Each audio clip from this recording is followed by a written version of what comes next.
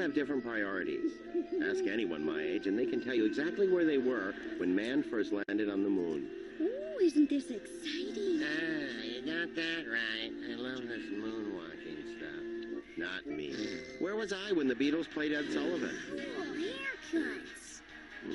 No idea. But ask me where I was when Cedar Knoll Cinema opened during the summer of my 8th year. That one I know. I was first in line. That was the summer I discovered the movies. I watched them all. War movies, musicals, comedies, musical comedies, musical war movies, action adventures, even the foreign film. Oh man, you better watch it.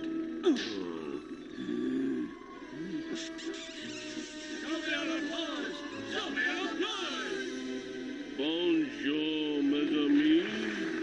Jetix. And when they ended, I watched them over again. Quit worrying. The boy's fine. Oh, how do you know? We've barely seen him all summer. Hey, I haven't seen the Dalai Lama all summer either. But I know there's nothing wrong with him. The point is, we see enough of our kids. They're all over the place. I can't believe you're not even a little bit worried about Louie. Louie? Who's Louie? Andy. I'm going to the movies. Be back tonight. Right there. Your son. Oh, yeah, him. He's one of ours. I thought we just rented him. You're coming back to Tombstone with me, Doc. I'm not going back. Well, in that case, I'll be taking you back. You call it, Doc.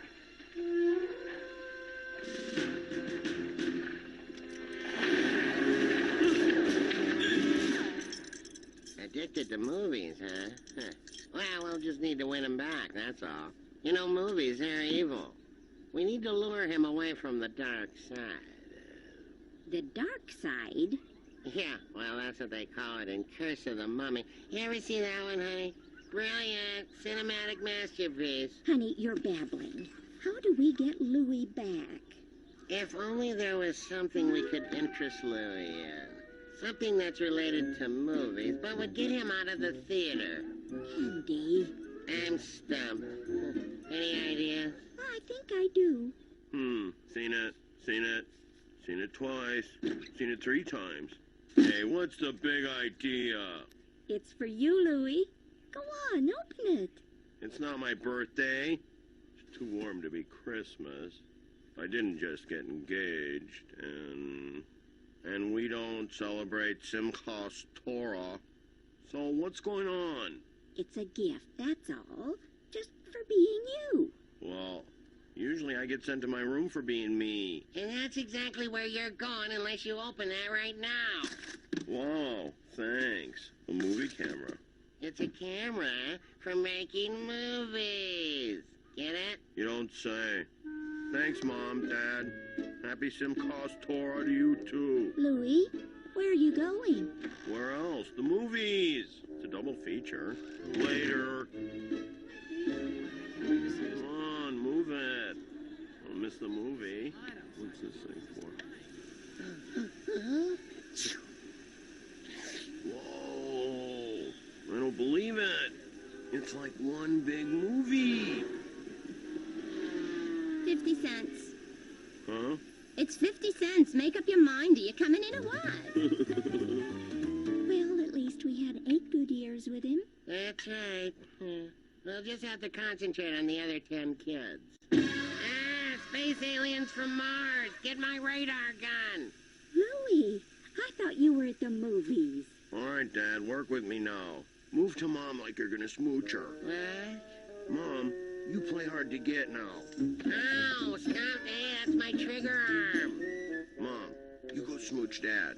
Come here, Andy. Hey. All right. Stop that. Perfect. Music up, fade out. What were you doing? No smooching in front of the kids. You know what that can lead to? But look, it's Louie. He's back. Oh, yeah, so he is. Tired of the movies, huh, son? That Hollywood tribe can't compete with the old American family. I can't believe I wasted my whole summer at the theater. How about we all have lunch together?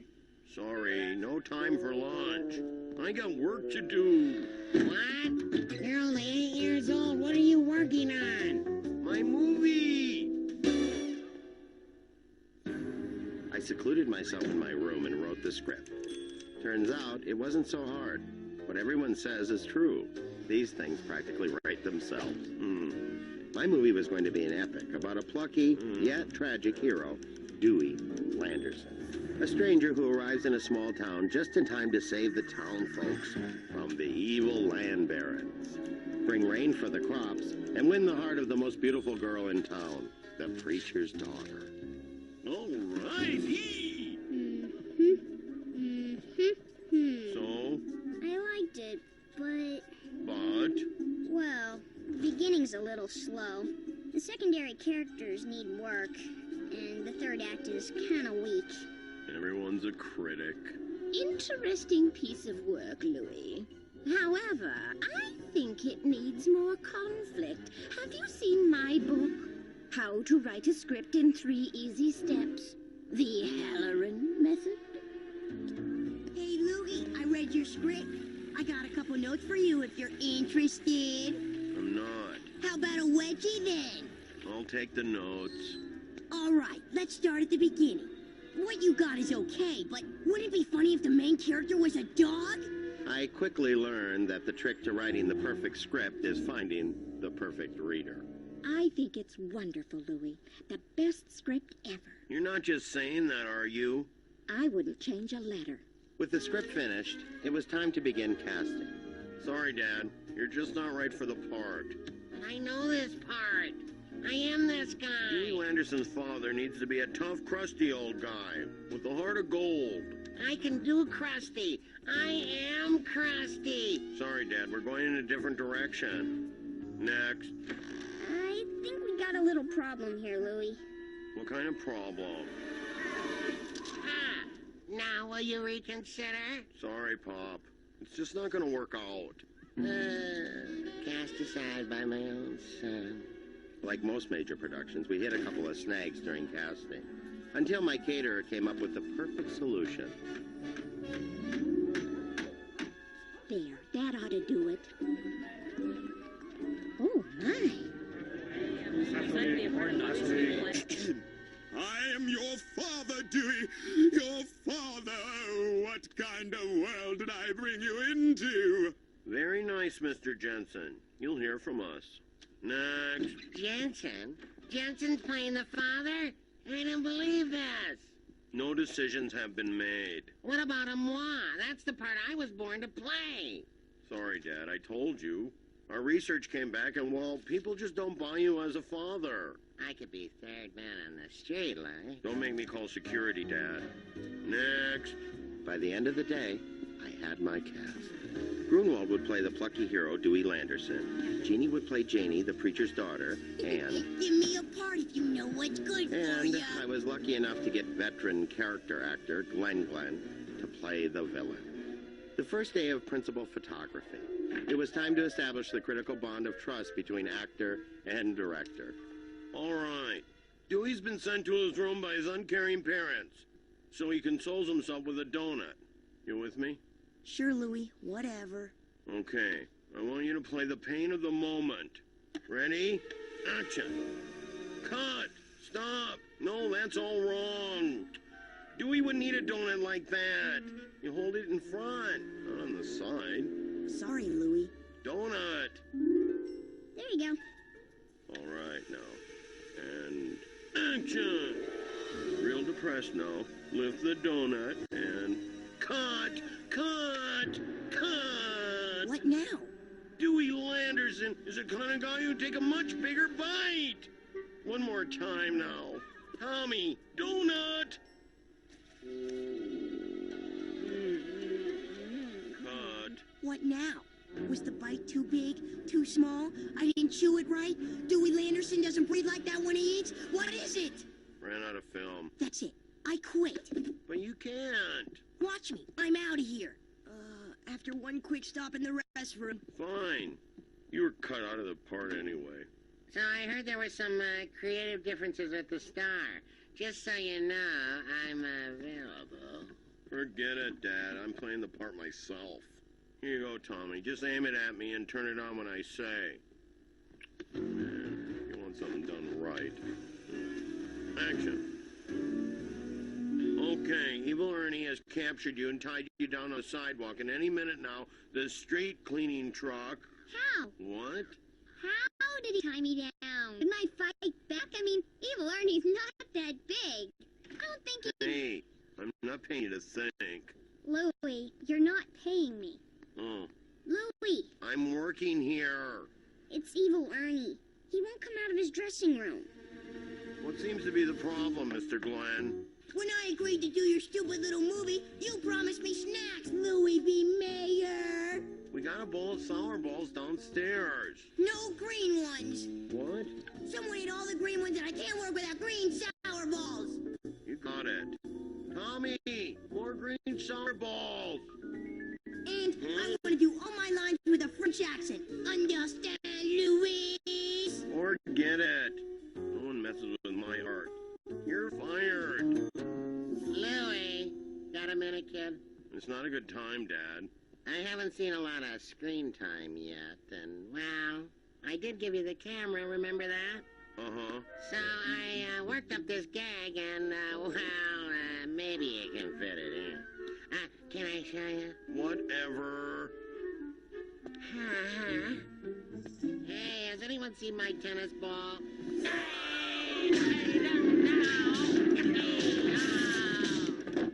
So, what do you think? I don't know. Look kind of fake. Fake? What, is he kidding me? Change of plans.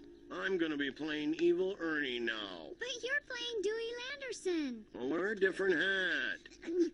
Hey, what are you doing? I rewrote Janie's scenes. Excuse me? I don't think Janie should be such a victim. See, I see Janie as a take-charge kind of gal who unties herself from the railroad tracks. I want to give her some spunk, some life. Uh-huh. So, what do you think? I think you're fired. Hey, Tommy, put on a wig and tie yourself up. There's turnover on every movie set. Creative differences, scheduling conflicts, you name it. Are you ready? Ready? Action!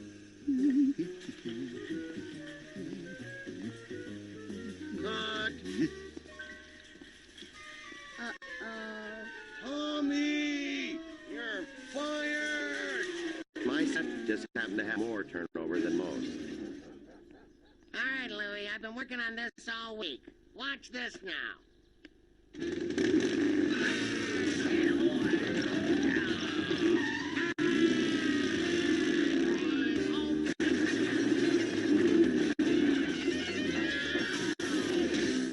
So, what do you think? Perfect. Now, can you do it one more time for real? Forgot to focus. What? You know how many bones I just broke? And I appreciate every one of them.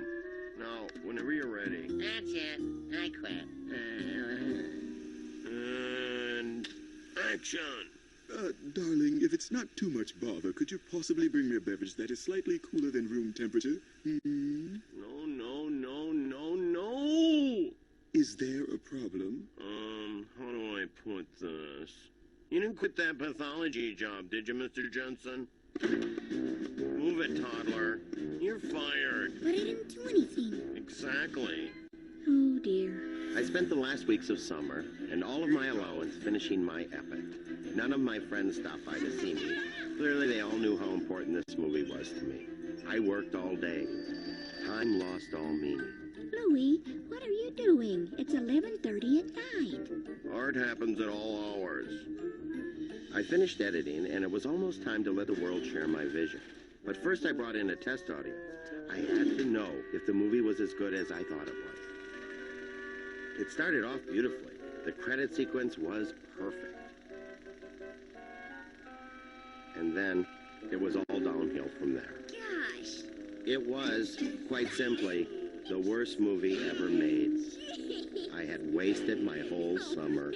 Right there, I decided I'd never make another movie again. Embarrassment.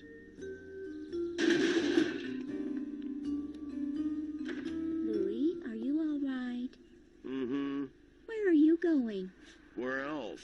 The movies. What about your little film? Well, what about it?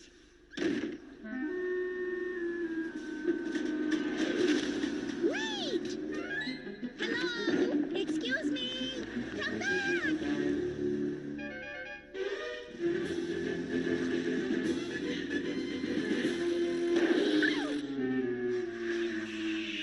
Oh, dear.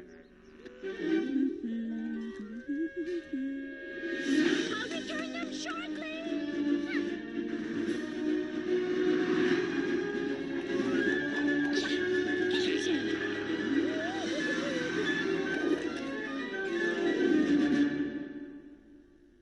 One, please. Oh, it's not so bad. Just needs a little tweak here and there. One, please. Oh, let's see. Let's put little Jeannie's scene back in. How about this? Oh, thank you, honey. She's so cute. And that Grunwald boy, very talented, that one. Hey, kid, show's over. Time to go. I'm waiting for the next one. Yeah, that's nice, but that was the last show of the day. Yeah? So what's your point? There you go. One, please. You again?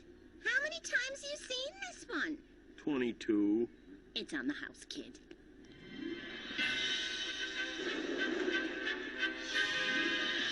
What? Oh, no.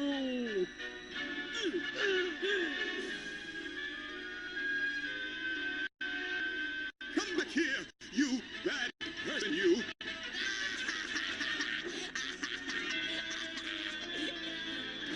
Stay right here. I have a plan.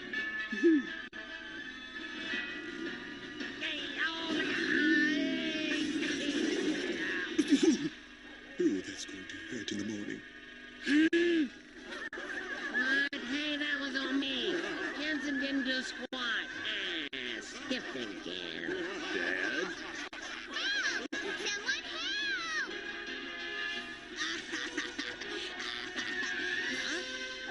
Come here, big boy.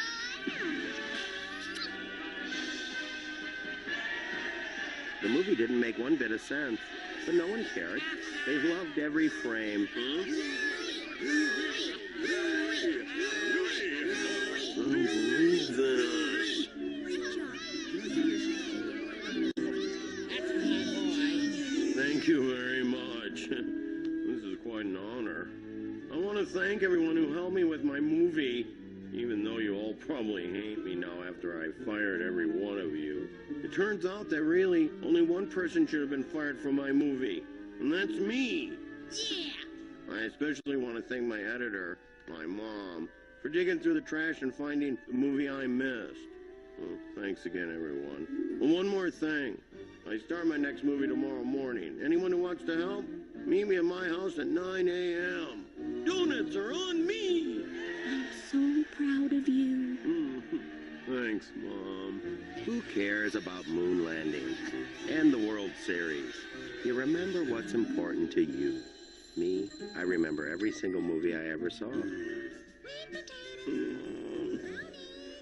morning. Yes, it was fun, wasn't it?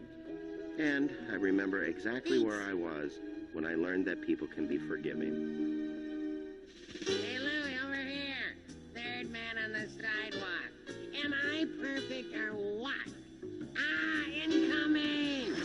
Hey, what do I look like, a speed bump? I changed my mind, Dad.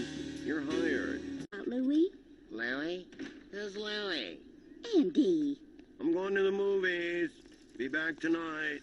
Right there. Your son. Oh, yeah, him. He's one of ours. I thought we just rented him. You're coming back to Tombstone with me, Doc. I'm not going back. Well, in that case, I'll be taking you back. You call it, Doc.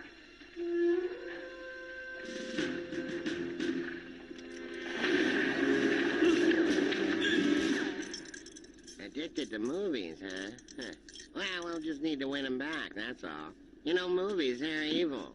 We need to lure him away from the dark side. The dark side? Yeah, well, that's what they call it in Curse of the Mummy. You ever see that one, honey? Brilliant cinematic masterpiece. Honey, you're babbling. How do we get Louie back? If only there was something we could interest Louie in. Something that's related to movies, but would get him out of the theater. Andy. I'm stumped. Any ideas? I think I do.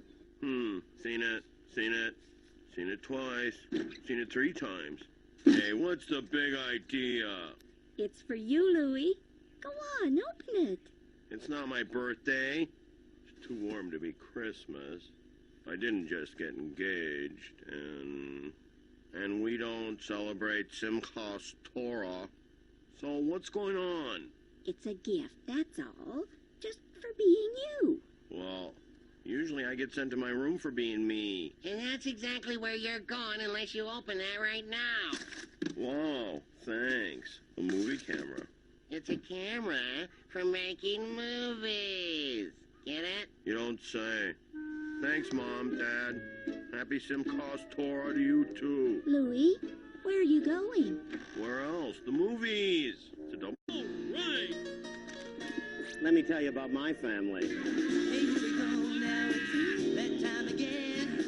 Let's take a look and see what's happening. Roller coaster ride, no surprise. It's life with Louie, Louie, Louie. Life with Louie, Louie, Louie. It's life with likable, lovable, completely huggable. It's life with Louie. People have different priorities. Ask anyone my age, and they can tell you exactly where they were when man first landed on the moon. Oh, isn't this exciting? You got that right. I love this moonwalking stuff. Not me. Where was I when the Beatles played Ed Sullivan? Oh, haircuts. No idea. But ask me where I was when Cedar Knoll Cinema opened during the summer of my 8th year. That one I know. I was first in line. That was the summer I discovered the movies. I watched them all. War movies, musicals, comedies, musical comedies, musical war movies, action adventures, even the foreign film. Oh, man, you better watch it.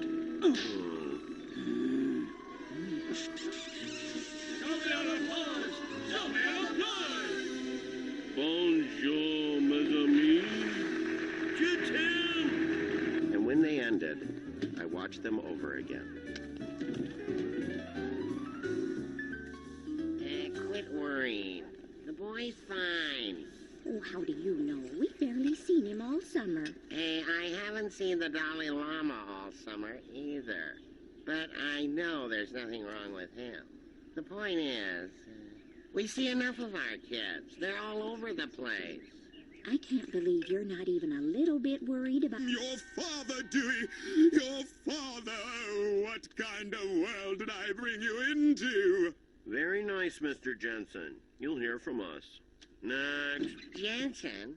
Jensen's playing the father? I don't believe this. No decisions have been made. What about a moi? That's the part I was born to play. Sorry, Dad, I told you. Our research came back, and, well, people just don't buy you as a father. I could be third man on the street, like. Don't make me call security, Dad. Next. By the end of the day, I had my cast. Grunwald would play the plucky hero, Dewey Landerson. Jeannie would play Janie, the preacher's daughter, and... Give me a part if you know what's good for And ya. I was lucky enough to get veteran character actor Glenn to play the villain. The first day of principal photography. It was time to establish the critical bond of trust between actor and director. All right. Dewey's been sent to his room by his uncaring parents, so he consoles himself with a donut. You with me? Sure, Louie. Whatever. Okay. I want you to play the pain of the moment. Ready? Action. Cut. Stop. No, that's all wrong. Dewey wouldn't eat a donut like that. You hold it in front, not on the side. Sorry, Louie. Donut. There you go. All right, now. And action. Real depressed now. Lift the donut and cut. Cut. Cut. What now? Anderson is the kind of guy who'd take a much bigger bite. One more time now. Tommy, donut! Cut. What now? Was the bite too big? Too small? I didn't chew it right? Dewey Landerson doesn't breathe like that when he eats? What is it? Ran out of film. That's it. I quit. But you can't. Part of the most beautiful girl in town, the preacher's daughter. All right. So? I liked it, but... But? Well, the beginning's a little slow. The secondary characters need work, and the third act is kind of weak. Everyone's a critic. Interesting piece of work, Louie. However, I think it needs more conflict. Have you seen my book? How to Write a Script in 3 Easy Steps. The Halloran Method. Hey, Louie, I read your script. I got a couple notes for you if you're interested. I'm not. How about a wedgie then? I'll take the notes. All right, let's start at the beginning. What you got is okay, but wouldn't it be funny if the main character was a dog? I quickly learned that the trick to writing the perfect script is finding the perfect reader. I think it's wonderful, Louie. The best script ever. You're not just saying that, are you? I wouldn't change a letter. With the script finished, it was time to begin casting. Sorry, Dad. You're just not right for the part. I know this part. I am this guy. Louie Landerson's father needs to be a tough, crusty old guy with a heart of gold. I can do Krusty. I am Krusty. Sorry, Dad. We're going in a different direction. Next. I think we got a little problem here, Louie.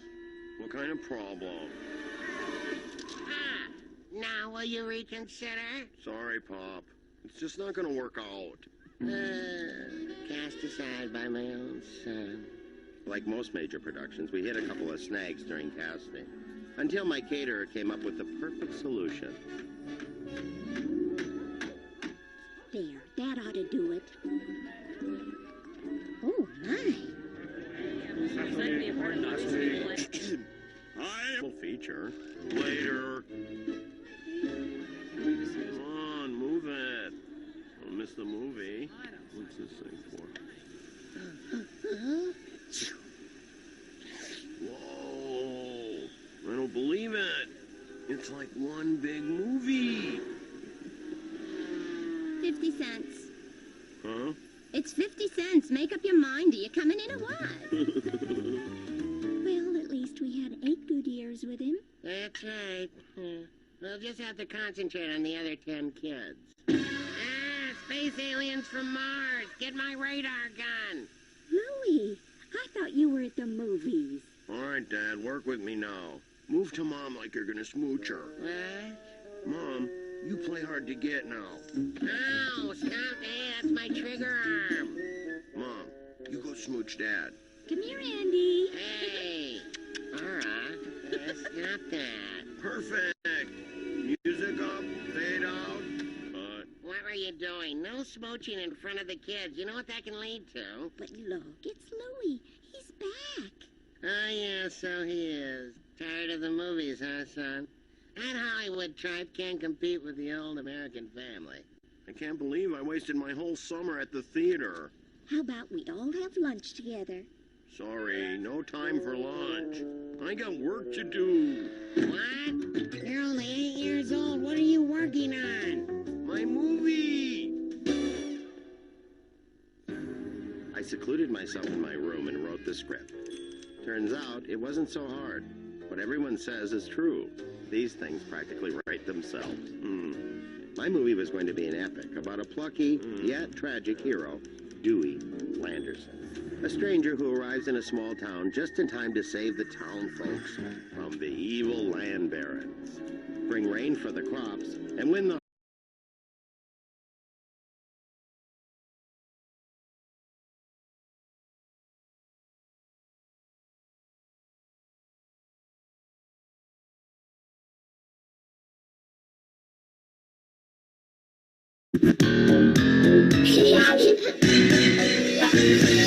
Close your eyes, a big surprise is coming, and it's up to somewhere. Visualize and organize a strength that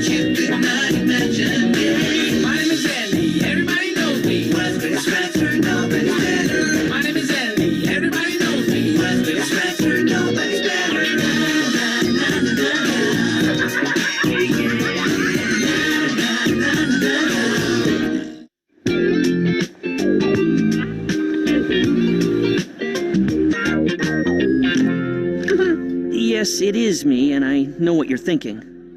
Well, no, I don't, but let me explain. I'm in the middle of a cunning prank that I'm pulling in order to get out of a sticky situation caused by a previous prank, which in fact I did as a result of... the prank. Oh, hang on, I forgot where I was. Let me begin again. It all started when the prank at school went horribly wrong. I ended up alienating everybody, being suspended for a week, and grounded by my parents. And now they're off to Wacky World Amusement Park in the Edmonton Mall and leaving me at home. Andy, your mother and I would like you to know that this hurts us more than it hurts you. But we feel we have to be cruel to be kind. The punishment must fit the crime. One more cliche and I'm gonna hurl. Yeah, Dad, I understand. It's just that I had my heart set on finally meeting Dickie Moose in the fur. Well, perhaps you should have thought about that before you pulled the prank. At least, could you bring me back his autograph? Of course, son. We'll miss you.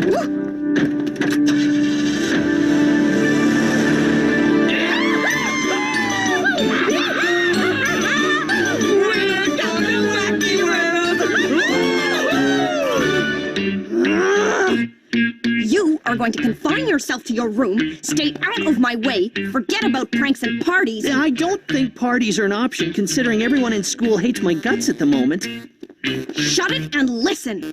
Most importantly, do not do anything to interfere with my date with Craig. I have a date with Louie myself. What? Well, I did until she canceled. She's mad at me because of... the prank. That's a good one. What's so funny? Oh, come on. You and Louie on a date? As if. No self-respecting girl would be caught dead with a dweeb like you.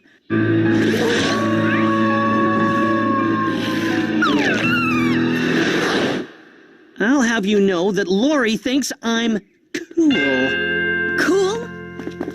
Have you told her that your heart really belongs to Dickie Moose?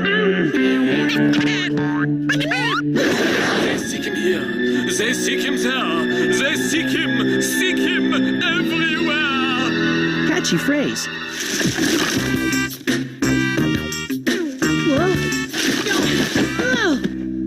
And what do you want? I'd have thought you'd be happy to see me, considering the whole school's not on speaking terms with you because of the prank. No thanks to you. You're the one who got my list of materials mixed up. One of these days, I'm gonna have to tell you what the prank was. Worst of all, Louie canceled our date. You had a date with Louie? Yeah. A real date? What's so funny about that? Well, I mean, you and Louie? I fail to grasp your point. I just have trouble picturing you two together. Unless she's picking you out of a police lineup. So you don't think Louie will go on a date with me, huh? Considering she hates you? No. Well, I'll show you and my half-daft sister. Before the end of the week, I'll have a date with Louie, or my name's not Andy Larkin. I want you to get me a knee-length coat and a longish brown wig. Now, let's see.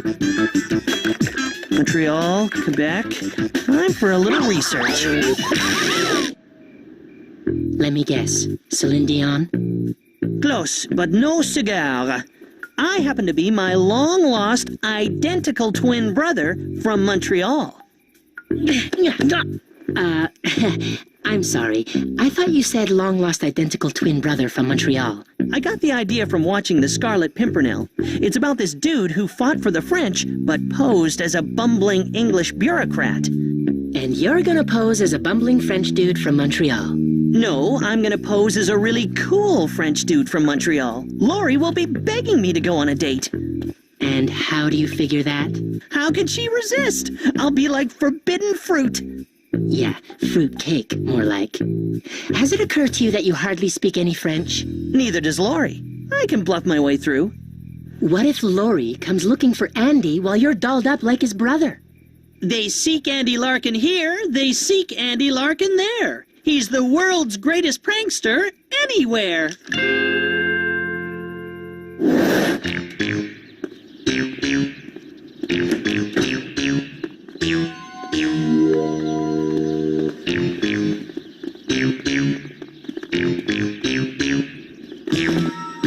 Andy?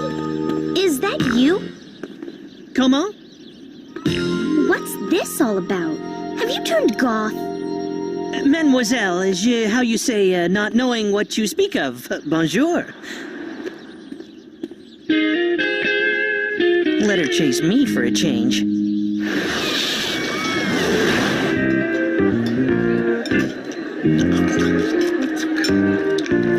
I know this is like asking Sergeant Preston to spill the beans on his horse, but what's with Andy? How do you mean? He was dressed up like Celine Dion and speaking in foreign tongues this morning. Is he up to another one of his stupid pranks? This morning? No, that couldn't have been Andy. His parents have grounded him. Lackey! Okay, here she comes. Time for phase 2 of Operation Fleur-de-Lis. All right, what's this about? Ah, the annoying Anglo again. I think comprendre what the problem is about. Tu es mixing moi up with Andy. Je suis Jean Thomas, his frère from Montreal. Oh, knock it off! It is true. Only recently did we discover each other after having been, separated at the birthing? John Thomas, eh? No, Jean, with a soft J. Well, Jean Thomas with a soft J. If you are from Montreal, how do you say, if you practice hard, you may one day win the Stanley Cup? In French? Tes oreilles sont si gros que tu te ressembles le Coupe Stanley. Well, anyone can learn French, especially when they want to pull a stupid prank. Grow up, Andy. This is going to be a bit trickier than I thought.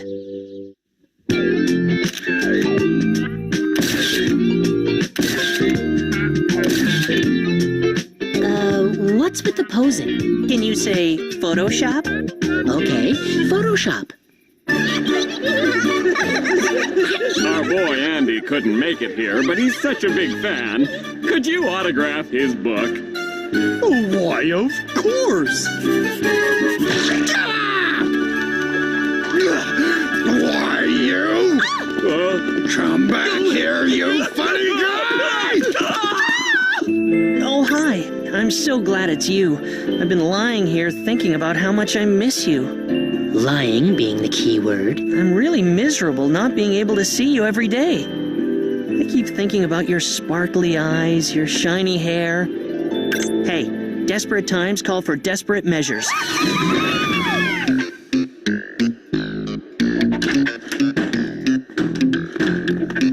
Look, Andy, I've had enough of this silliness. Why don't you get What's wrong?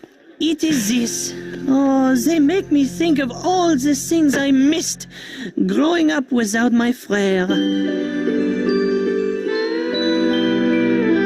Wow.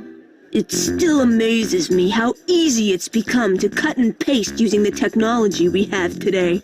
You can make people believe almost anything. And some people should believe that if anyone hurts my friends, they'll wish they had never been born.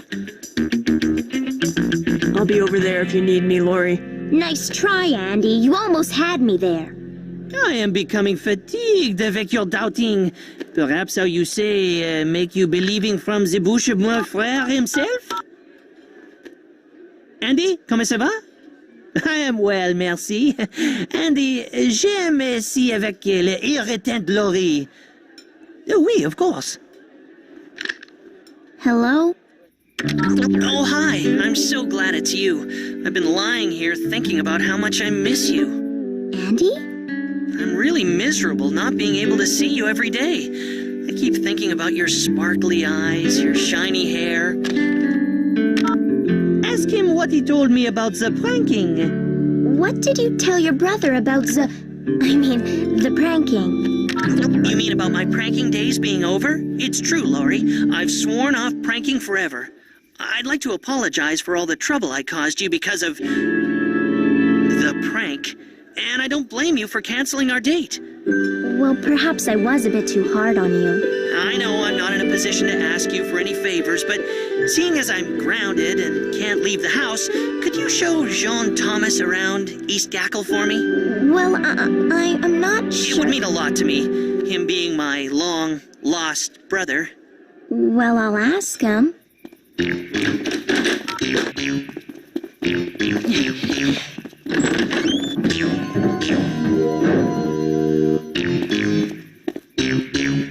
I told you to stay in your room, dork! I'm stuck here with the amazing dweeb boy, and Mom and Dad are off having the time of their lives. I'll just be a minute.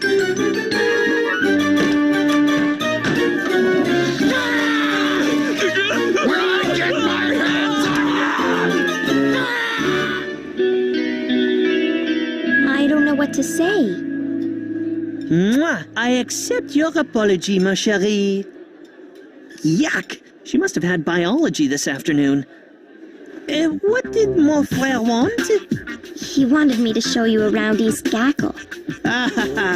He has a gross out, but you don't have to, how you say, put yourself out. No, I'd be happy to. Especially after the way I've treated you. But there's not much in our town to see. How about the French Connection? Come again? The film. It is playing at the East Gackle Oneplex, no? Yes, of course. How silly of me. Let's say tomorrow at 7? Yes, tomorrow. I'll see you then. It's like, how you say, taking bonbon from the baby. Formaldehyde.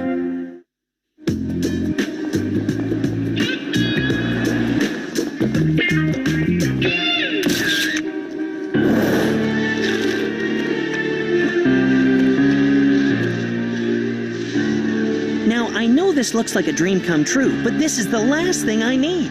My mission is complete. My prank is in the bag. Time to move on. You know, I can't help but think about my dear frère, Andy. He's such a nice home and he likes you very much. I like him too, but he's a bit too silly for me. I prefer more mature boys. Oh no, think fast, Prankmeister. I did not want to have to tell you so soon, but I must go soon. Yeah, me too. It's those giant drinks they serve. No, I mean I must return to Montreal. Really? Oh, I'm sorry, ma chérie, but my family need me back to help out in our dépanneur. I'll miss you. But we can keep in touch.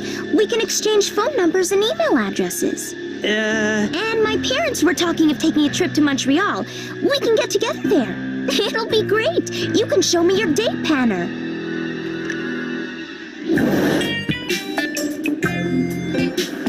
I never knew this side of Laurie. She's not as innocent as I thought. Well, anyway, it gives me an idea. It's time she saw the darker side of Jean Thomas. She'll run faster than a goose through a butcher shop. I feel I must tell you, I am not who I seem to be. I knew it! It really is you, Andy Larkin! No, it really is I, Jean Thomas. What I meant is that you don't really know me. How do you mean? You are so nice, chérie. I must tell you the truth about me. When I was 6, I took a Montreal Canadian Duke from a sports store without paying. Really? Then when I was 8, I went to the old port and painted naughty French words on a calèche horse. You're kidding. No. And when I was 11, I went to the top of the mountain and mooned an Australian tourist. I will understand if you never want to see me again. Don't be silly. You're such a naughty boy. I don't believe it. I don't know what happened. One minute I was telling Laurie I was responsible for the Olympic Stadium roof. The next, she was making a date with me for tomorrow evening at Beans and Burger. My parents are due back around that time. I gotta find a way to get out of it. Let me see. You've just been sitting in a dark cinema with the girl of your dreams. You walked home hand in hand. She thinks you're the cat's pajamas, and now you have another date with her tomorrow evening. You'll understand if I don't shed a tear for you. Problem is, my sarcastic little friend, she has the hots for Jean Thomas, not Andy Larkin.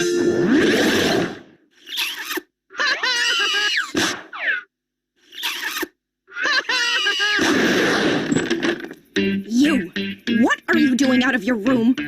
I'm entertaining guests. Since when did that four-eyed little pustule qualify as a guest? I'm going to be so offended as soon as I find out what pustule means. Call me overly sensitive, but are you upset about something, sis? If you must know, I found out that Craig has another girlfriend. He was just toying with me. He's like all men, selfish, ignorant, rude, stupid, and piggish. I never want to see him again. Are you going to let her talk about us like that? Of course. Okay. No, I mean of course. That's how I can break up Louie and Jean Thomas. No girl can stand being two-timed. All I have to do is show up tomorrow with another date on my arm. She'll drop JT like a rabid beaver. Not a bad idea.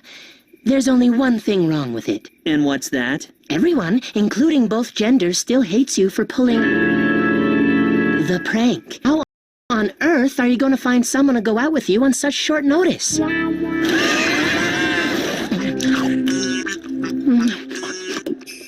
You'll choke the way you're going at it.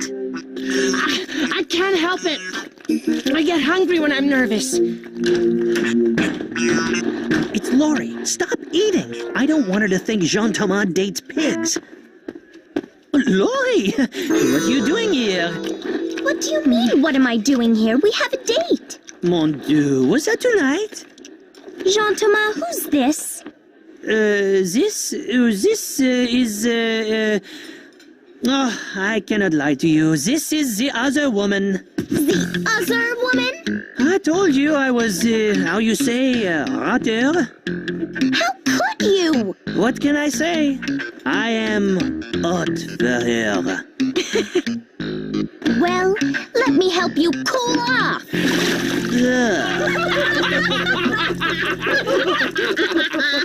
Well, I think that went well. Okay, I got a bit wet, but let's face it, Jean Thomas really asked for it. Louie is really upset right now, but Andy's waiting in the wings to console her. Yeah, all things considered, this prank has been a resounding success. Check, please. Gee, thanks. Funny. Come on, let's slip out the back way. I don't want Louie running into JT again. Louie, what's wrong? You were right. Jean Thomas is no different from any other boy. He's sitting in Beans and Burger with another girl as we speak. If I never see him again, it'll be too soon.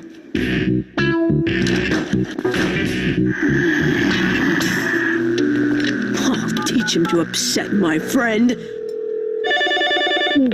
Hey! It's Hazel Striner! I'm looking for Jean! Oh, hi. I'm so glad it's you. I've been lying here thinking about how much I miss you. Andy? I'm really miserable not being able to see you every day. I keep thinking about your sparkly eyes, your shiny hair.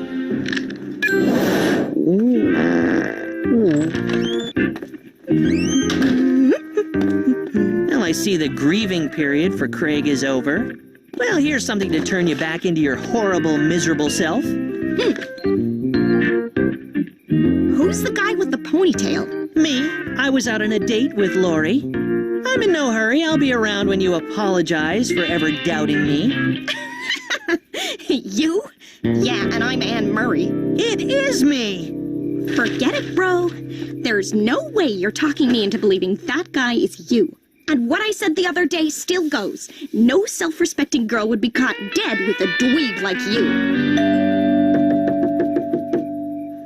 Would you believe it? It seems my JT act was too good. Oh, well, you can't win them all. Even the prank didn't turn out as I expected. Which reminds me, I was going to tell you what it was. It all started with a visit to the... Ah! Get up! You're crushing me! Yes, I stand corrected. Andy, you want to cool it? Mom and Dad'll be home any minute. 4 days hiding and running from a homicidal maniac dressed in a moose costume. Just wait till I get my hands on that son of yours.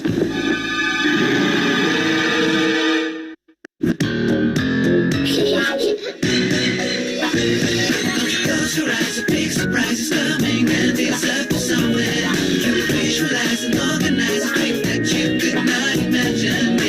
My name is Andy, everybody knows me. Raspberry Scratcher, nobody's better. My name is Andy, everybody knows me. Raspberry Scratcher, nobody's better.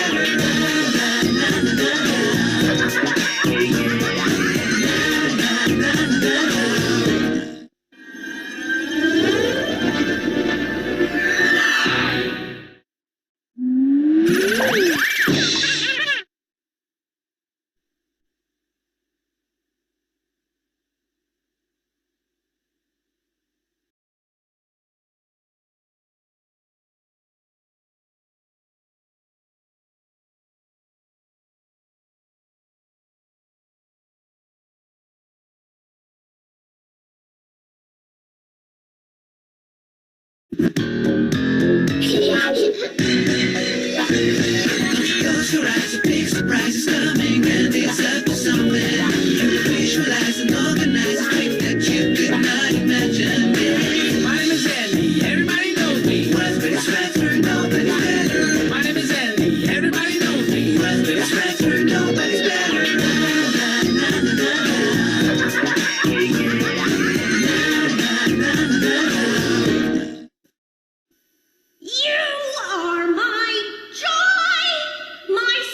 Whoa, that's brutal. But I should have seen it coming. Because it all started with Jen and Terry playing with that silly Ouija board. I hope that dweeby Andy isn't gonna ruin the sleepover. I'm still trying to get the grass stains out of my favorite PJs from the last time. Relax. Andy's up in his room reading some stupid book on Houdini. Let's start. Oh, great Ouija board. Who's my best friend in the whole wide world? C-I-N-D-Y?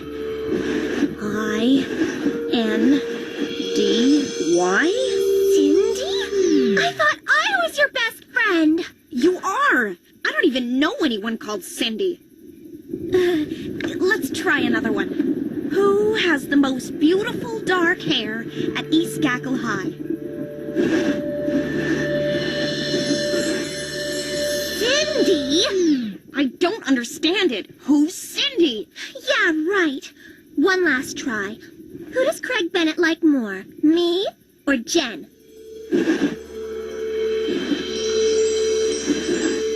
Jen! Well, he did smile at me in the hallway yesterday. Oh, wait, it's still going. Jen, not. I knew he liked me better.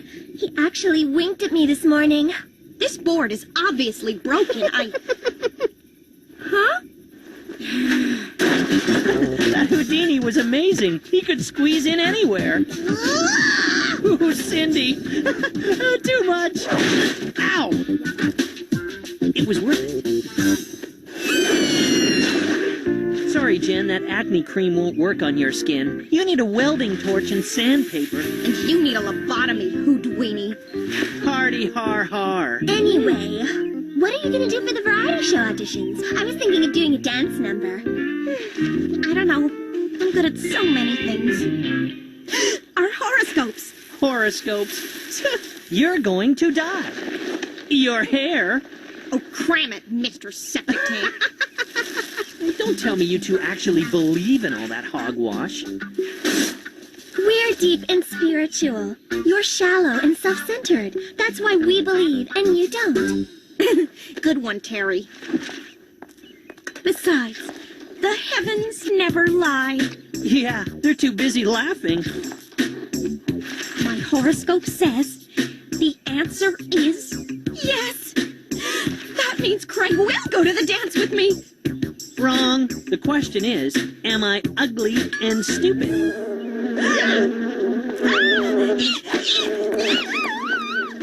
Oh, I stand corrected. The question must have been, am I going to be stung painfully and repeatedly by a wasp today? I can't believe how gullible Jen and Terry are. They won't even put on their socks without finding out if it's in the stars. Speaking of gullible... Hey, Laurie, I've got a great story for the school newspaper. Local kid becomes prime minister. Oh, yeah? Who?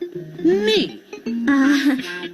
Your prime minister? Not yet, but a fortune teller read my tea leaves and told me I had a bright future in politics.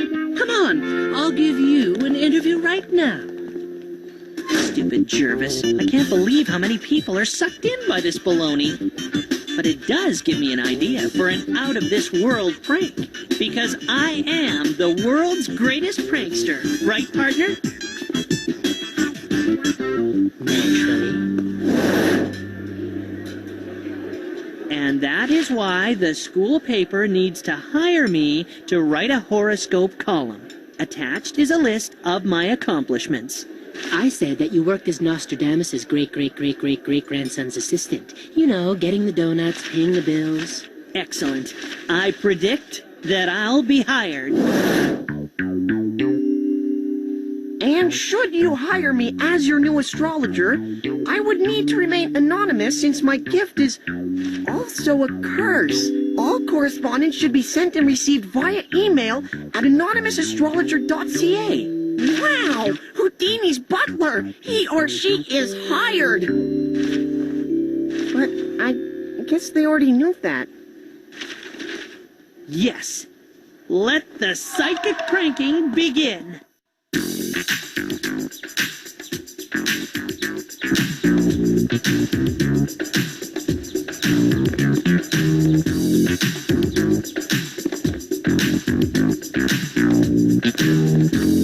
Way to go, Terry.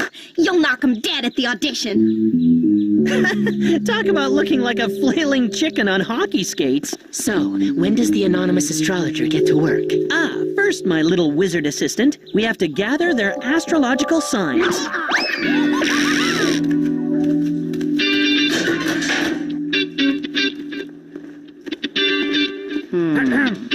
Craig? Coach is ordering new athletic underwear, so he'll need your date of birth so he can order the right size? Oh, sure. It's August 29th. Whoa, that was a big day in history. Thanks.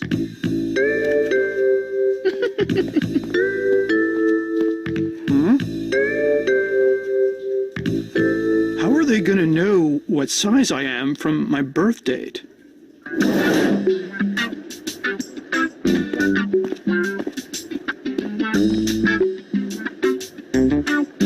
Wow, Andy, never have I seen anyone or anything able to see so clearly into the future. Hi, guys. What's that? Oh, this.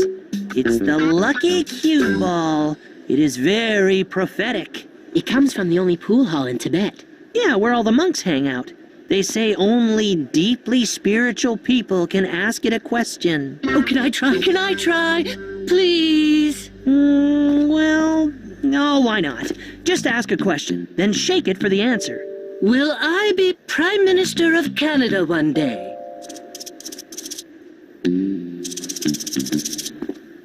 There's no answer. Oh, I forgot to mention that you have to sing your name, birthday, and favorite song 3 times in a row, and then ask the question. It's very particular.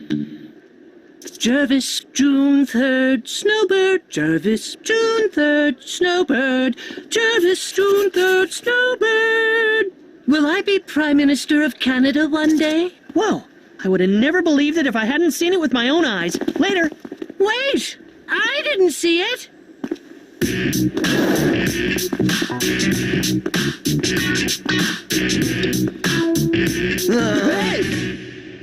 Hey, dipwad!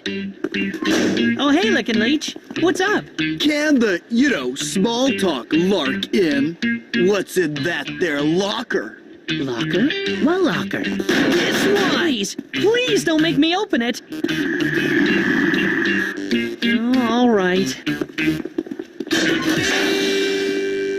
Hey, you having a, party? Well, we were going to have a surprise party, but now it's ruined. Surprise? It was a surprise birthday party for you, Lick. Hey, that isn't my birthday. That's on February 8th. Did I say Lick? My mistake. I meant Leech. But it's not, my birthday until August 1st. Well, don't worry. We'll save all this stuff until then. Cool. Thanks. And I always thought those two were a lab experiment gone wrong. Pisces, your lucky number today is 2. Your unlucky number is also 2. Brilliant, oh cryptic one.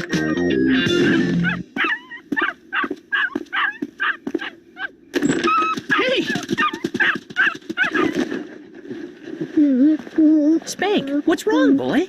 Ooh, he looks scared. He probably saw Jen without makeup on.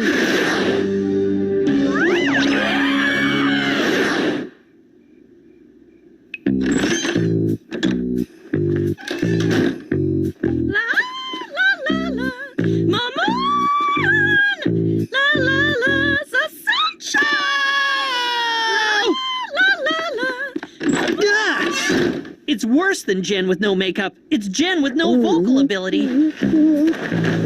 Sorry, boy, that's animal cruelty. Or at least it sounds like it. Talking of cruelty, I'm up to Aries with the horoscopes. Well done, my stargazing sidekick. This is gonna be great. Every kid at school will be hanging on my every word. Oh, wise Andy, what should we do? Make kids give us their lunch money or dunk their heads in the toilet? First, dunk their heads in the toilet, then the money will fall out of their pockets. Wow, that's, so deep. Naturally. Okay, let's continue. Aries, you like what you see, and you see what you like. Ooh, vague, man. Taurus, those slacks do nothing for you. Stick to jeans. But I like slacks. Gemini. Ah, yes, Gemini. Money will fall from the sky. Money will fall from the sky. Ooh, I like the sound of that.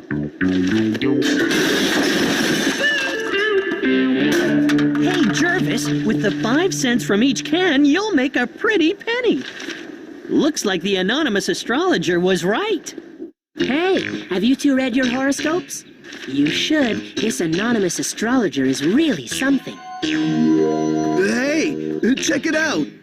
Leo, you will be more like, popular than ever. What does Aquarius say? Aquarius. You will be more like, popular than ever. Whoa, that's so weird. It's like, scary. That stuff is baloney. Everybody knows we're popular. Hi there. See? Come on. Let's go beat on someone small.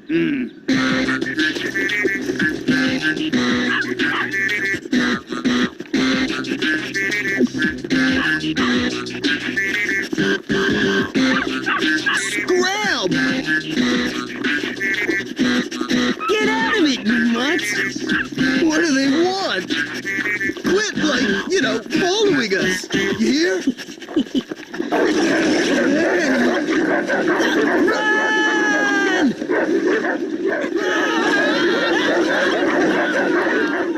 Looks like you two are more popular than ever. Yeah, with dogs. You don't think stuffing their backpacks with dog treats had anything to do with it, do you?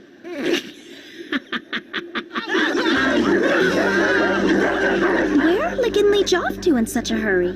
Dogs are always on the move. Say, have you read the new horoscope column yet? Not yet. See what Scorpio says? How did you know I was a Scorpio?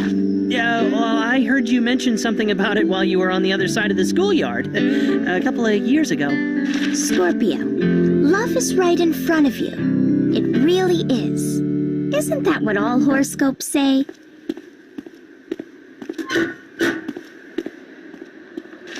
Wow, it is right.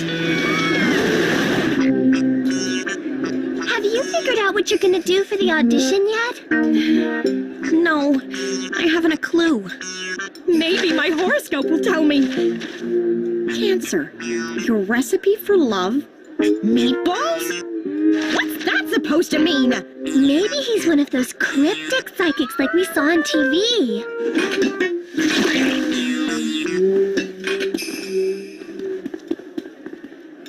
Hey, Craig.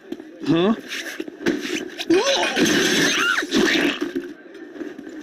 Oh, I'm really sorry. Are you okay, Jen?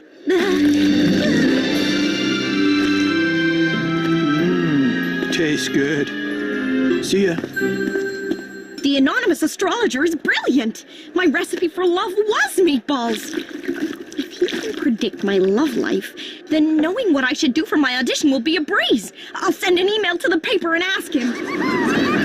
So, in your wise ways, please let me know what I should do for the school's variety show audition. Sincerely, Jen, nervous in 9th grade.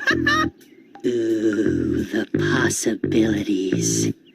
So Jen wants me, the anonymous astrologer, to tell her what to do, eh? Well, it's got to be embarrassing, humiliating, but above all, spectacularly embarrassing and humiliating.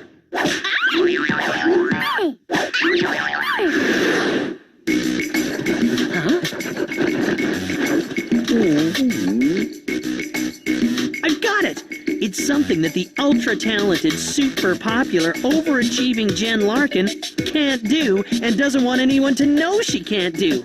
Is there such a thing? Yes, sing. And for the ultimate impact, we're gonna need a huge audience for Jen's singing debut. And industrial strength earplugs. What's the matter, Jen? You look worried. I got a reply from the anonymous astrologer. Listen, dear nervous in 9th grade, sing from your heart and your talent will be heard. If you go for it, you will be famous. What's wrong with that? I'm not sure singing is my best asset. Well, you obviously haven't read your horoscope today. Having second thoughts? Just go for it. Does it really say that? All right, I'll do it. Hey, Lori.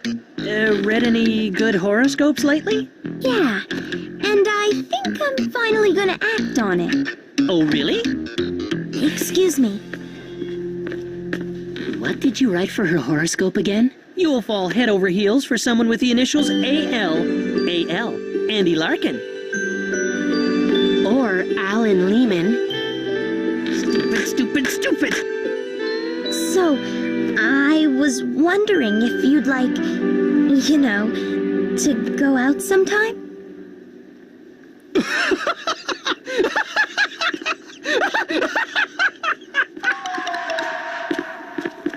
What happened? I don't want to talk about it.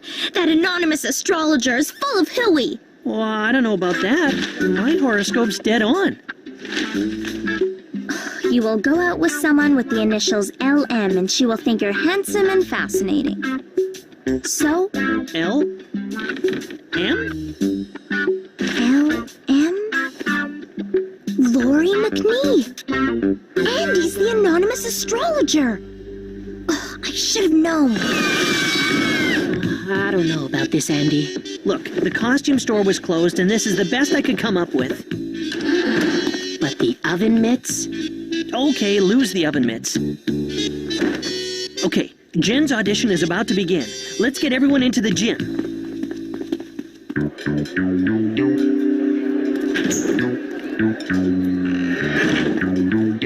Go!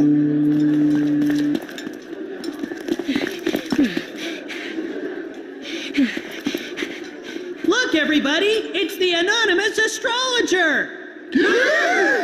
And he's headed for the gym to hand out glimpses of the future! Will my acne clear up? Will I pass my exam? How many meters in a mile? Will I get my lunch money back? So, oh mystical and all-knowing anonymous astrologer, how do you foresee this prank turning out? What? You've been writing a bunch of lies and made me make a fool of myself in front of Alan. I don't know what you mean. You know exactly what I mean, and you have to come clean to everyone. What? Okay, I'm coming. Oh, we're not finished yet. Jen, what will you be doing for your audition? I'm going to sing a song I wrote. All right, anytime you're ready. You are my joy, my sunshine. I am so glad that you were born. You are my light, my reason to wake up smiling every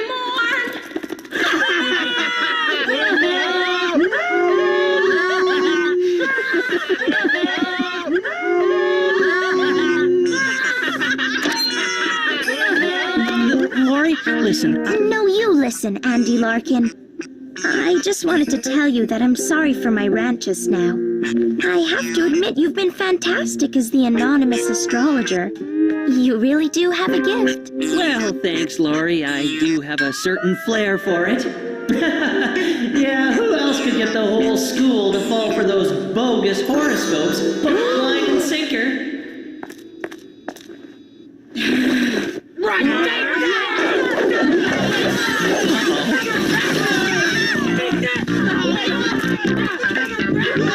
I foresee a bleak and painful future for you, Nostradummy.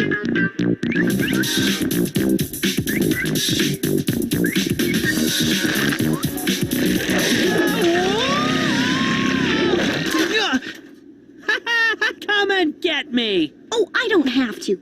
I can wait here for as long as it takes. Meanwhile, why don't I serenade you? No! You are my joy! My sunshine! I am so glad that you were born! You are my light! My reason to wake up smiling every... I don't see any record contracts in her future.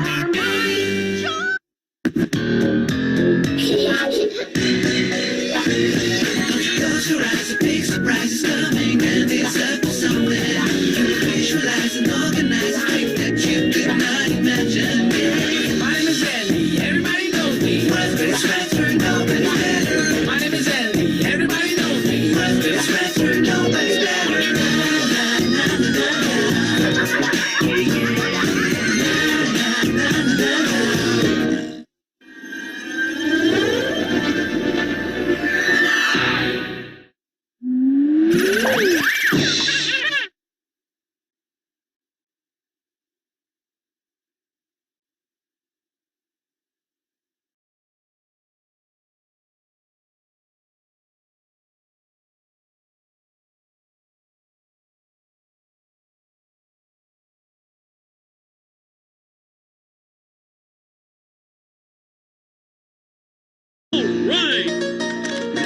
Let me tell you about my family. Here we go now, it's bedtime again. Let's take a look and see what's happening. Roller coaster ride, no surprise. It's life with Louie, Louie, Louie. Life with Louie, Louie, Louie. It's life with likable, lovable, completely huggable. It's life with Louie. They say politics makes strange bedfellows. Now, I'm not sure what they mean by bedfellows, but I do know that each year when it came time to elect a new class president, people sure did act strange. Even me. Which is why, if I were Robin Hood, I'd take the donuts from the people who make them and give them out to the people who love them, like me. Nice job, Louie. I had no idea they had donuts back then. Thank you for that stirring book report, Louie. Wow, she's everywhere. Now don't forget, anyone wishing to run for class president must sign up by the end of the day.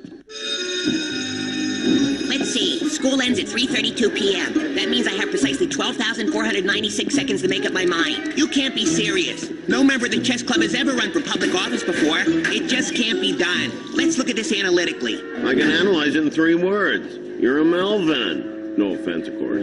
My point exactly. Who better to determine what this school needs and how to accomplish it? I say it's time one of us steps out from behind his glasses and... Hey, where'd everybody go? go. Hey, Mary, carry your books? Sure. Thank you, Mr. President. That's it. I'm running for president. Because of that? He's carrying her books. Well, not technically. Well, I'm doing it. And you're gonna help me. Not me. I need a campaign manager, and you're perfect. Why? You're a man of the masses. You understand the little people. Gee, thanks. Besides, it would spoil my perfect record of non-involvement in school-related activities. I'm sorry you feel that way, Louie. You leave me no choice but to publicly display this. Hey, that's not fair. I was showing Tommy how to wear those. Thanks, buddy. I knew you'd come around. Guess what? I've decided to run for president. Great! I'm a shoo-in. What's he talking about? Meet the competition. You're running against Toddler? Uh-huh. And this is my campaign manager. Hey, wait a minute. All right, then. And I'm Toddler's. Come on, Jeannie. Let's get out of here. This is gonna be great. Are you kidding? This is why I never get involved in school activities.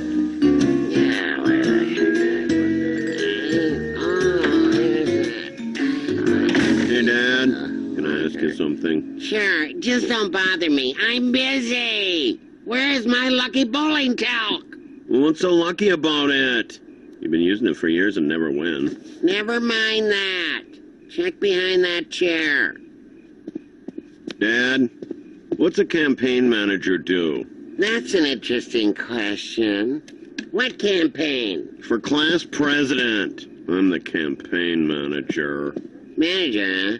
Come on. This thing might be in the mess hall. It's not in here. Why would my lucky talc be in the bread box? Check the fridge. And give me a cold one while you're in there. I didn't choose this, Dad. I was persuaded. Do you realize you'll be taking part in the most hallowed of all American traditions? Public humiliation? I'm talking about politics, democracy, the right to vote, that little thing that separates us from the commies. The who?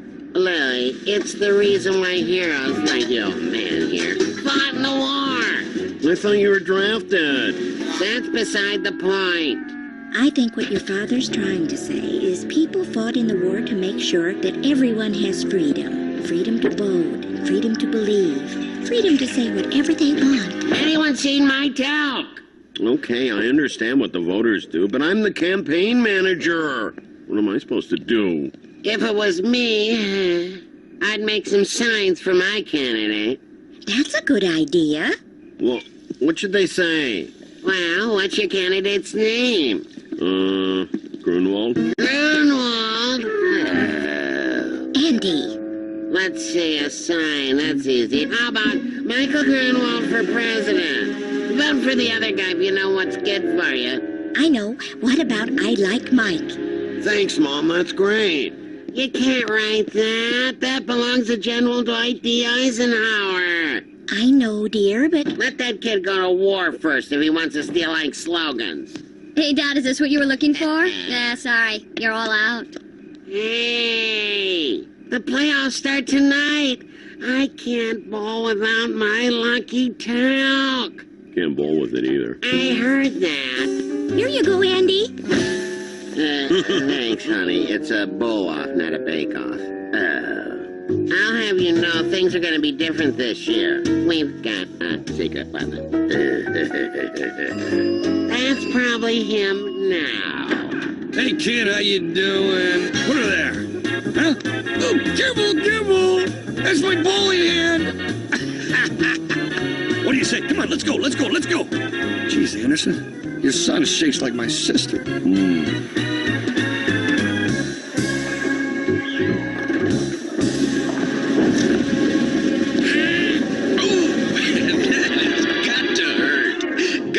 Grunwald has done it again. Sorry, Andy. Ingrown thumbnail. Listen, Grunwald, it's time for a change.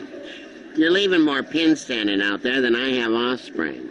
Well, you know what? I'm just a little nervous, that's all. I mean, next time There's not gonna be a next time. I'm bringing in the big gun. But how can you? We're in a war here, and it's my job to make sure we win it. But, buddy, This is how it's gonna be.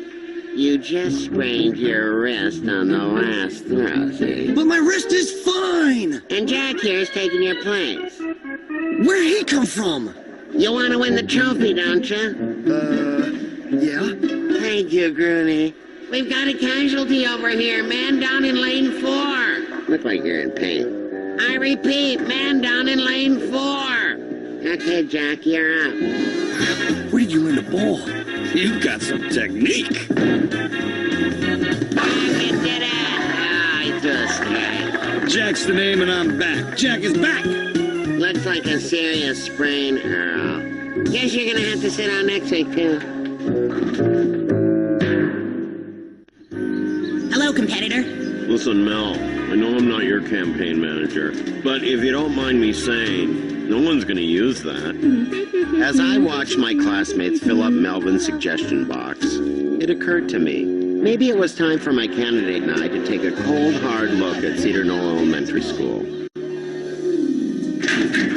See, I told you. We need bigger ones. Make a note of that. Got it, Louie. Next. 20 minutes? They call that recess? The guy barely has a chance to break a sweat. Don't tell me. You were just about to stand up, weren't you, Louie? All I'm saying is we could use a longer recess. Excellent idea, Louie. I told you you'd be good at this. Hey, Louie! Ugh, that's disgusting. What we need around here is separate shower stalls. A little privacy would be nice. We have dignity. So what if we're 8 years old? Boy, do I hate lima beans. Another good one, Louie. Really? Yeah, no more lima beans. No more lima beans. That's it. No more lima beans.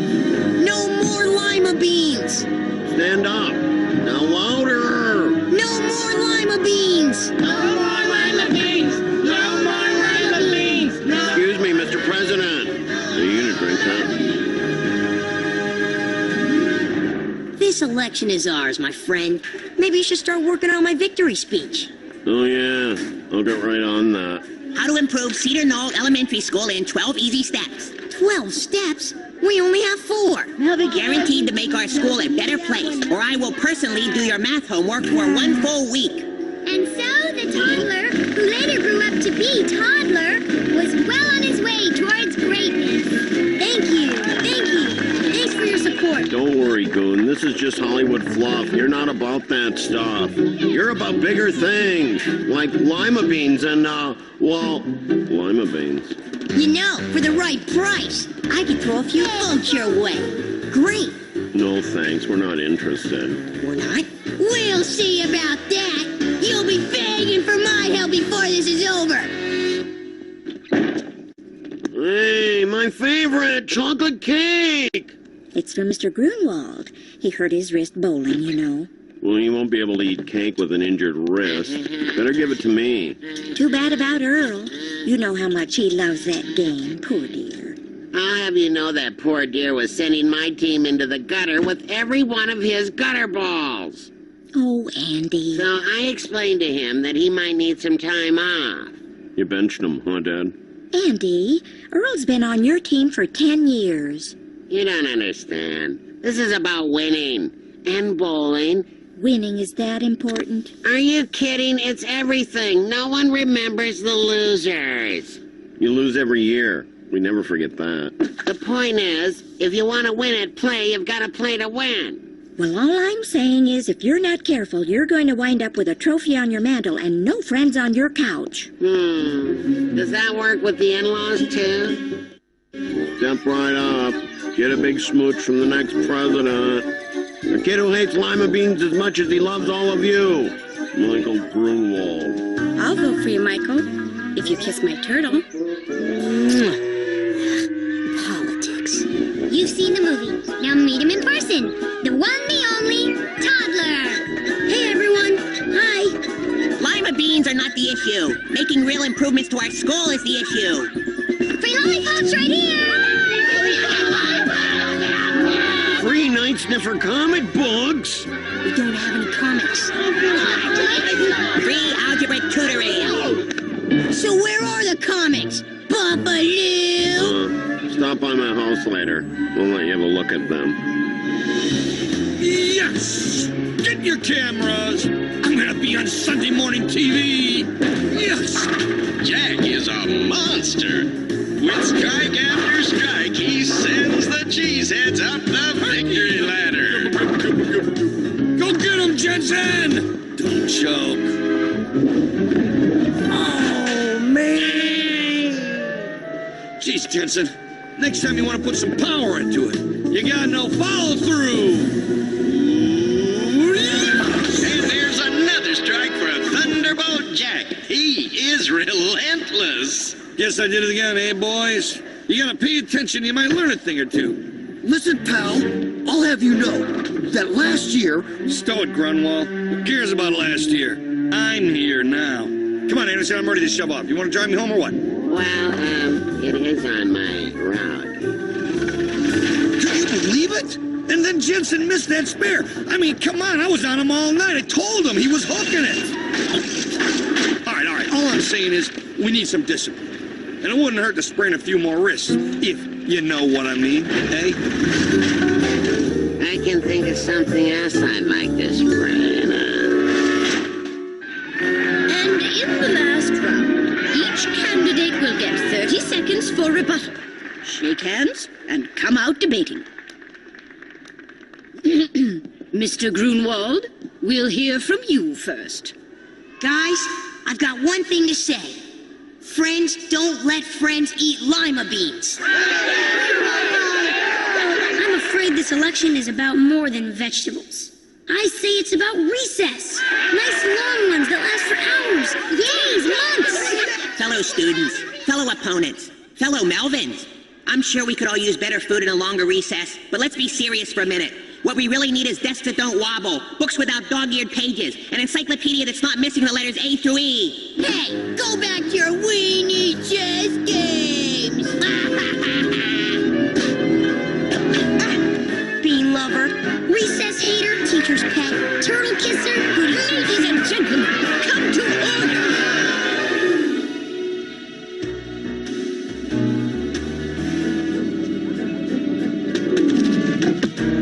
Good shot, Dad. Louie, you made me miss.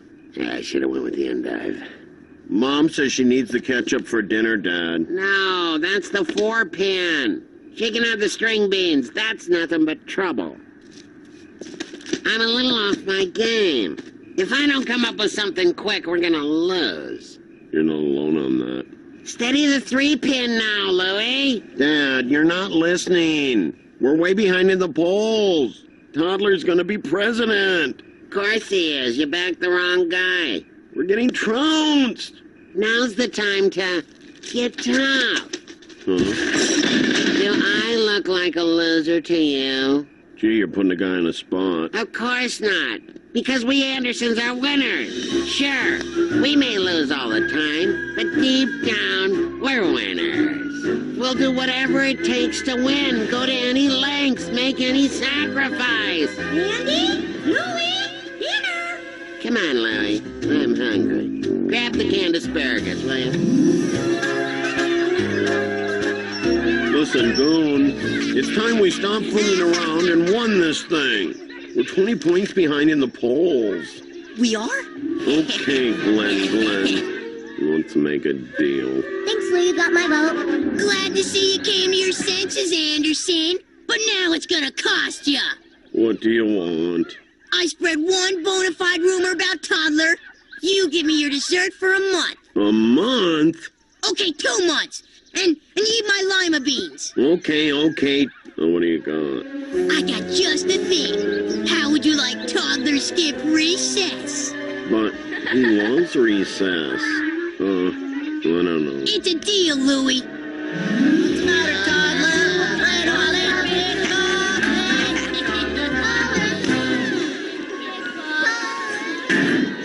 Sauerkraut for a month? Okay, you're on. Hey there, Goonie. We're all behind you, pal.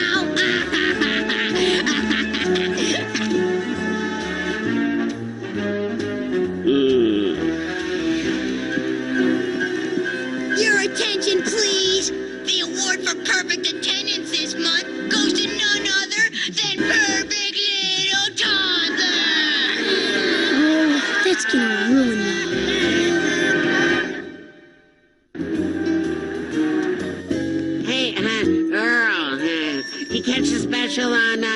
right there, 4 rolls for $1. Great.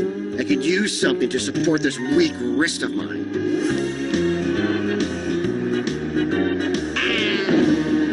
Well, it looks like even Captain Andy has buckled under the pressure. One more loss and the cheeseheads are out of it. Say, Anderson, looks like you sprained your wrist. My wrist is fine.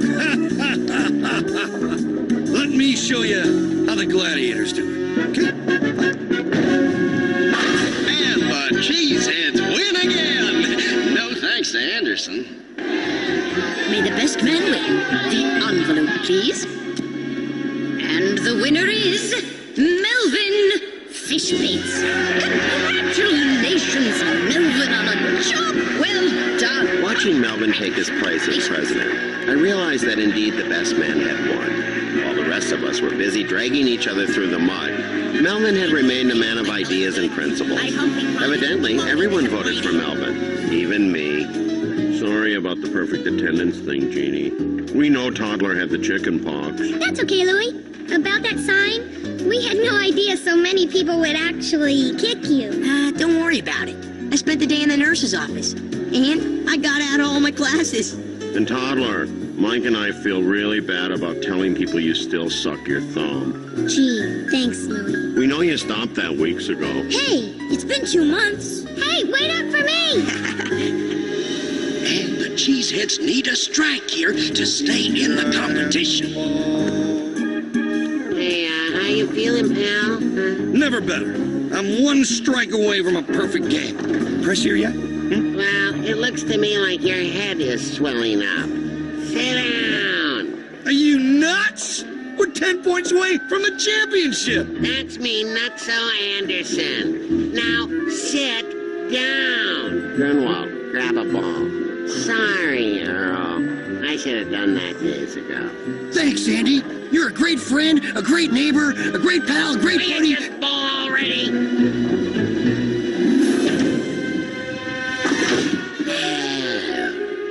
That's another joke for the cheeseheads.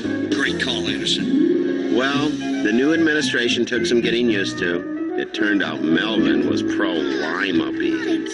On the other hand, the new encyclopedia was sure going to come in handy when I did my report on the history of donuts. No. Great. Another cheesehead in the making. Ooh, what did you say that was called? Beginner's luck. Let me tell you about my family. Here we go now, it's bedtime again. Let's take a look and see what's happening. Roller coaster ride, no surprise. It's life with Louie, Louie, Louie. Life with Louie, Louie, Louie. It's life with likable, lovable, completely huggable. It's life with Louie. They say politics makes strange bedfellows. Now, I'm not sure what they mean by bedfellows, but I do know that each year when it came time to elect a new class president, people sure did act strange. Even me. Which is why, if I were Robin Hood, I'd take the donuts from the people who make them and give them out to the people who love them, like me. Nice job, Louie. I had no idea they had donuts back then. Thank you for that stirring book report, Louie. Wow, she's everywhere. Now don't forget, anyone wishing to run for class president must sign up by the end of the day. Let's see. School ends at 3:32 p.m. That means I have precisely 12,496 seconds to make up my mind. You can't be serious. No member of the chess club has ever run for public office before. It just can't be done. Let's look at this analytically. I can analyze it in 3 words. You're a Melvin. No offense, of course. My point exactly. Who better to determine what this school needs and how to accomplish it? I say it's time one of us steps out from behind his glasses and... Hey, where'd everybody go? Hey, Mary, carry your books? Sure. Thank you, Mr. President. That's it. I'm running for president. Because of that? He's carrying her books. Well, not technically. Well, I'm doing it. And you're gonna help me. Not me. I need a campaign manager, and you're perfect. Why? You're a man of the masses. You understand the little people. Gee, thanks. Besides, it would spoil my perfect record of non-involvement in school-related activities. I'm sorry you feel that way, Louie. You leave me no choice but to publicly display this. Hey, that's not fair. I was showing Tommy how to wear those. Thanks, buddy. I knew you'd come around. Guess what? I've decided to run for president. Great! I'm a shoo-in. What's he talking about? Meet the competition. You're running against Toddler? Uh-huh. And this is my campaign manager. Hey, wait a minute. All right, then. And I'm Toddler's. Come on, Jeannie. Let's get out of here. This is gonna be great. Are you kidding? This is why I never get involved in school activities.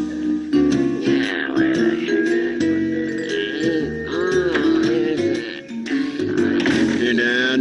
Can I ask you something? Sure, just don't bother me. I'm busy. Where's my lucky bowling talc? What's so lucky about it? You've been using it for years and never win. Never mind that. Check behind that chair. Dad, what's a campaign manager do? That's an interesting question. What campaign? For class president. I'm the campaign manager. Manager? Come on. This thing might be in the mess hall. It's not in here.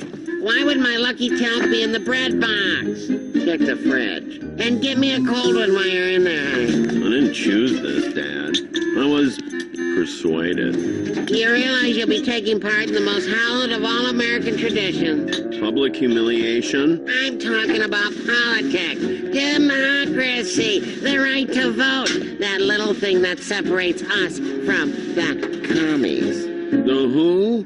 Louie, it's the reason why heroes like your man here fought in the war. I thought you were drafted.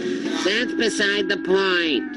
I think what your father's trying to say is people fought in the war to make sure that everyone has freedom. Freedom to vote, freedom to believe, freedom to say whatever they want. Anyone seen my talc? Okay, I understand what the voters do, but I'm the campaign manager. What am I supposed to do? If it was me, I'd make some signs for my candidate. That's a good idea. Well, what should they say? Well, what's your candidate's name? Grunwald? Grunwald? Andy. Let's see, a sign. That's easy. How about Michael Grunwald for president? Vote for the other guy if you know what's good for you. I know. What about I like Mike? Thanks, Mom. That's great. You can't write that. That belongs to General Dwight D. Eisenhower. I know, dear, but... Let that kid go to war first if he wants to steal like slogans. Hey, Dad, is this what you were looking for? Nah, sorry. You're all out. Hey, the playoffs start tonight. I can't bowl without my lucky talc. Can't bowl with it either. I heard that. Here you go, Andy. Thanks, honey. It's a bowl-off, not a bake-off. I'll have you know things are going to be different this year. We've got a secret weapon. That's probably him now. Hey, kid, how you doing? Put her there. Huh? Oh, careful! That's my bowling hand! What do you say? Come on, let's go! Jeez, Anderson, your son shakes like my sister.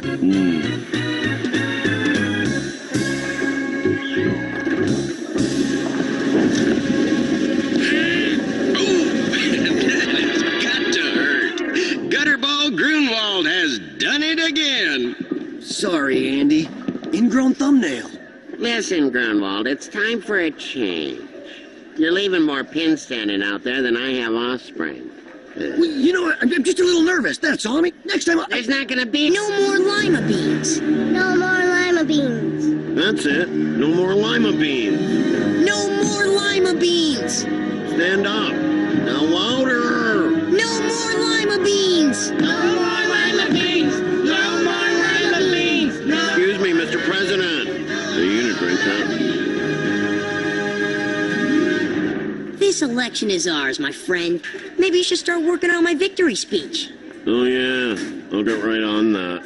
How to improve Cedar Knoll Elementary School in 12 easy steps. 12 steps? We only have 4. Well, they're guaranteed to make our school a better place, or I will personally do your math homework for 1 full week.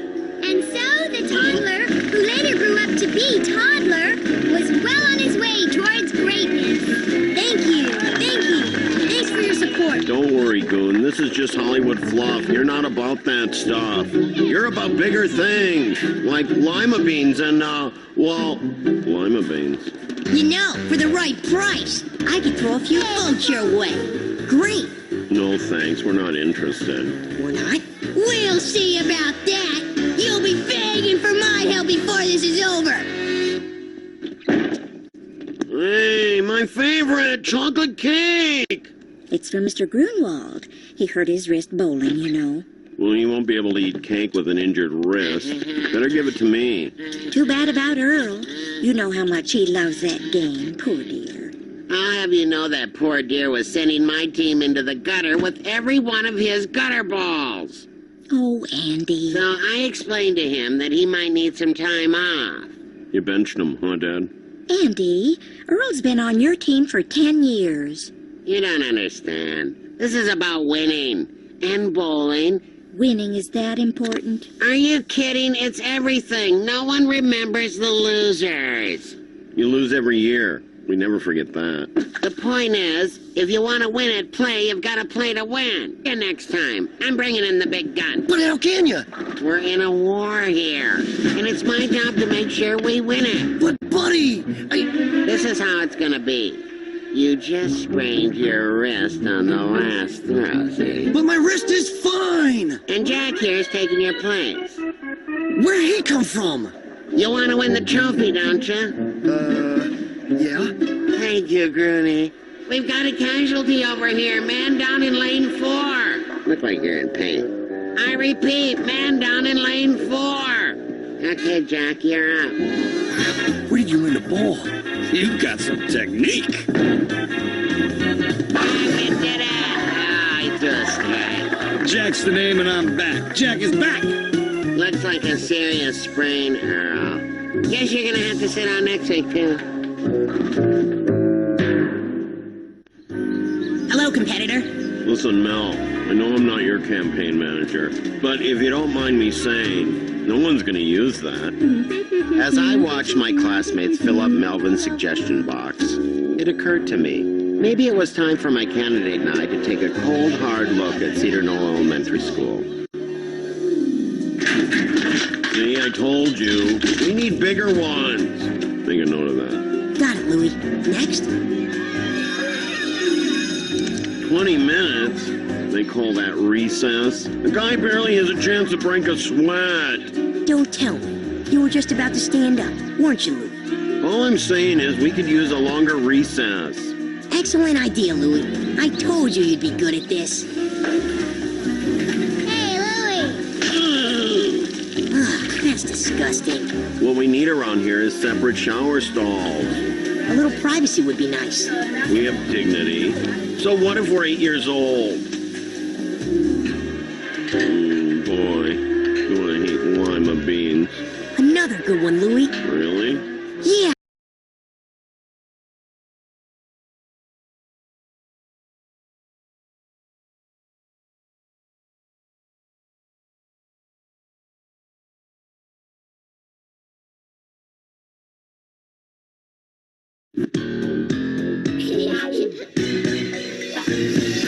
Close your eyes, a big surprise is coming, and it's up to something. Just visualize and organize things that you could not imagine. Yeah. My name is Andy, everybody knows me. World's biggest wrestler, nobody's better. My name is Andy, everybody knows me. World's biggest wrestler, nobody's better.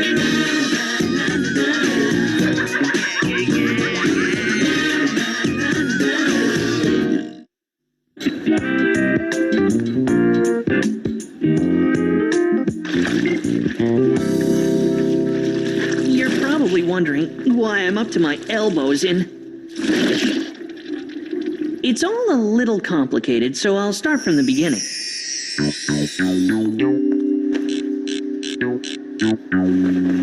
There's nothing worse than detention in the library. Yeah, it's like reading in prison. And scorn makes the perfect guard. You're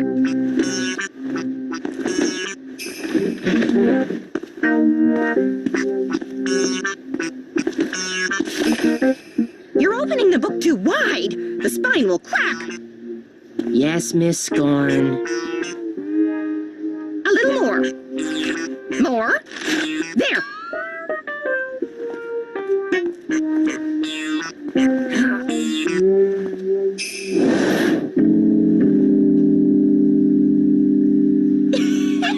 I told you, touch it one more time and story time is canceled.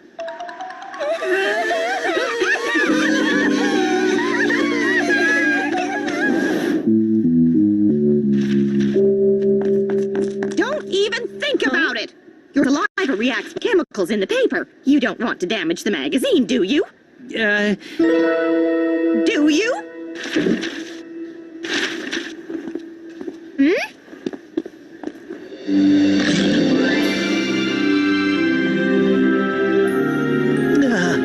Gross librarian lust.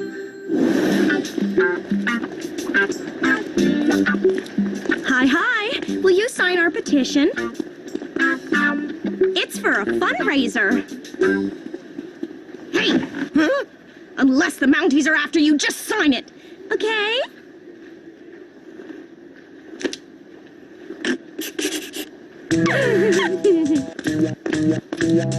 So, how many names do we have? Including the last guy? 72. This is going to be the easiest Students of the Year award we've ever received. Yeah, and those extra credits won't hurt either.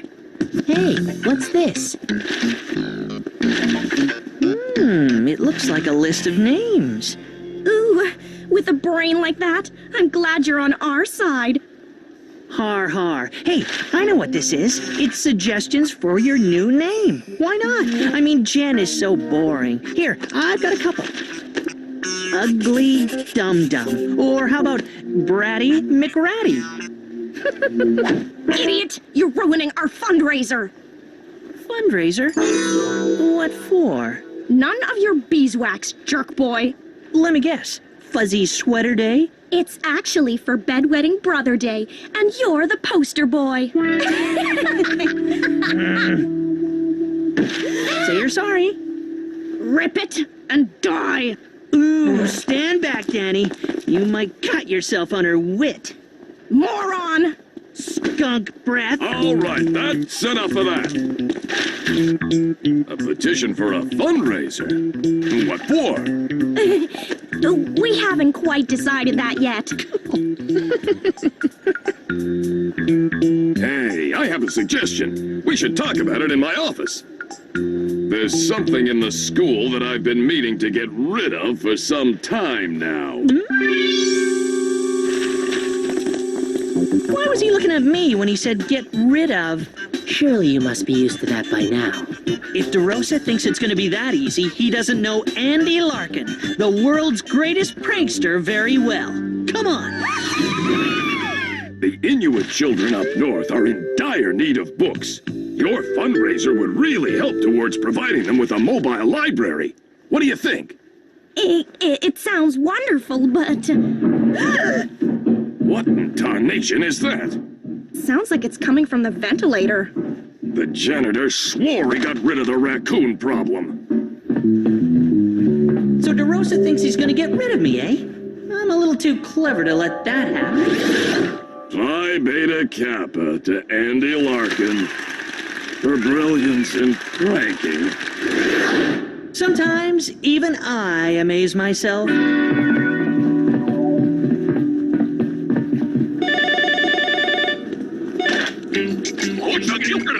Yes, sir. I hear him too, Mr. DeRosa. Oh, this time those raccoons are dead meat.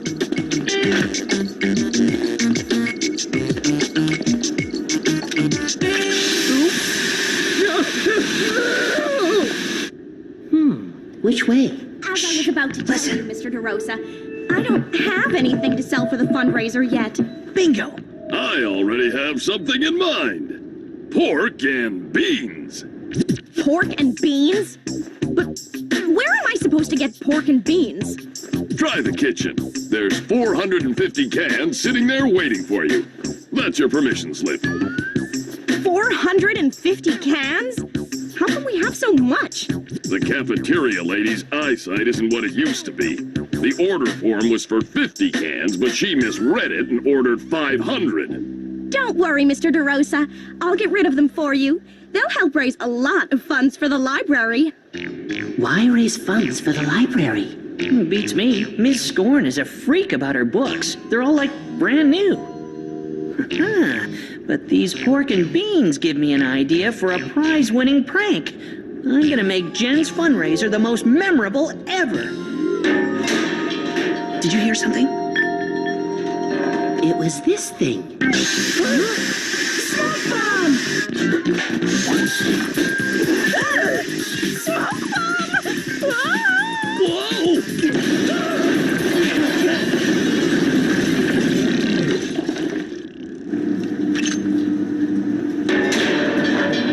Area monitored. All exit ducts closed. Come on, Gertrude. We've got to get those rodents at the only available exit. Sector L. I think I see a light. It's the way out. Let's go.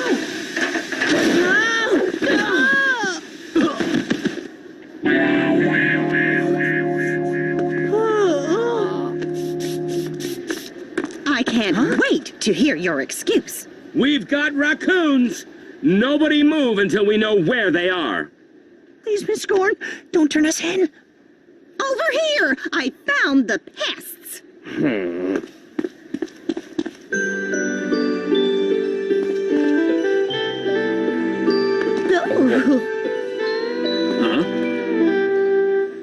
These raccoons have gotten bigger since last time. I should have known you'd be our resident raccoons. You've both earned a detention. You'll be spending a week during lunch and after class with the janitor cleaning the school. Have I mentioned that the janitor used to be a prison guard?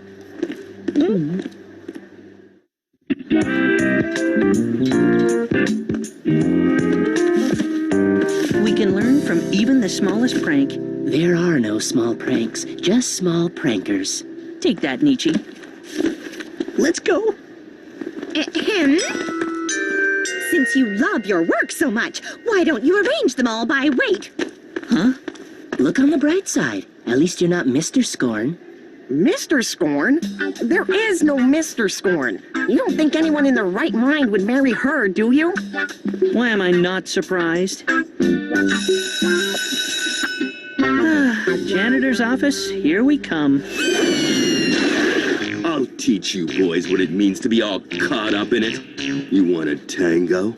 Well, you found your partner right here.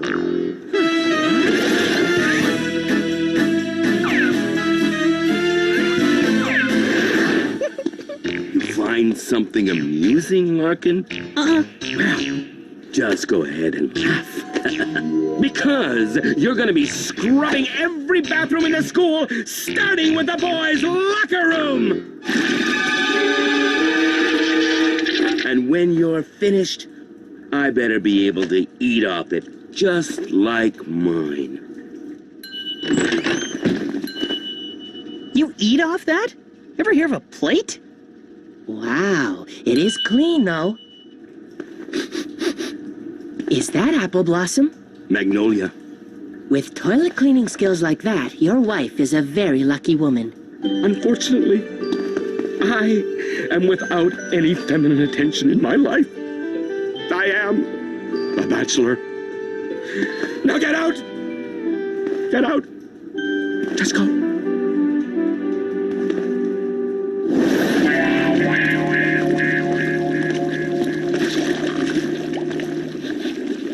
These legumes smell weird. Are you sure they're fresh? Let me check the expiration date. Well?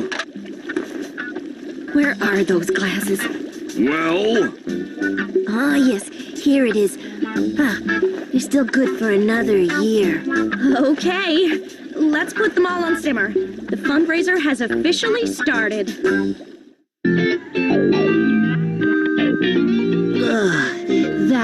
was awful. I think the girls' toilets are grosser than the boys'. I am so sick of this. We're going to be in detention for the rest of our lives if we don't get the janitor off our backs. Man, this detention is killing me.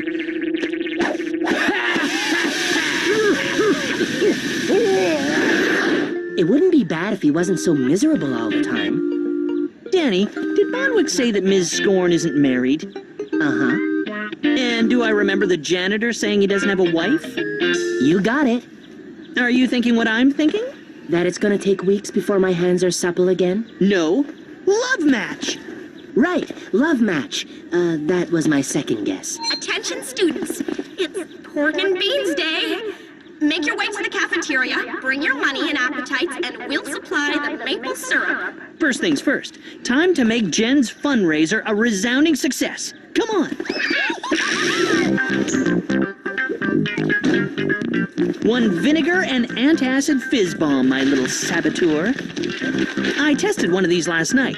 There was so much foam, the backyard looked like the Arctic. The toilets don't stand a chance. Done. Let's move on.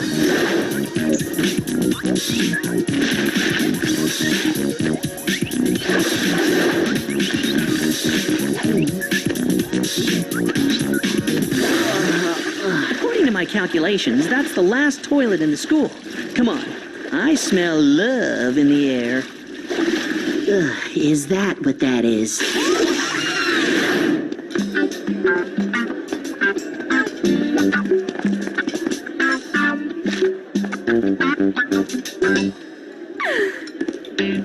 Hi, Principal DeRosa. We've gone through 3/4 of the pork and beans so far. Great! This is going so perfectly. I knew I could count on you.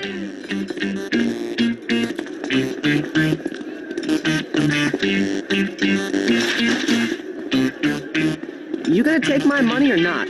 Of course I'm gonna take your money, monkey boy. Time for Operation Love Machine.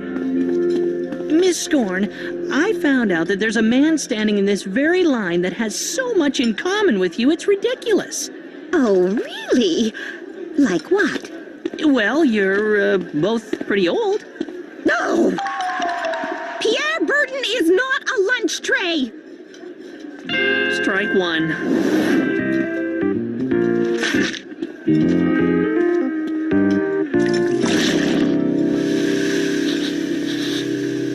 Reminds me of Winnipeg in the summer.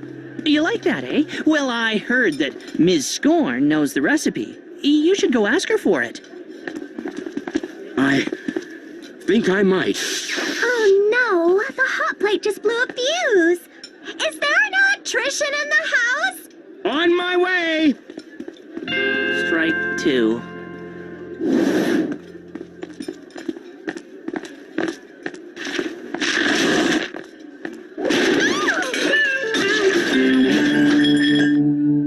Pork and bean mishap in aisle 3. I'm very sorry. Don't worry about this, Miss Scorn. I'll have it cleaned up in no time.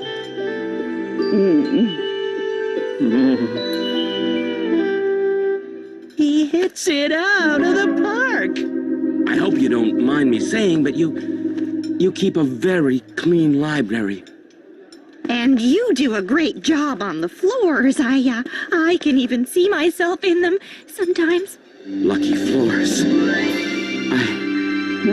I never noticed before, but your voice sounds just like a...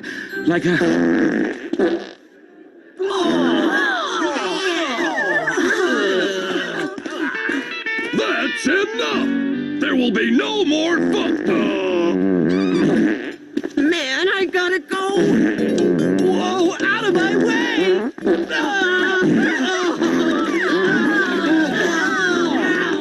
Open a window. Principal DeRosa, I just found my glasses and I have some bad news. The best before date on those beans was 2 years ago. They're rancid. What should we do? Nothing. And keep quiet about it. The damage is done. This prank just keeps on getting better. Oh, the can's broken! And better, and better. The toilets are coming! I can't hold it much longer. I gotta go. I gotta go! Will someone please crack open a window? Hey, take a look at Jen. I would, but my eyes are watering. I'm pleased to announce that Jen's fundraiser is officially a disaster. Check, please.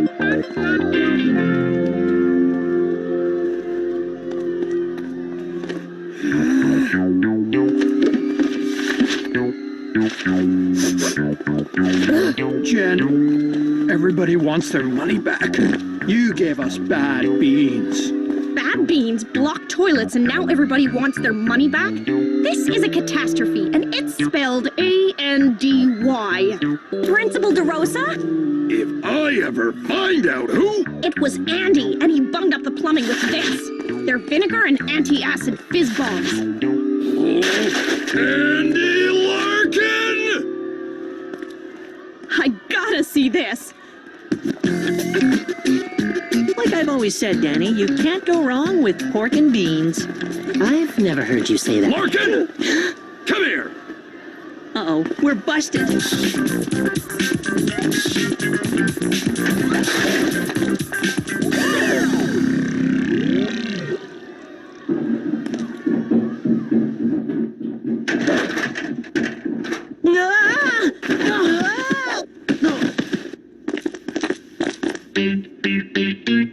Hey, Principal DeRosa, we were just, checking out the ducks. Larkin, I've had it up to here with you. This was the last straw. You're expelled. Brutal. Not half as brutal as the Inuit kids not getting any books thanks to you screwing up my fundraiser. What are you talking about? The fundraiser was for the library. A library for Inuit kids up north, not this one, dullard. Who's that? Come on, show yourself. In spite of everything I've seen today, I can honestly say this is the grossest. Miss Scorn, janitor, explain yourselves. We're in love, Mr. DeRosa. In love? Why, that's preposterous. I beg to differ, Mr. DeRosa. Why should I not feel love's sweet sting like everyone else? Why should the furnace be the only thing in the basement with a fire burning in its belly? And why must I only read of love in the romance section? Why can't I experience it firsthand? I'm gonna puke. Boys, we'd like to thank you. Yes, if it wasn't for you, we wouldn't have gotten together. Mr. DeRosa, we're aware of the predicament regarding the bathrooms. It would be an honor if the students would use mine. Thank you. Thank you. Providing you change your mind about expelling these two boys. No way. I finally got Larkin where I want him. I'll ship in some porta potties if I have to. Maybe we should check the expiration date on those cans, because it wouldn't be good if a principal knowingly gave students bad pork and beans now, would it?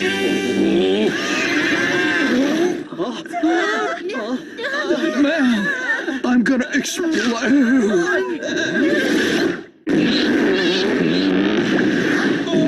Another satisfied customer.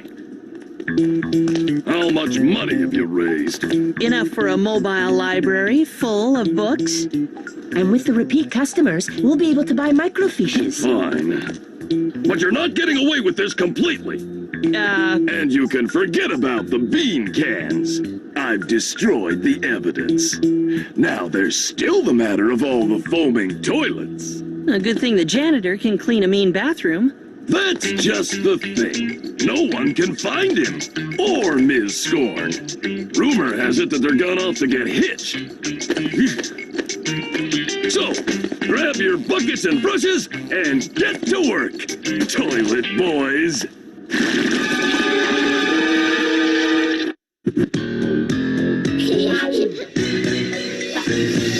Close your eyes, a big surprise is coming, and it's up to something. Visualize and organize a strength that you could not imagine. Yeah. My name is Andy. Everybody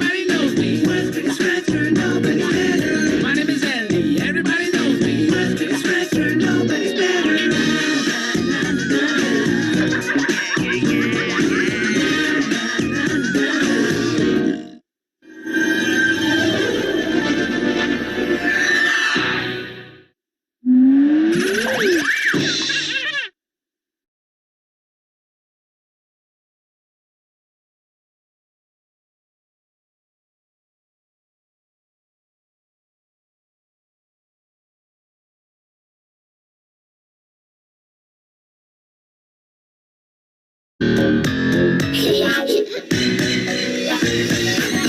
your eyes, a big surprise is coming, and it's up to something. You will visualize and organize things that you could not imagine. My name is Ellie, everybody knows me. World's biggest factor, nobody's better. My name is Ellie, everybody knows me. World's biggest factor, nobody's better. Na, na, na, na, na, na.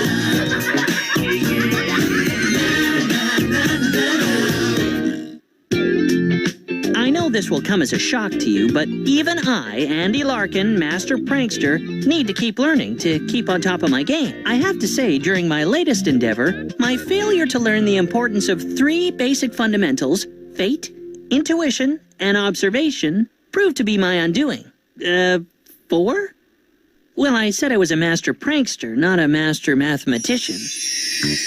Anyway, let me explain. It was a week ago, and Dad had invited his work buddy, Henry Dorset, and his wife, Rose, over for dinner. May I be excused? I'm going out with Terry tonight. But Jen, you haven't finished your dinner. Mom, I can't eat all this. The school gymnastics meet is next week. Gymnastics takes strength, Jen, and strength requires eating. I know, but all the other girls are lean and mean. I can't show up looking like a fat pig. Jen, you've hardly got any meat on your bones as it is. Dad's right. You're a thin pig. Shut your pie hole, dweeb. Kids. When I weighed myself this morning, I'd gained a pound. If I put on any more, I'll look terrible in my new gym suit. Jen, that's a very superficial attitude. Remember, looks fade eventually. It's what's on the inside that counts. Spoken like an ugly, middle-aged guy. Your father's right. When we were married, we vowed it was for better or worse, no matter how fat, old, or wrinkled we became. Hold on. Do we have that in writing? All attempts at humor aside, we pledged to accept each other as we were. I can't even remember the last time I weighed myself. Me neither. Who needs it? Thanks for making everyone think I'm really shallow. Aw, Jen, don't be silly. We don't think you're shallow. We know you're shallow. Andy! Well, if Jen can leave the table, so can I. Yeah, whatever. Besides, if I have to listen to any more of that, I'm gonna hurl. Sibling rivalry. Looking back, if I hadn't been in such a rush to meet Danny at the Beans and Burger, I would have picked up on more of the dinner conversation and my prank's outcome might have been different. In a good way. But that's fate. This evening has been really something, Frida. I hope you won't forget us after Al here gets that big promotion. Hold your horses, Henry. That floor manager position isn't a done deal. I still have the interview with Timberly next week, and I'm not the only candidate for the job. I'll let you in on a little secret, Al. Timberly is a health nut, and he likes his managerial staff to be the same. Your nearest challenger, Mackenzie, is out of shape and overweight. You're a shoo-in, Al, old boy. Well, I'm not too sure if that's fair. Shouldn't the promotion be based on experience, not appearance? Yes, definitely. I agree with you, honey.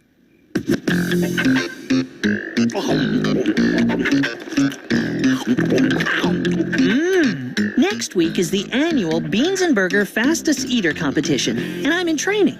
The first prize is a free special chef plate every day for a month, and I plan to win it. Pretty impressive. 9 in a minute 10. Yes! It doesn't occur to you that with the money you've spent on training burgers, you could have bought a special chef plate every day for 2 months?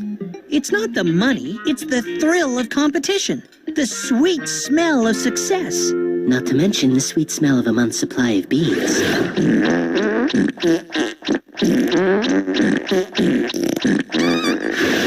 All I can say is don't come crawling to me looking for handouts when I'm sitting here tucking into my first prize booty. What was that, Larkin? Did I just hear you say first prize booty? I happen to be having a private conversation with my associate here. Please don't bring me into this. Thanks, Andy. If you don't tell us what this first prize booty is all about, you'll get the same. If you must know, I was referring to the first prize in the fastest eating competition. Don't make me laugh, Larkin. Yeah, don't make me laugh. You couldn't eat your way out of a cinnamon-flavored bag, Larkin. I'm too big a person to be goaded by a moron like Lick. A mouse with no mouth could eat faster than you. I'm too strong-willed to let him get to me. And that little girlfriend of yours, Lori, she could eat faster than you because she's a real oinker. Okay, I'm small and weak. Oh, yeah? Yeah. Oh, yeah? Yeah! I love these philosophical debates.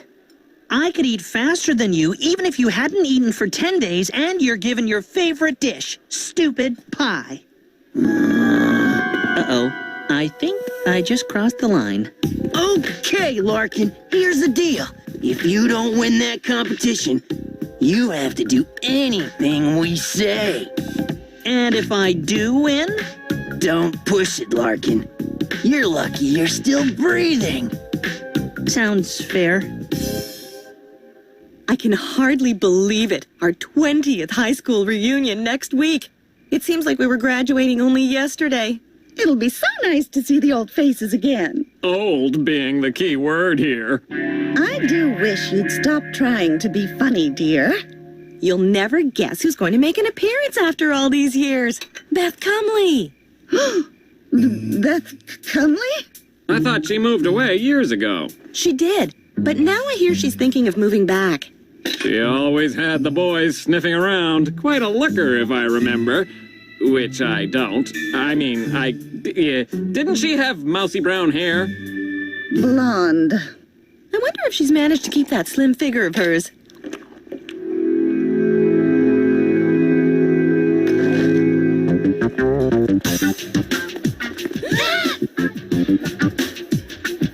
You are an out-of-control eating freak.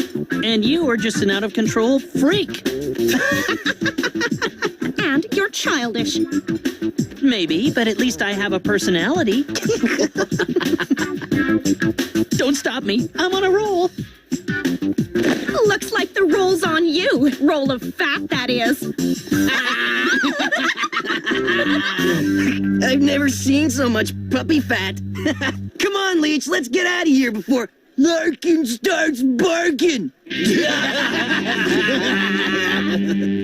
I swear, Jen will pay for embarrassing me in front of those two idiots.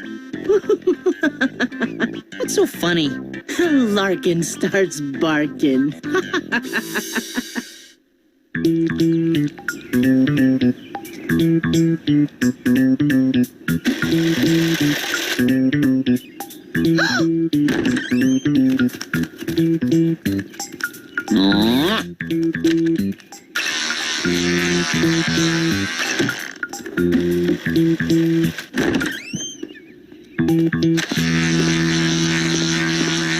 Andy, wait till I've finished.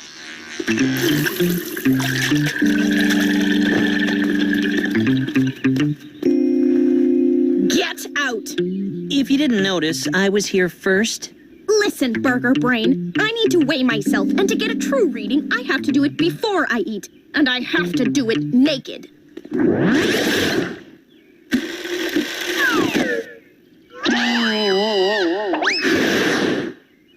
Thank you for thinking of me and my potential loss of appetite.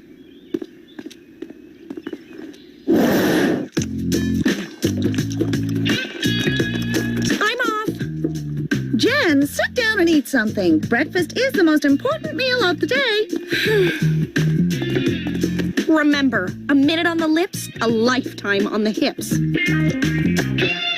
I'm getting worried about Jen. She's too obsessed with her weight. Of course. Why didn't I think of it sooner? Watch out, Jen. You're about to meet the scales of justice.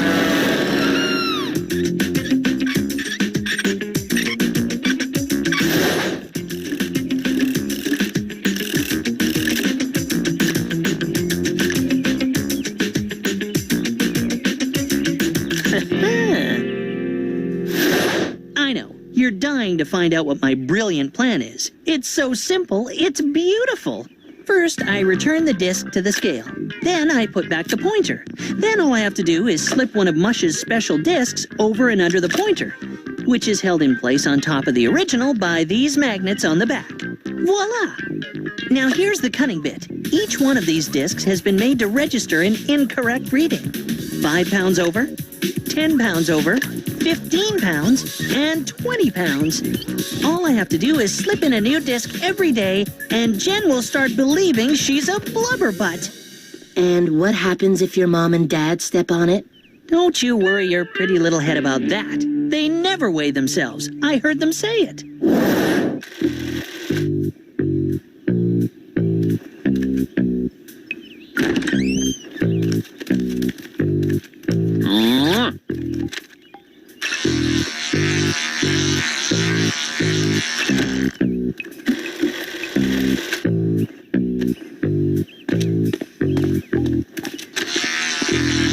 Andy, wait till I've finished.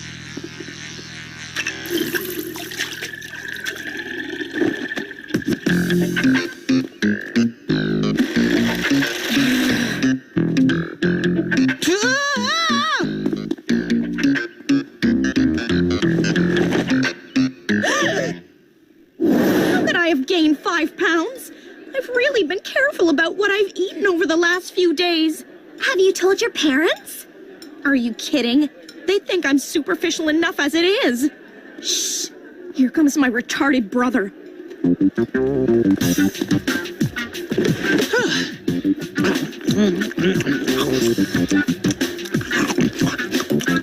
Wow! This fried chicken is really juicy and tender today. Chef Bert has outdone himself. He's a genius with hot peppers.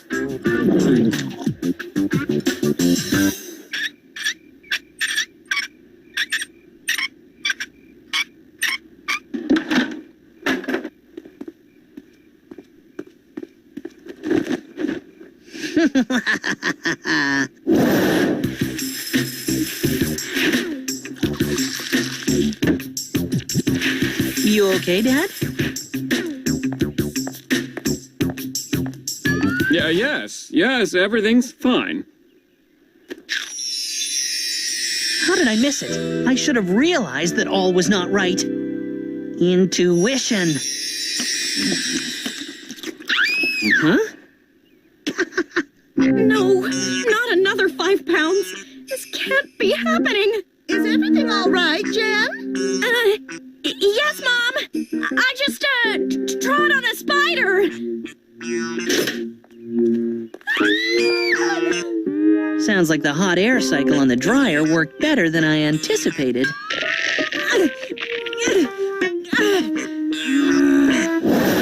What's the matter, Frida? You look tense. I have to tell somebody, Rose. I'm really nervous about meeting Beth Cumley again. She was always better than me at school. Better looking, better standing in life, better boyfriends. Do you think you were the only one jealous of little Miss I have to beat the boys off with a stick Cumley? But what's the problem? Doll yourself up and go knock 'em dead. I was planning to, but for some unexplainable reason, I've started to gain weight. 10 pounds over the last 2 days. And the reunion is in 3 days' time. What can I do? Whoa, 10 pounds in 2 days? What are you eating? Nothing more than usual. The problem is the job interview with Health Nut Timberly is in 3 days, and I'm gonna make Mackenzie look like Kiefer Sutherland. What can I do? The gymnastics meet is this Friday, and by then you'll be able to use me as a medicine ball. What can I do? First of all, your mom's meals contain more fat than a bacon factory. Lay off for a few days. Eat something healthy. Cut out the fatty foods for a few days, eat something healthy, and throw in some exercise. Beth Cumley must never again make us feel like dogs. Cut out the fatty foods for a few days, eat something healthy, and throw in some exercise. Your promotion may depend on it. I can't not eat Mom's food. My parents will think I'm shallower than they already do. I can't suddenly stop cooking. Al doesn't even know I've weighed myself. I can't suddenly stop eating Frida's cooking. Frida doesn't even know I've weighed myself. Do what you have to do, but cut out the fat. Do what you have to do, but cut out the fat. Do what you have to do, but cut out the fat.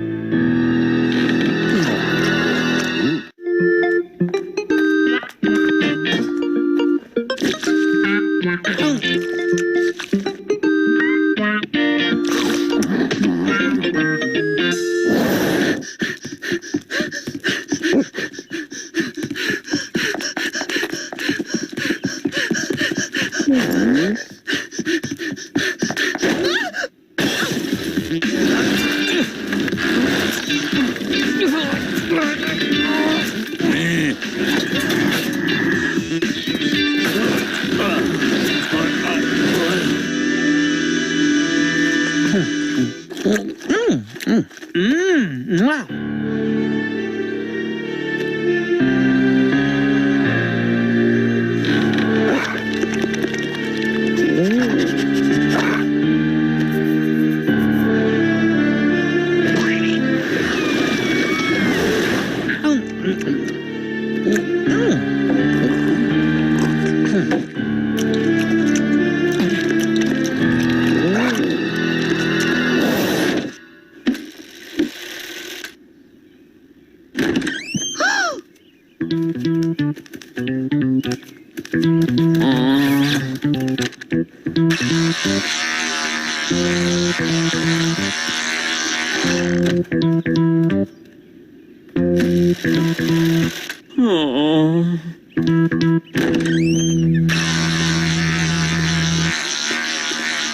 If you want to see your next birthday, get out now. I expected Jen to be in a foul mood, but Mom and Dad? How could I have been so blind? Observation.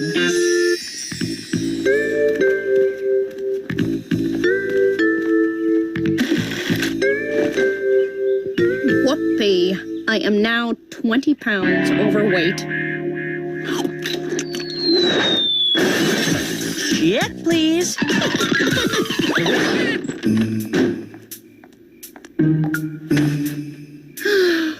How did the meat go? Fine. Until the human pyramid.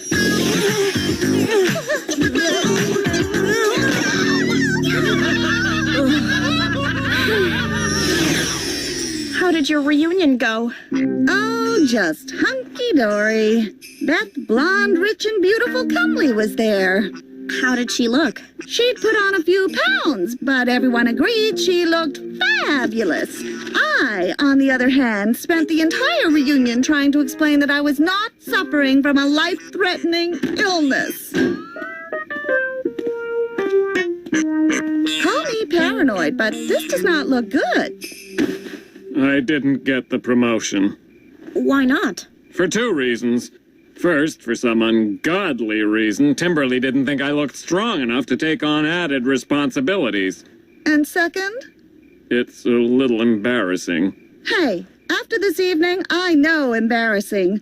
What happened? Well, I was telling Timberly that I was stronger than I looked. In fact, I'd recently gained 20 pounds. But when I stood up to make my point... I'm a weak person. I've secretly been dieting and weighing myself. It was because of this promotion nonsense. Can you forgive me? I have a confession to make, too. I got caught up in this Beth Cumley thing. I've been dieting and weighing myself also. Seeing as everyone is spilling their guts. Me too. Well, how much did you lose? I didn't. I gained 20 pounds. Me too. We've all been dieting. Yet we've all put on exactly 20 pounds each. And go, go, go, go, go, go, go, go, go, go, go, go, go, go, go. I hate to eat and run, but... Huh?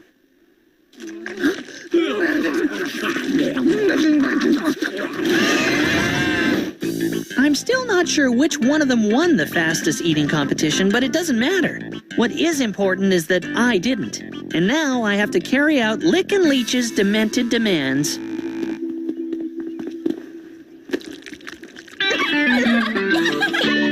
With all that extra food over the last week, I guess I have put on a few pounds.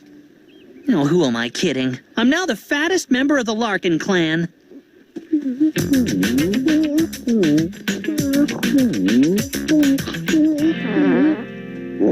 Well, almost.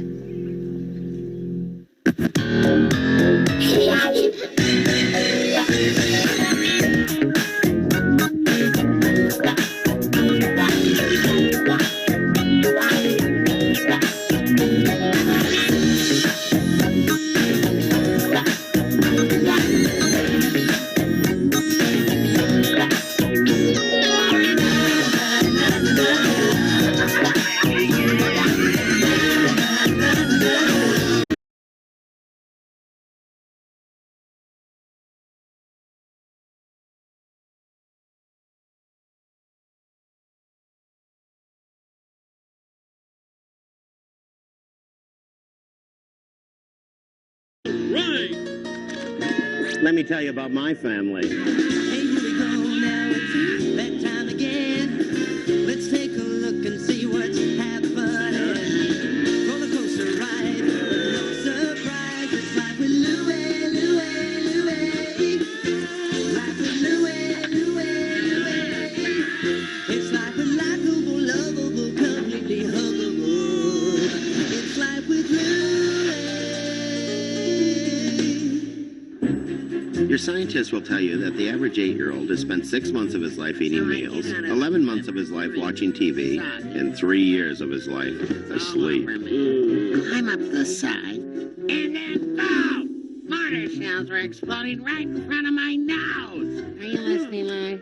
Oh, to be the average 8-year-old. Help yourself, boys. Eat up before it gets cold.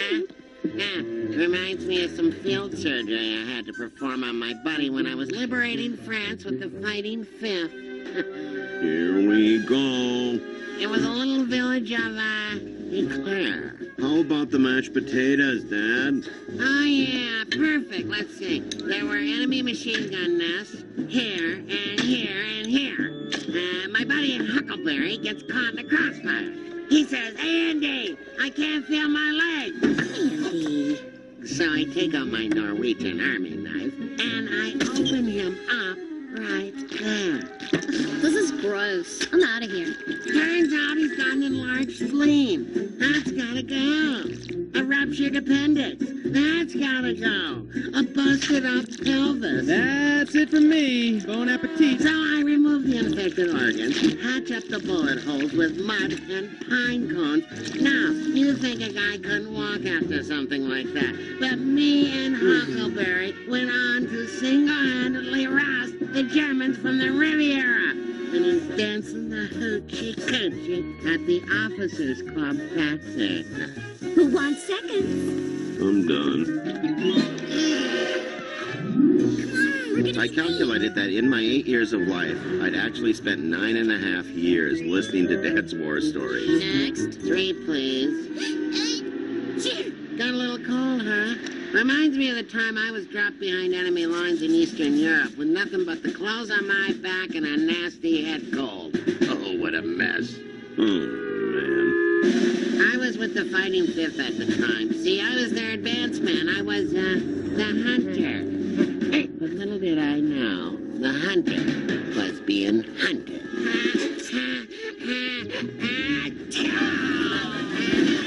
For that sneeze, launching a flock of Bulgarian geese, the Fighting Fifth would have never liberated Eastern Slovakia. So, my little reserves, are you ready for the movie? If you hurry, you can still catch the end credits. What? We missed it, huh? How did that happen? I'll give you 2 guesses.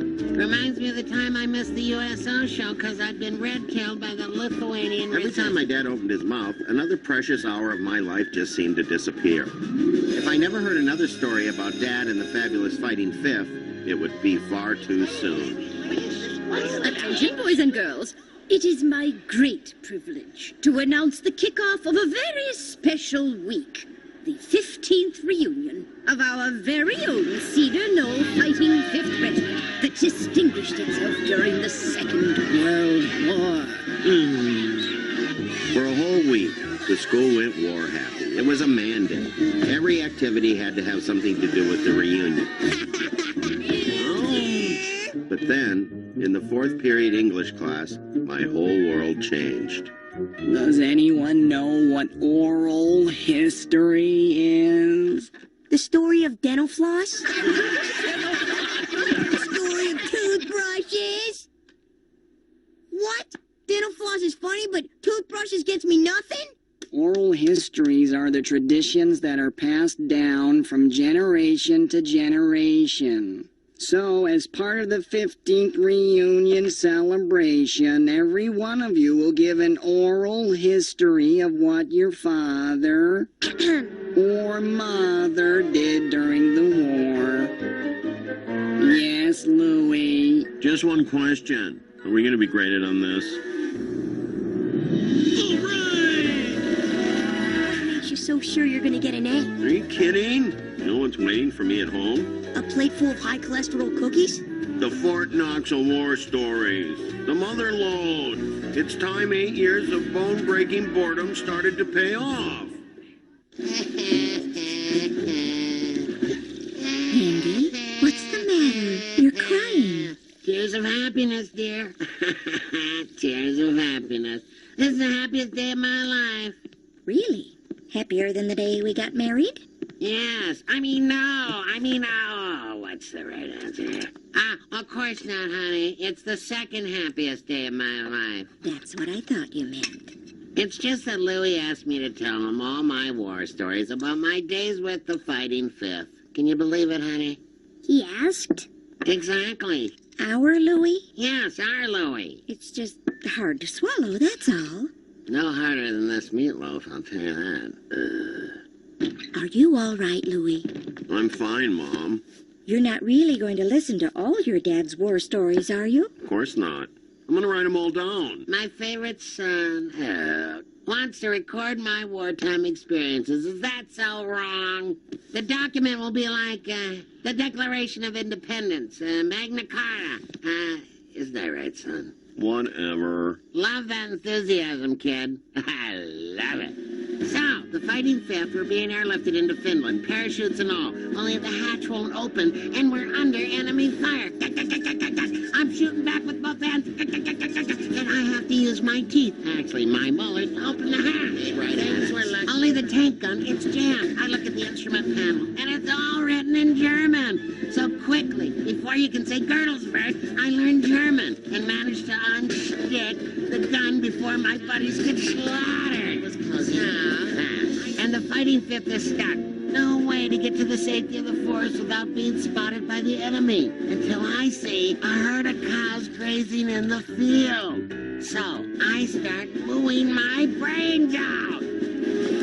Cause a cow stampede, which provides the perfect distraction. And for that display of courage amidst the bovine, I got the Golden Calf Award. What's the problem? You didn't write it down. Sorry, Dad. Carpal tunnel setting in. Does that after 13 hours of writing. Public schools. What kind of school doesn't teach a boy to write with either hand? It's getting late. Are you two almost through? Home stretch. 1945. A few months of the occupation, and we are done. Can't you finish tomorrow? It's a school night. No. I have to present the oral history tomorrow. It's the kickoff of the big reunion. That's right. You hear that? What reunion? The Fighting Fifth. It's your big 15th reunion. What? Come on, Dad. Don't pretend you don't know about the reunion. We're done here. Wait, Dad. What about the last year of the war, 1945? I was in prison camp. I don't like to talk about it. Good night, dear.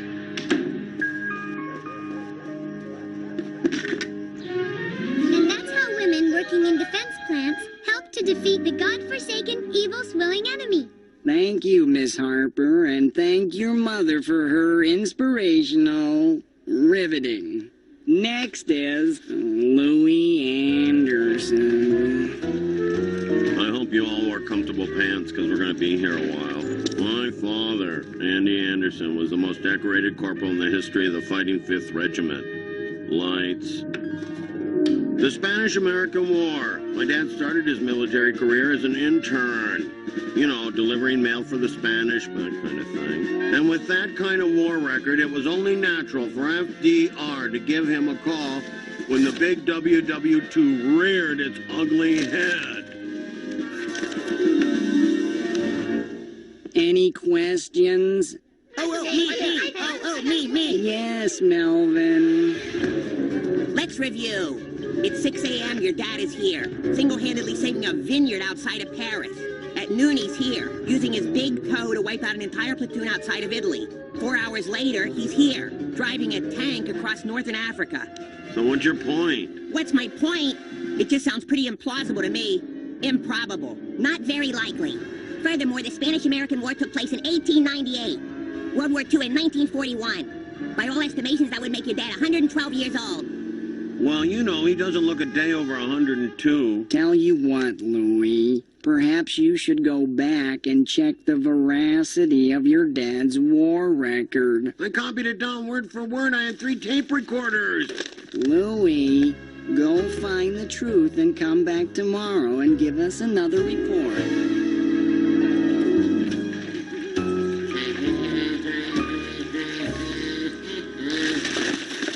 Hey, what's the big idea? You tell me, Dad. I don't know what you're talking about. I'm talking about 3 little letters, I-N-C. I-N-C? What do those clowns want? I got my green card. I'm a citizen. Stands for incomplete, Dad. That's what I got on my oral report. Incomplete, huh? What's the problem? Got too choked up talking about your old man? Couldn't get through the whole thing? No. Problem was they couldn't swallow it. Mr. Lambert said no one person could have done everything you did. Exactly what Ike said when he gave me the golden calf. I tell you that story? Dad, they said I exaggerated. Spun a couple of whoppers, did you? Understandable. You got carried away. It happens. Really? Did it happen to you? I mean, you told me a lot of stories, Dad. Did you maybe get confused on the date? Add something to a story when you should have subtracted? Who's your teacher? Mr. Lambert. And what did Mr. Lambert do during the war? Apparently, he taught field hygiene. Right. How to care for your toilet paper. You ever hear the expression, Louie, those who do, do, and those who can't do, don't believe those who did do? Huh? Your dad's stories are, well, they're intended to create a visual impression and experience, dear. So, yes or no, are they true? Your dad is an artist, Louie. And as an artist, it's the spirit of your dad's experience that he's telling you. That's where the truth lies. So you're saying the truth is that I can expect the spirit of an F when I deliver my report. Thanks for clearing things up, Mom. The next day, the big reunion began. The Fighting 5th invaded Cedar Knoll. If anyone could clear up the mystery behind my dad's war record, these were the guys to do it. What the heck is that? What's the Cedar Knoll? Replica of the landing craft that put us ashore on Normandy Beach. My dad was in the Fighting 5th. Corporal Andy Anderson, you know him? Doesn't ring any bells. Tall, small eyes. Head comes to a point, his chin sticks out. You know, pencil neck. What'd your dad do, son? Radio operator? Doughboy? Corpsman? Plus, he was a tank driver, forward scout, tail gunner, bridge builder, and field surgeon. He performed appendectomies with his Norwegian Army knife. Busy guy, your dad. Why don't you check the unit photo over at the VFW hall? Maybe your dad joined when he was underage. Right. He took somebody else's identity. Like those escape cons out of Long Island. Exactly. And then he took his real name back after the war. Yeah, that could have happened. Doesn't really make a lot of sense to me. Not even a little. None. But still, stranger things have happened, right? Well, no. That looks like him. That guy? My dad doesn't have a tail. Hey, cut me some slack. I'm just trying to help. Louie's dad may have used an assumed name toddler, but he didn't assume a whole new species. It was time to face the facts. My dad Let's just say that my dad had been an interior decorator in the big room of truth. Hey, Dad. Big day tomorrow, huh? Got that right, kid. Gonna sheetrock the bomb shelter. Oh, good thinking. I'm talking about the reunion. The Fighting Fifth. Bet you can't wait to see your buddies. You know, share war stories, old memories, things that never happened to you. Nah, I don't think I'm gonna make it. Why not? Don't believe in reunions. Well, you went to your high school reunion. My old uniform doesn't fit. You were wearing it last weekend. Mom let it out. I'm gonna be at Sunday Mass. Tomorrow's Saturday. It's the Sabbath. I converted.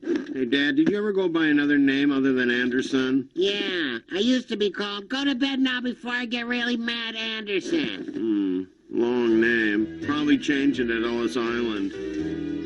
Maybe my dad could live a lie. But sure as my name was Louie Go to Bed Now Before I Get Really Mad Anderson, I couldn't. There we go. Let me think of the war. Happier times, huh? It takes me back. Come on, Louie. He didn't lie exactly. He told me stuff that wasn't true. What would you call it? A fib. An embellishment. He was weaving a line of narrative tapestry. What? The Fighting Fifth were pinned down behind some hills alongside a farmhouse. Wait a minute. I know this story. The enemy My dad was at this battle. The road. It didn't look good until one Corporal Humperdinck, who grew up on a farm, did some cow calls. Humperdinck? Having grown up on a farm, he knew exactly what cow calls to make. To cause the cows to stampede, creating the distraction that allowed the Fighting Fifth to escape.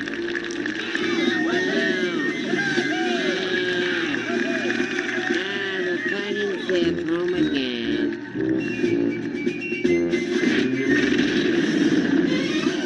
Hey, good special effect. That's a fast Hey, scout. wait a minute. Hope she doesn't trip on her runners. I'm commandeering your vessel here, pal. Fire! How are ye? Fire! Dad?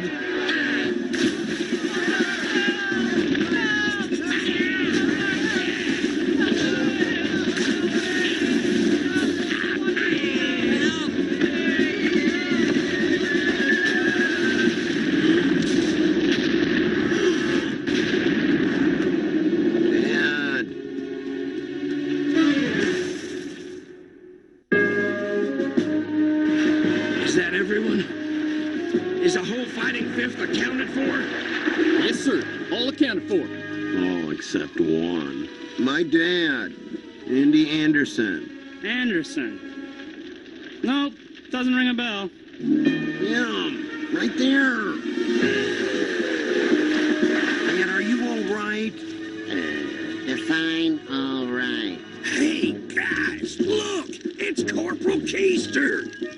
Keister, you old dog. Where you been, Keister boy?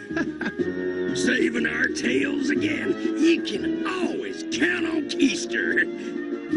Dad? This is your dad? Why didn't you say so? I did. Andy Anderson.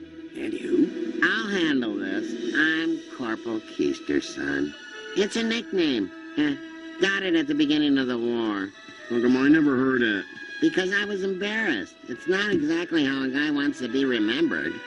It all started at Pearl Harbor, Louie. Wasn't it the Solomon Islands? I think it was the Philippines. Whatever. It was the islands, all right?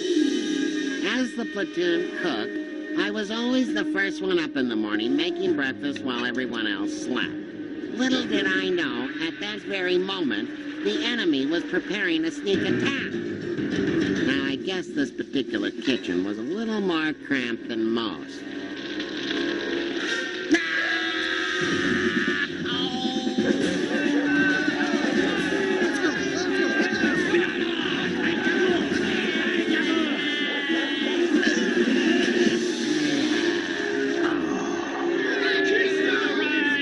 And that's the true story of how I saved the Fighting Fifths behind. Of course, I can sit for a week. So that's That's why they call you Corporal Keister. Yeah, I guess the name just stuck. It wouldn't have been the same without you, Keister.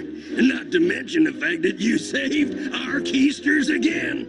Well, why weren't you in the company picture? Well, I can answer that. Keister here took the picture. If you're humiliated, I understand, Louie. You want to change your name, son? That's all right with me. As long as I can change it to Keister. What's that? I'm proud to be a Keister, Dad. Let's go, Keister. I mean, Anderson. It's time. They're unveiling the monument. This monument is dedicated to the men of the Fighting 5th Regiment, heroes captured in their finest moment. They sure captured you in your finest moment. Oh, dear. Yeah, perfect resemblance. Not entirely perfect, but it'll do. Look, Dad, they even included the ID number from that stove. Right on your left cheek. I'm proud of you, Dad. I hope that one day my Keister will save the United States of America. Not to worry, kid. You got the Anderson Keister. You're on your way. Expectations. We all have them.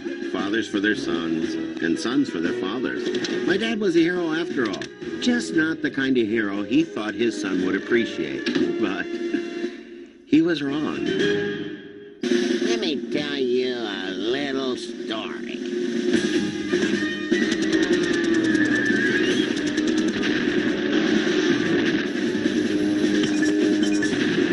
You with me? No. Good. At the Officers Club, that's it. Who wants seconds? I'm done. I calculated that in my 8 years of life, I'd actually spent 9.5 years listening to Dad's war stories. Next. 3, please. Got a little cold, huh? Reminds me of the time I was dropped behind enemy lines in Eastern Europe with nothing but the clothes on my back and a nasty head cold. Oh, what a mess. Oh, man. I was with the Fighting 5th at the time. See, I was their advance man. I was, the hunter. But little did I know, the hunter was being hunted. If it weren't for that sneeze launching a flock of Bulgarian geese, the Fighting 5th would have never liberated Eastern Slovakia. So, my little reserves, are you ready for the movie?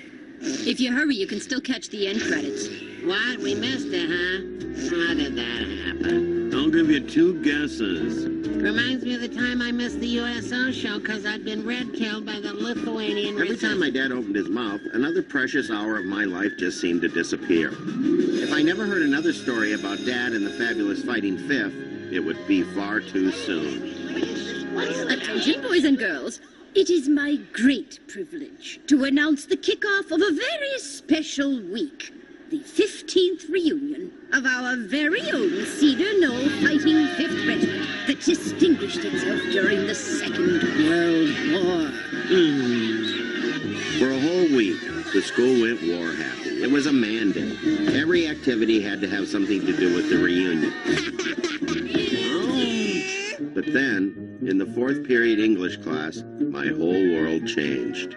Does anyone know what oral history is? The story of dental floss? Enthusiasm, kid. I love it. So, the Fighting 5th were being airlifted into Finland, parachutes and all. Only the hatch won't open, and we're under enemy fire. I'm shooting back with both hands, and I have to use my teeth. Actually, my molars to open the hatch. Right, only the tank gun, it's jammed. I look at the instrument panel, and it's all written in German. So quickly, before you can say Girdlesberg, I learned German and managed to unstick the gun before my buddies get slaughtered. It was close. And the Fighting 5th is stuck. No way to get to the safety of the forest without being spotted by the enemy. Until I see a herd of cows grazing in the field. So I start mooing my brains out.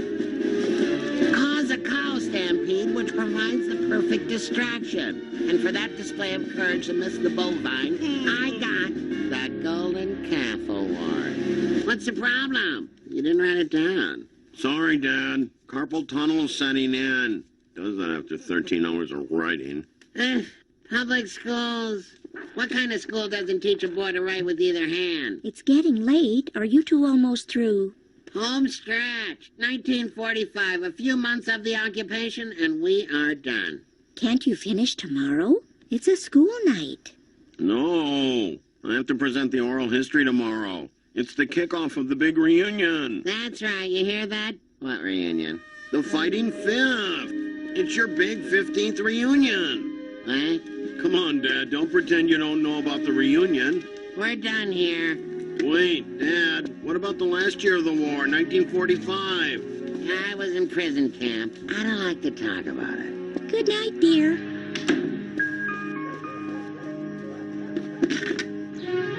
And that's how women working in defense plants help to defeat the godforsaken, evil-swilling enemy.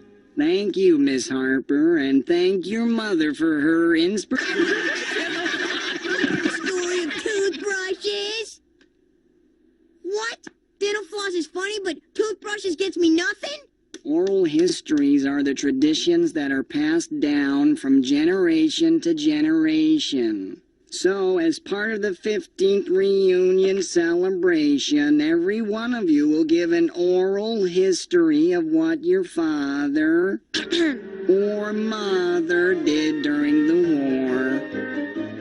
Yes, Louie? Just one question. Are we going to be graded on this? What makes you so sure you're gonna get an A? Are you kidding? You know what's waiting for me at home? A plate full of high cholesterol cookies? The Fort Knox war stories. The mother lode. It's time 8 years of bone-breaking boredom started to pay off. Andy, what's the matter? You're crying. Tears of happiness, dear. Tears of happiness. This is the happiest day of my life. Really? Happier than the day we got married? Yes. Oh, what's the right answer here? Of course not, honey. It's the second happiest day of my life. That's what I thought you meant. It's just that Louie asked me to tell him all my war stories about my days with the Fighting Fifth. Can you believe it, honey? He asked? Exactly. Our Louie? Yes, our Louie. It's just hard to swallow, that's all. No harder than this meatloaf, I'll tell you that. Are you all right, Louie? I'm fine, Mom. You're not really going to listen to all your dad's war stories, are you? Of course not. I'm going to write them all down. My favorite son wants to record my wartime experiences. Is that so wrong? The document will be like the Declaration of Independence, Magna Carta. Is that right, son? Whatever. Love and... Right! Let me tell you about my family. Hey, here we go now, it's bedtime again. Let's take a look and see what's happening.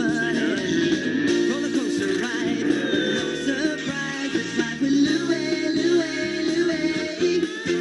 Life with Louie, Louie, Louie. It's life with likable, lovable, completely huggable. It's life with Louie. Your scientists will tell you that the average 8-year-old has spent 6 months of his life eating meals, 11 months of his life watching TV, and 3 years of his life asleep. I'm up the side, and then boom! Mortar shells were exploding right in front of my nose. Are you listening, Louie? Oh, to be the average 8-year-old. Help yourself, boys. Eat up before it gets cold. Reminds me of some field surgery I had to perform on my buddy when I was liberating France with the Fighting Fifth. Here we go. It was a little village of, Eclair. How about the mashed potatoes, Dad? Oh, yeah, perfect. Let's see. There were enemy machine gun nests here and here and here. My buddy Huckleberry gets caught in the crossfire. He says, Andy, I can't feel my leg. Andy. So I take out my Norwegian army knife and I open him up right there. This is gross. I'm out of here. Turns out he's got an enlarged spleen. That's gotta go. A ruptured appendix. That's gotta go. A busted up pelvis. That's it for me. Bon appetit. So I remove the infected organs, patch up the bullet holes with mud and pine cones. Now, you think a guy couldn't walk after something like that. But me and Huckleberry went on to single-handedly roust the Germans from the Riviera. And he's dancing the hoochie. Inspirational. Riveting. Next is Louie Anderson. I hope you all wore comfortable pants because we're going to be here a while. My father, Andy Anderson, was the most decorated corporal in the history of the Fighting 5th Regiment. Lights. The Spanish-American War. My dad started his military career as an intern. You know, delivering mail for the Spanish, that kind of thing. And with that kind of war record, it was only natural for FDR to give him a call when the big WW2 reared its ugly head. Any questions? Me. Yes, Melvin. Let's review. It's 6 a.m. Your dad is here, single-handedly saving a vineyard outside of Paris. At noon, he's here, using his big toe to wipe out an entire platoon outside of Italy. 4 hours later, he's here, driving a tank across northern Africa. So what's your point? What's my point? It just sounds pretty implausible to me. Improbable. Not very likely. Furthermore, the Spanish-American War took place in 1898. World War II in 1941. By all estimations, that would make your dad 112 years old. Well, you know, he doesn't look a day over 102. Tell you what, Louie. Perhaps you should go back and check the veracity of your dad's war record. I copied it down word for word. I had 3 tape recorders. Louie, go find the truth and come back tomorrow and give us another report.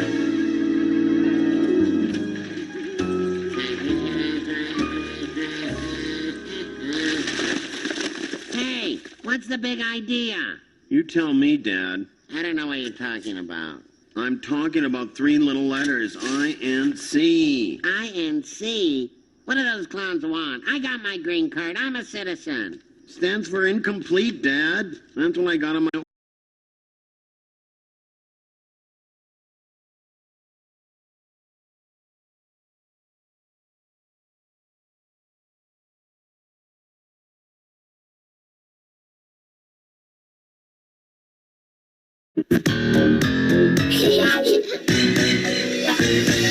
Close your eyes, a big surprise is coming, and it's up to something. You visualize and organize a thing that you could not imagine. Yeah. My name is Ellie, everybody knows me. World's greatest rapper, nobody's better. My name is Ellie, everybody knows me. World's greatest rapper, nobody's better. Na, na, na, na, na, na. Na, na, na, na, na.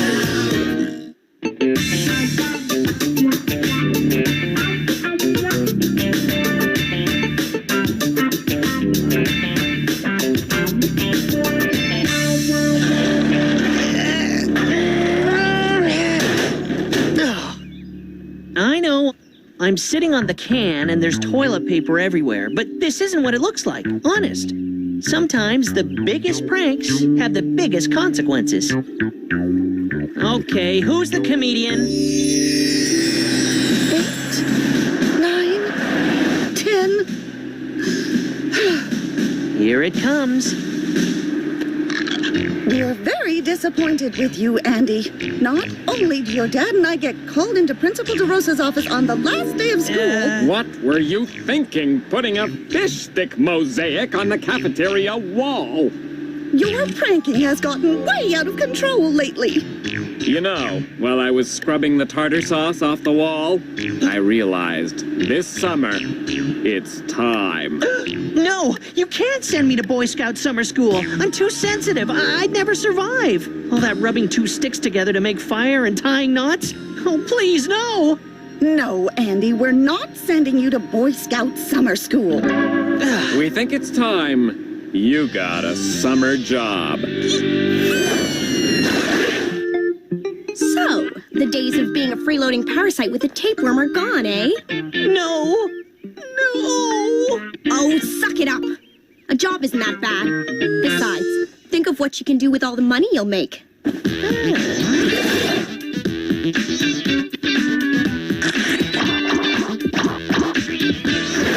This is great. It's gonna be the summer of Andy. Too bad you're a doofus with no skills or experience. That's what you think, spider legs. People will be dying to hire a young go-getter like me. We just received a shipment of flypaper glue, Andy. Why don't you put it in the storeroom? Yes, sir. You're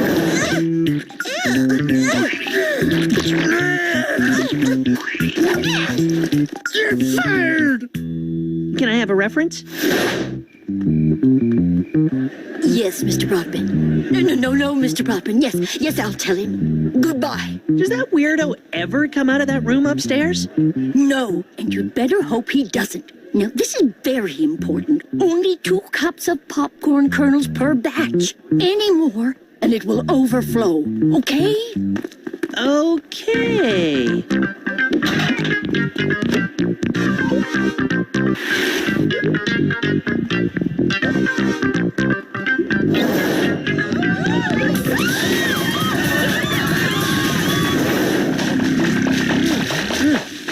Popcorn?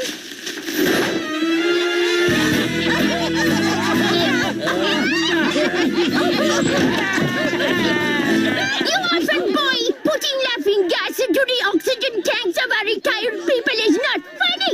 You're fired!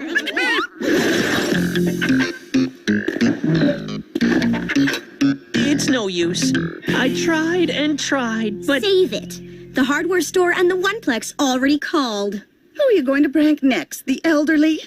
Obviously, we need to keep a closer eye on you. You will just have to get him a job at the paper plant. No, it's impossible. Well, don't look at us. Jan and I will be too busy cleaning up East Gackle for the top 10 most beautiful Canadian towns competition to keep an eye on him. Mom, I told you this summer was being devoted to the perfect tan. And I told you I need extra hands this year.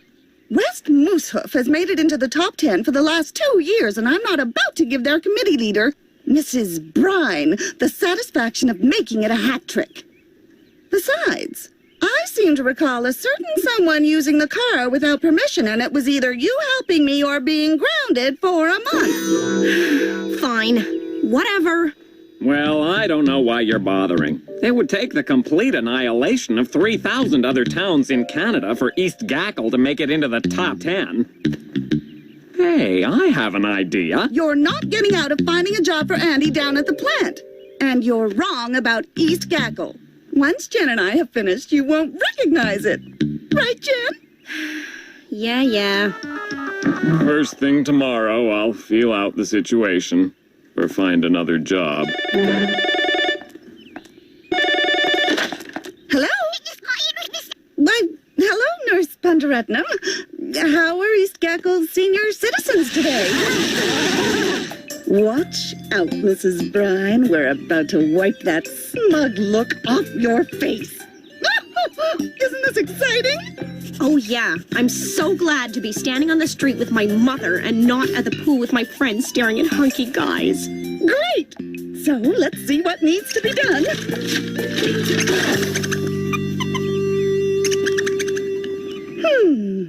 A raccoon problem. Look harder, Mother. I think it was a rat with black eyes. Well, we've sure got our work cut out for us. Here you go. Great. Not only do I feel like I'm in prison, but I get to look like it too. Thanks, Warden.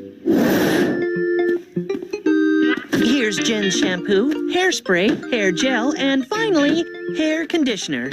And here's the glue, olive oil, orange dye, and salsa. Jen's hair really could use some sprucing up.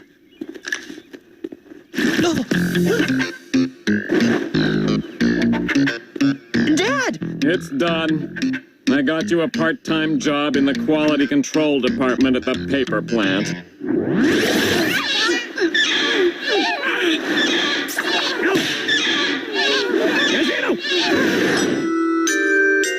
Who knows? Maybe it'll work out fine. Yeah, fine. And Andy, better get Jen new shampoo, okay? Yes, Dad. This is awful. I'm gonna be watched every minute of the day. Well, you gotta look on the bright side. No, seriously, you have to look on the bright side, because all I see is this sucks big time.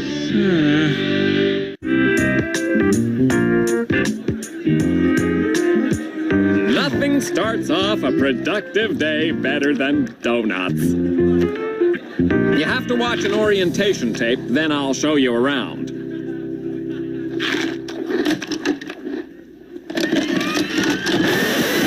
Welcome to So You Want to Work in the Paper Industry. Remember when they said that computers would totally do away with paper products? Well, they were wrong. Newspaper isn't just used for the East Gackle Cackle anymore. It has many functions.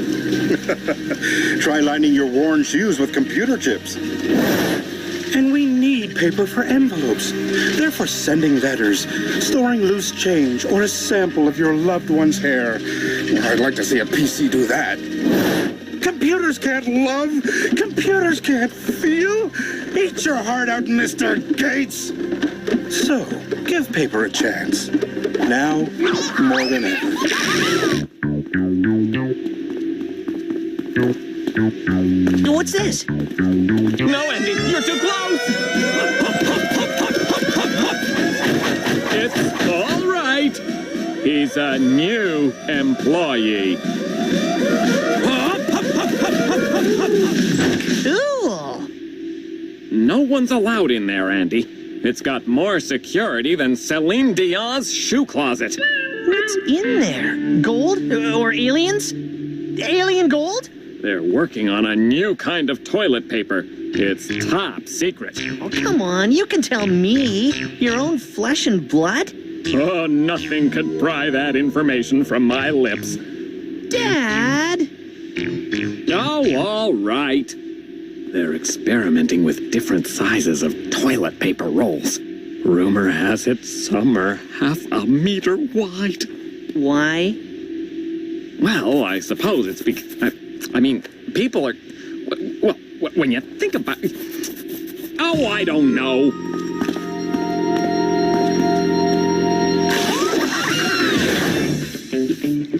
This is so degrading. I'm pretty sure you're violating some child labor laws by making me do this. Mrs. Larkin, I'm glad we ran into you. I want you to meet the judges of our upcoming competition, Mr. and Mrs. Swift. Oh, and this is their son, Blake. Mrs. Larkin is the driving force of the committee that is beautifying East Gackle. Oh, really?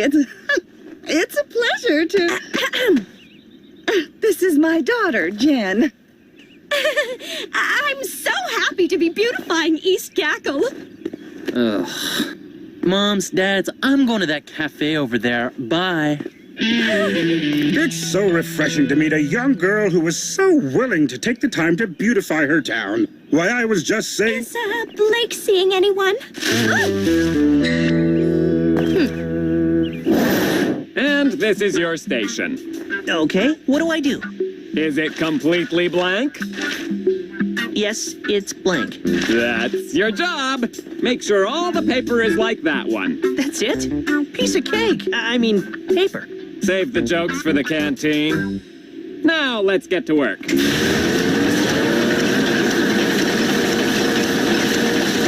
Listen, Andy, I have a family to feed and I want to keep my job. So, you know, no funny stuff. Remember, you're here to keep your mind off pranking, okay? I will make you proud, Dad. I'll be the hardest worker at the plant.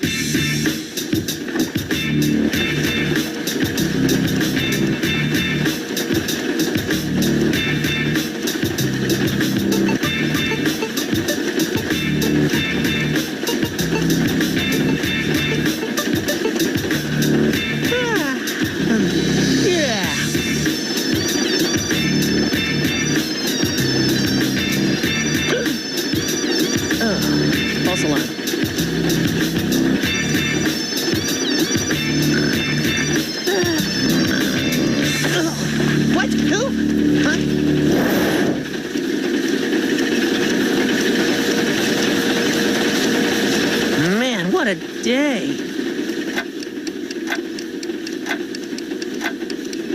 It's only been an hour? Time for a break. Man, this job is more boring than the parliamentary debate channel. How am I going to keep myself awake? They're working on a new kind of toilet paper. Rumor has it some are half a meter wide. Hop, hop, hop, hop, hop, hop, hop, hop, hop. About time. I could eat a horse. Remember, you're here to keep your mind off pranking, okay? Yeah, right.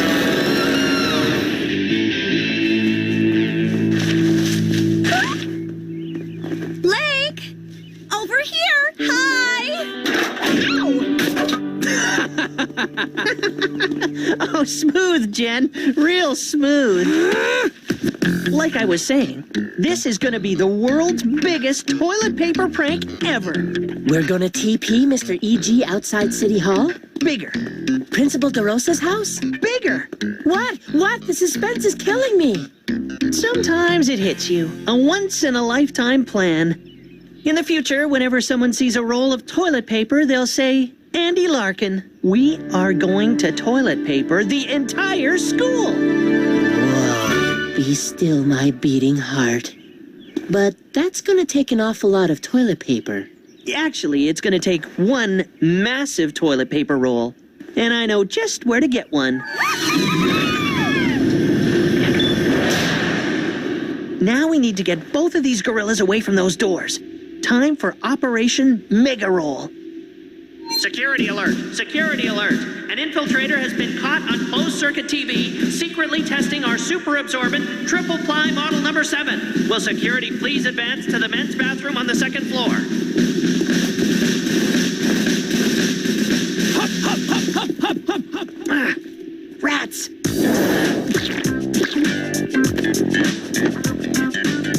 Help! Oh, I just got a paper cut. I need you two to take me to emergency. Hop, hop, hop, hop.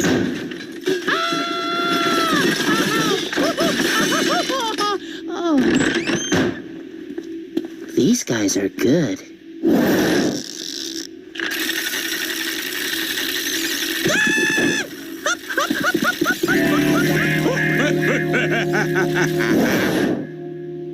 There must be a way to get rid of those guys. Mmm, bologna and macaroni. Huh? What the? Hop, hop, hop, hop, hop, hop, hop,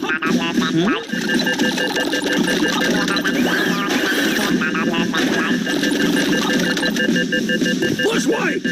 All clear! Come on, now's our chance. But I haven't finished my salad.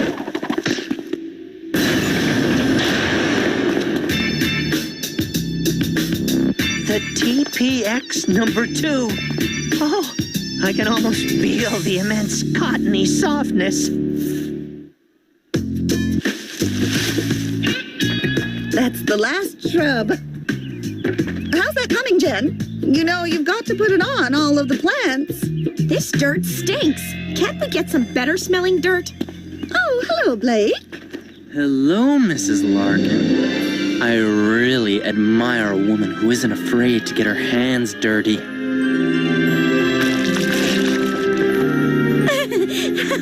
Hi, Blake.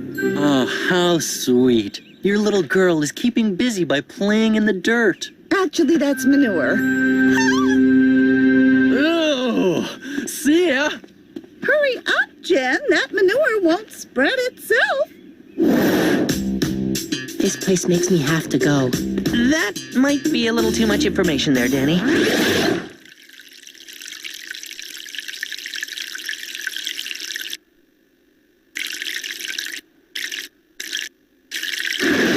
Come on, let's fire this baby up. Size of paper square. 1 meter by 1 meter. Not too big, not too small. Length of roll? 4 kilometers should do the trick. Hold on to your perforations. As a young boy, I could only dream of a toilet paper roll this size. I have a question, almighty bathroom tissue creator. Exactly how do you plan on getting this thing out of here? I'm way ahead of you, Danny boy. Right on time. You're kidding, right? Whoa! Express delivery for King Kong. I don't think the car is gonna carry that roll. Don't worry. My baby is way stronger than it looks.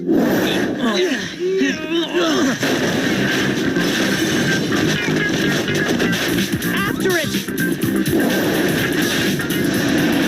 Hurry, it's getting away!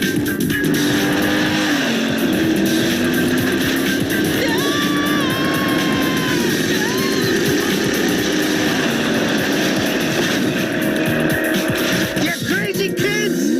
The Swifts have been in there with the mayor for ages. It's only been 5 minutes. Oh, I hope we make the top 10. Do you think we will, Al? Oh, I hope nothing goes wrong. Are you sure Andy is at the paper plant?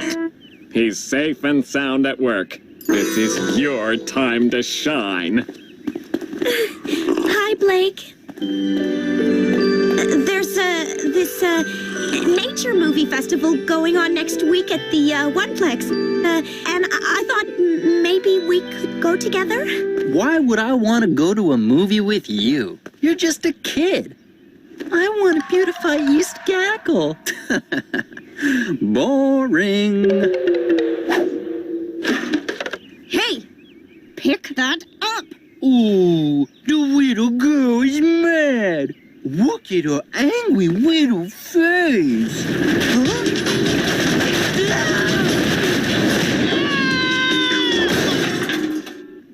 I never thought I'd hear myself saying this, but nice work, bro.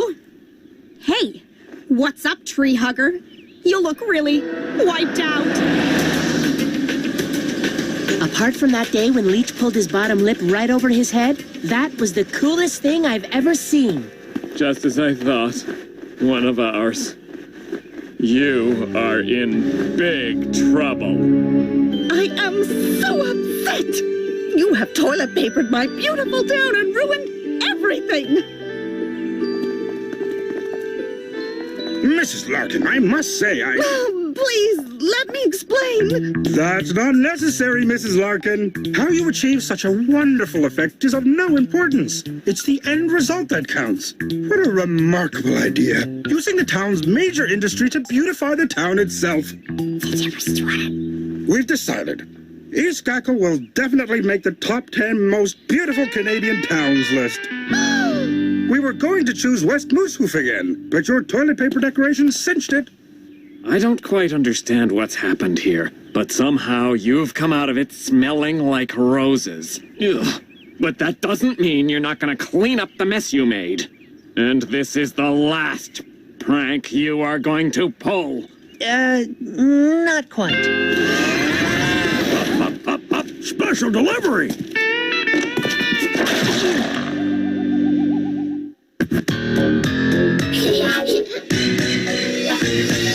Close your eyes, a big surprise is coming, and it's up to something. You visualize and organize things that you could not imagine. My name is Ellie, everybody knows me. What's been better, nobody's better. My name is Ellie, everybody knows me. What's been better, nobody's better.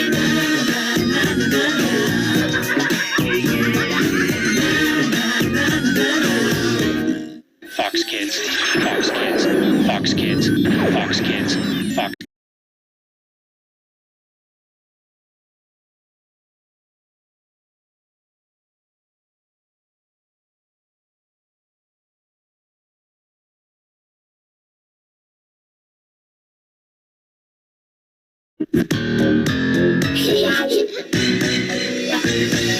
Close your eyes, a big surprise is coming, and it's up to something. You visualize and organize things that you could not imagine. My name is Ellie, everybody knows me. What's been better, nobody's better. My name is Ellie, everybody knows me. What's been better, nobody's better.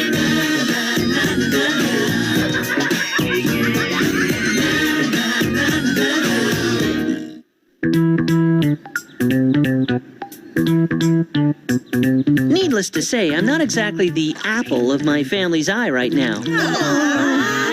Oh, But let's face it, they can't see the forest for the apple trees. I'm getting ahead of myself as usual. Let me explain. It started a few days ago. It was one of the hottest days on record. It's not the heat I hate so much, it's the humidity. But not half as much as I hate the smell of wet dog. I know it's a free trip, but are you sure? I mean, Andy will be with us. But I've always wanted to go there. Maybe we can sneak off on our own. Sneak off? Sneak off where? I won first prize in the raffle at work, a family vacation. No! Oh, really? Relax, Jen. I'm thinking of giving the tickets to another family. Hey, not so fast, Al. What about my opinion? I'd really like to go. Mom, do I have to remind you of our last trip?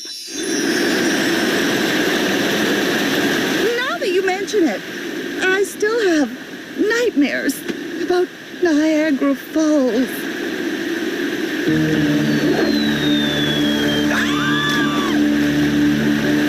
Oh, come on. That was a good one. Well, that settles it. We'll let some other lucky family spend a week in the Big Apple. The Big Apple? New York, the Big Apple. It's my kind of town. When do we leave? We'll start packing the car, right, sis? Be careful what you wish for, dear. You might just get it. Okay, that's the last of them. We're ready to go as soon as Danny gets here. Danny? You mean Danny's coming with us? The prize was for a group of 5, and he suggested we take Danny along. No one asked me. We could have taken Terry. We're only allowed one animal, and we've already got Spank. Shut it, moron. It's a pleasure to see you too, Jen. Hold your horses, Andy. Remember what we discussed last night? These are the promissory letters you agreed to sign. Yours states that you will not prank, trick, or pull a stunt on anyone at all during this trip, and you will not complain about anything until we get back home. Okay, all aboard the Larkin Express. Oh, boy.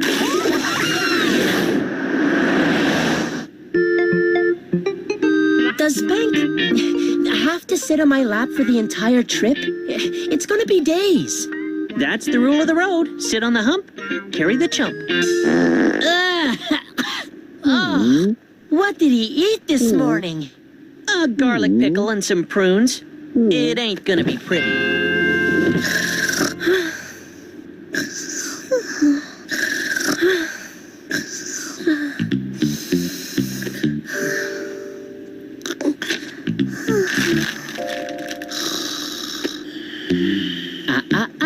No pranks. Oh, come on. This can hardly be categorized as a prank. It's more like a good-natured bit of fun. Give it to me.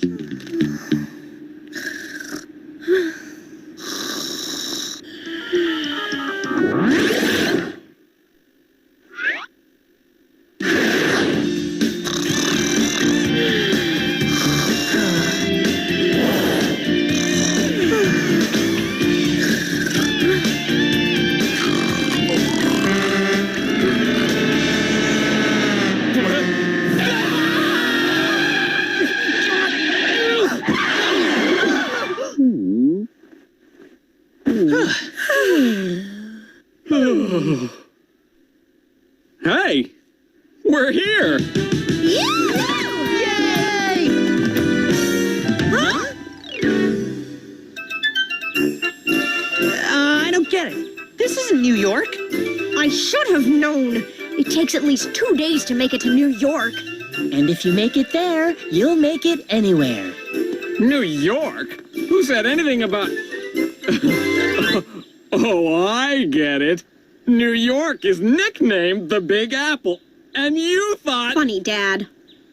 It's all I hoped it would be. There's not many people here. Well, that means we don't have to line up for the attractions.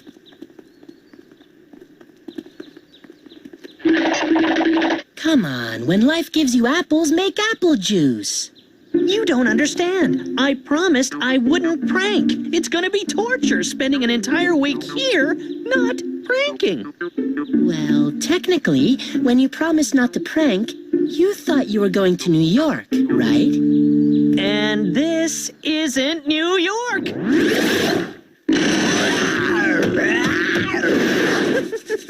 Let the pranking begin.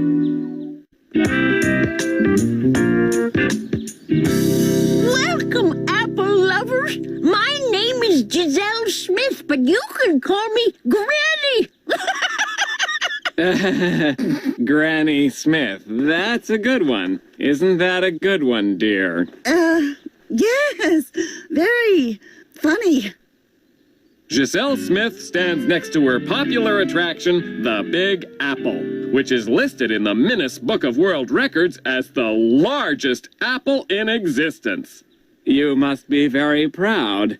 Those were the good old days, I'm afraid. Everybody wanted to get their names in the record book, and bigger apples started springing up everywhere.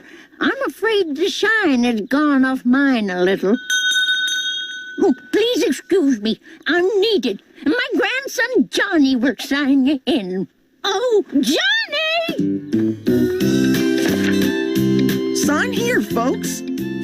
I promised my friends that I'd bring them souvenirs from New York. Now the best I can do is a lame apple hat. Might I remind you? Ugh, forget it.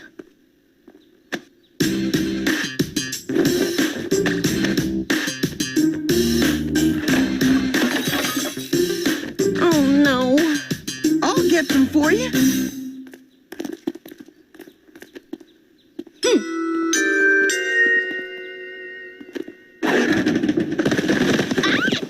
So, we have a rotten apple in the barrel. Well, bring it on, Sonny.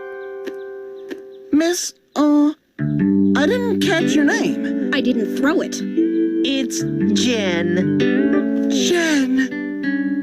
I'm Johnny. As in Johnny Applecore?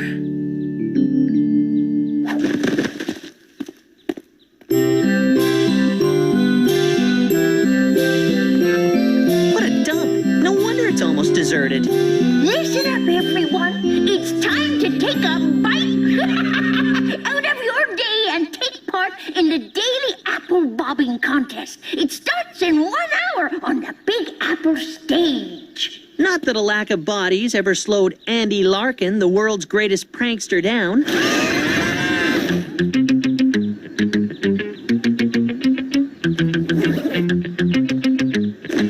Okay, when I give you the signal, create the diversion. Then I'll drop the rubber head into the apple tub. I can't wait to see the old ladies' faces when I come up with it in my mouth.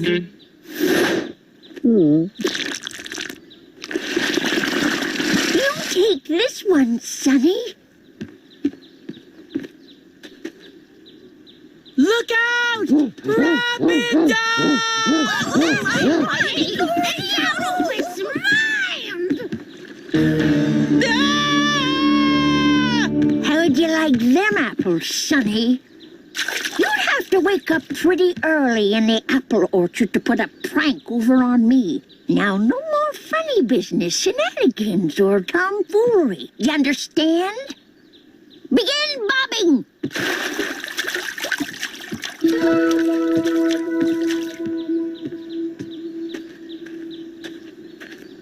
What happened? Giselle pranked me. How did she know what I was gonna do? Ah, it was probably just a fluke. Miss Jen! Come for a spin! Amazing. They look like the real McCoy. That's fine prankster workmanship, if I do say so myself. This is gonna be great.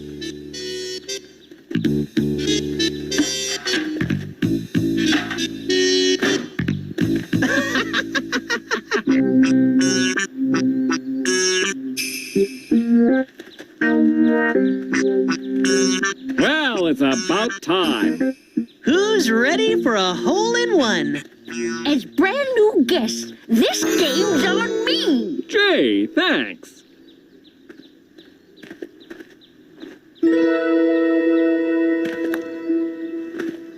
Enjoy your game. Come on, Andy. Let's see how hard you can hit it.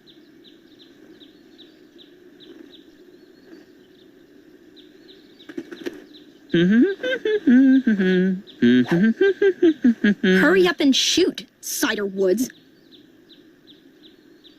Ah!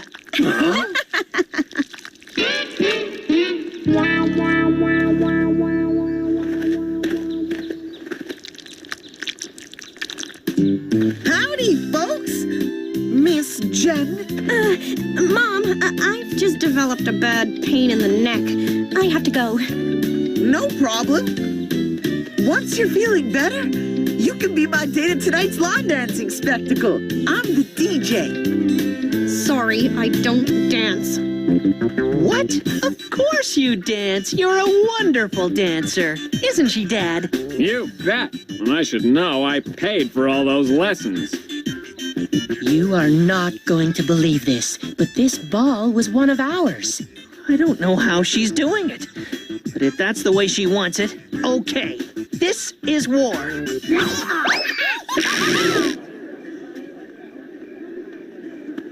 I wanted to stand in line to dance in the Big Apple, not line dance in front of a Big Apple. What was that, dear? A complaint? No, Dad. Just an observation. We'll see how fast these people can really dance. Ooh, speed metal from Montreal. Hardcore.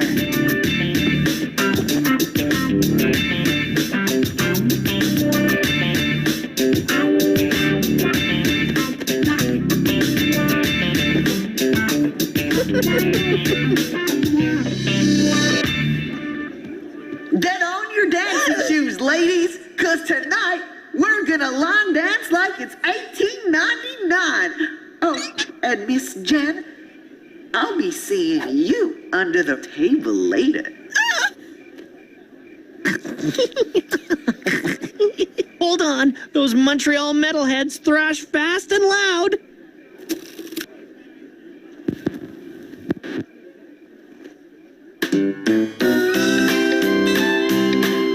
That doesn't sound like metal. That's because it isn't. All right, lonely ladies. These two young gentlemen have offered to dance with every lady here tonight. Oh, yes, that's so nice. Oh.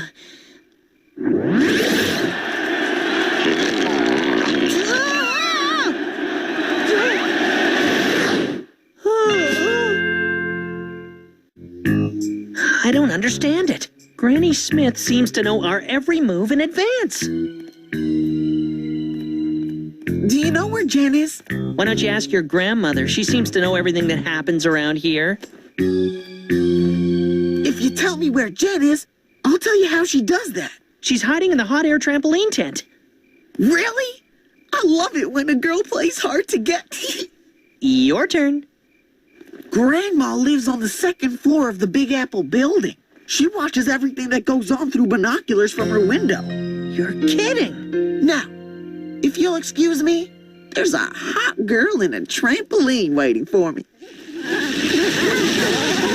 I thought that whippersnapper would be a harder apple to bake. Oh, well, they just don't make them like they used to. Okay, coast is clear. If I didn't know better, I'd swear it was me sitting in the back seat. Yeah, that 24-hour copy center did a great job. I photocopied my butt before, but never my whole body.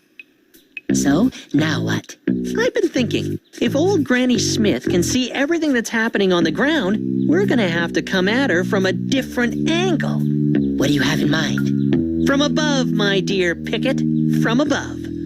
Time for phase 1 of my cunning prank. How did your date with my sister go last night? It didn't. She wasn't in the tent. Oh. Don't give up. I know Jen likes you. She told me. But she's a very shy girl. You gotta work at it.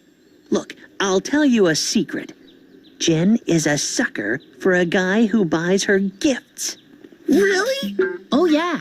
And she's crazy about caramels. With her, it's caramel this and caramel that.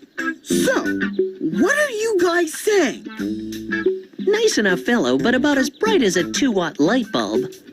Well, if she's a sucker for gifts and crazy about caramels... Hey! I just had a brilliant idea. We melt caramels for these apples. If I give Jen a box, she'll like me even more than she does now. Why didn't I think of that? But I'm not too sure about this one box thing. If I were you, I'd give her a lot more than that. Heck, that's no problem. We've got hundreds in the stock room. Hundreds? That should do it. Oh, and you better let us give Jen the caramels, what with her being shy and all. It's like taking candy from a baby. Now, on to phase 2. One hot air fan coming right up.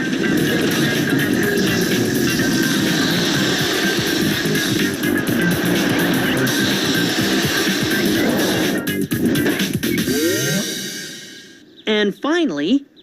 don't tell me. Phase 3. Exactly. You carry the boxes up to the roof and dump them out. I'm off to position the fan. Good luck!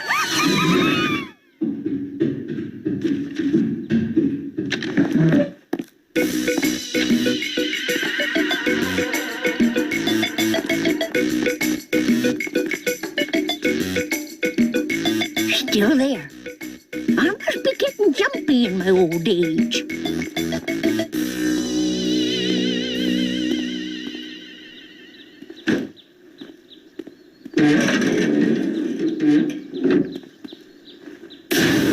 One fan going up.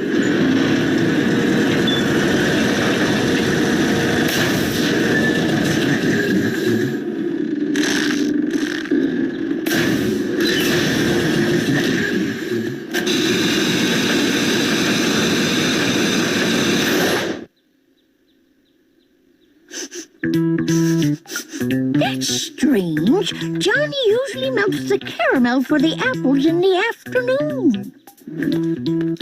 Well, slice me up and bake me in a strudel. I'm not kidding. If you don't drive me home, I'm hitchhiking. But we thought you were having fun, Jen. And what about that nice boy, Johnny? You mean that psycho who's been stalking me ever since we arrived? Well, we have done everything there is to do here, dear. Okay, we'll leave right after breakfast. I feel like apple muffins. Let's find Andy and Danny.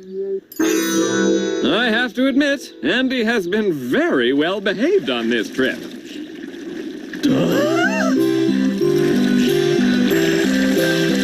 Maybe we should skip the muffins. Check, please.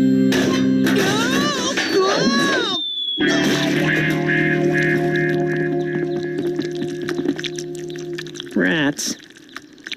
Don't you worry, Granny. They'll pay for this. I'm the one who should be paying them. It's brilliant. Congratulations, Sonny. Huh? Huh? Why would you congratulate him? He just carameled your home. Yes, he did. And I bet now it's the biggest caramel apple in the world. Johnny, get the Menace people on the phone. I think we're about to become a major attraction again. You got it, Gran. Now that I'm gonna be a celebrity, how about that spin in my golf cart? I give up. Let's go. It seems I've made the most of a sticky situation. Now I just need someone to peel me off this building. Tough crowd.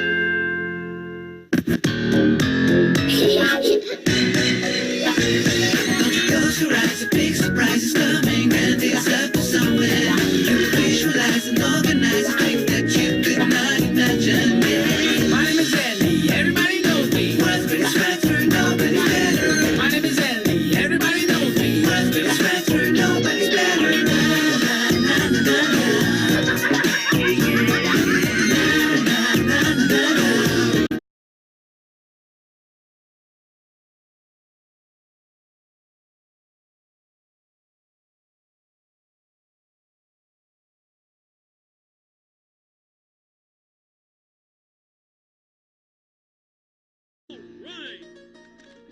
Let me tell you about my family. Hey, here we go now, it's bedtime again. Let's take a look and see what's happening. Roller coaster ride, but no surprise. It's life with Louie, Louie, Louie.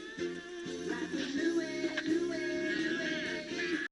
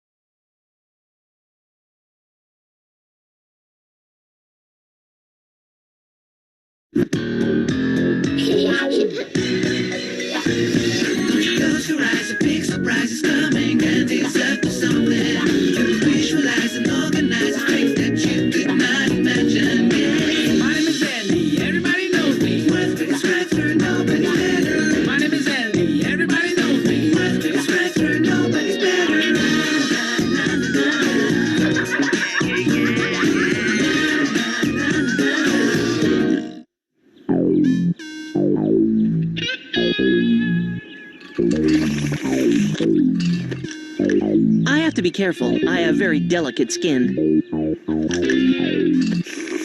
But it could be worse. It might have been me out there. Come on, how long does it take to mow a golf course? Let me explain. It started a few days ago. And our sports program is really hurting. The poor kids think a medicine ball is a dance that doctors go to. Bummer. Tell me about it. Well, the hole is very curvy, so the ball went that way. No, I mean about extra funding for the school. The mayor is focusing. Nice shot, Henry. Too bad the hole isn't 13 feet to the right.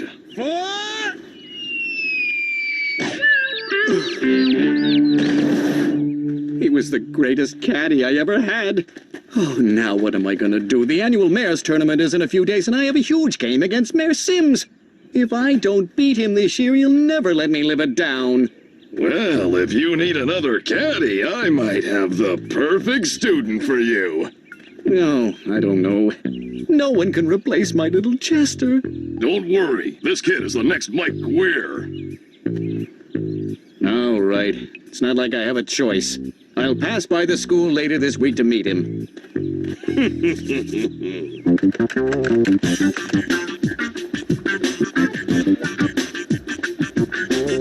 Aren't you getting a bit old for water balloons? Maybe, but they're just so easy and effective. Congratulations, Jervis. And don't forget, Mayor Roth has to win this coming Saturday. I won't let you down, sir. Speaking of which, look who's here. I'll be with you in a minute, Larkin. You couldn't be in trouble, Jervis. You're too squeaky for that. I know, you're washing DeRosa's car because you finished licking his boots. Go ahead, be a Weisenheimer. But seeing as you're curious, I'll tell you. You're looking at Mayor Roth's new golf caddy. Big deal. Maybe not to you, Larkin, but being the mayor's caddy will score me lots of points in my upcoming political aspirations. If that guy ever becomes mayor of East Gackle, I'm moving to Medicine Hat. I can't believe Jervis was actually bragging about being the mayor's caddy. Just when I thought his head couldn't get any bigger. Yeah, he really needs to come back down to earth. Foot! And I suppose you're gonna help him do that? It's a burden, I know, but I, Andy Larkin, the world's greatest prankster, can do it.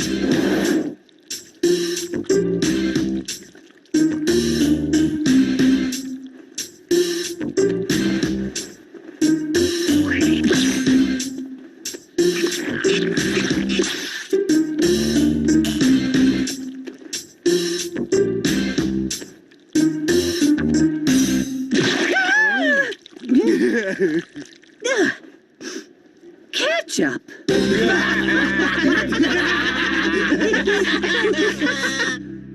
You should try that on a hot dog sometime. This week, I get my custom-designed caddy outfit. I'm gonna look like $1,000,000. Yeah, all green and wrinkled.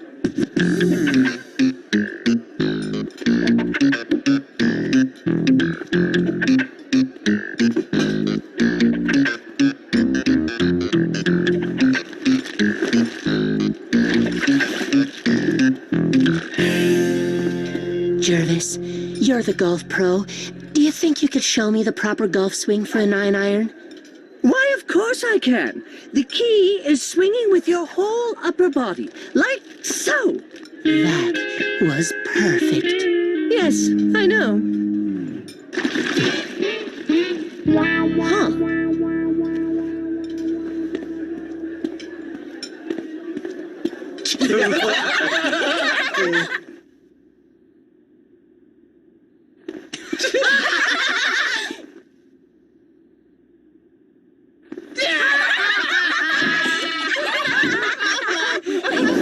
I reread the Zen Caddy to prepare myself mentally for Saturday's caddying challenge.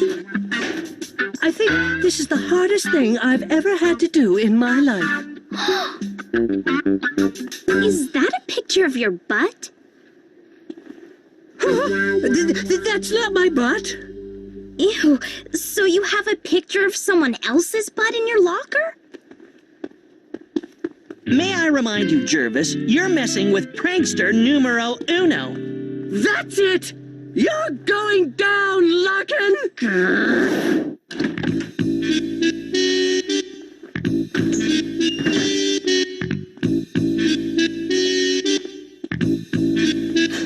This Super Pro itching powder will make Andy pay for my humiliation.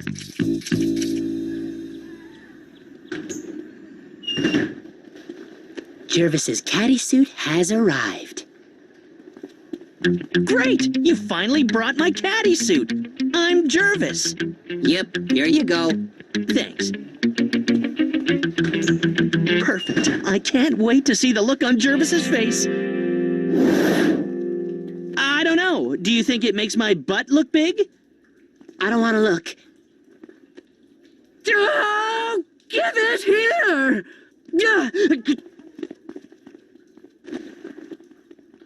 That's it! No more Mr. Nice Guy!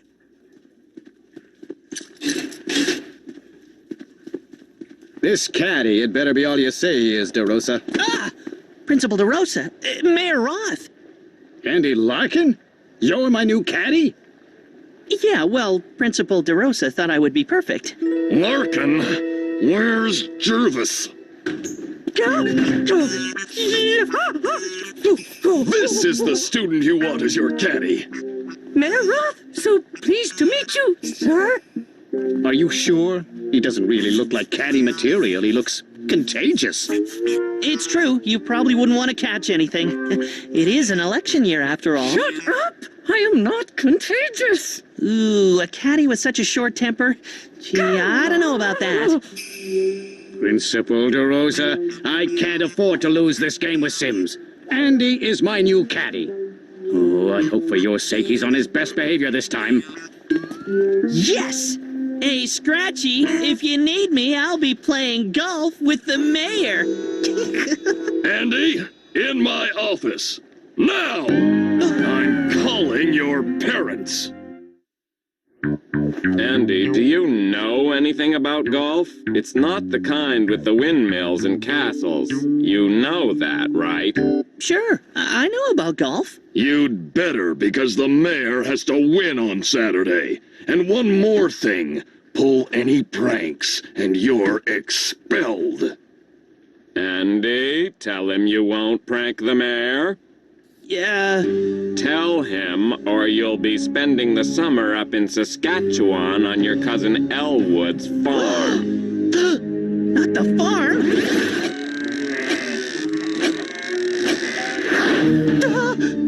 All right, I promise. No pranks. No pranks, eh? I'm stuck in a golf course all day with no pranking. I feel my pulse slowing already. Still, it beats wearing a straw hat and overalls next summer. Good to see you, Sims. But I've got to warn you, my handicap is 15. 15, eh? Well, mine is 10. Plus, my new caddy knows so much about golf, I should say 5. Really? I have to meet this wonder caddy. Hey, it's Twitchy! But you can't use him. He's from my town. Yes, I can. Besides, he wrote such a nice letter praising my fiscal planning and begging to be my caddy that I couldn't say no. Fine. Steal my constituents. Keep your eye on my golf balls. I think Sims has sticky fingers. Oh, that's it. Let's do this. You don't stand a chance against me in golf. Dude, we don't actually play. We hand the clubs to the ones who do. Jeez.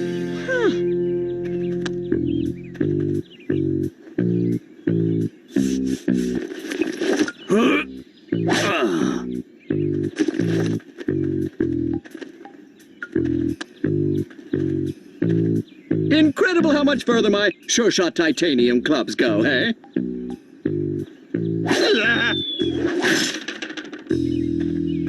You're right. They really do go farther.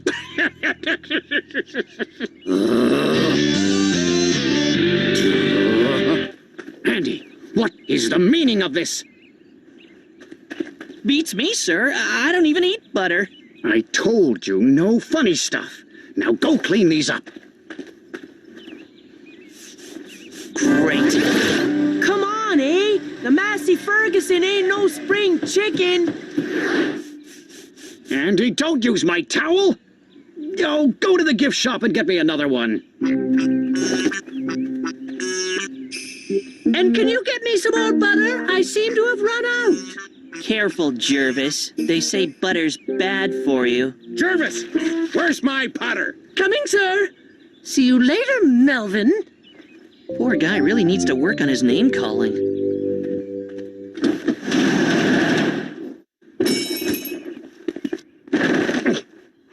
Sorry. That's okay. I just spent 2 hours folding those. No biggie. Oh, goody. More folding. I hate my life. If you shoot a hole in one, Roth, you'll only be 7 shots back. Andy, go get old Betsy. It's time to get serious. Betsy coming up, Mayor. What, are you in grade 2? Give me that.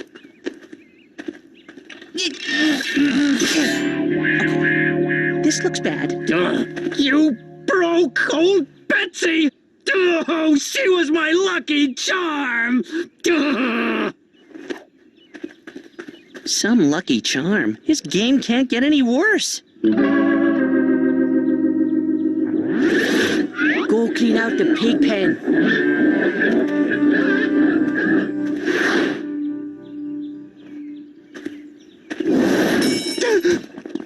Don't even think about it.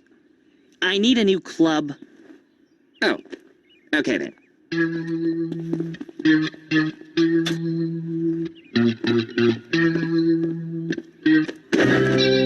You are a dead man.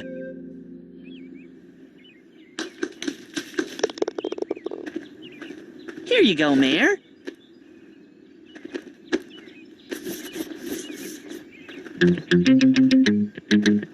And you're a klepto. You want it? Go get it! You are like the worst prankster ever.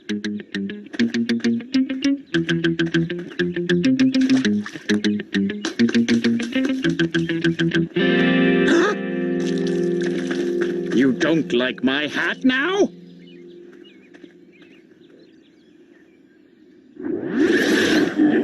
We're not milking today. The vet's sick, eh? So we'll be doing the checkups.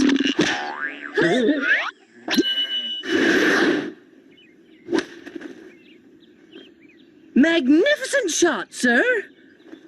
Andy, get me a 6-iron. If DeRosa expects more funding, I'd better win this game. Understand, Larkin? Perfectly. Good. Now get me another hat. Okay, Jervis.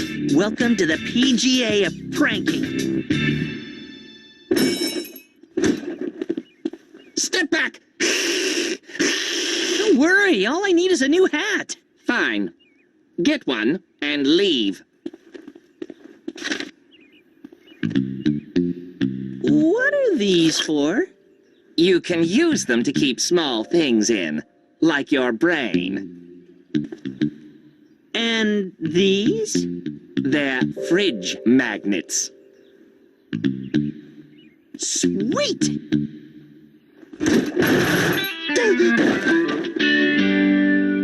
Oh! Looks like your handicap has gone up. This is all Larkin's fault.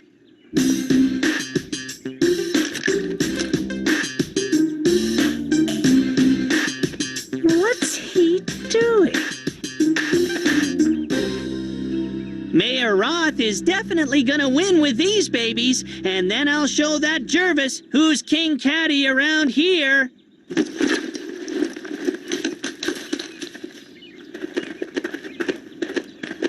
Ha ha! Sucker! Advantage, Jervis.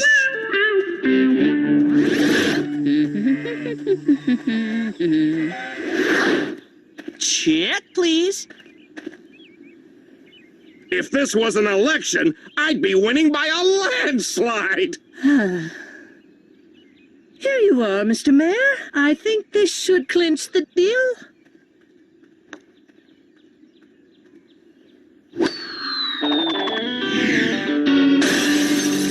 What the? Nice shooting, Tex. Maybe next time you'll bag a deer.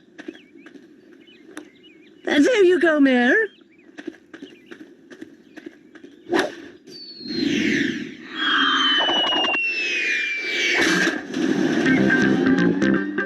Don't worry, Mr. Mayor. I'm on it.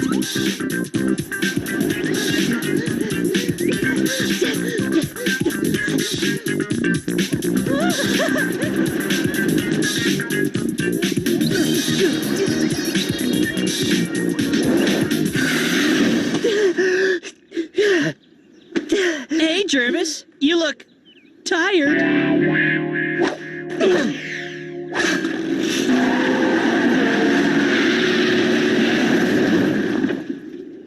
Andy better not have anything to do with this. I can't believe it. I'm 5 strokes ahead. 4. What is wrong with these balls? That's right, Sims. Blame the ball.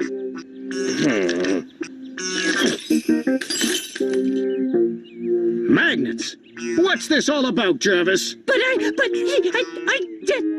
You're cheating! I knew it! You're cheating! I am not. Well? I don't know what's going on. I swear I didn't do anything except... Except what? What did you have him do? How dare you? You're going down. Seeing politicians at work is always so inspiring. All right, start talking. I confess, it was Andy. I saw him. I knew it. Hey, before you find me guilty, take a look in Jervis's knapsack. He planted the butter there. I'm calling Cousin Elwood when we get home. Wait a minute. How do you know what he put in your bag if we haven't looked yet? Well, I'll be. Andy, it looks like you've got some competition as a prankster. I agree. Those first few pranks were lame, but the magnetic golf balls was a stroke of genius. Ha! That one wasn't mine. That one Andy did. Tell them. It's true. He did the lame ones. Hey! Well, then you're both going to pay the consequences. Go easy on Andy there, DeRosa. He was just being a good caddy after all.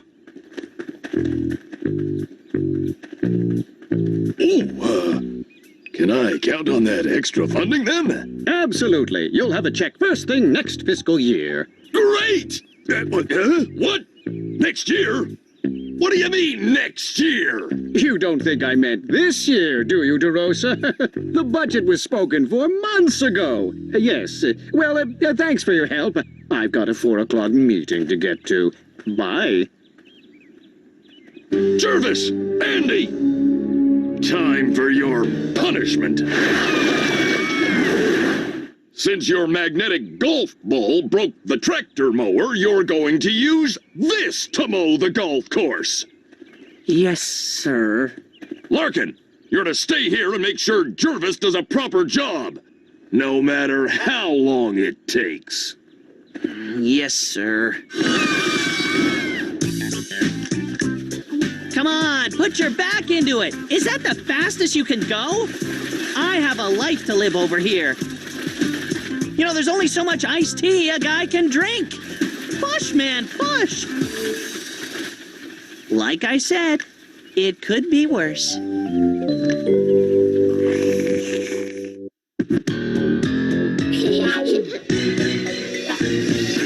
Close your eyes, a big surprise is coming, and it's up to something. Visualize and organize things that you could not imagine. Yeah. My name is Andy, everybody knows me. Worth the scratch for nobody's better. My name is Andy, everybody knows me. Worth the scratch for nobody's better.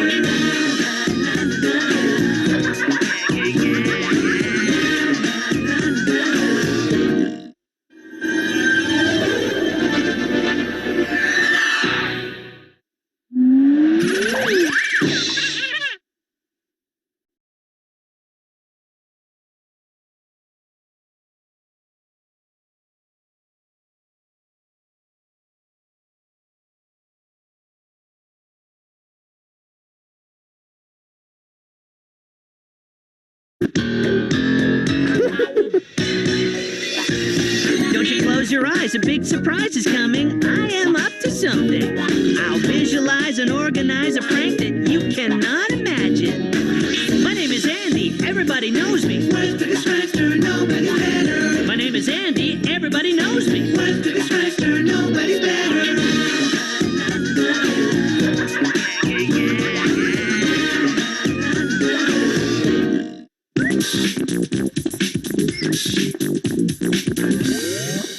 Do you believe it? I'm running a race, and I'm way out in front. If you can keep up with me, I'll explain why. Jen, I don't believe it. Your dorky brother with the little girly arms is actually going to show up for the school's track and field day.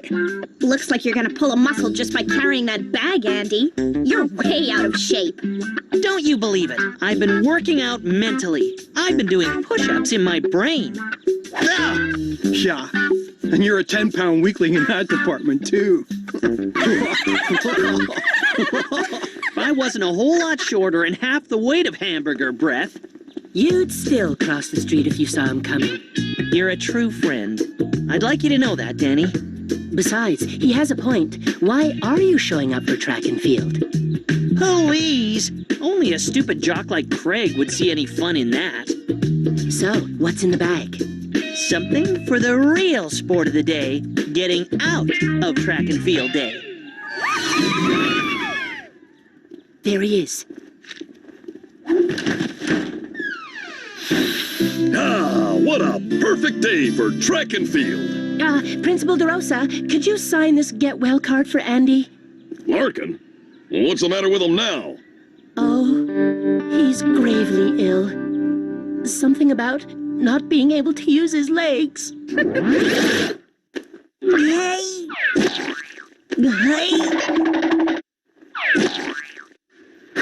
There's nothing worse than a student out sick. Hello, Principal DeRosa. Don't worry. I'm going to win the track and field award again this year. No doubt about it. Miss Larkin, please send my get well wishes to your brother. Huh? Andy might be sick in the head, but other than that, he's just fine. Sick in the head? Joe! That's earned you and Larkin a week in detention. If I don't see both of you on the track in 20 minutes, we'll be using you two as hurdles. Well,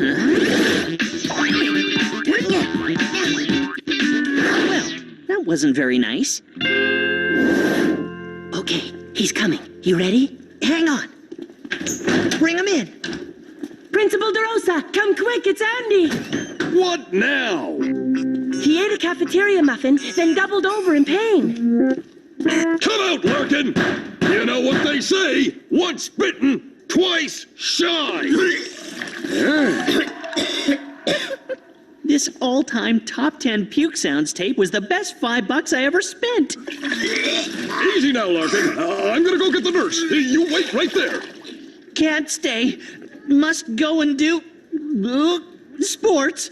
Forget it. You're excused. Just wait here for... Oh, if you aren't on the field in 10 minutes, Next, we'll use you as the target of the javelin throw!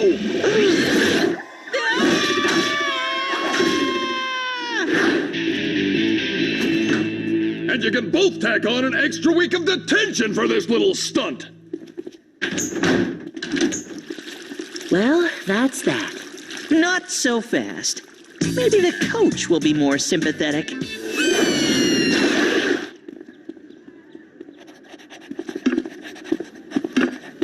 About time you two got here. You'll both be in Group B, along with Craig Bennett, Jervis, Lick, and Leach. What in tarnation? I was tying my running shoes on the bleachers when I was hit with a medicine ball. I tumbled down all 14 of the bleacher steps. Don't worry about it, Larkin. We're gonna miss you today, but you're obviously in no condition to participate in the events. 1,000 curses! What did I tell you? He's the champ. What are you up to now, Larkin? Oh, that's gross. Actually, it's ketchup. That's 3 weeks detention! Coach, I think what Andy needs is some loosening up exercises. I know exactly what you have in mind. Come on, Larkin. My grandma can do a better push-up than that in her hospital bed. Do I still have to do the 100 sit-ups? Forget it. I think a sit-up would finish you off. Besides, we have to start the events. Hi, Andy. Lori, hi. What's going on? I've been assigned to write a report for the school newspaper. You know, on the track and field events, an interview with the winner. Cool. You know, maybe after school we could hang out or something. Go out with me. Yes! Yes! Yes! When the planets align, you better take advantage of it. Hey, Larkin, this is the way you do a push-up.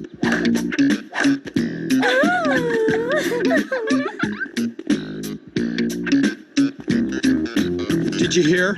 Coach put us in the same group. If you watch me close, you might learn a few things.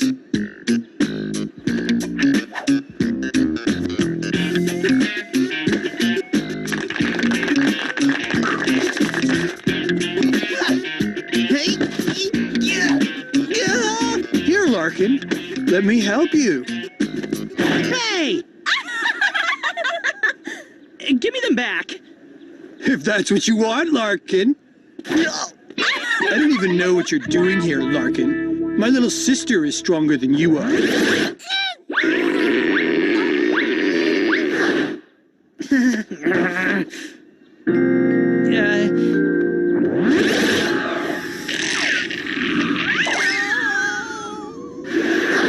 You look miffed, oh great prankmeister. Miffed only scratches the surface. Craig is going to be sorry he ever met me after my participation in track and field. I thought the idea was not to participate in track and field. There's been a slight change of plans. Craig Bennett, the world's biggest jerk, is about to compete against Andy Larkin, the world's greatest prankster. Okay, Group B. First event is the hammer throw. Leach, you're up.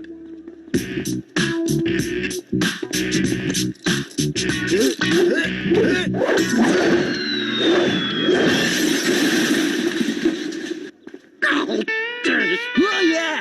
Me next! Me next! Oh, what can I hit? No, boys, that's not the goal. Time for the lesson in humility to begin. Andy? Oh, don't sneak up on a guy like that. Sorry. What do you want? Me, Tamerlane, and Shadow over there are big fans of your work. My work?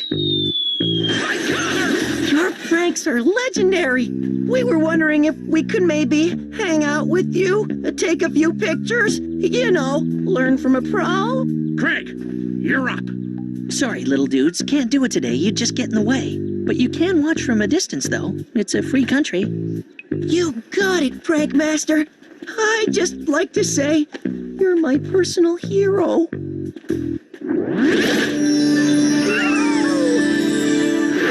What a nice kid. Reminds me of myself when I was his age.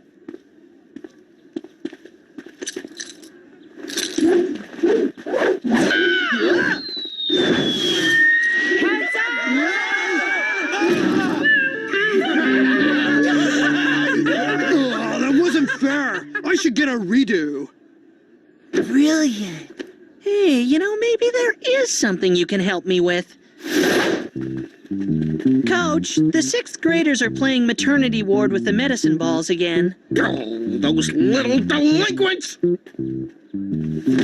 I got ahead of Berman and his little buddies. They got all the glue we needed in no time flat. Come on, Craig is running in track 4.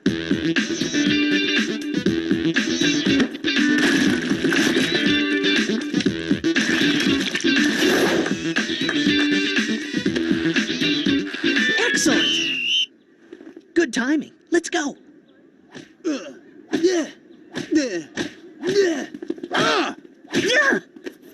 That's my lane, dork. You're a speed machine. You can fly. You're the wind. You're number 1, Craig! This will give Lori something interesting to write about. On your marks, get set! Andy, he isn't even coming close to touching the hurdle. It isn't going to work. Oh, Craig! Smile for the camera!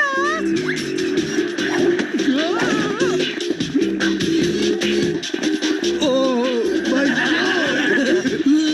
Face plant! Jarvis is first, Danny second, Andy third. Craig fourth, Lick and Leech tie for dead last. 4th? What do you mean? This is my best event. Not anymore.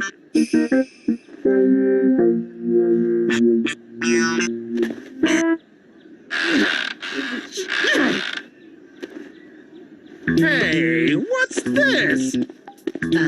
Isn't that the glue the kindergarten class uses? Those little brats! Wait till I get my hands on them!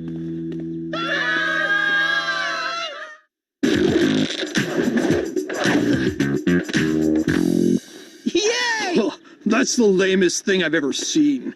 There are toads that can jump higher.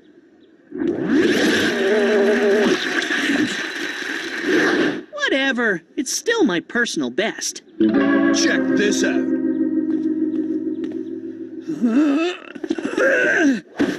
Ta-da! Jarvis, you're up. Okay, Coach. Raise the bar 5 feet.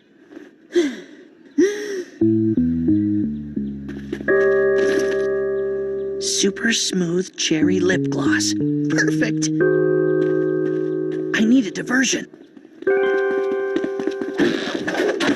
Woohoo! Ah! No way! That's no good! He went over it without even touching it! What? No. It wasn't a good jump because he didn't even stay up there. He went, meow, and bam! Landed on that big cushiony thing. Shut your gob, you little twit. You're breaking my concentration. Good jump, Jerv. I reckon hanging out with Larkin has warped his brain.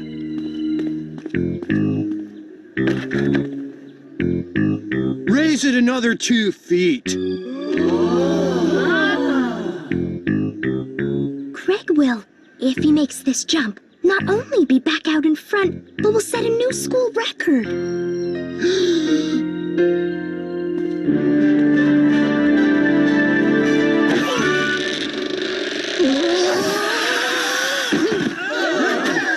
Disqualified! Huh? Somebody grease my pole! It's cherry lip gloss! Who put their cherry lip gloss on my pole?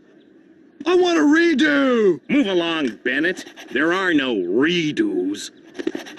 Oh?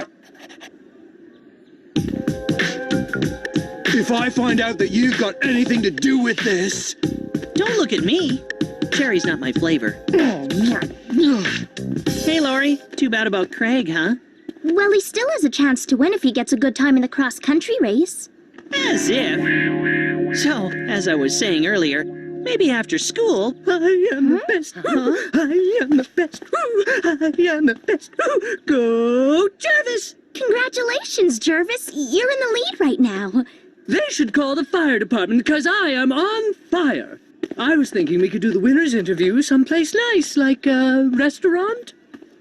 Unbelievable! While I've been focusing on Craig, that sneaky Jervis is vaulting himself into Laurie's heart. I pranked myself from the frying pan into the fire.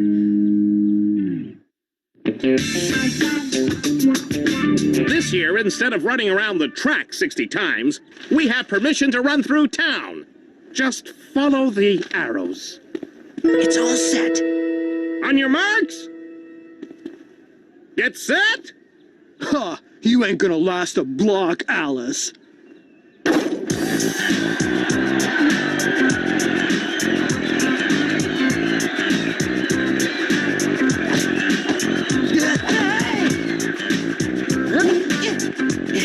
It's amazing they ever make it to school. No, this is more like it. I'll show everybody that the Craigster still has it. You're the wind. Meep, meep.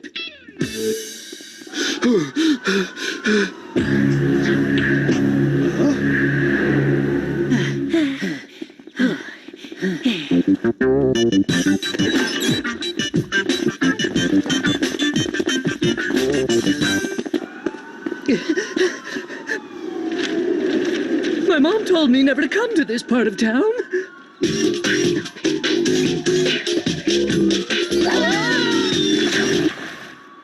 you see him? Not yet.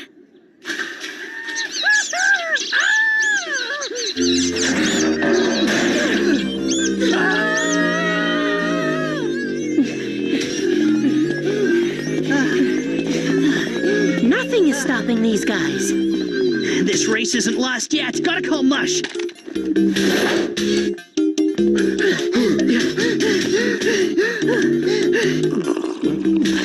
Concentrated prune juice. If he shows up in the next 2 minutes, he'll beat the record. I'm gonna do it. I'm gonna do it.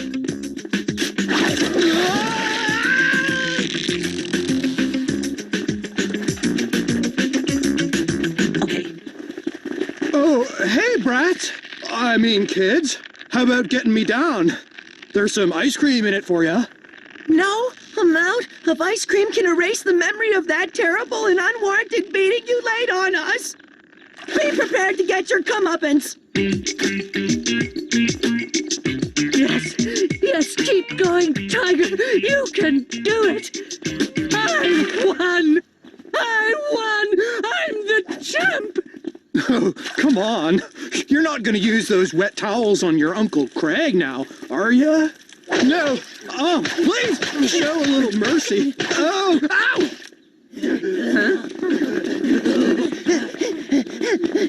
Hey, where are they going? I don't know. Probably to the finish line. It is a race, after all.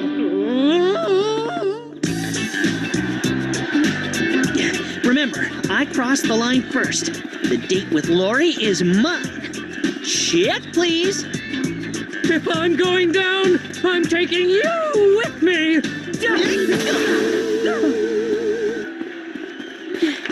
Hey, I won. I did it. Quit it! No, you quit it!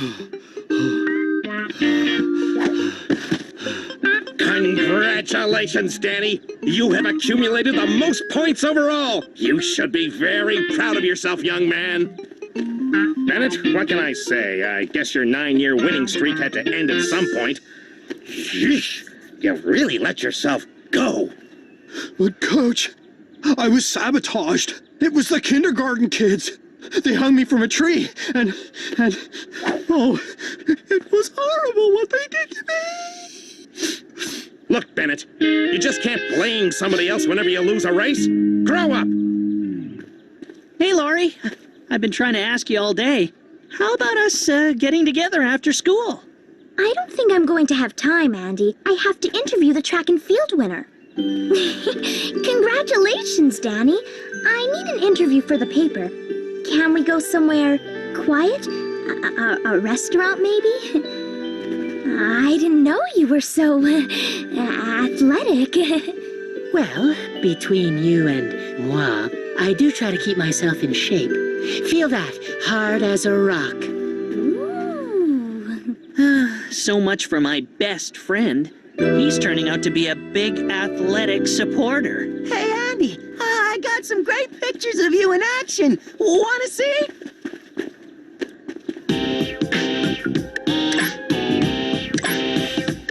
Hey, this isn't you doing sports. Yeah, it's you pranking.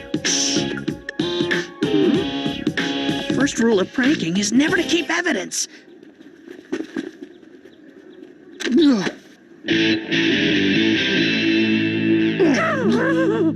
See, it was like this.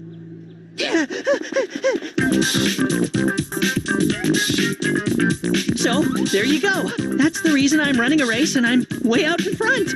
When I get my hands on you, Larkin, you'll never walk again, let alone run! Do you know how long it takes to digest running shoes? Plus, it's really amazing what a little fear and adrenaline can do. Yeah, I'd love to chat some more, but I've got to run.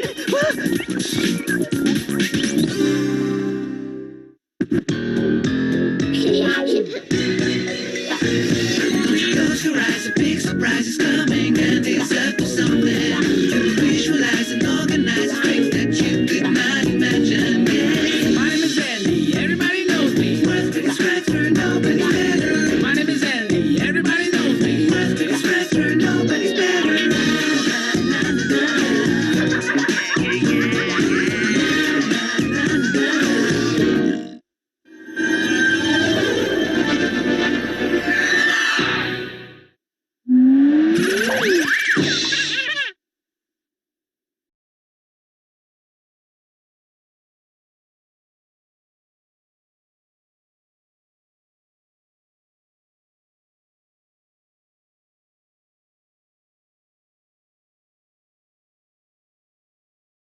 All right.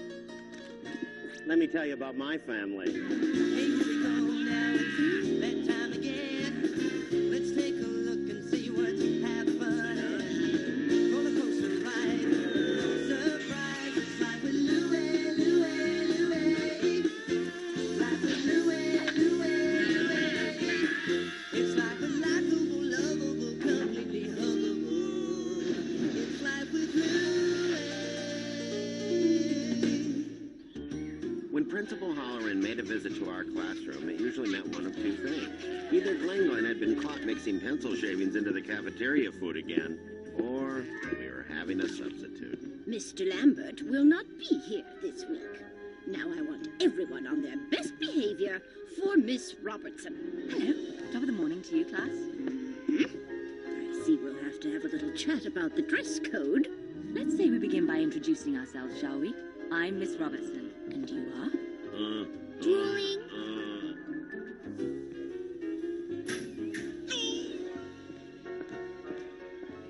My, aren't we the studious one? That's me, Mr. Studious. Oh, brother. You really are stuck on her, aren't you, Mr. Studious? Why would you say that? Because you just put all of your books in my locker. They were lonely. Oh, shovel 1, shovel 2, shovel 3, save us from the communists. All 600. Time to hit the showers. Scrubby-dubby, rubby-dubby, morning is the greatest time. Who's in here? Top of the morning, Dad. Really? Aren't you the one I have to yank out of bed every morning? That was the old Louie, Dad. Is that so? Natural scent. I thought the idea was to get rid of the natural scent.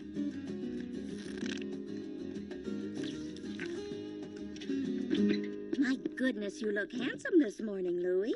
Is it class picture day? Jeez. I drag a comb through my hair and suddenly it has to be class picture day? You'll have to change out of those fancy duds after school because we've got a project to finish. Oh, good. You're finally taking down Mrs. Stoneman's Christmas lights? Yeah, right. Andy. Louie, I need your help with my bomb shelter. Besides, you're the oldest. Well, Danny's the oldest. Why don't you ask him? Oh, yeah, sure, Dad. I'll be right there to help you. Have fun. Need I say more? You know, Andy, that dirt hole in the yard has become a real eyesore. Why don't we just fill it with water and have a pool party? In my bomb shelter, next thing you know, you'll want to be swimming with the enemy. And another thing, I don't see how we're going to squeeze all our neighbors in there, Andy. We can't just leave them out, you know. Why not? They didn't invite me to their canasta tournament. Their loss, huh, Dad? Well, besides, if the unspeakable happens, there's strength in numbers. I think you got something there, Hora. Gracious me, you're here early? Crumpet? I'm more of a donut man myself, but I'll give it a shot. It was a perfect moment. Just me, a crumpet, and the woman of my dreams.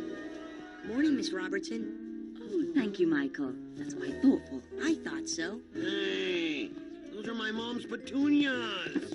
The flower shop was out of my way. It's one of my dad's formaldehyde jars. He's a pathologist, you know. Oh, how unusual. Well, let's put it here for safekeeping. We wouldn't want it to break. Well, that'd be a heartbreaker. It's origami. I made it from a Night Sniffer comic. Hey, that's the one I loaned you. Obviously, I wasn't the only one trying to impress Miss Robertson. It's two-ply. Thank you. This morning I'd like to introduce you to a very special author. His name is William Shakespeare, and he wrote some of the world's most beautiful stories. No, not him. Can anyone name one of them?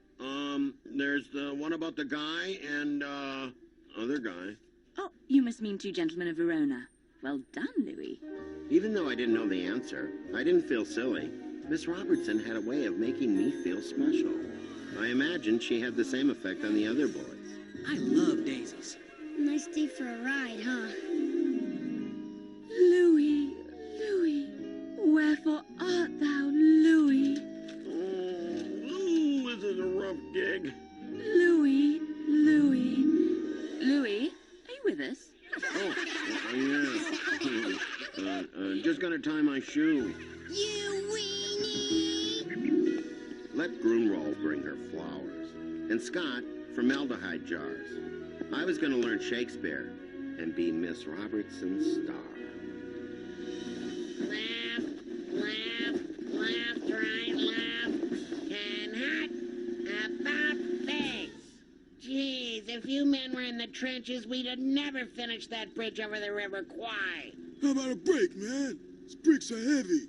Sorry, guys. Flanagan was all out of styrofoam bricks. Hey, Anderson, what are you doing? Burying a bone? Very funny, Jensen. That's exactly what'll be left of you when the big one hits. Meanwhile, we'll be sitting pretty in our temperature-controlled, radiation-proof, airtight bomb shelter. Oil! I struck oil! I'm red! I'm red! Right might be a more appropriate description, Anderson. After Dad's brief career as an oil tycoon, the busted sewer pipe forced him to venture into plumbing. And since any trip to the hardware store was considered part of my formal education, I was recruited. Hey, Andy! How's your bomb shelter coming along? I drafted some of the neighbors.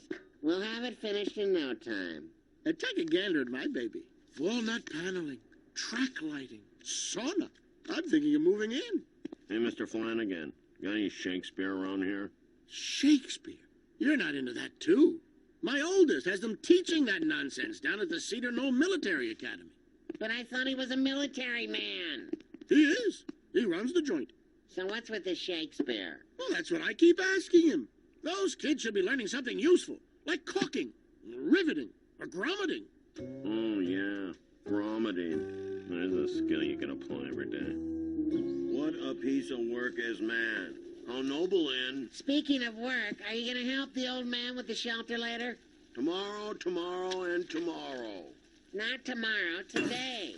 Thy enemy's wrath shall wait, my father, for I must tend to issues present. I had an easier time understanding the Germans in Salerno. Who's teaching him this garbage anyway? Why, the fair maiden, Miss Robertson. For crying out loud, she ought to be teaching him the 4 R's. Reading, writing, arithmetic, and reconnaissance. I believe it's the 3 R's, Andy. What? She took away one of the R's? Questions, anyone? Why didn't Shakespeare give anyone a normal name like Bob or Phil or Ted or Cindy? Splendid question, Louie. Well, I believe Romeo and Juliet is a more romantic title than Bob and Juliet. I'm glad to see you're taking such an interest in your reading. This Shakespeare stuff isn't so hard. How's this? Something's rotten in the state of Denmark. And I think it's... Thank you for that interesting interpretation. Can anyone help Mr. Glenn out? Something's rotten in the state of Denmark. Heaven will direct it. Very impressive, Louis. For your exceptional knowledge of Shakespeare, I crown you King Louis Lear. There, perfect fit. Things couldn't have been any better. Until... Come on, troops. Move it, move it, move it. Really necessary, Andy. Move what? Where? This is an air raid, Private. Move your tail to the shelter. Double time. Pitiful, just pitiful. Officially, we're all goners. Good. Maybe now we can all rest in peace. All right, everybody, spread out. Come on now. Come on, give me some elbow room. Close your legs. Move out of the way. Move it, Buffalo. I thought this shelter was supposed to protect us from the enemy. Hey, I sweated like a pig building this place, and what, I can't even get a seat? There's no room for my in-laws. This isn't a hotel, Grunwald. It's a bomb shelter. Well, I'm not telling my mother-in-law to leave. Talk about World War III. Hey, what about my family? All right already. Hold it down. Friends, Romans, countrymen, lend him your ears. Linda, what? What is he talking about? What the kid's trying to say is that we need a system. You know, families with the last names A through M have the shelter Monday, Wednesdays, and Fridays. And N through Z the other days. Good idea, Louie. Smart kid you got there, Andy. Yeah, he's a real gem. Cookies, anyone? Oh, yeah, cookies. That's a great idea. Exactly how we did it in Normandy. Come, Father. Yon breakfast awaits. Well, you sure are chipper this morning. Huh. I'm a morning person now. Really? I'll be sure to let the enemy know so they can bomb us anytime after dawn. Hey, Dad, where are all your helpers? After last night's little milk and cookie party, we decided it's every man for himself. So much for strength in numbers. Well, you and I make 2, and that's all the numbers I need. Sorry, Dad, I'm busy. I gotta finish my oatmeal. And after that, I gotta brush up on my Shakespeare. Does Shakespeare keep a roof over your head and food on the table? Does Shakespeare pay your allowance? But, Dad, I'm in the middle of King Henry IV. Well, around here, I'm the king. And King Andy the First says he needs help. Uneasy lies the head that wears the crown. And that means? It means go easy on your kids, or they'll take over your kingdom. That's mutiny. Who's teaching you this track? Aura! I'm back! Wow, this is a surprise, huh? I haven't seen you in, what, 2 whole hours? I didn't do it, I swear! You know the routine. I'm telling you, she's teaching a mutiny. I hardly think Shakespeare. It's chaos. A man can't run a family unit like that. Mr. Anderson, a family is a group of people living together to offer one another love, support, and understanding. Not an elite tactical squadron. Well, I say she's filling his head with all sorts of ideas. And it's your job to get rid of her. Excuse me, nature calls. Hello, Mr. Anderson. Let me start by saying how much I enjoy having Louie in my class. So you can brainwash him with all that Shakespeare propaganda? Shakespeare's plays are hardly... Don't get me wrong. I'm for higher learning as much as the next guy. But not when it interferes with national security. National security? He's got no respect for who's boss, and it ain't going over too good with me. Ain't is not a word, Mr. Anderson. What do you know anyway? You're a principal, not a teacher. You sound exactly like my father. You must be a military man. Fighting 5th Regiment, and proud of it. Then I was an army brat myself. Father was a full-bird colonel. Well, I'll bet my Purple Heart 4 citations and 3 traffic violations that he doesn't go for this Shakespeare stuff either. On the contrary, Mr. A, he's a big fan, especially Richard III and Henry V, Macbeth, anything with a sword and a battlefield or two. Shakespeare wrote about war? Huh. Was he a Marine or something? Not exactly, but you'd have a hard time finding an author who wrote about war as vividly as William Shakespeare. You know, a horse, my kingdom for a horse. Horse? Why didn't he just use a tank? They didn't have tanks in those days. Just bows, arrows, and the occasional cannon. You call that warfare? Let me tell you about the time I single-handedly tracked down 80 regiments of Germans. Hey, over here. Hey, Louie's dad is a Benedict Arnold. You're okay, Army brat. Oh, you're a scream. Any chance of getting you to replace Holler in here? Excuse me? I know. These crumpets keep coming up on me, too. Excuse me. So what about it? How about giving Miss Robertson a full-time job? I'm sorry, Mr. Anderson, but we just can't afford it. Holler in here is just a little, well, how would the bard put this? Oh, yeah, cheap! I never... But I know someone who might be able to use you full-time. Make some real dough, huh? That would be smashing. My pal's son runs the Cedar Knoll Military Academy. Would that interest you? Would it? I love men in uniform. Let me see what I can do. Here's to you, Mr. Anderson. Now, here's to you, Miss Robertson. Please.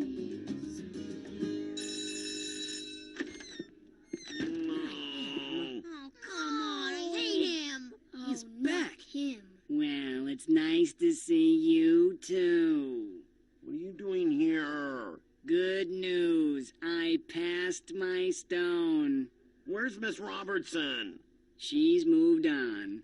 Now, let's open our math books and begin. Yeah, Louie, way to go.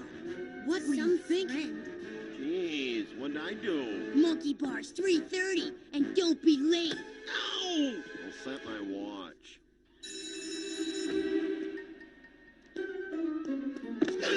It's Loogie time! Leave him alone! Why should I? King Loogie here got Miss Robertson fired! I did not. Why would Louie do a thing like that? He worshipped her! I may have hung on every word she said, but I did not worship her. Well, I heard his dad tell Mrs. Halloran he wanted her executed. He did not. Executed. Well, fired. I was standing right outside her office. I heard the whole thing. That's enough, Glenn. Escape from the jaws of death! Miss Robertson, you came back. Well, just to get my belongings. So you are leaving? Oh, I don't want to. But they've offered me a full-time job at the military academy. Great. That's where I'm going when I get out of this place. Of course, you'll be 21 by then. Where's my little Romeo? Musclehead here chased him off. What's the matter, Louie? Dad got Miss Robertson fired. He what? Hey, Spart, how was school today? What's the matter? The cat got your tongue? That too, brute. Hey! What do you call me names for? What do you call me? You got my favorite teacher fired. Your father did no such thing. Did you? I like to think of it as guiding her career. I knew it. You ruined my life. Who's gonna teach me Shakespeare now? Wow, that kid really loves his Shakespeare. It's not Shakespeare he loves. You know, Louie, Everyone gets a crush on a teacher at least once in their lives. I don't have a crush on her. It's hard when someone you like so much has to go away, isn't it? Why couldn't Mr. Lambert be the one who got fired? I can't be Romeo if he's Juliet. I remember when my favorite art teacher left. I thought I would never enjoy life drawing again. But after a short time, I noticed my drawings became richer and more complicated. And this somehow relates to me? The truth is, I remembered what he taught me long after he was gone. And Mom, the point is? Well, I wouldn't be surprised at all if Shakespeare became your favorite author. Even without Miss Robertson? Because of Miss Robertson. Hello, Mr. A. How you doing? Hey, how you doing there, Army Brat? How's your shelter coming along? You'd love my dad's. Miss Robertson, I'm sorry my dad got you fired. Your dad give me the old heave-ho? Blimey, not at all. You didn't? No, he got me hired at the academy, full-time and everything. But I thought... Oh, no, Louie. Mr. Lambert was coming back as soon as he got well anyway. Your dad has been a great help to me. My dad? I hope you're going to keep reading Shakespeare. No, I don't know. Sometimes he's a little hard to understand. I'll tell you what, anytime you get stuck, you just come round the academy and we'll figure it out together. How's that? You mean it? Absolutely. Toss me in the Thames if I don't. Here. To my favorite king, Louis the First. Whoa! Thanks, Miss Robertson. You're welcome, Louie. And thanks again to you, Mr. A. So long, Brat. Parting is such sweet sorrow. That I shall say goodnight till it be morrow. Not bad, Mr. A. Ta-ta for now. You've been reading Shakespeare. Sure, I thought any fellow who wrote a book about war was worth taking a peek at. Sorry, Dad. I should have known you wouldn't have done anything to hurt Miss Robertson. She's a real peach. Makes pretty weak coffee, though. So, you ready to help the old man with the shelter? Well, Dad, I was kind of thinking. We can go down to the donut shop after. There's a wise father who knows his own child. You got that right, kid. Dad and I finished the bomb shelter that afternoon. There's nothing like a good incentive. Thankfully, we never had to use it. In fact, 2 weeks later, we turned it into a pool. Andy, my pool's clean. When thou diggest in thine own backyard, yon hole is always best suited for a swimming pool. And that's not Shakespeare. That's Louis Anderson. Knock off the horseplay. We're crying out loud. Aura, they're not listening to me. Time to hit the shower.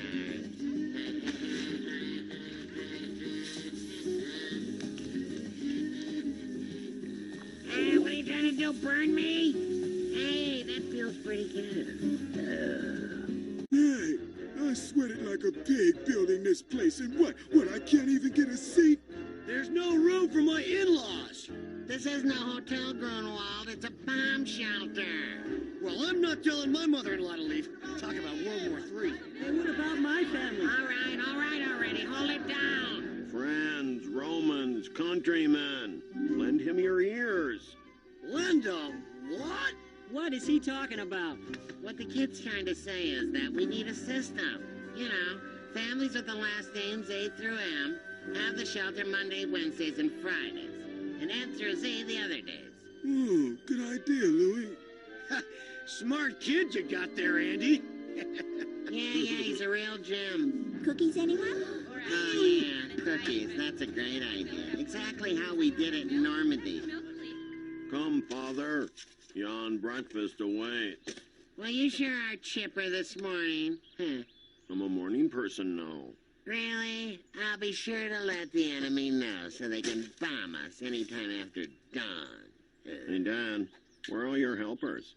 After last night's little milk and cookie party, we decided it's every man for himself. So much for strength in numbers.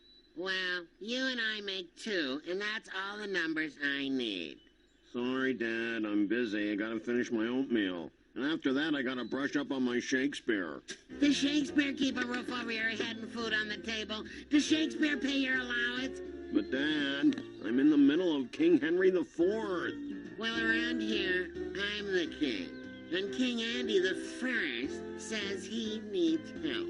Uneasy lies the head that wears the crown. And that means? It means go easy on your kids, or they'll take over your kingdom. That's mutiny. Who's teaching you this track? Aura! My back! Wow, this is a surprise, huh? I haven't seen you in, what, 2 whole hours? I didn't do it, I swear! You know the routine. I'm telling you. Like caulking, riveting, or grommeting. Oh, yeah. Grommeting. There's a skill you can apply every day. What a piece of work is man.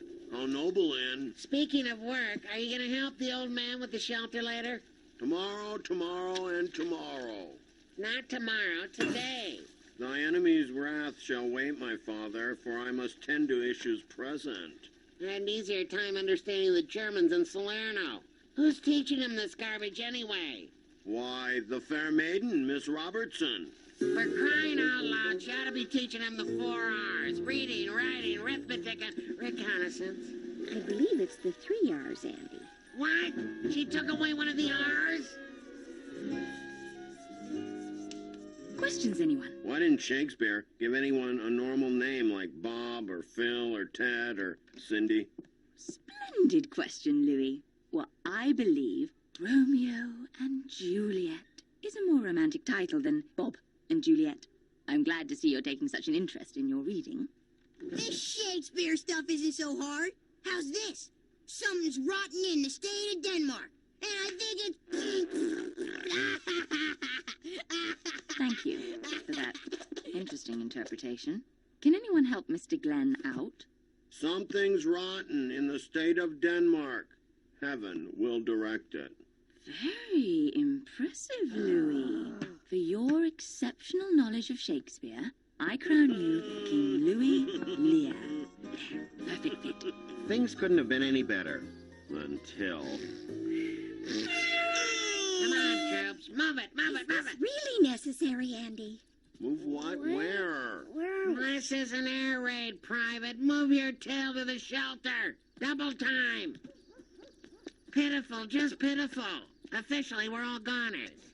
Good. Maybe now we can all rest in peace. All right, everybody, spread out. Come on now. Come on, give me some elbow room. Close your ears. Move out of the way. Move it, Buffalo. I thought this shelter was supposed to protect us from the enemy. For a ride, huh? Louis, Louis, wherefore art thou, Louis? Ooh, this is a rough gig. Louis, Louis. Louis, are you with us? Oh, yeah. Just gotta tie my shoe. You weenie. Let Grunwald bring her flowers. And Scott, formaldehyde jars. I was gonna learn Shakespeare and be Miss Robertson's star. Left, left, left, right, left. And hot. About face. Jeez, if you men were in the trenches, we'd have never finished that bridge over the River Kwai. How about a break, man? These bricks are heavy. Sorry, guys. Flanagan was all out of styrofoam bricks. Hey, Anderson, what are you doing? Burying a bone? Very funny, Jensen. That's exactly what'll be left of you when the big one hits. Meanwhile, we'll be sitting pretty in our temperature-controlled, radiation-proof, airtight bomb shelter. Oil! I struck oil! I'm red! I'm red! Right might be a more appropriate description, Anderson. After Dad's brief career as an oil tycoon, the busted sewer pipe forced him to venture into plumbing. And since any trip to the hardware store was considered part of my formal education, I was recruited. Hey, Andy! How's your bomb shelter coming along? I drafted some of the neighbors. We'll have it finished in no time. Take a gander at my baby. Walnut paneling, track lighting, sauna. I'm thinking of moving in. Hey, Mr. Flanagan, got any Shakespeare around here? Shakespeare? You're not into that, too? My oldest has them teaching that nonsense down at the Cedar Knoll Military Academy.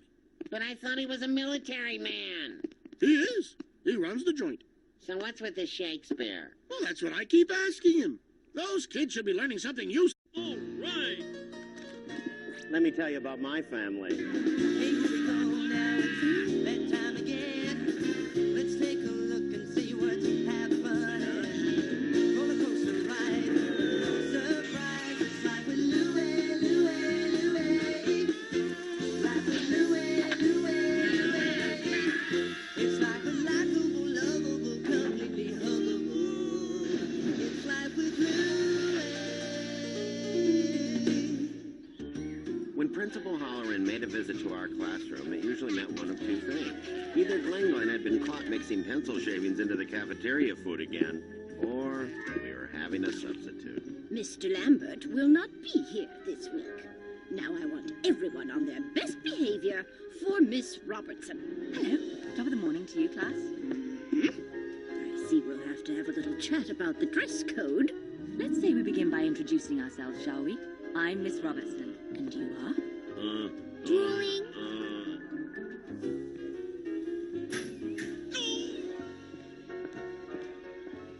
My, aren't we the studious one? That's me, Mr. Studious. Oh, brother. You really are stuck on her, aren't you, Mr. Studious? Why would you say that? Because you just put all of your books in my locker. They were lonely. Oh, shovel 1, shovel 2, shovel 3, save us from the communists. All 600. Huh. Time to hit the showers. Rubby-dubby, morning is the greatest thing. Who's in here? Top of the morning, Dad. Really? Aren't you the one I have to yank out of bed every morning? That was the old Louie, Dad. Is that so? Natural scent. I thought the idea was to get rid of the natural scent.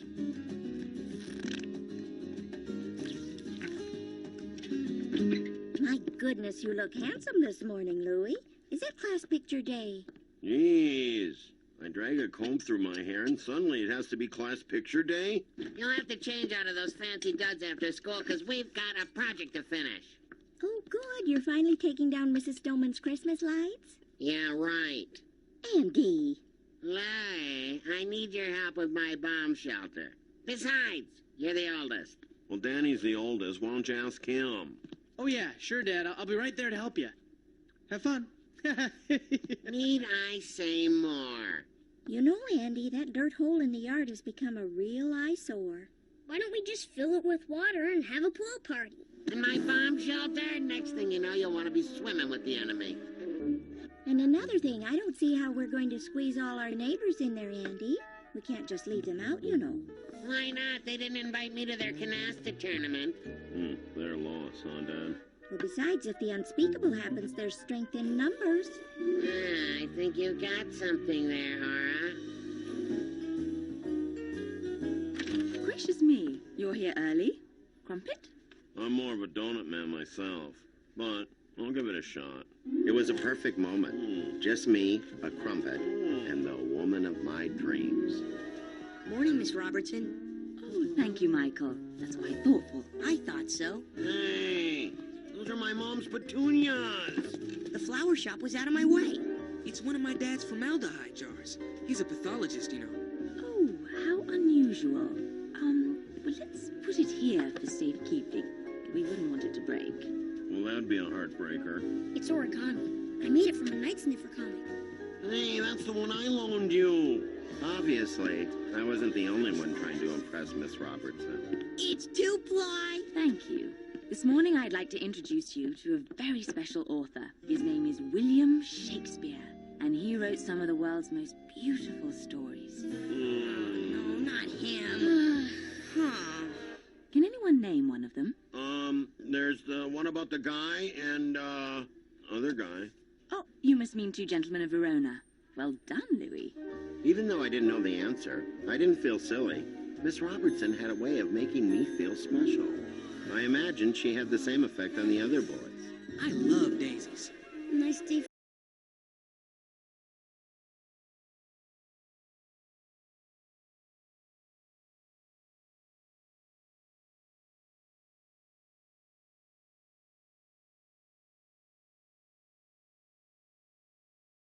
Don't you close your eyes, a big surprise is coming. I am up to something. I'll visualize and organize a prank that you cannot imagine. My name is Andy, everybody knows me. My name is Andy, everybody knows me. Nobody's better.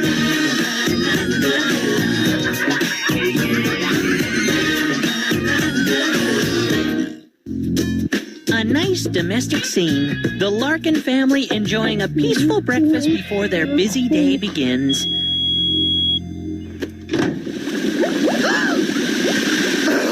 Andy!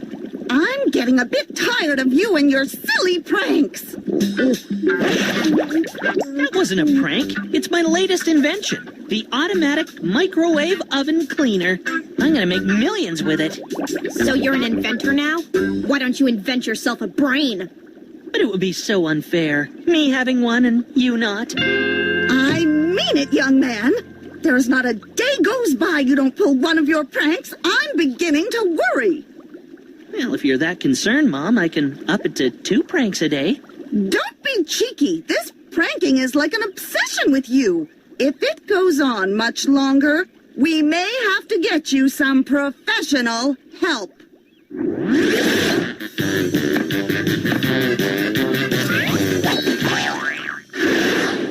No need, Mom. I'm quite capable of pulling my own pranks. Andy, don't be cute with your mother. Consider yourself warned. Next time you pull one of your stunts, there might be some serious consequences. Something tells me she isn't kidding. I haven't seen her this mad since Dad mentioned her pantyhose were baggy, and she wasn't wearing any. Is it hot in here, or is it just me? Mom, no!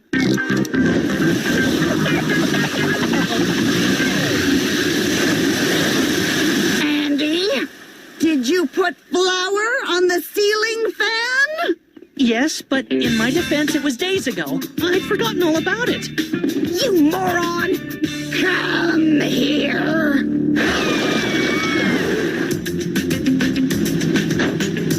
Thanks, Mush. I owe you one.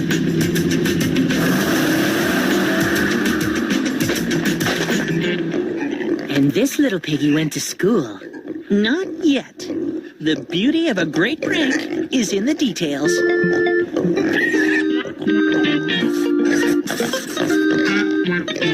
There you go, little pig. Hope you got your hall pass.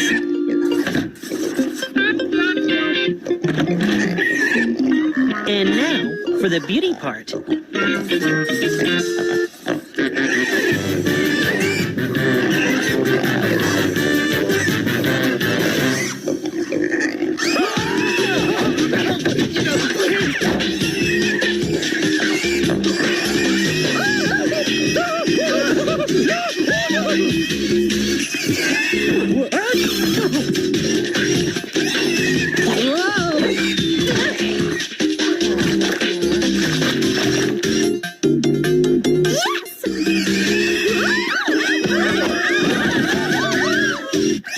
Come here, you little blinker!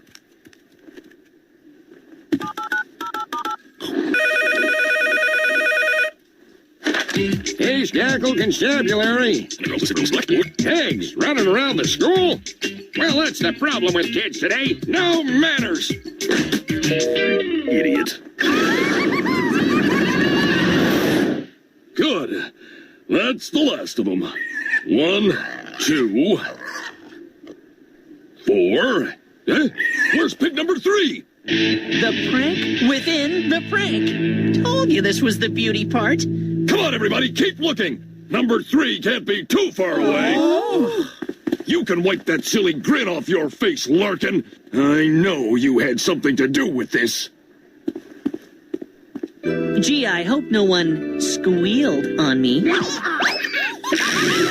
And that's why I called you in, Mr. and Mrs. Larkin. This pig debacle was the last straw. We still have a search party out looking for the 3rd pig. Parker! Parker, where are you? Where are you? Number 3? I hope you're not thinking of expelling, Andy. No, not yet. and I'm going to recommend several sessions with Miss Murphy. What's the matter, dear? Nothing. Just a leg cramp. Who's Miss Murphy? She's the school counselor, Mrs. Larkin. If she can't straighten your son out, no one can. Counseling? This could be interesting. Come on out, Piggy. Show yourself, Porky. Get out here, ham hock! Here, Piggy Porker, here. Enter. Ah, yes, Andy. I've been expecting you. Take a seat. Mr. DeRosa tells me you have a problem of excessive pranking. Why do you think that is? Why do you think that is? I asked you first. She's good. Well, I think you've put your finger on the problem. The problem of your pranking? No, your problem. My problem? I don't have a problem. You said I have a problem with excessive pranking. And don't you? No, I have no problem with excessive pranking at all. Oh, I see. You don't think your pranking is a problem? Right. I think I'm a well-adjusted young lad with no problem at all. Then why does everyone else think you have a problem? I don't know. That's their problem. This is getting us nowhere. I want you to come to my office for a session before and after school every day. That might be a problem. What? The problem is my mom has dinner on the table. I've already spoken to your parents. Everything is fine. Now get off to class. I'll see you this afternoon. No problem. What's her problem?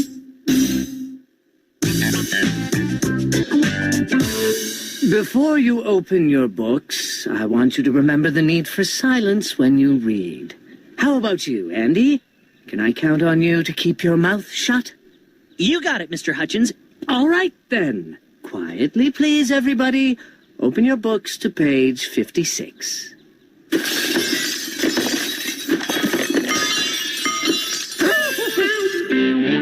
Hey, did I say anything? I heard about your little cutlery fiasco, Andy, but I believe this exercise will help. She calls it scream therapy. I call it a brilliant opportunity to have a bit of fun. Go ahead. I can't. I feel silly. No need to let it out. You can do better than that. I can't hear you. Yes, that was much better. Well, I think that's it for today, Andy. I'll see you tomorrow morning. Do you think you can cure me, Miss Murphy? Of course. I've cracked harder eggs than you. Really? Who? A mystery prankster of East Gackle, for one. The mystery prankster of East Gackle?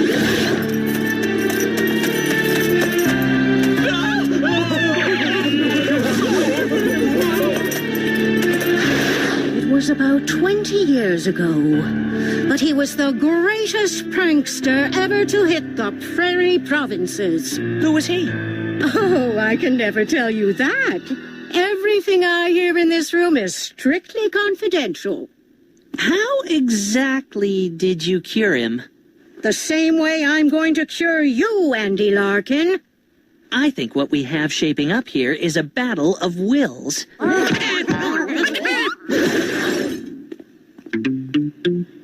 Mr. East Gackle turns bright pink overnight. The mystery prankster strikes again. He pulled off some classics in his day, and no one ever found out who he was. I wonder how Andy is after his first day with Miss Murphy. I can't see! I can't see! Andy, are you all right? Oh, whoa, that's better. I'm blind as a bat with these things in. Obviously, miracles don't happen overnight. Tell me what you see, Andy. I see a lush green meadow in Banff National Park. With beautiful butterflies and birds. Or it could be Vancouver Island. Good. Very good. This is called a visualization exercise. It's supposed to help me stop pulling pranks. We're making excellent progress, but we need to build on that. I'll see you after school. I'll look forward to that, Miss Murphy. I can feel myself improving day by day. Oh, hey, Mrs. Weeble, could you give me a hand? With what? I have to measure the school building for my math class. Well, all right. I'll be glad to help. Okay, just hold it against the wall. Like this? Perfect. Now, whatever you do, don't let go when I pull it. Hey, Leech, could you do something for me? Stop trying. How do you feel? Fine. Not frustrated, irritable, unfulfilled? It seems the crazies are running the asylum. No. You know what, Miss Murphy? I think it's working. I can really feel it. I'm definitely losing interest in pranks. Andy! Ah, Larkin. It's been a few days now. How are you getting along with Miss Murphy? Really well. She's helped me a lot. I've pretty much given up pranking. Well done, Larkin. Keep up the good work. It's all about control. That's why I always carry one of these with me.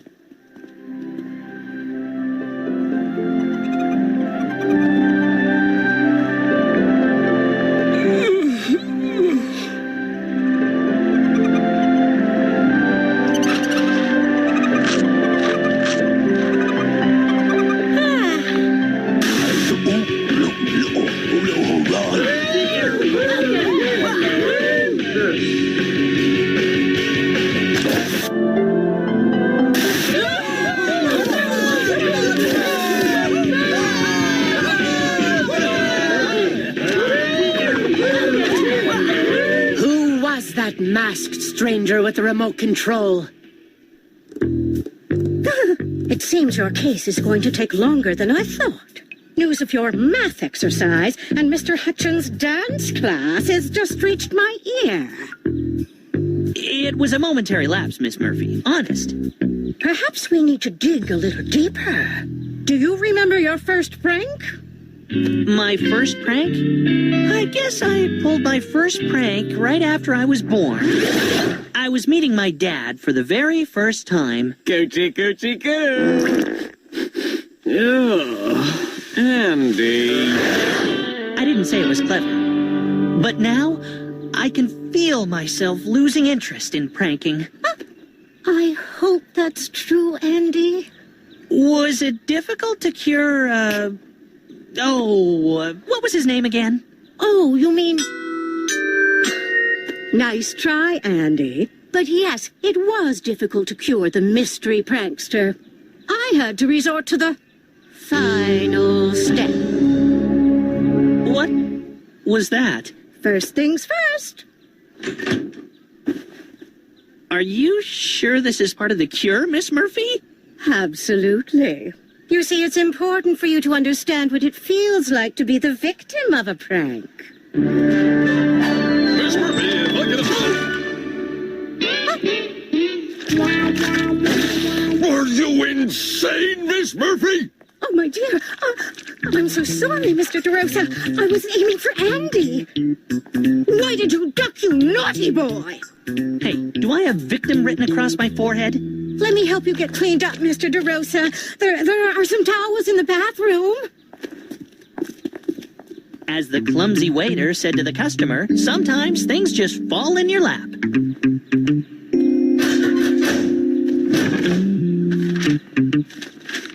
Aha! The mystery prankster. Do you believe it? Miss Murphy doesn't even name him. What's this? After many intense sessions with the prankster, I managed to cure him completely, just before he was about to execute what surely would have been his most elaborate practical joke, the infamous lamb chop caper. The details of this dastardly plot are enclosed.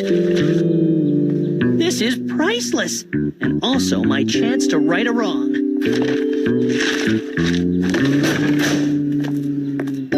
it! No more Miss Nice Guy. I want you in my office, bright-eyed and bushy-tailed tomorrow morning. It's time for the final step.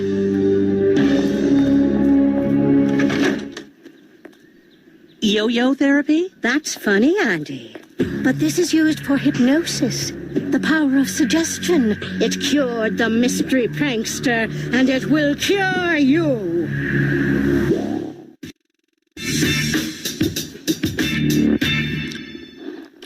I can't believe you're forcing me to go. It's either that or expulsion, Andy. Who knows how I'll be after she's through with me? Like you could be any worse. We all have to grow up and be responsible sooner or later. Even the mystery prankster had to hang up his plastic dog poo at one point. You know about the mystery prankster? We all knew. He was pulling his pranks when we were at school. Well, who was he? We never found that out. All we know is one day the pranks suddenly stopped. Forever. And that's what will happen around here once Miss Murphy's finished with Andy. Oh, I can hear it already. The peace, the quiet.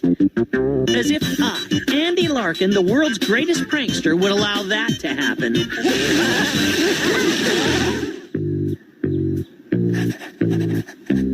Okay, so I'm on my way for the final showdown with Miss Murphy. But that doesn't mean I can't have a little bit of fun along the way. Sorry, I hit your car. I can't stay. I'm late for an appointment, but I promise I'll pay for all the damage. I want you to relax, Andy. This won't hurt a bit. In a few minutes, you'll wake up, and you'll be a normal young boy with no desire to prank. I'm going to count down from 10 to 0, Andy. And as I do so, you will begin to feel sleepy. I'm scared, Miss Murphy. What if I go cross-eyed? Damage? What damage? Where did he hit me? I can't see any damage. You will never prank again. I will never prank again. I will never prank again. That's enough. Wake up. What happened? You've just had a little nap, Andy.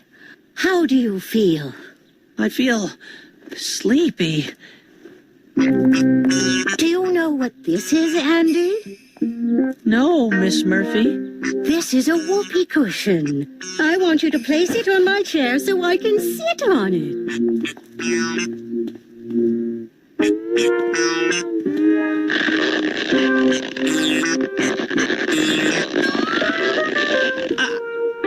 I can't.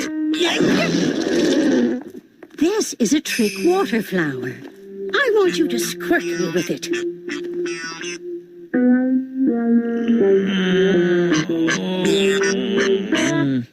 Well done, Andy.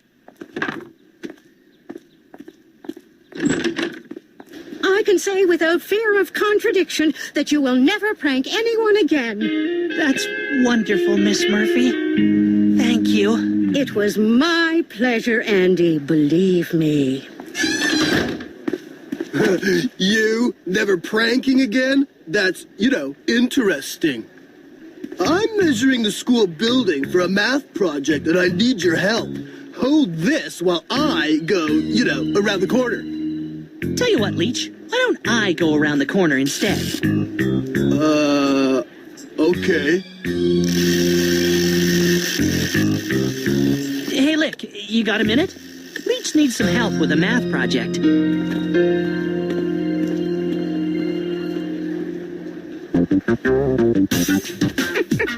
Poor Lick and Leech. If their brains were dynamite, they wouldn't have enough to blow their hats off.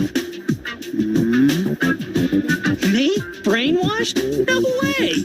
Gag contact lenses to protect me from Miss Murphy's evil hypnotic rays. A little sleight of hand, and voila! Now for the famous lamb chop caper. Trust me, Mr. DeRosa, you won't be having any more trouble from Andy Larkin. My methods never fail. His pranking days are over.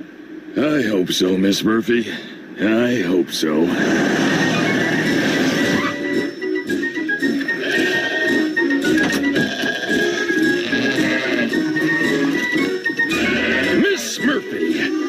there's an opening for a counselor up in Whitehorse. I think you'd be very happy there. I don't understand.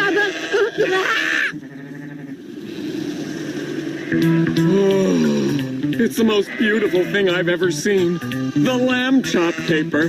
How did you know about the lamb chop caper? Oh, I don't. I mean, I heard rumors when I was at school here. Hey, do you think Dad...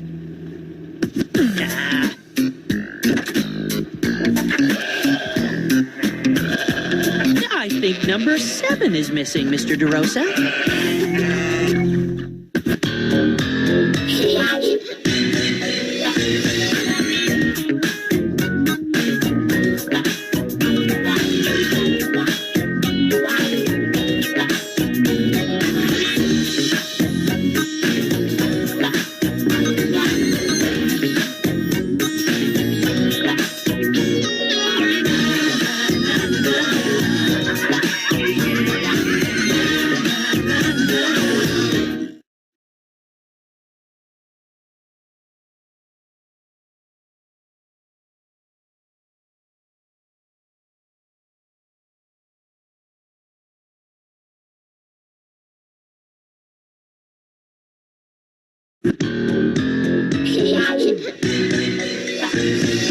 Close your eyes, a big surprise is coming, and it's up to something. You visualize and organize things that you could not imagine. Yeah. My name is Andy, everybody knows me. Worth biggest factor, nobody's better. My name is Andy, everybody knows me. Worth biggest factor, nobody's better.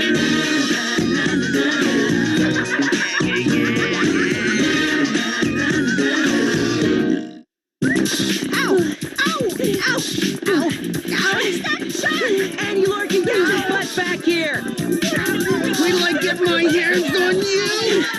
They're really mad, Andy.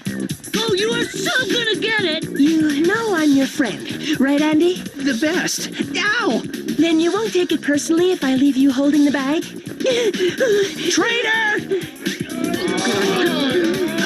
This was supposed to be a great prank day. Every detail was worked out. Well, almost.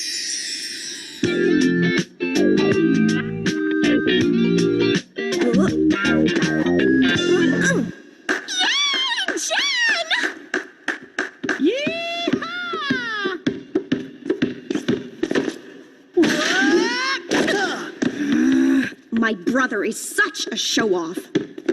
Check this one out, ladies!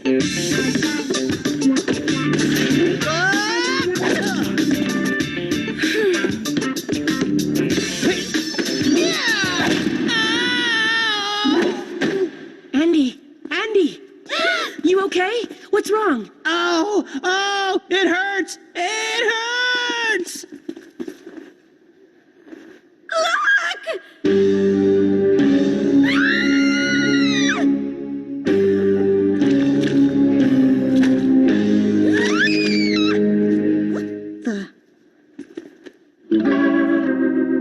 Rubber?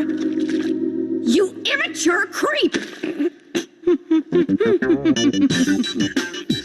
Oh, you should have heard your screams. They were beautiful. It was so touching.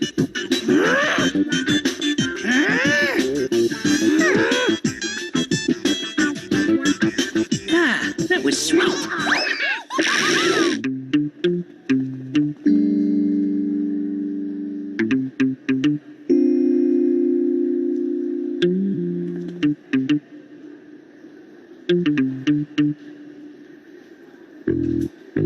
Now, you'd think Jen would still be mad at me. She usually boils for a couple of days after I nail her with a prank.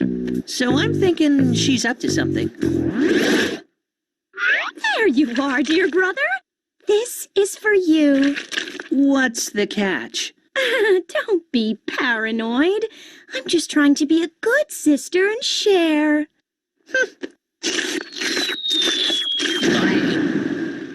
Being Andy Larkin, the greatest prankster in the world, I know how the human mind works.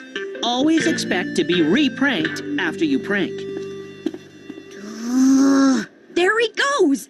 I told you he called you morons. Aren't you gonna do something about it? You bet we are! We're gonna moron him to bits! Like you said. Hey, Larkin! You can run, but you can't hide! It's cleaning time!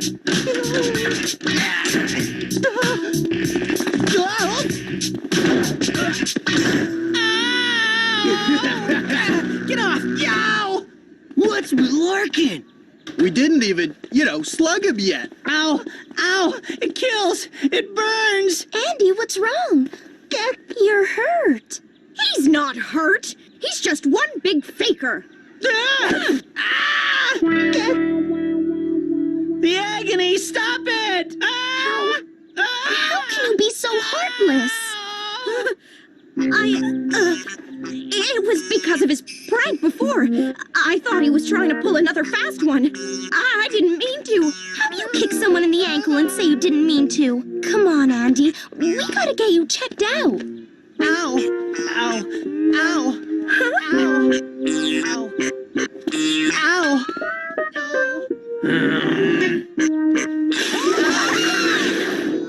Ow! Don't touch it there! Ow! No, please! No more! It's too much! Stop! Stop! Doctor, please. Can't you see he's in pain? I only took off his shoe. And it almost killed me. Can you wiggle your toes? Ow! Move your foot about. Ow! Ow! Well, it's not broken. It feels broken. He'll need plenty of bed rest. How long before he's up and running? From the apparent severity of the pain... You got that right. I'd say he should stay off it for about a week. A week? Huh? Oh, if only Jen hadn't kicked me. You kicked your brother? When I was down. Like on the ground? This is most unacceptable. I know Andy is sometimes, well... Kickable? That wasn't what I was going to say. As punishment, you're going to be responsible for helping Andy get well. What? Me? Be his nurse? Nurse Jen. Kind of rolls off the tongue, doesn't it? Oh, Nurse Jen, can I have some water? Oh, Nurse Jen, can you fluff my pillow? Oh, Nurse Jen, can you swab my toes? Mom? Dad, you can't. We just did. Now, Jen, you did aggravate the injury. So, how's the Prankmeister? Oh. Ooh, sounds bad. Does it hurt? No way, partner. You mean you've been faking it all along? And the Oscar goes to... Andy Larkin, the world's greatest prankster. So, explain to me what's going on. Simple. After you've been pranked for a prank you did, you of course have to re-prank. Is there no end to this madness? You bet there is.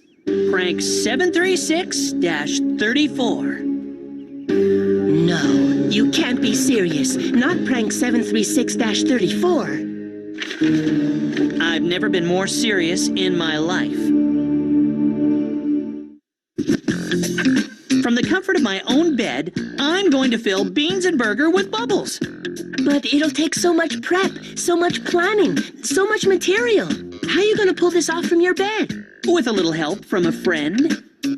No way. I'm usually in for anything, but not prank 736-34.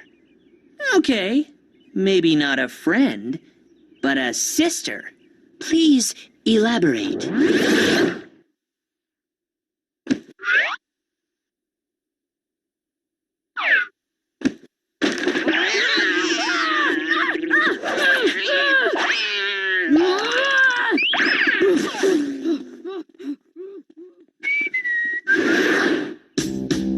The best pranks are those that can be blamed on someone else. Now, here I am, hurt and helpless in bed.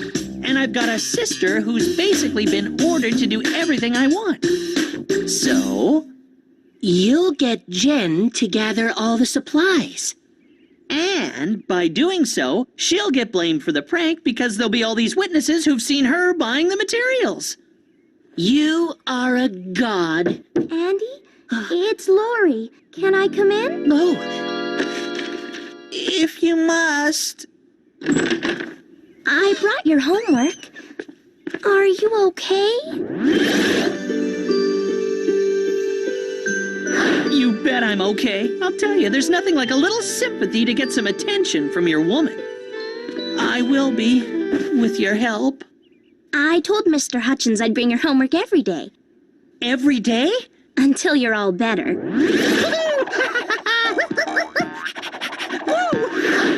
From what your big bad sister did to you. Whatever. Mom and Dad want to know if there's anything I can get you. This is going to be the best week of my life. Well, as a matter of fact, there are a couple of things. You might want to make a list.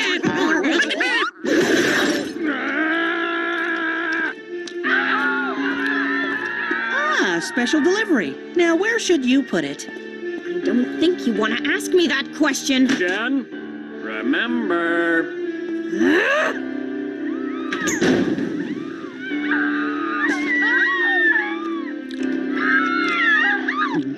Is it okay if I move in until you're better? Time to get busy. Oh, Nurse Jen! Yoo-hoo! You've got to be kidding. I have to get all this? It would be so helpful of you. But if you don't want to, I guess I could ask Mom and Dad. No! I'll start getting this junk for you tomorrow. What do you need a vacuum pump for anyway? School science project. Yeah. What? Lori's very kindly offered to bring me my homework all week, and it'd be nice if tomorrow we had a quiet place to work together. Maybe in the garden, so I could get some fresh air. Some refreshments would be nice too, and flowers. Lori likes flowers. Oh.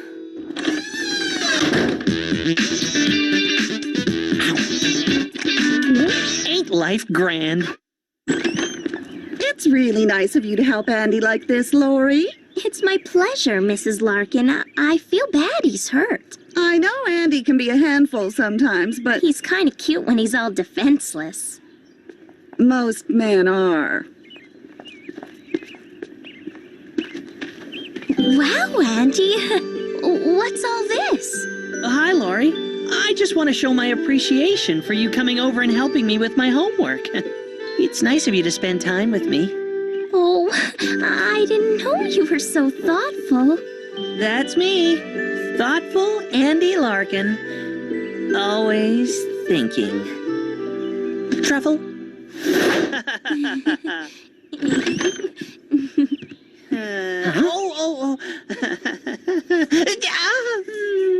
Oh, I don't want to hurt you. That wouldn't be possible. Andy said massaging is therapeutic. I have no doubt. If I break my leg next time, you could hear the sound of wedding bells.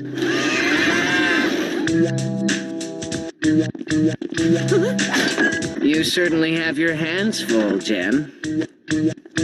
Bleach. What else have you got there? Detergent, piping, setting up a new washing machine? Not quite, Mr. Hutchins. I'm just helping out my brother. I see. How is Andy? I can't believe I'm saying this, but I kind of miss him at school. It's so quiet when he's not around. He's making up for it at home, believe me. I'm running around like a chicken with its head cut off, getting stuff for him. Well, I'm sure he appreciates it. You're a good sister helping nurse him back to health. Nurse Jen. For full impact of prank 736-34, I need to pack Beans and Burger with bodies. More precisely, the bodies belonging to the kids from school. How do you plan on doing that? Prepare to be enlightened.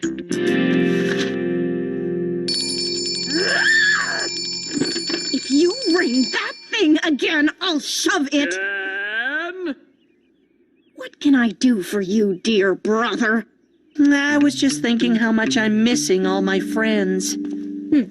What friends? I'd sure like to see them. Spit it out, Andy. What do you want me to do now? I was wondering if you could organize a little Get Well Andy party at the Beans and Burger? Why don't you? It sure would make me feel better after my injury you caused. Who do you want me to invite?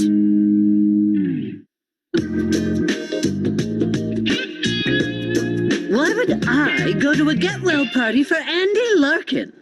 I told him that would be people's reaction, but... I'd be happy to go. Andy's been so sweet the past few days, he hasn't pulled a prank at all. Maybe the injury you caused, Jen, has made Andy a new man. And I like him.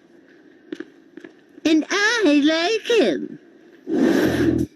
A new man? This is too good to be true. That's what she said. But she's going to be at Beans and Burger. What'll she say when she gets sudsed along with everybody else? I'm afraid I can't repeat it. Perhaps you should put the brakes on this craziness before she finds out you're behind it. What do you think? Yeah, I agree. Nah, prank 736-34 is too far along. Too perfect. A masterpiece for moi. A pure artiste de prank. Besides, Jen's gonna get blamed for it. And if I make sure Laurie's out of the Beans and Burger when the bubbles hit, I'll be like a hero. Your dedication is inspiring. Someone's gotta do it. Andy, Laurie's on her way up with your homework. The perfect ending to a perfect day. Okay, I just hope I have the strength. The party starts in 20 minutes. Equipment assembled? Check. It's on the roof near the air duct. Then we're set. Look at this. I've been practicing my I'm almost healed but still in pain walk for the party. What do you think? Amazing. But have you figured how to get Laurie out of Beans and Burger before I flip the switch? We'll synchronize our watches, and just before the suds flow, I'll ask Laurie to step outside so I can sincerely and deeply thank her for all the help this week. You the man. Everyone together now? You the man.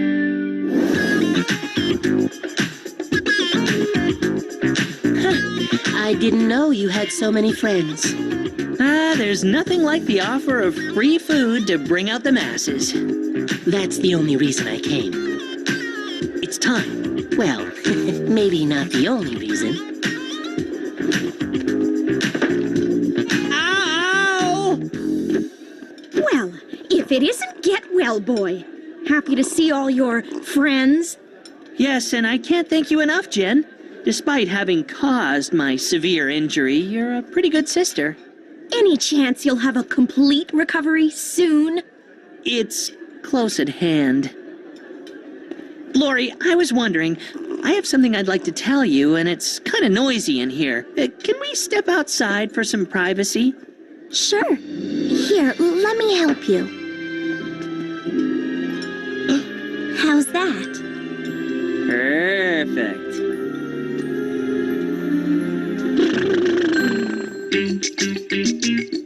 The vacuum pump draws the soap and water mixture from barrel A into barrel B to interact with the bleach and the dry ice, which then creates spewing bubbles that'll pour into the ventilation shaft.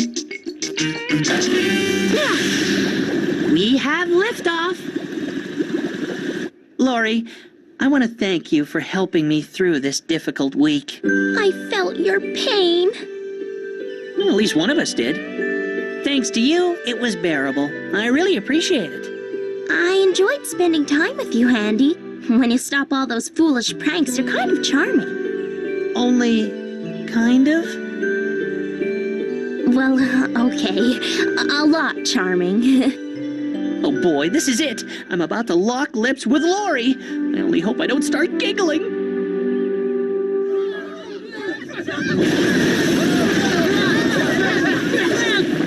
Lousy timing, but check, please. This looks positive. You did this! Moi? But how? I've been home in bed all week. How could I possibly have created a washing machine out of the beans and burger? Actually, I saw Jen buying the materials required for pulling off a prank like this. Moi? I mean, me? You've got to be kidding. I didn't do this. I swear it. Down with the Larkins! They're just not good people! Ow! Oh, I can't believe it. You did it again. You're so cruel. Jen, must you keep punishing your brother this way? Poor baby. Does it hurt? Not any... Wait a minute. The wrong ankle is bandaged. It was your right one that was hurt before. I'm sure you're wrong. I mean... I'm sure I'm not. I should know. I spent the last week massaging it.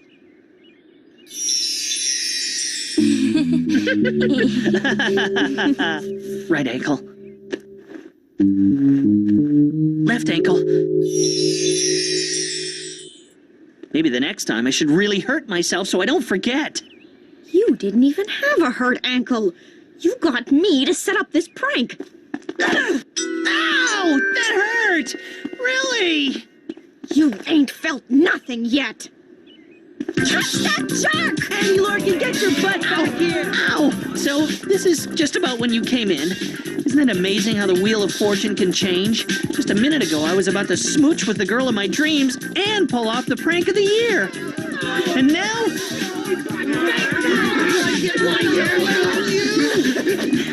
They're really mad, Andy. Yeah. Ow, I know. Ow, and yes, ow. I will mind if you, ow, leave me holding the, ow, bag. Tough. Ow. Traitor. Ow.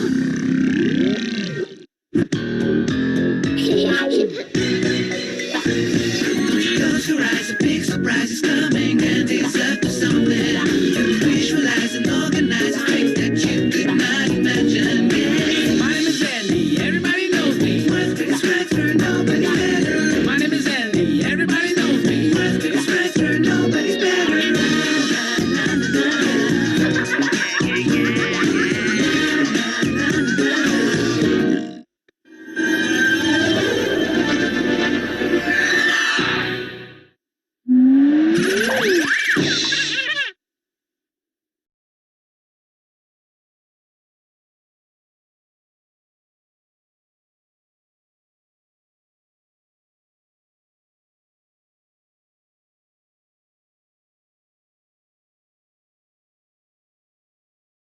Right! Let me tell you about my family. Hey, here we go now, it's bedtime again. Let's take a look and see what's happening. Roller coaster ride, no surprise. It's like with Louie, Louie, Louie. Like with Louie, Louie, Louie. It's like with likable, lovable, completely huggable. It's like with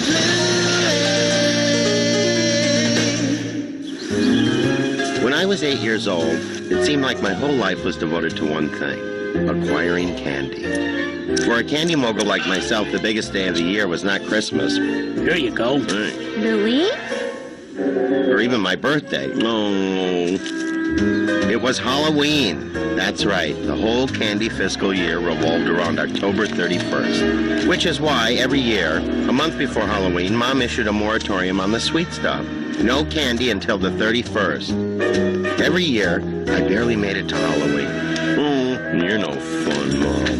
I know. Clean up, aisle. And then one year, I didn't.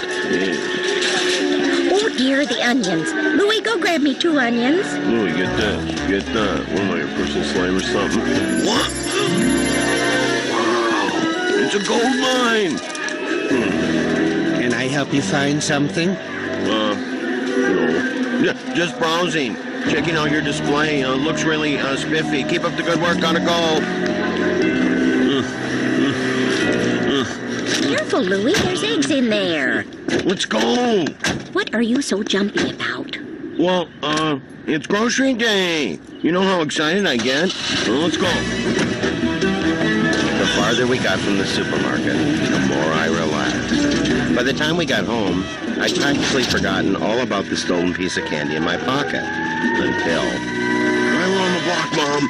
Drop me off at Grunwald's. No, that'll look suspicious. Just slow the car down, I'll roll out. Louie, what's gotten into you?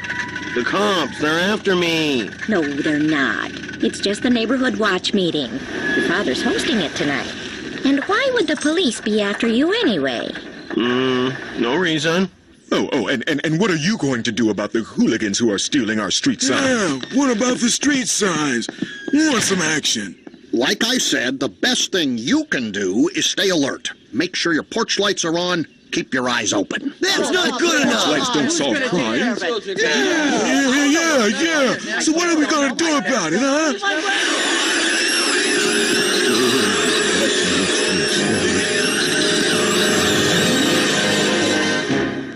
You all know me, Andy Anderson. Officer Perkins, I'm gonna get to the point. I'm not gonna waste your time with a lot of ridiculous questions.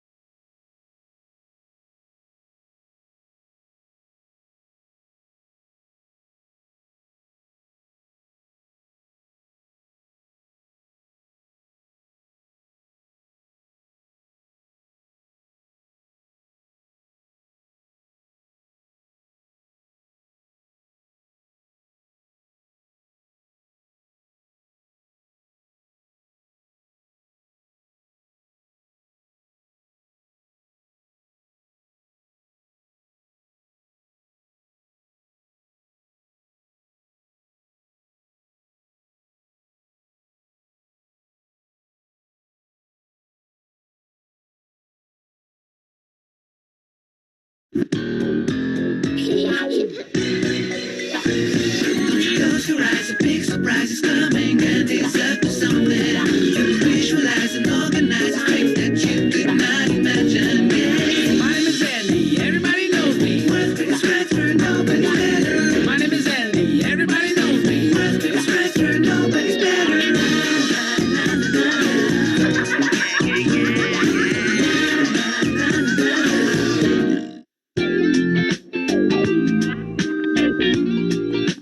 What does it say?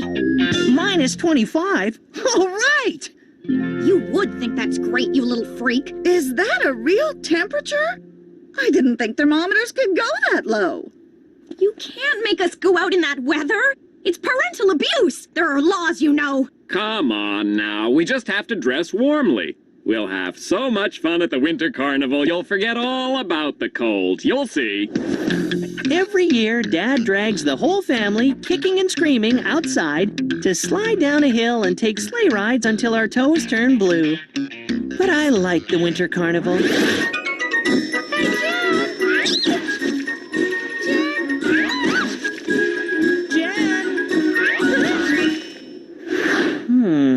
I think I'll try a variation this year. Yes!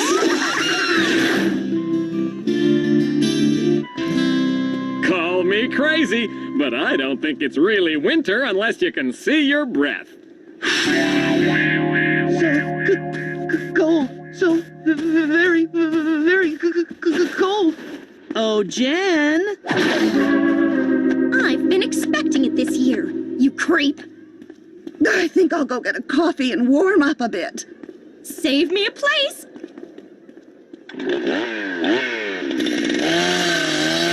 All right. Ice sculptures. Don't forget, Andy. You promised you'd behave this year. I think he's referring to last year's competition.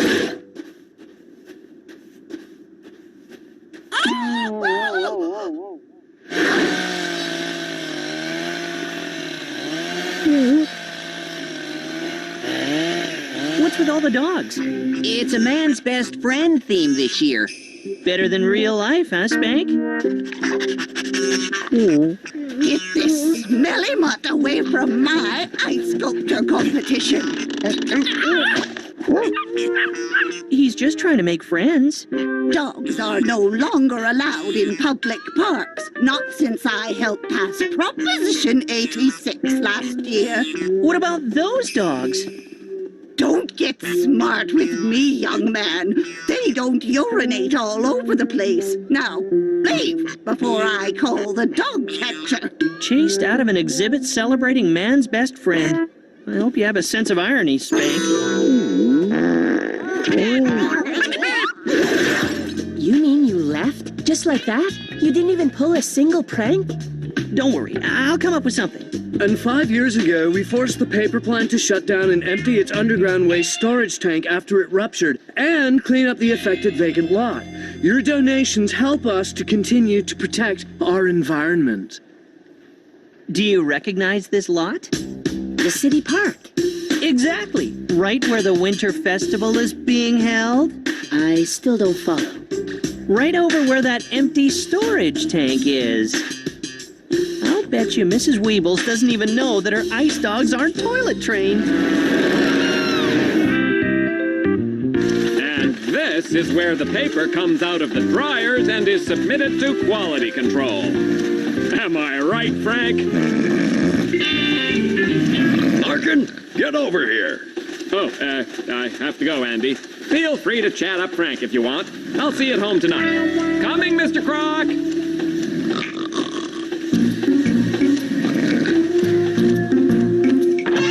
I'm freezing out here. What took you so long? Who knew paper had such a long and complicated history? Do you know what you're doing? Yes, the prank of the century. This lemonade will make its way through the pipes and into the empty underground tank. Because the tank has a rupture, it'll leach up to the surface, and tomorrow morning, Mrs. Weeble's precious park will look like all those ice dogs took a toilet break. Someone had to say this sooner or later. You are a genius. Just another day in the life of Andy Larkin, the world's greatest prankster. Let's get the rest of the jugs.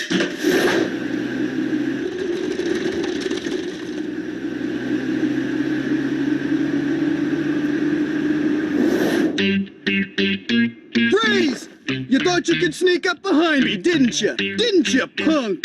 Well, what have you got to say for yourself? What the heck are you up to? Nothing, Dad. Just patrolling the park like we said. Well, stop goofing off. I can hear you all the way on the other side. Keep an eye out for that prankster Andy Larkin. I don't want to repeat of last year's nude snowman. Roger Dodger. I mean Roger Wilco. It's Roger and out.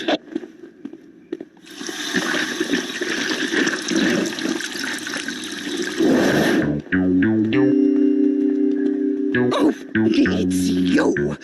I hope you left that smelly mutt of yours at home this time. I will not tolerate the swelling of this park. Yes, ma'am. I mean, no, ma'am. No dog here.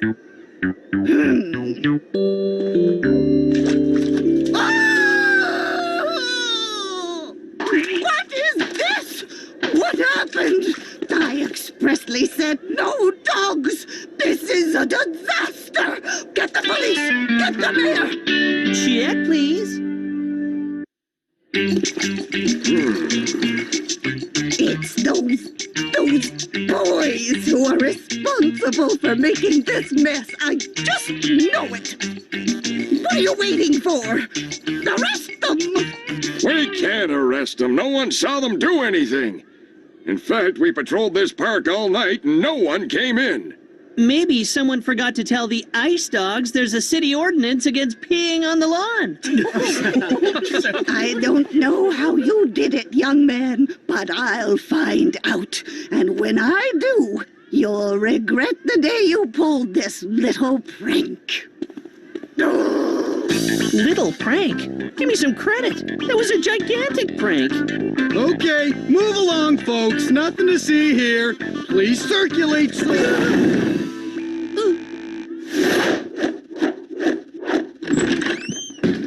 Huh? Jen? You really should be more careful when covering your tracks, creep. I don't know what you're talking about. I saw you two coming out of the paper plant with these empty jugs. I don't know how you did it, Andy Larkin, but I've seen enough of your pranks to recognize the park as your handiwork. That's a pretty long stretch. You'll never prove it was me. I don't have to prove anything. All Mrs. Weebles has to do is test the snow for lemonade. Now, who do you think should suggest it to her? Go ahead, tell. I don't care. I'm not bluffing. You gotta do what you gotta do. I still get credit for committing the perfect prank, though. What are you talking about? If you tell Mrs. Weebles, you're admitting that no one could figure out how I did the prank by themselves. I'll bet you $50 that someone can figure it out. Why not make it 100? I could use the extra cash. 100, you're on. By the end of the week, you'll be busted. Ha! $100? I don't think I can cover my half, Andy. Don't worry. She said she won't tell on us. What's she gonna do? This button here? Oh. Attention all students. Jen Larkin speaking. Huh? You've all heard about the incident in the park yesterday. Jen? Now referred to as the Pee-wee pool. I think we all know who is responsible for that particular prank, and I'm here to tell you today. She promised she wouldn't. That I'm offering a $100 reward to the first person who can replicate the prank and expose the author for the little creep that he is. That's all. Was that okay? That's fine. Anything I can do to see that little hellion get what's coming to him. You're busted, dude. Yeah, we're gonna win that $100, and then we're still gonna, take your lunch money for a month. $3 a day for 30 days. That's... Oh! Hey, man! Why are you doing multiplications on my time? That's homework stuff! I gotta hand it to your sister. She's smart. If someone figures out the prank, we get caught and pay out $100. We end up financing the reward against ourselves. Don't cash in your savings bonds yet. The way I see it, this is how the alleged prankster did it. He just went up the ladder, and while Officers Wren and Stimpy were turned away, he did the deed. With the help of a really wet doll. Oh, you know, yeah. The ladder! You idiot! See? Nothing to worry about. Contrary to some others, I think the prank requires some stealth and finesse. I believe the culprit resorted to advanced methods. The attack obviously came during the night, and the bombing was accurate and definitive.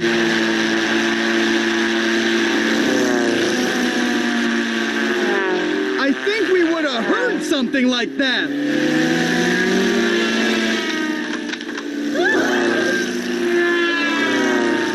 Why won't this thing behave?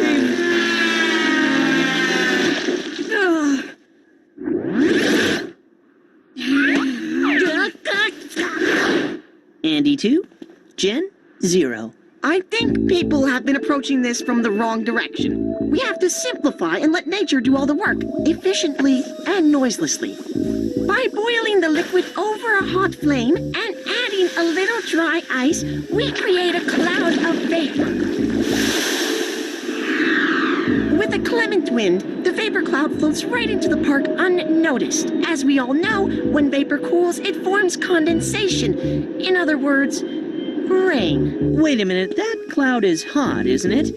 What happens when a warm front and a cold front meet? Why, you get a tornado.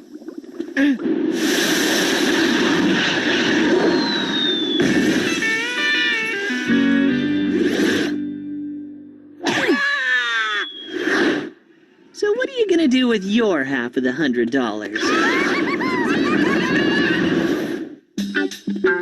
Excuse me, what do you think you're doing? I'm just doing an inventory of your personal possessions.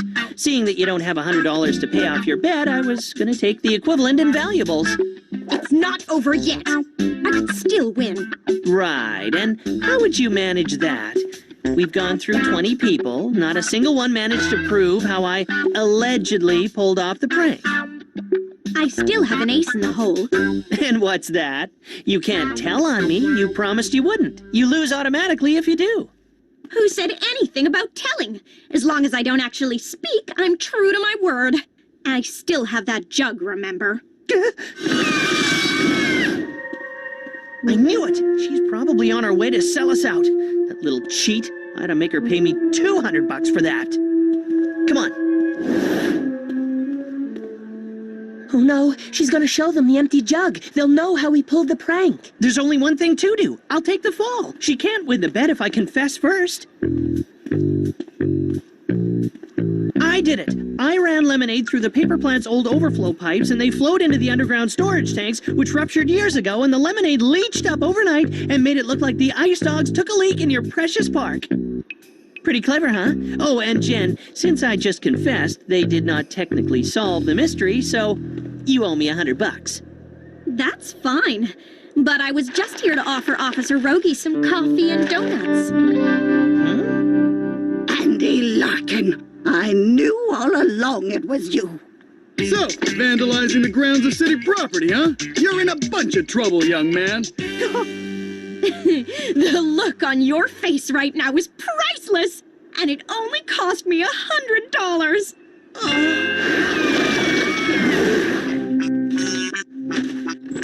Andy, Jen told me all about what you've been up to. I'm really upset with you. Mom, if you're gonna punish me, you're too late. The paper plant wants the storage tank removed, and the Rogies have ordered me to help.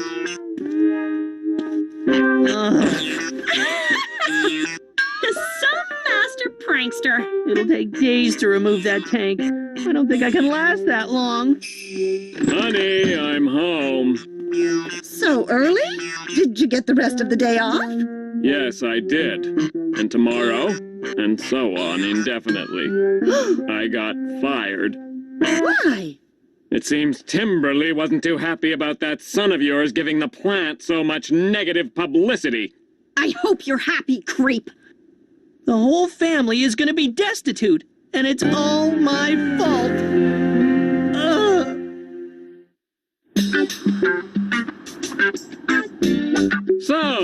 Almost finished digging up that tank, eh? Yep. Day after next, the other crew takes over to lift it out of the ground. Problem is, I have to start early and finish late. You?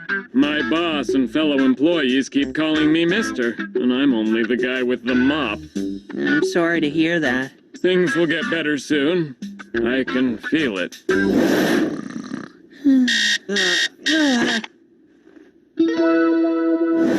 And what did you get for question 13? 9. Wow, really? I was way off. Okay, how about question 20? 9. Let me sleep until 9, Mom. Hey, wake up! Did you even do your homework? Who has time for homework? Between school and the community service at the park, I haven't got any time left to myself. You're taking this pretty hard. You need to get right back on that horse.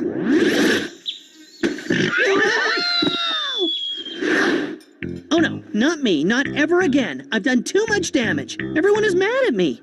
Jen's not mad. If it'll make you feel any better, she keeps laughing whenever anyone mentions you. That settles it. I'm swearing off pranking for good. Shut up. You're talking trash. You can't give up, Andy. You're the king of pranks. It's your gift. What else are you gonna do in life? I don't know. I'm getting pretty good with a shovel. Maybe I can join the Peace Corps and dig ditches in the third world. At least that way I won't get my dad fired. And what is your dad doing now, anyway? Well, let's see. Monday, he sold magazine subscriptions. Tuesday, he collected empty cans for recycling. Yesterday, he was mopping up at Beans and Burgers, and today... Hello, kids. Dad? How do you like my green folk t-shirt? My new boss says that after a couple of years I can move up to minimum wage. He's about your age, Andy. Oh. Anyway, gotta get back to handing out flyers. Did you know that belugas eat 1,000 acres of rainforest every day? Someone ought to do something. He's not very good at this, is he? He's not very good at anything, except his old job at the paper mill. You're done good, kid. This tank is the removal crew's problem tomorrow. Go home. Hey, kid! Get away from there! You want to get sick or something? Sick? Why should I get sick? Huh? Need a lift? Would you believe it? Green folk let me go because I refused to get a new muffler put on this thing.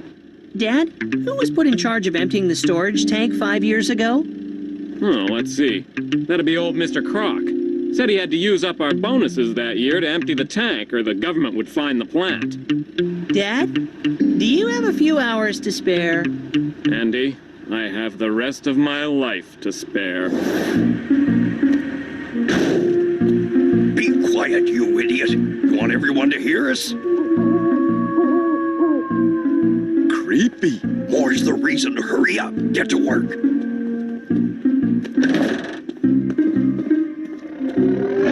What was that?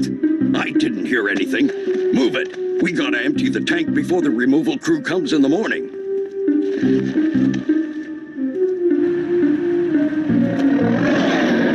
I know I didn't imagine it this time. Something growled. You're afraid of bad ice sculptures now? I seen this movie once where a snowman came to life because it got covered in industrial waste. Oh, for crying out loud. There!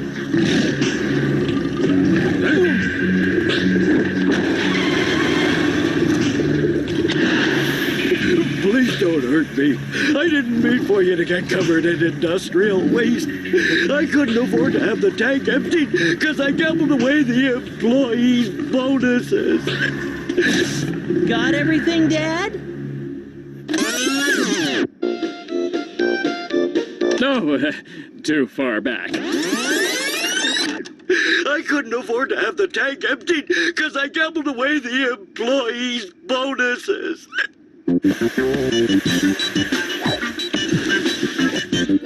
It's amazing what a little dry ice and road flares will do, eh?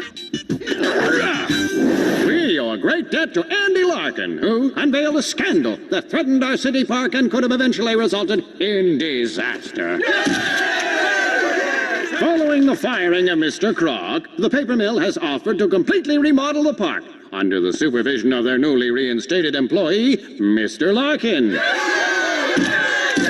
Thank you. I couldn't have done it without my son Andy. Anything we can do to thank you, Andy? Well, now that you mention it. Listen to this. Mayor repeals Bill 86. Dogs wag tails, enjoy. They're calling me a hero. A real chip off the old block. Oh, please, don't encourage him. You're only jealous because in the end I use my gift for the greater good. Enough bickering, you two. Want to see where the paper mill is going to put in the in-ground swimming pool? Filthy, no good mutts.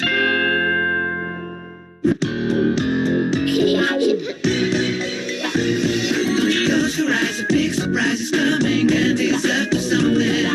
Visualize and organize things that you did not imagine. Yeah. My name is Andy, everybody knows me. World's biggest writer, nobody's better. My name is Andy, everybody knows me. World's biggest writer, nobody's better.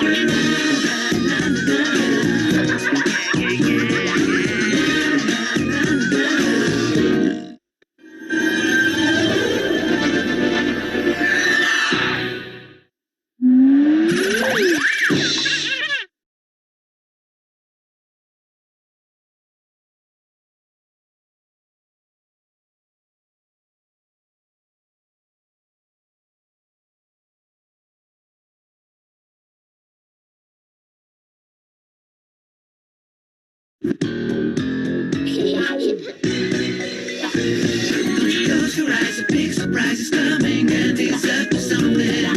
Visualize and organize things that you did not imagine. Yeah. My name is Andy, everybody knows me. World's biggest writer, nobody's better. My name is Andy, everybody knows me. World's biggest writer, nobody's better.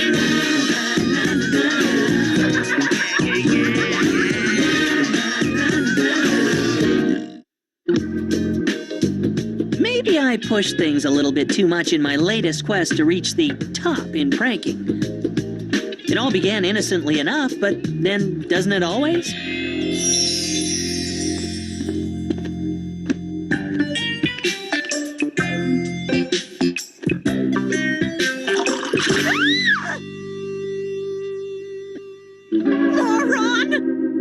While I'm waiting for a big prank to come along, I have to keep things going with little pranks, just to keep myself fresh.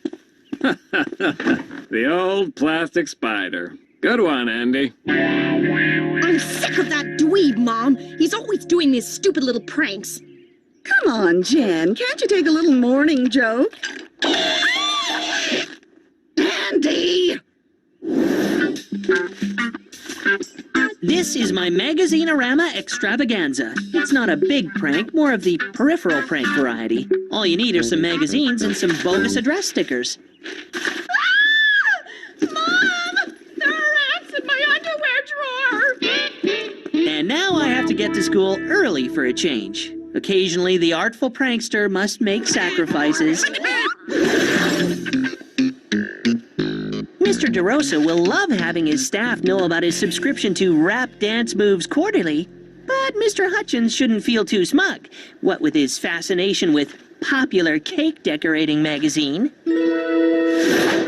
Peter Lick, East Gackle, Alberta, Toy Doll Digest, and Andrew Leach, Ballet Journal. Ha! Just when you think you know somebody. But here's the cherry on top of the cake. I've put my own name and address on Save the Baby Whales Monthly magazine. It'll help reveal my soft, sensitive side to Lori, and every other girl who sees it in the washroom. I've got Lori hooked up to see me every day after school for the next 2 weeks. Whoa, how did you swing that? We're working together on the dinosaur project. Tomorrow is the archaeology field trip. The Brontosaurus only had one mate for life. The Allosaurus liked long, romantic walks on cool summer evenings. The Edaphosaurus always closed its eyes when it kissed. The Brachiosaurus used to curl up in front of a fire with its partner and listen to Leonard Cohen records. She's gonna be glued to my side as we exchange deep, passionate paleontology insights. Hey, Lick, Heard you got a toy doll collection. What? Do not! Toy dolls. That's, funny. I wouldn't laugh, Leech. I heard you subscribe to Ballet Journal. Huh? Bet you look cute in a tutu. You started early this morning. Here are the results on your archaeology tests. An A! B plus. A minus. A B plus. Right on. An F. All right. Hey, a C. I got a C minus. This'll really boost my, average. There's got to be some mistake. No mistake. You had only 2 correct answers. In all my years of teaching, I've never seen that on a multiple choice test. Unbelievable! Leech! What a moron! Lick and Leech did better than me? I think I made a serious miscalculation. I found the answers to Mr. Hutchins' archaeology test on the computer in the library. All quite accidentally, once I figured out the password. But it must have been last year's test. Even so, how is it possible to do worse than Lick and Leech?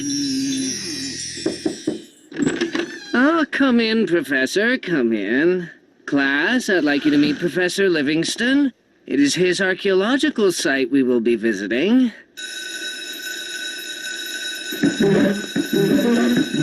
I'm sure they'll be more enthusiastic tomorrow. Oh, why should they be any different from everyone else? People have had their fill of all the dinosaur hype over the last number of years. I can't even get the newspaper's attention anymore. What you need is a hot mug of cocoa. Only 2 right. Even if you had answered C to all the questions, you would have got, on average, 25% correct. He should have copied off a Lick.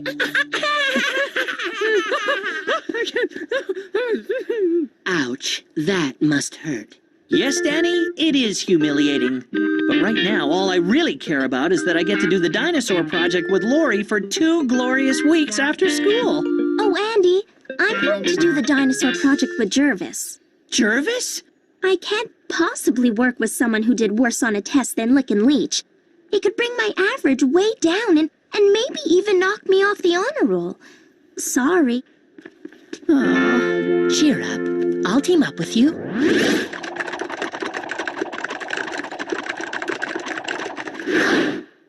Thanks, but no. Remember our rule, Danny. We only team up with hard-working, brainy, but naive kids on projects.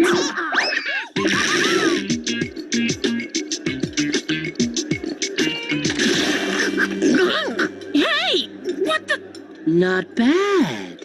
Thanks. It helps ease the pain of Lori rejecting me for screwing up that dumb test. It's the kid who only got 2 answers right on a multiple choice test. What an idiot!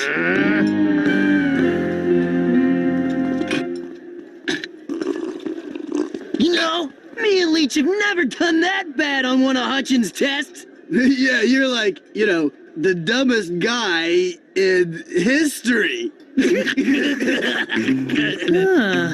This whole test thing is gonna ruin my prankster reputation. But what really gets me is Lori thinking I have an IQ of a fossil.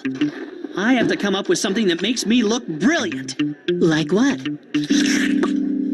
don't know yet, but it has to be the mother of all pranks. I've got it! Can you get ointment for it? This could possibly be the biggest idea I've ever had. Well, don't keep me in suspenders. What is it? What if on the field trip tomorrow, I, Andy Larkin, make an amazing discovery? The greatest archaeological find of the millennium. Lori would be begging to do the project with me. I'd be a hero. Not a 0. Wow, sounds ambitious. But what are you going to find? A replica of this chicken wing bone. Aren't dinosaurs supposed to be big? This bone is going to be 1,000 times bigger than it is now. Meet me at the school library right after school. You got it. Forget mother of all pranks. Make that the mother dinosaur of all pranks.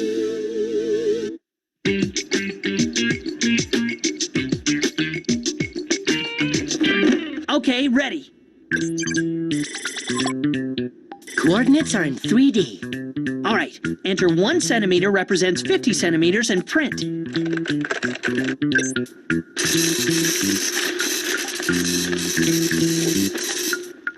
Beautiful. Come on, we don't have much time. This plaster of Paris looks like the real McCoy. Now let's get this out of here. Grab your end. Yeah. Careful, Danny. Once we're outside, there's no getting back in. If we ruin this, we're sunk.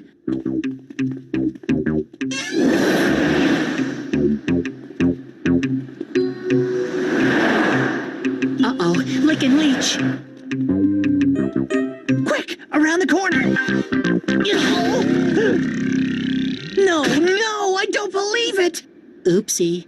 Well, what are we gonna do? We'll have to go to Plan B. And I know what you're thinking. What's Plan B? Right. What is Plan B? I don't know yet. But every prankster knows there's gotta be a Plan B. How could you do so bad on that test? I want to change my name. Why didn't you study? I did study. I watched Jurassic Parking Lot too. Well, actually, it was the video game version. For your sake, I hope there's a heaven for loser dweebs. Mom and Dad went to a movie, and since you were working late at school, something I find hard to believe, they left you pizza money on the kitchen table. Loser! Did you come up with Plan B yet? I'd even settle for Plan B minus. Yay, mush! Just what we need to get our brains working again. The cook was off tonight, so I made your pizza. Ow! This crust is seriously overcooked. The simple thank you would have sufficed. Mush, you're a culinary genius. A chef extraordinaire. You're just saying that. I think I chipped a tooth. Time for Plan B.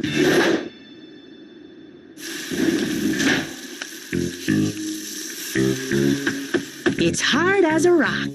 Yeah, or a fossil. Good work, Mush. Now, I need you to do me a small favor. Man, why do I let you guys talk me into these things? Relax, Mush. The dig's just around the corner. This is gonna be my best prank ever. Yes, National Probe. This is Ronald R. Guasciuti, the minister's press secretary.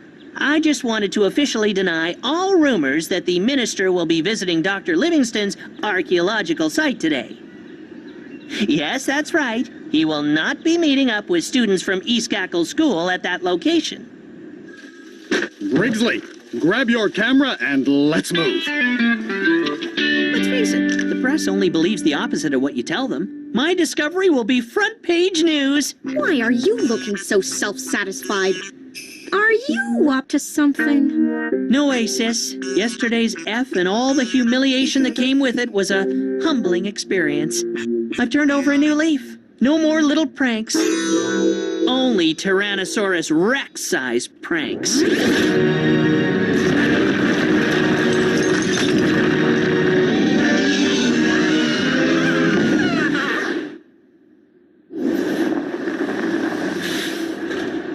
Do these kids have to be here? Stomping on everything, messing up our site? I'm just glad someone still shows an interest. Besides, any publicity is good publicity. Mr. DeRosa, welcome to our latest paleontology project. Hey, Einstein, careful you don't get lost. Me and Leech were thinking, we could tutor you before the next archaeology test. They'll laugh on the other side of their faces when I make the archaeological discovery of the century. Lori, I just noticed a somewhat irregular soil formation that might indicate some sort of irregularity within the, ground. Right over here.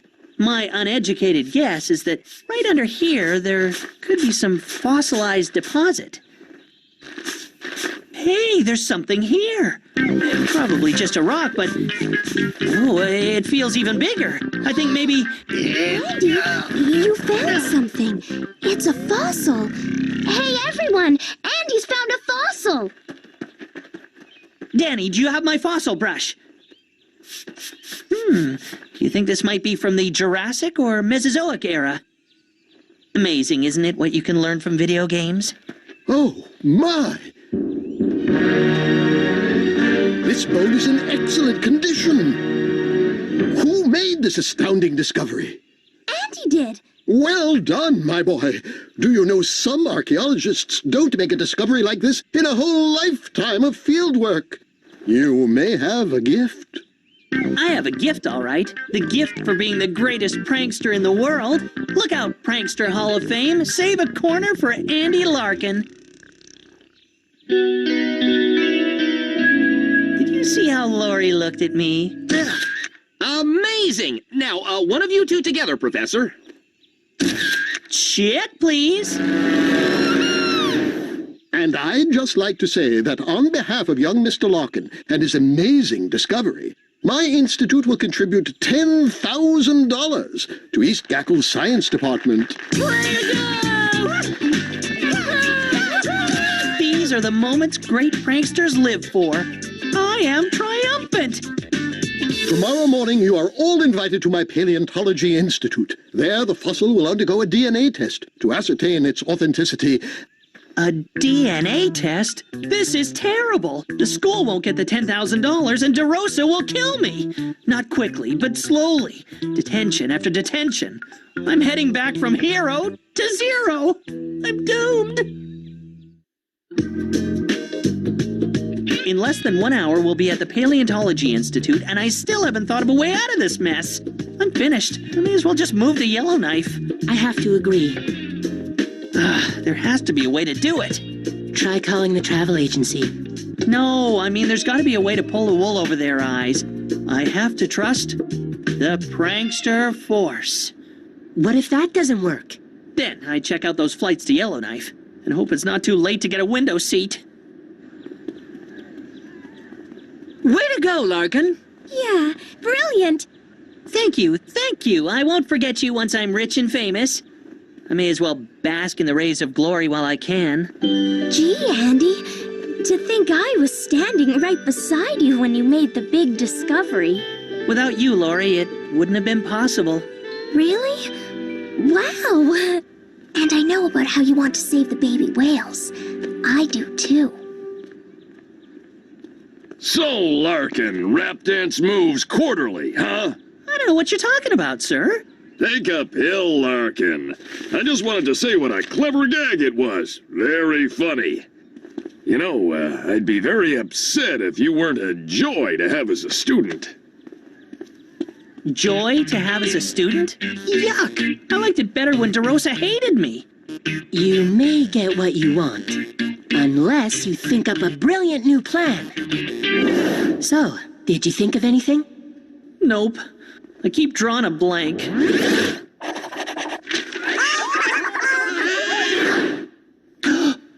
Eureka! What do you mean? I took a shower this morning. Take a look. They want to do a test on a dinosaur bone? Well, then they shall do a test on a dinosaur bone. Aw, what are you gonna do? What we are going to do. Did you get it? You bet. That was a perfect diversion you pulled. That guard really believed you fainted. I had. All this stress is getting to me. Okay, Operation Diversion Part 2. Whoa! Is this the computer that reads the DNA in the dinosaur bone chip? Well, it ain't a waffle iron. Is that one of those new Japanese models? Nope. We've had that one for a few years. Fascinating. Well, Danny, let's not take up any more of our friend's valuable time.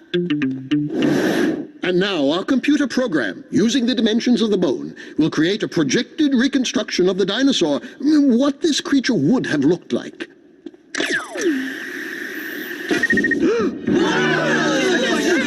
This is impressive. It resembles the common chicken, but lizardly and 40 feet tall. Does this prove that chickens once ruled the earth?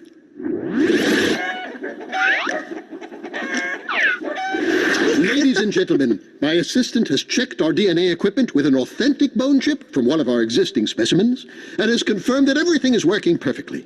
I'll now replace said bone chip with one from the fossil we discovered yesterday. Oh no! This is a disaster! Must stop the DNA analysis. I've got to pull the plug on these machines. Planning to take a bow all on your own, Larkin? Not without me, you don't. The results are in. This fossil shares DNA with Parmesan cheese and oregano. What's he talking about? Wait a moment. There is more information. The bone is constructed with pizza dough. Is he ordering lunch? And unless pizzas once walked the earth, I'd say we've been hoodwinked in a very elaborate hoax. Disappointed? Larkin, I should have known you were up to one of your pranks. You've cost us $10,000!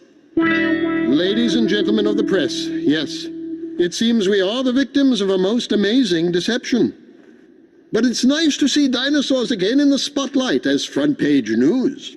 And it's glorious to see the press here finally giving my Paleontology Institute the attention it so richly deserves.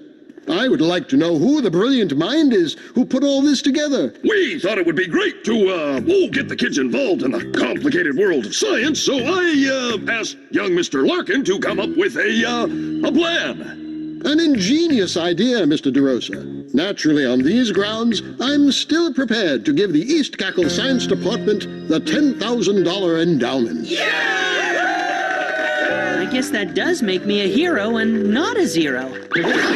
Some things worked out pretty good. Mr. Hutchins told me he was going to raise my archaeology test mark to a B. As for Mr. DeRosa, it seemed that rap dance moves quarterly exposed him to a whole new way of life. Who'd have thunk it?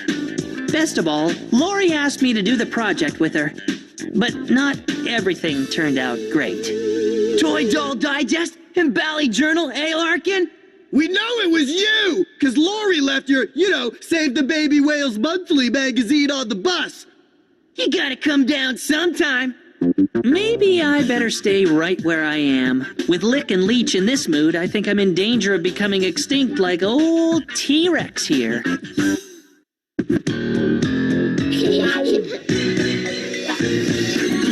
your eyes, a big surprise is coming, and it's up to something. Visualize and organize strength that you could not imagine. Yeah. My name is Andy, everybody knows me. Worth biggest factor, nobody's better. My name is Andy, everybody knows me. Worth biggest factor, nobody's better.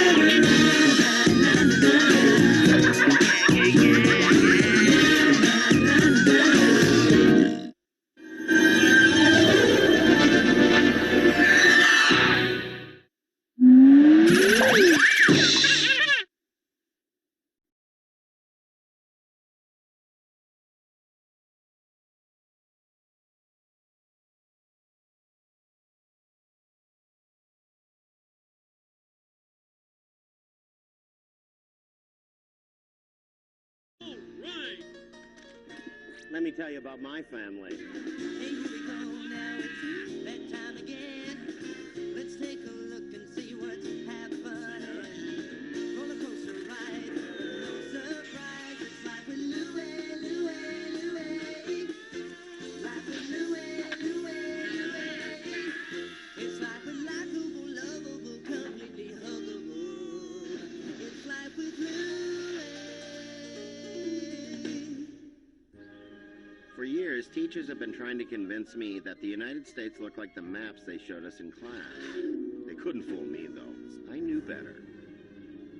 I knew that Cedar Knoll was the center of the universe. After all, I'd been born there. I'd always lived there, and as far as I knew, the rest of the world rotated around Cedar Knoll. My family's going to Snifferland for summer vacation this year. Boy, am I jealous. I hear it's the last year for Paws on Parade. Ooh, thrilling. And they got this new ride there, the Growling Canine Coaster. That sounds so fun, doesn't it, Louie? I guess so. Gotta go. See ya. What about you, Louie? Where's Colonel Anderson taking your family this year? I'll tell you where he's taking us. He's taking us to Snifferland. That's right.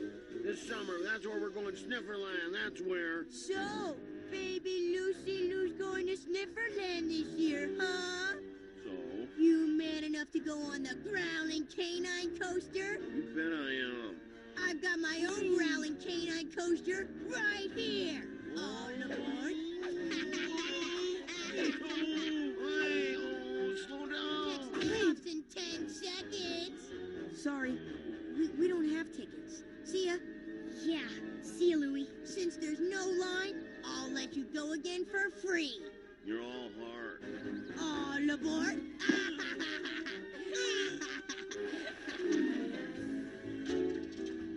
Another day at the grind. Can we go to Timberland, Dad? Please, can we go? It's the last year of Paws on Parade. Please.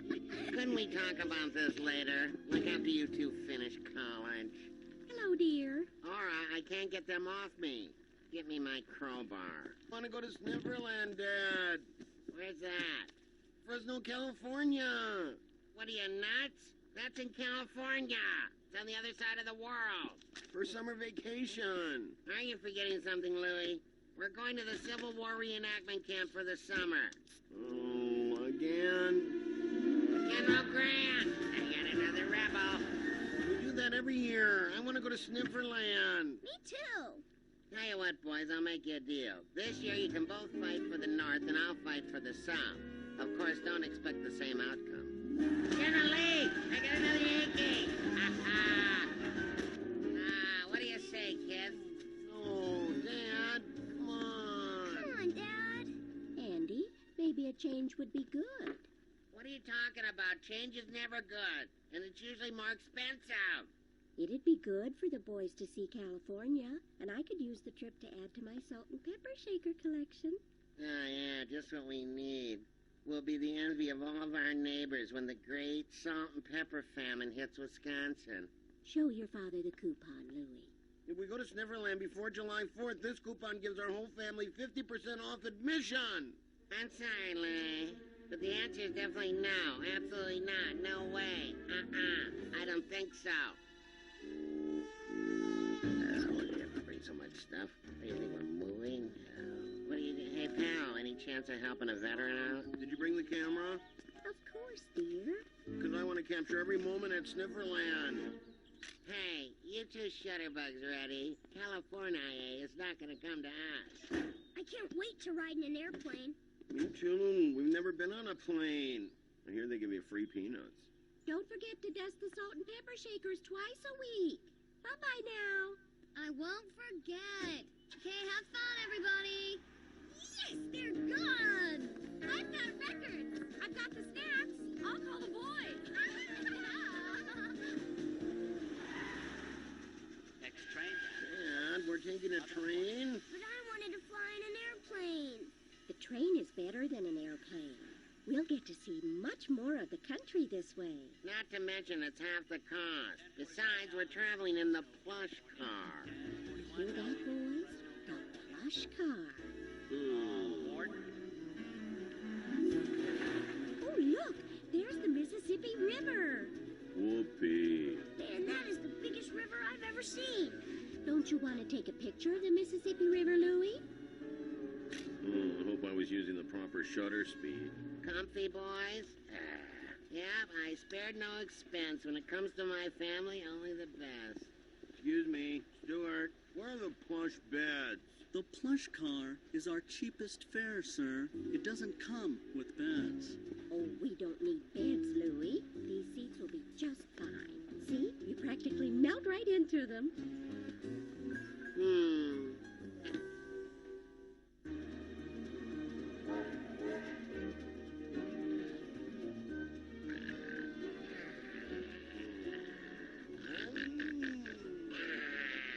Hey, watch it. Hey, enemy coming in. Hey, watch it. Go to the left. Go to the right.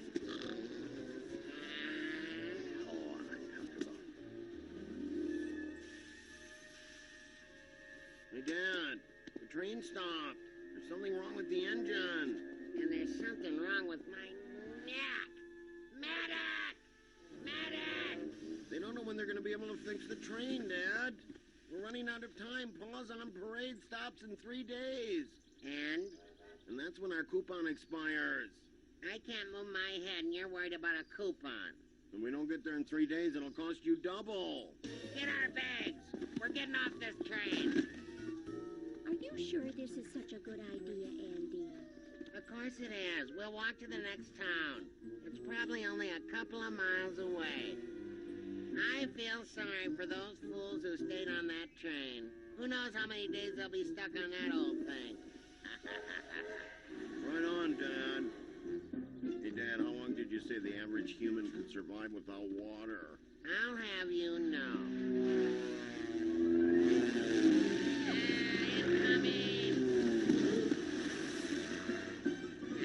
Howdy, strangers. Trouble? Of course not. We're just getting a little exercise. Hang on, everyone. Skyhawk the base. We're gonna get everything under control. So, where are you heading? California. Well, I'll take you as far as I can. Hey, something wrong with your neck? What gave it away? The awkward position of my head, or the look of excruciating pain in my eye? What's that down there? That there's the very first shopping center in the state. It's called a mall. What's that? It's a big building with all kinds of different shops in it. Do they sell salt and pepper shakers there? Are you kidding me? They got a store in there, that's all they sell. You think maybe we could make a little detour? The man's not landing the plane just so you can buy a few trinkets, honey. Don't be silly. I'll be back in a jiffy. How much salt can one family eat? Dad, we're running out of time. We've got to get to Snifferland. Are these priceless? Yeah, priceless. I wish they were weightless. Did you remember to get my muscle ointment, honey? I'm sorry, dear. I just didn't have the time. Skipped again. Literally. Louie, why don't you take a picture of the mall? I smell a Pulitzer. The mall, what a dumb idea. Take my word, kids. That'll never work. Hey, Mr. Mill, can you get this thing to move any faster? Stop holding this baby back. Give her some juice. There's too much weight. Don't you know anything about flying? I served my country 5,000 feet up in the air. I earned my wings making this world safe for democracy. That's what I know about flying. I don't like to brag. But MacArthur once said if it wasn't for my aeronautical expertise, the war would have gone on an extra year or two. Mind if I give it a go? Sure, if you think you can get it to go any faster, then be my guest.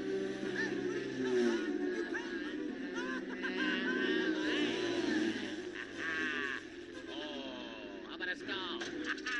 Yeah, that's a lot better. Look out for the... I'll show you a little trick I learned from a couple of flyboys over the skies of East Africa.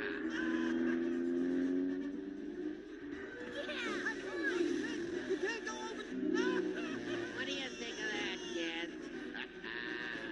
That's great, Dad, if you could smell.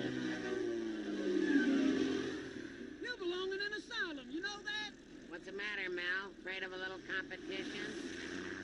Louie, how'd you like to learn how to forage for food? Do I look like a muskrat? I think I see a bus station.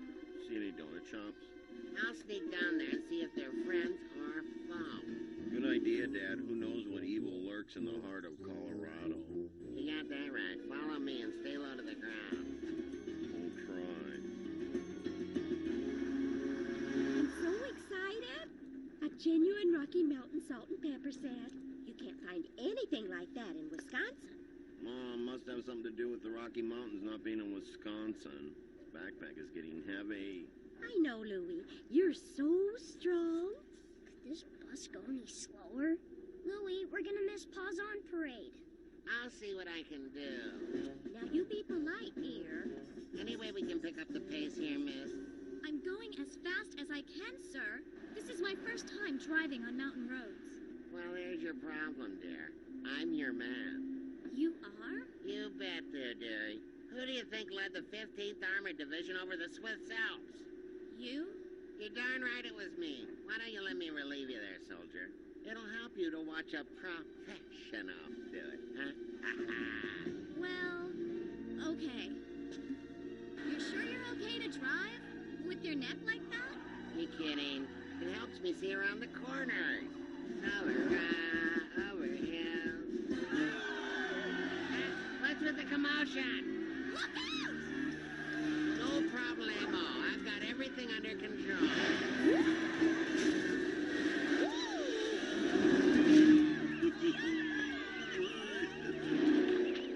Dad, rock slide.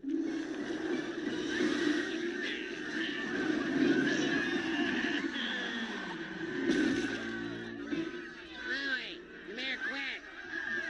What, Dad? Good job, kid. I feel used. Must want to give me the key to the city for saving everyone. Reckless driving? Since when is saving a busload of Americans considered reckless driving? It's a mad world, Dad. Well, the next bus doesn't leave till next week. Next week? Yeah, the river washed out the road. It's just impassable. Dad, we'll never make it in time to see Pawns on Parade. Did you say river? Have fun, and be careful. Reminds me of the raid I led on the Koala Island. All we had were 5 men, 2 rafts, and 1 Swiss Army knife. Whoa, check it out. The Grand Canyon. Isn't this beautiful? Louie, don't you want to take a picture? Uh-huh. Attention troops. Choppy waters at 12 o'clock. What time is it now?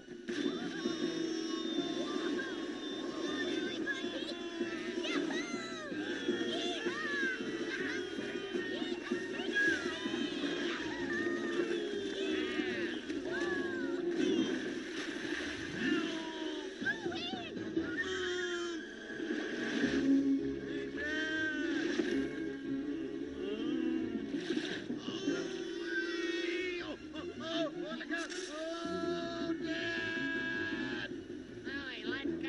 I'll catch you.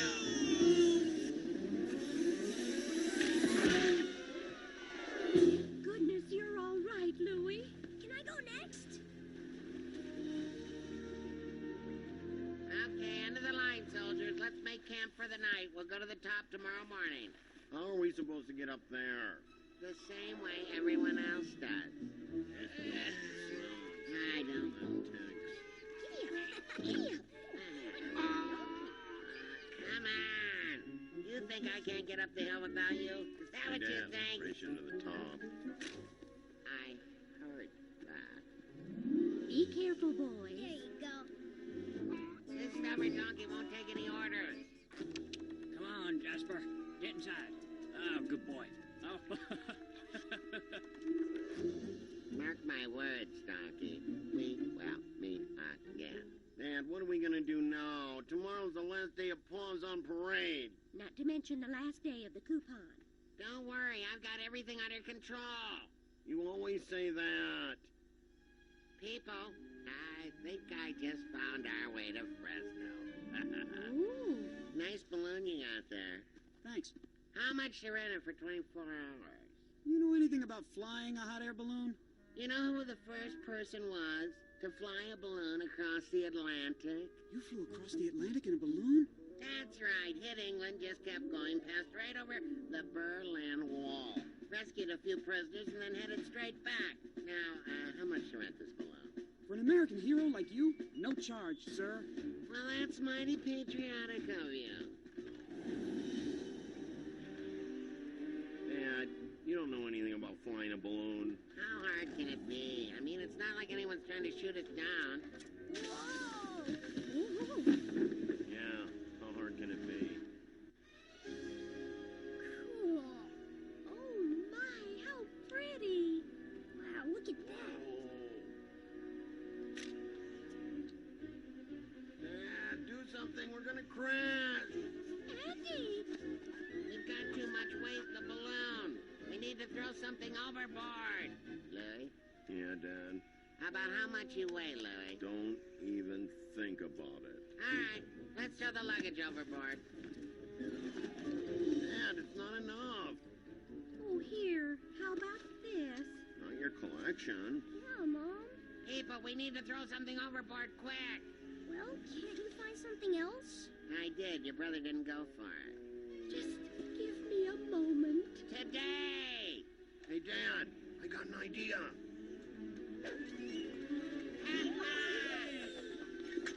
Oh, gotcha. Oh, cool. Nice thinking, kid. Like they say, the apple doesn't fall far from the tree. Oh, Louie, thanks for saving my salt and pepper shakers. Well, I didn't want to risk our food supply.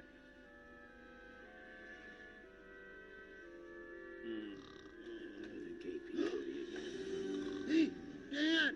Dad! Snifferland only 5 miles away! I told you we'd get us there on time. Thanks, Dad. You're the greatest dad ever! You got that right. You better get that coupon ready, Louie. Snifferland, here we go. All right, we're the first ones here. Hey, Dad, why isn't anyone here? What's with the rides? Orlando, Florida. How far away is that, Dad? By plane or balloon? I'm afraid it's on the other side of the country, Louie. Oh, perfect. Louie, I thought you said Snifferland was in Fresno. But it says so right here, Dad. This comic book is over 2 years old. Now, what are we supposed to do now? Oh, I have an idea. Don't even think about it, Aura. Are you listening to me, Aura? Stop right there. About face. Aura? Dad broke down and bought us plane tickets back home. He figured we'd save money in the long run. What have they got in Orlando? Nothing but swampland. Mark my words, nobody's ever gonna go there. Passenger seated on the left-hand side of the aircraft, you can get a good view of the Grand Canyon. Where is it? Yeah, great view. I went on the growling canine coaster 12 times. It was really great. Oh, it's too bad you didn't make it to Snifferland, Louie. We made it. A couple of months late. Aw, you missed the final pause on parade. I know, I missed it all. And all I have to show for my vacation are these lame pictures. What are they pictures of? Yeah, what are they? Let me see them. You took these? Wow, where'd you take this one from? I took that in the hot air balloon. You got to ride in a balloon? Yeah, that was after my dad did some skywriting in the plane we were flying in. Neat. Yeah, and after our bus almost fell over a cliff. Oh, no way!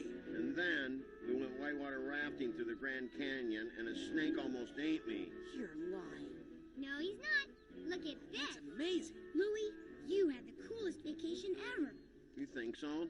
Yeah. What else did you do, Louie? Tell us more. Yeah, well, we rode jackasses from the bottom of the Grand Canyon to the... I learned a couple of things from that vacation. First, I learned that sometimes the best trips are the ones you don't plan. And second, I learned there was a great big world outside of Wisconsin. And you know something? I was the only kid in town who knew where the Colorado River was. Not to mention having survived it in a raft. You are so lucky. There's salt and pepper shakers in my trophy case. My trophy case. Where are all my trophies? Ah, I had my medals in there. There's nothing sacred anymore. All right. All right. Let me tell you about my family. Hey, here we go now, it's bedtime again. Let's take a look and see what's happening. Roller coaster ride, no surprise. It's life with Louie, Louie, Louie. Life with Louie, Louie, Louie. It's life with likable, lovable, completely huggable. It's life with Louie.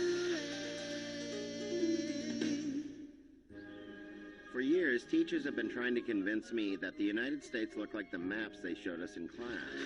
They couldn't fool me, though. I knew better. I knew that Cedar Knoll was the center of the universe. After all, I'd been born there. I'd always lived there, and as far as I knew, the rest of the world rotated around Cedar Knoll. My family's going to Snifferland for summer vacation this year. Boy, am I jealous. I hear it's the last year for Paws on Parade. Ooh, thrilling. And they got this new ride there, the growling canine coaster. That sounds so fun, doesn't it, Louie? I guess so. Gotta go. See ya. What about you, Louie? Where's Colonel Anderson taking your family this year? I'll tell you where he's taking us. He's taking us to Snifferland. That's right. This summer, that's where we're going, Snifferland. That's where. So, baby Lucy Lou's going to Snifferland this year, huh? So? You man enough to go on the growling canine coaster? You bet I am. I've got my own growling canine coaster right here. All aboard. Hey, slow down. Leaves in 10 seconds. Sorry, we don't have tickets. See ya. Yeah, see ya, Louie. Since there's no line, I'll let you go again for free. You're all heart. All aboard. Faceless. I wish they were weightless. Did you remember to get my muscle ointment, honey? I'm sorry, dear. I just didn't have the time. Skipped again. Literally. Louie, why don't you take a picture at the mall? I smell a Pulitzer. A mall, what a dumb idea. Take my word, kids. That'll never work. Hey, Mr. Mill, can you get this thing to move any faster? Stop holding this baby back. Give her some juice. There's too much weight. Don't you know anything about flying? I served my country 5,000 feet up in the air. I earned my wings making this world safe for democracy. That's what I know about flying. I don't like to brag. But MacArthur once said if it wasn't for my aeronautical expertise, the war would have gone on an extra year or two. Mind if I give it a go? Sure, if you think you can get it to go any faster, then be my guest.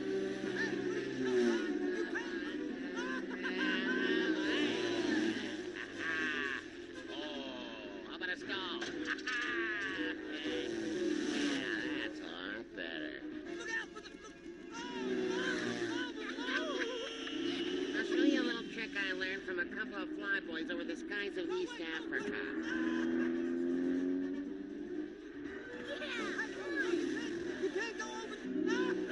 What do you think of that, kid? That's great, Dad. If you could smell. You belong in an asylum, you know that? What's the matter, Mel? Afraid of a little competition?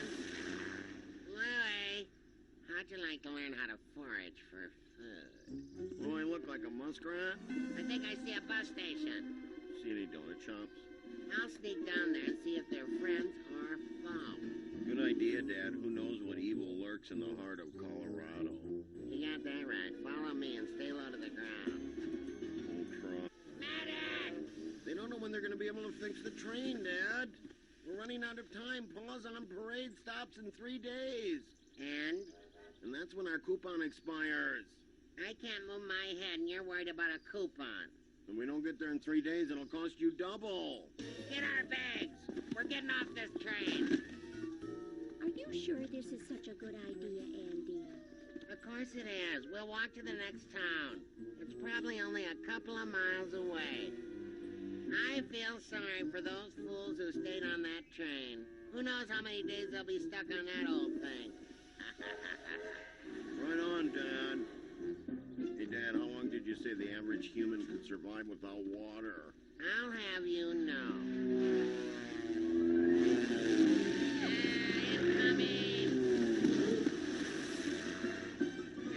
Howdy, strangers. Trouble? Of course not. We're just getting a little exercise. Hang on, everyone. Skyhawk the base, skyhawk the base. Got everything under control. So, where are you heading?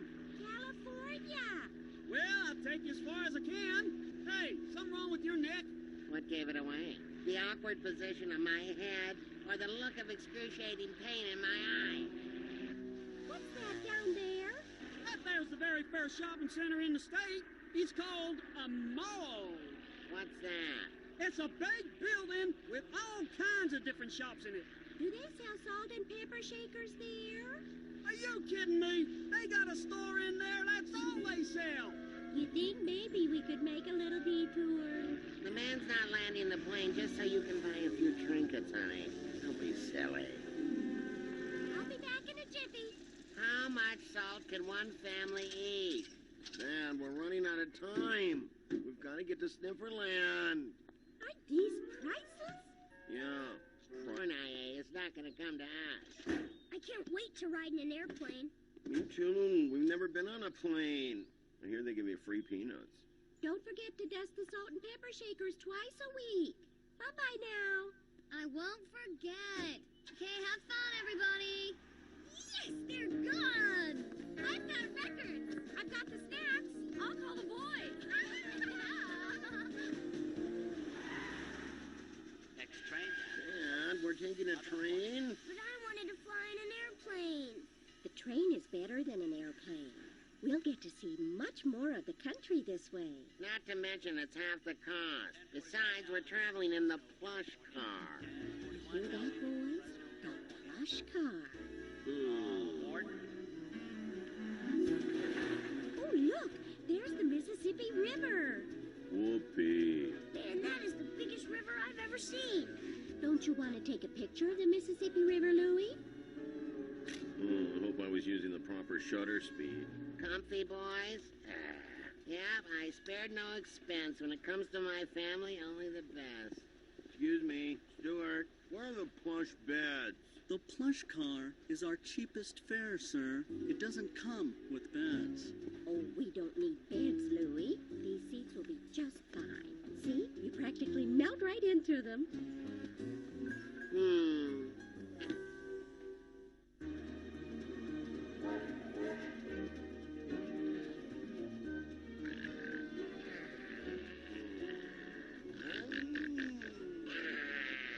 Hey, watch it. Hey, enemy coming in. Hey, watch it. Go to the left. Go to the right.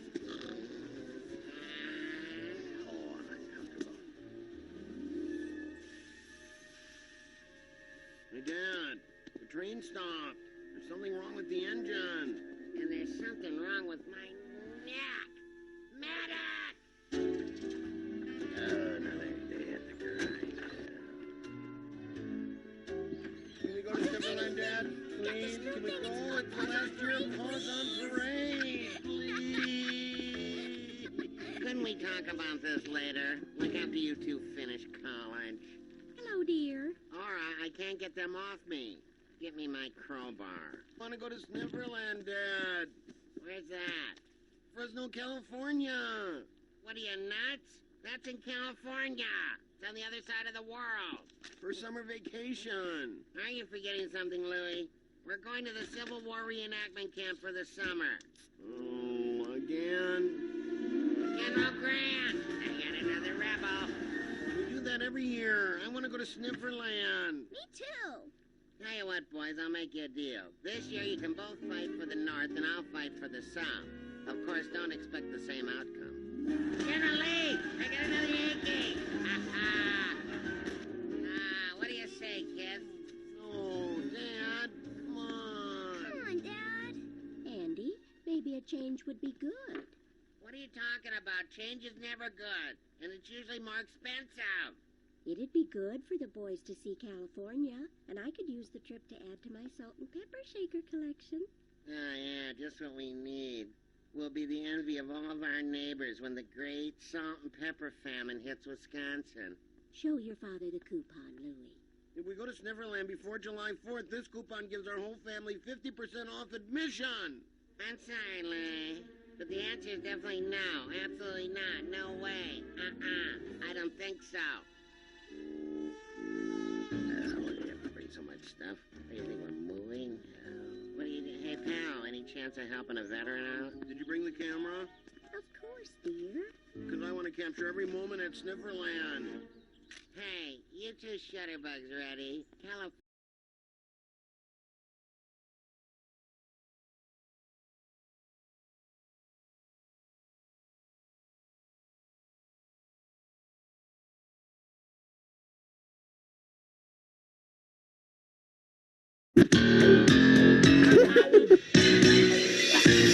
Don't you close your eyes, a big surprise is coming. I am up to something. I'll visualize and organize a prank that you cannot imagine. My name is Andy, everybody knows me. What's the distractor? Nobody's better. My name is Andy, everybody knows me. What's the distractor? Nobody's better.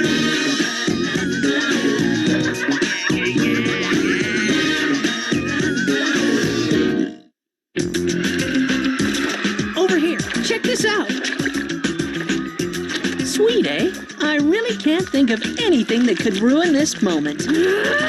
Andy! You're dead!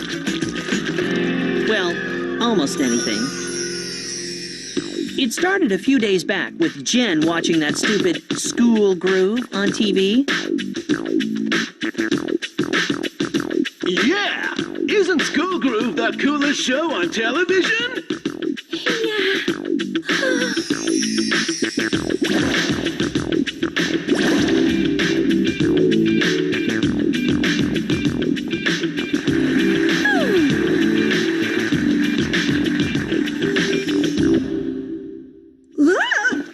You know, this show is like a mental laxative.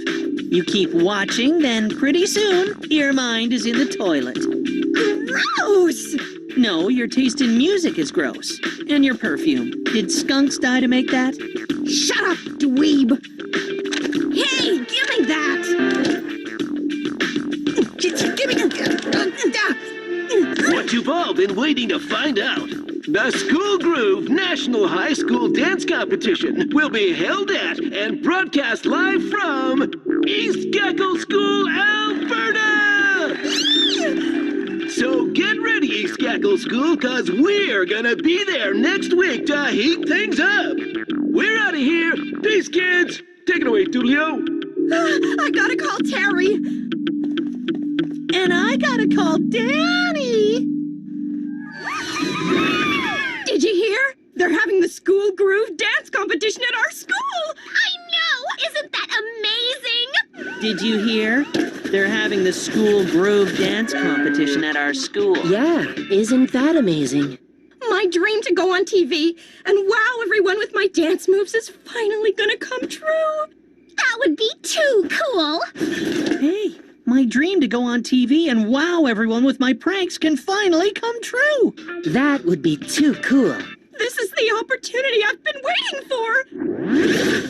And in the category for outstanding pranking during a major dance competition on live TV, the winner is Andy Larkin. This is definitely the opportunity I've been waiting for.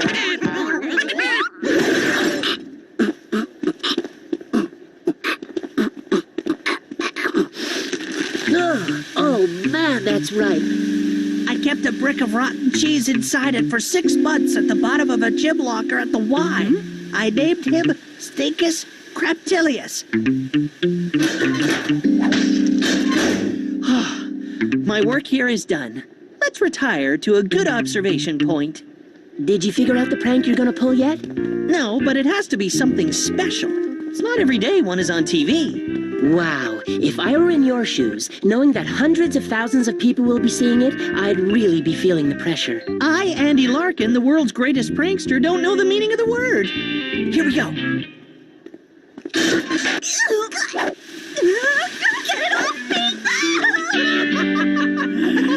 Time to do the dirty laundry. Hey, Jen. Wanna be my dance partner? You bet.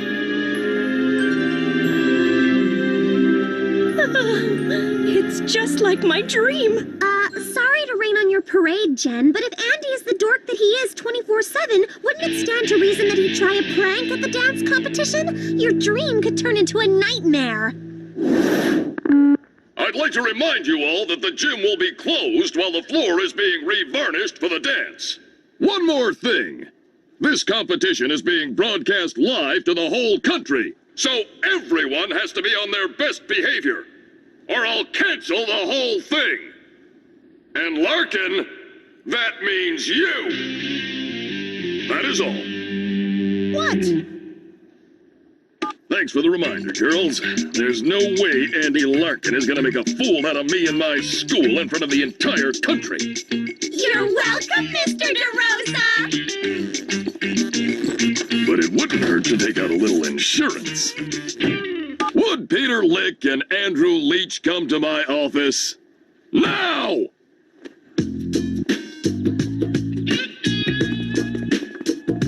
Hey, didn't your mother tell you it's rude to stare? Everyone is so up for this dance competition. It's gonna be impossible to pull off a prank with them watching you like a hawk. Just because DeRosa tells me not to prank and the whole school looks like they'll murder me if I do. You do one thing to screw up this dance, I'll make you wish you'd never been born. And that goes for your little friend, too. And just because my sister threatens me with bodily harm... If you mess up this dance, Larkin, the world won't be big enough for you to hide. I didn't know you two liked to shake your booty. The only thing that will be shaking is your throat, Larkin. Yeah, DeRosa deputized us to make sure you don't, get near the school during the dance competition. And we get detention if we fail. We're gonna be on you like, stink on a moose. Oh, is that what that is? Not only do I get to pull off a prank on TV, but Lick and Leech end up in detention. I gotta go for it. Well, when you put it like that... Who's dropped by to intimidate me now? I was just wondering if you were going to the dance? Oh, sorry, I didn't know it was you. Yeah, I'll be at the dance. Great. I'll see you there then. Bye. So, assuming you can get within a kilometer of the place, what's the prank gonna be? The prank? It's, gonna be, Yes? Well, I can't think of anything right now. I mean, I can think of pranks, but none of them are good enough. Wait a sec, partner. I know what this is about. She's about 5 feet high and says things like, "Oh, I was just wondering if you were going to the dance." You don't want to prank because Lori will be there. For a little guy, Danny sure is perceptive. No way. Nothing gets between me and my art. I just can't think of anything. Well, what about that cheese in the sock? I bet that could clear a room pretty fast. This is TV we're talking about. It has to be amazing. And the $20,000 prank is... It is, Nah.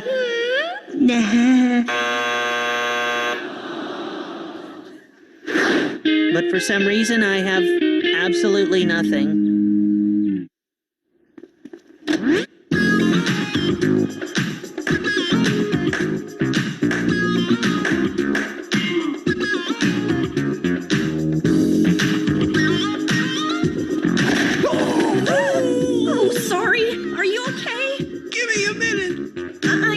Preoccupied right now. I just know that Andy will try to ruin the dance with a stupid, idiotic, lame-o prank.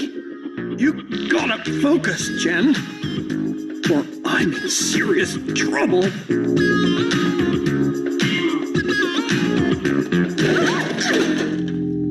It's no use. I can't get that stupid brother of mine off my mind. We're never gonna get it together unless we make sure Andy doesn't prank the dance.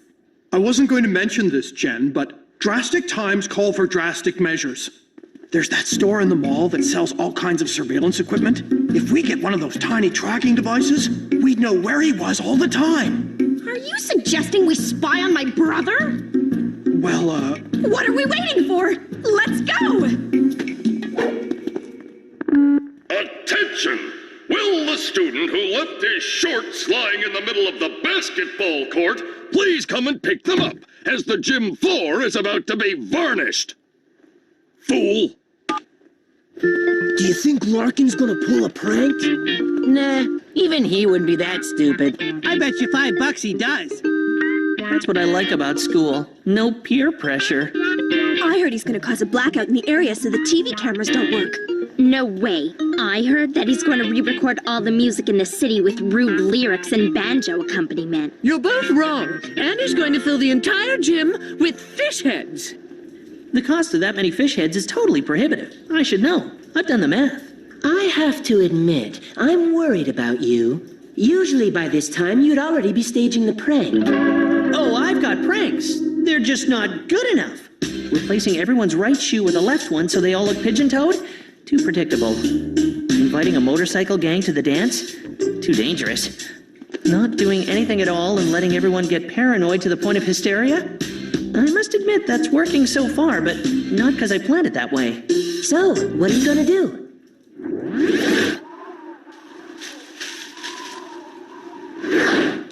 When I find out, you'll be the first to know.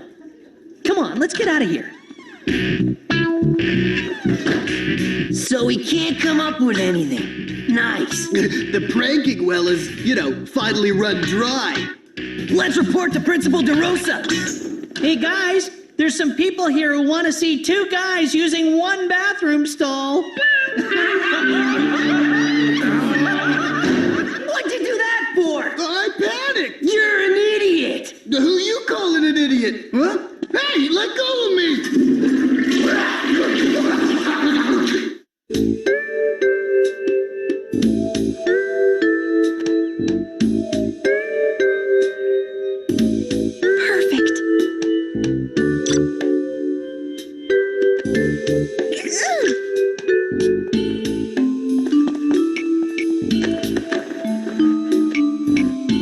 She really thinks she can stay one step ahead of me. So sad.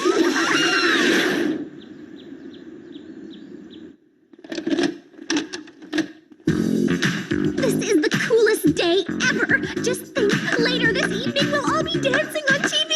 Speaking of which, let's try out the routine.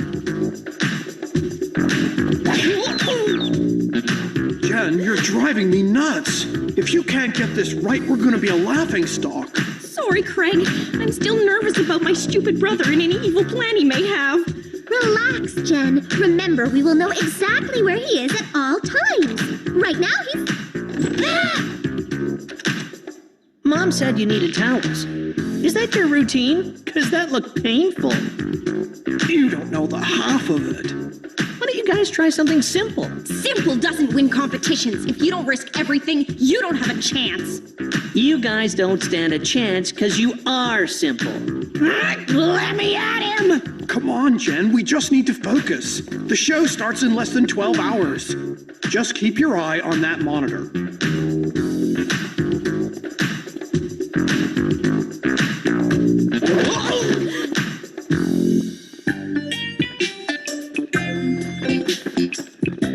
I know what you're thinking. Day of the competition, I haven't come up with a prank, and it's because of my conflict of interest involving Louie, right? Okay, you're right. What do you want, a cookie?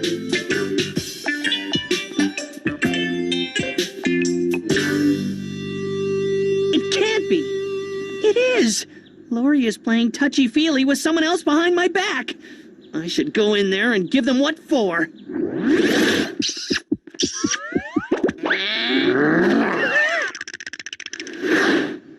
Maybe I shouldn't be too hasty. But one thing's for sure. I wouldn't dance with Louie now if she begged me. There is now nothing standing between me and something worthy of the Nobel Prank Prize.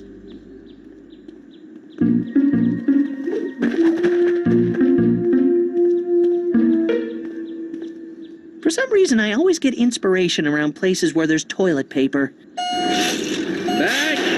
Back, yep, that's it, back. There, that's good. Hey, ain't you Larkin's kid? How about giving us a hand with these barrels?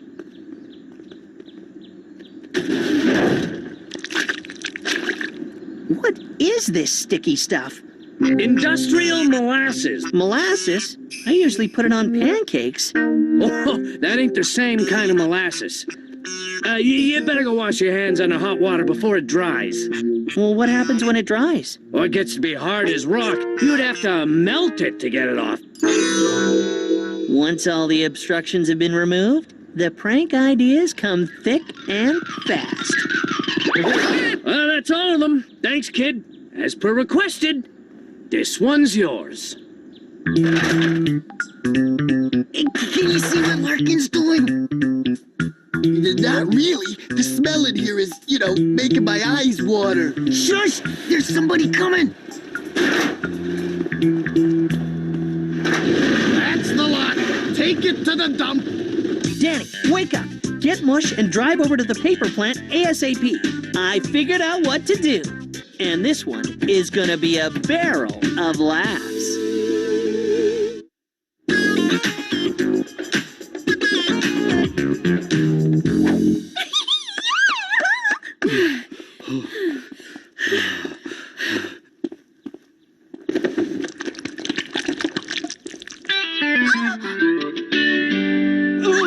Your face is green!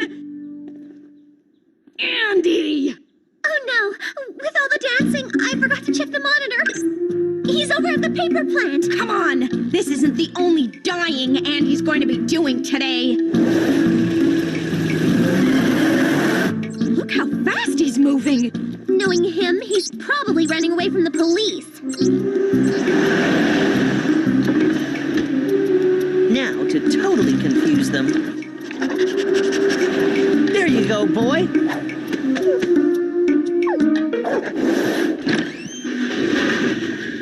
Okay, so here's the deal.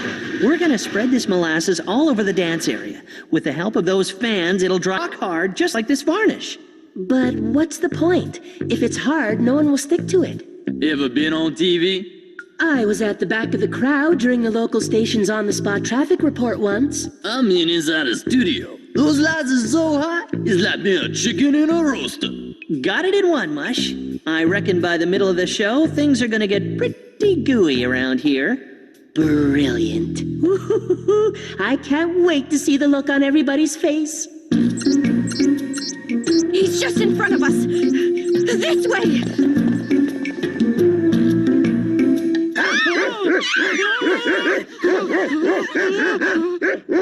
Welcome to School Group's National Dance Competition! Beat it, kids. This is my show. That's what he thinks. Those guys you recommended did a great job of varnishing the floor. Made it.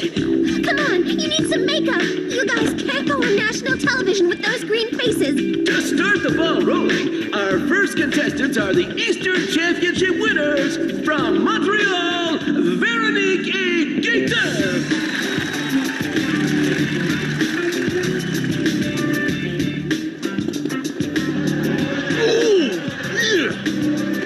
What happened to you two? You stink! We were keeping an eye on Larkin, like you told us to, and we hid in these garbage cans, and... Please tell me you didn't lose him. We didn't lose him. Thank heavens for that. But we did lose him! But you just said you didn't lose him. Well, you told us to say that. Oh, you both earned yourselves a detention! Oh. Idiot! You're an idiot! Just shut up! You shut up! Wasn't that wonderful? Next up is East Gackle's own Jen Larkin and Craig Bennett!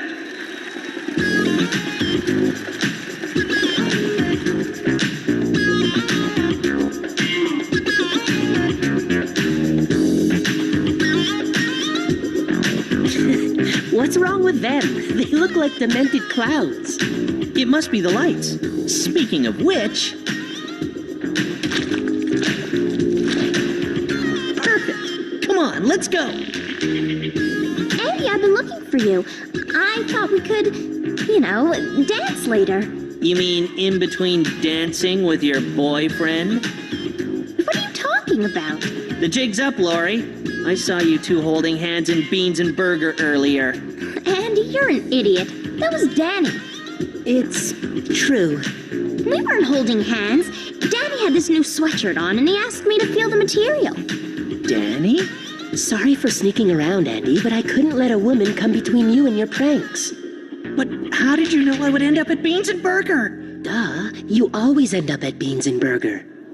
Thank you, Jen and Craig. You might consider easing up on the freaky makeup next time. Let's take a break from the individual dances for a while. Everybody on the floor! Come on. I'm glad you decided not to make the school look bad on national TV with one of your pranks. Uh-oh. Hey, we're on TV. Smile.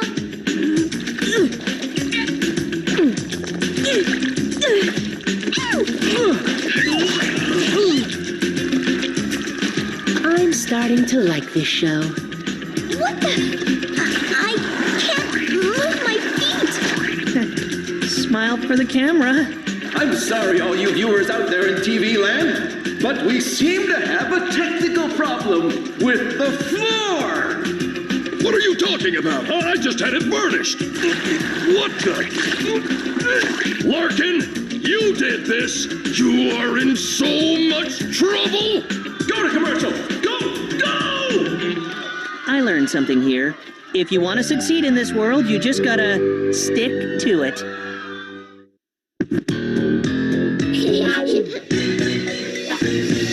Close your eyes, a big surprise is coming, and it's up to something. Visualize and organize things that you did not imagine. Yeah. My name is Andy, everybody knows me. Worth big scratch for nobody's better. My name is Andy, everybody knows me. Worth big scratch for nobody's better.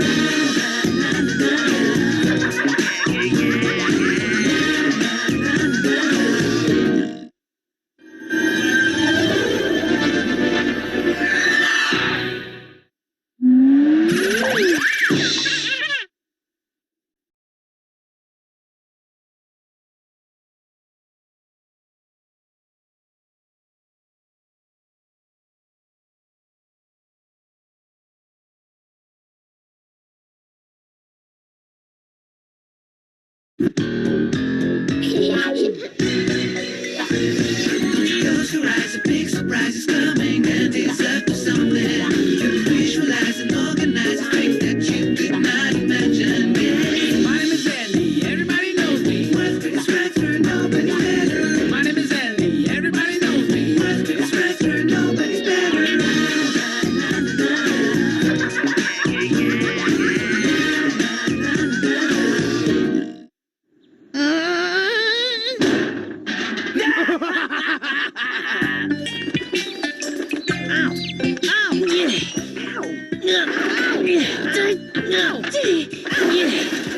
Quit moving, will ya? Whoa! For the love of... You know, they have products for this problem.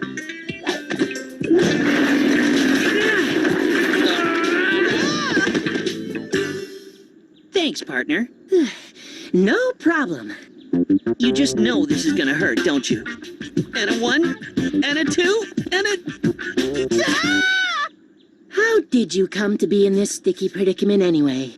I'll give you 2 guesses. Lick and leech.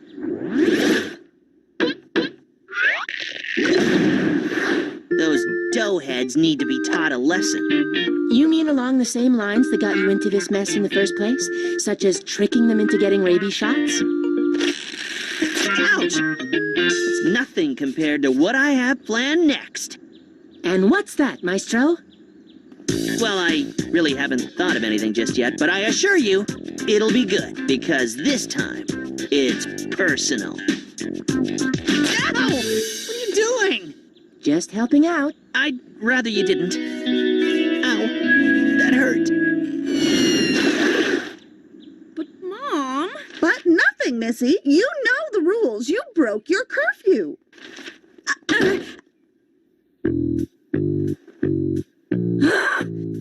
But this is completely unfair. Unfair or not, neither is really my concern. You're grounded, young lady, until further notice.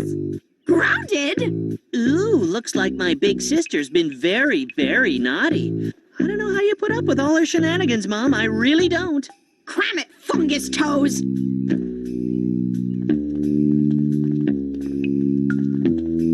But you can't ground me! And why not? Well, I have to, I know. I have activities to do for school. Hundreds, as a matter of fact. Nice try, dear. But you're still grounded. Come on, Mom. You know I get stir-crazy if I can't leave the house for more than 30 minutes. Too bad, but that's the way it has to be. This sucks. Boiling molten lead. Nah, too retro. Yeah, sure, Mush. I'll take the extra anchovies and onions. Sounds good. Or a giant vat and 3 pygmies. Who's on the phone? Gotta go, or we'll die. How can I chat online if you 2 morons are tying up the phone line? Hello? Jeez. Yeah, show a little pity, Danny. Now that Jen is a prisoner in her own home, yakking to her brainless friends is the only pleasure she's got left. What would you know about it, freakoid? You don't have any friends. What would I know about it? I've been grounded more times than a second-hand toaster. The difference between you and me is that there isn't a grounding that can hold me, the world's greatest prankster, for more than 5 minutes. Oh, and you think I'm going to take my grounding line down? Of course. Unlike yours truly, you don't have the initiative and cunning to get out of it. Yeah. I bet you I can get out of the house before my grounding is up. And if you do? You get to do my laundry for a month.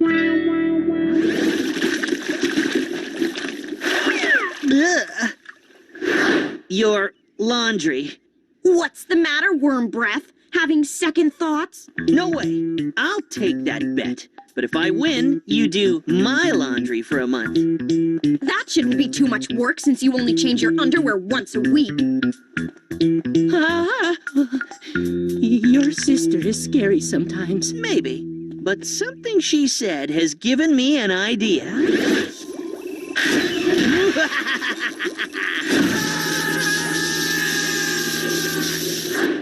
I finally have a plan to get back at Lick and Leech. A cunning plan? Oh yes, a cunning plan indeed. Ooh, still a little rashy.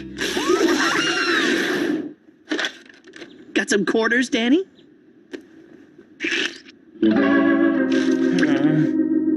Here you go, Prankmeister. But why are we using this phone? I mean, beside the fact that your devil sister will eat my head off if she catches me on your phone again. This is elementary stuff, Watson. No call display. That's the golden rule of prank calls, my friend. Now stand back, Danny, and be amazed at the depths of stupidity.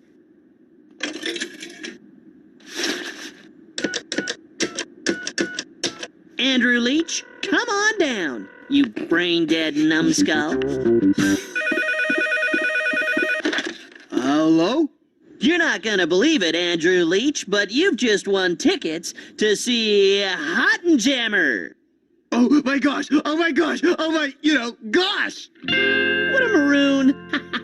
But you need to answer a skill-testing question, my friend. Oh, yeah, sure. I repeat, what is your email address? My email address, eh? Oh, yeah, it's lickityleech@gackle.ca. Oh no, I'm so sorry, but that's the wrong answer. Good luck next time. I really thought that was, my email.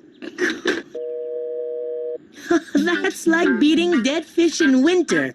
Cold, partner, real cold. It's not my fault he's as thick as a pile of wet concrete. One down, one to go.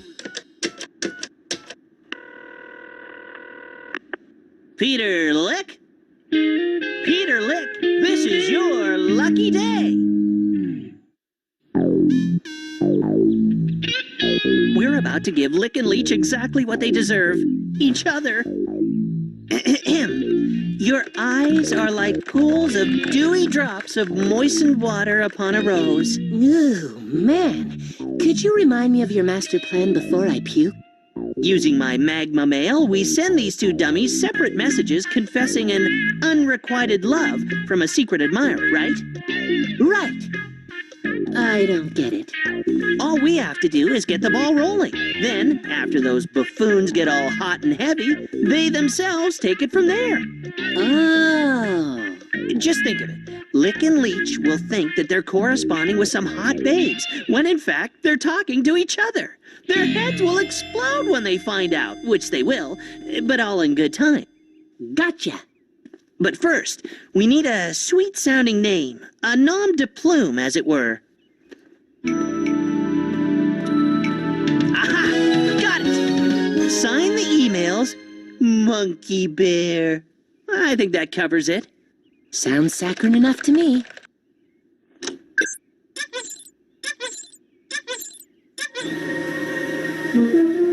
The monkey has risen, sir.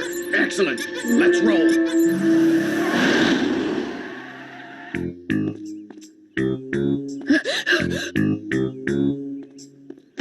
Where are you off to? I'm going over to Terry's to stud for a biology exam. I mean, that's okay, right? Like, it's for school? I suppose it's all right. Cool. Bye, Mom. Hi, Jen. Andy told me you wanted to see me. Isn't that great? Terry's here. Now you can study upstairs in your own room.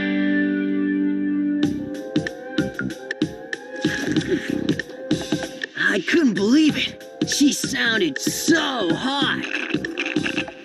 So did mine. A 10 on the, Richter. Yeah! Yeah!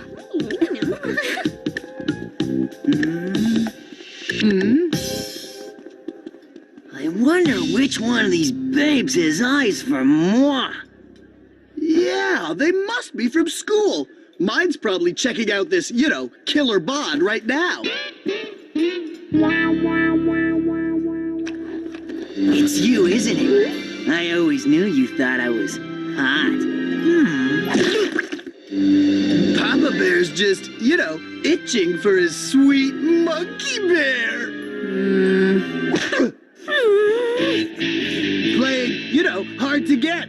I understand, sweetie. Yo, baby! Wait up a sec! Yeah, we want to, ask you something. When a plan comes together like this, it makes me feel all warm and fuzzy inside.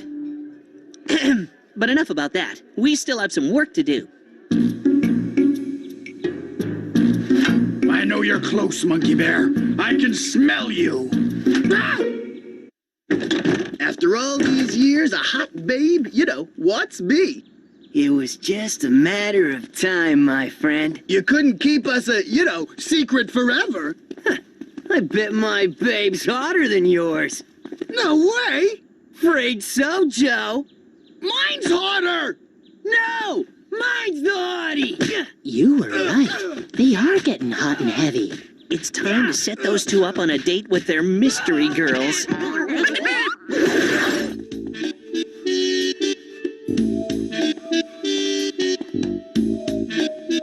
Off somewhere?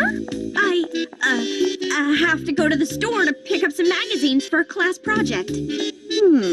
Well, all right then, if it's for a class project. Yes! Hi, Jen. Oh, that's gonna stain. Andy called and said you needed some magazines. I hate my life. I think those two should meet in a dark place. I think those two are already in a dark place. I mean, like a cinema. Brilliant. Okay, write some juicy hot stuff to those two bulkheads. But this time, we kick it up a notch or two.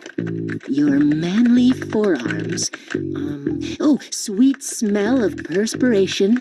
Pouty lips. And include the one flex tomorrow night, aisle 6, seats 3 and 5, respectively. Gotcha.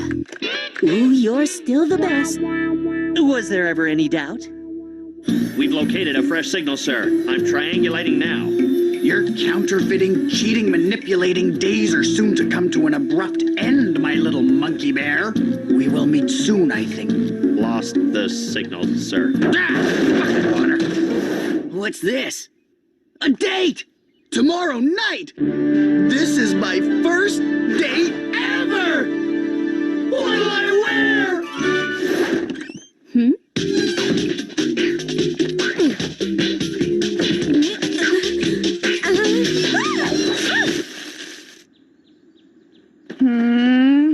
How do you do that? Years of practice with your brother. So? Dad asked me to pick him up some chocolate at the corner store. He's allergic to chocolate. I mean some chewing gum. He hates gum. It sticks to his dentures.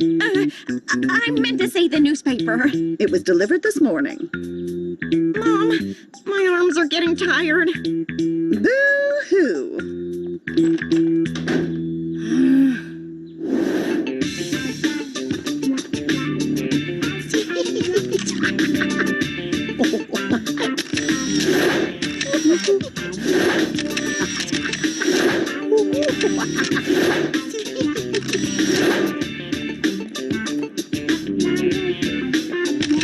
What do you know?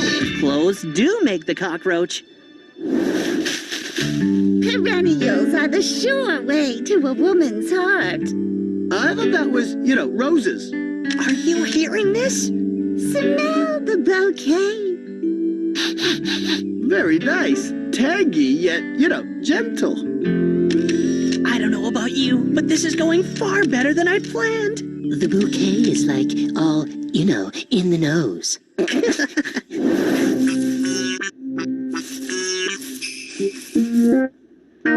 Am I seeing this right? This is definitely going into my Hall of Pranks book, and these pictures are definitely going to be posted on the web. Nice touch. Come on, we better hoof it. We still have a little preparation to take care of for tonight's rendezvous, n'est-ce pas?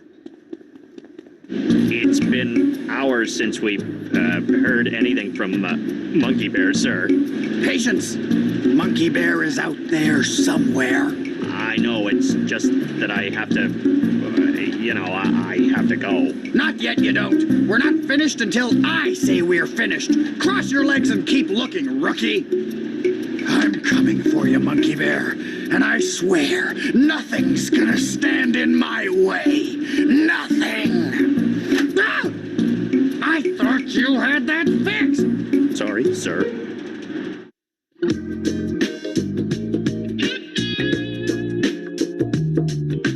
Ooh, I can hardly contain myself. I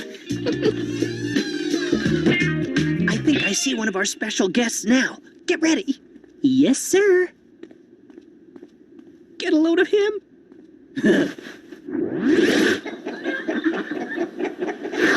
He looks like a peacock out on parade.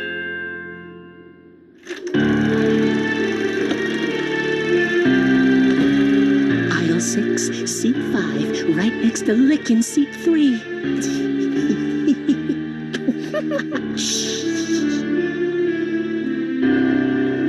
Got the camera? Right here.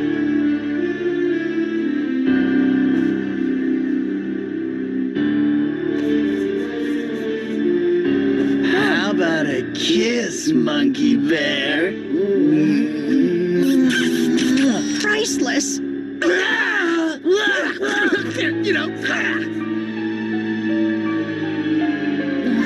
What's going on? This ain't good. You! Hi, guys. Should've known you'd be behind this. Nothing ever goes 100% to plan. You're dead, Larkin. D-E-D, dead! Time to book, Danny boy. Roger that.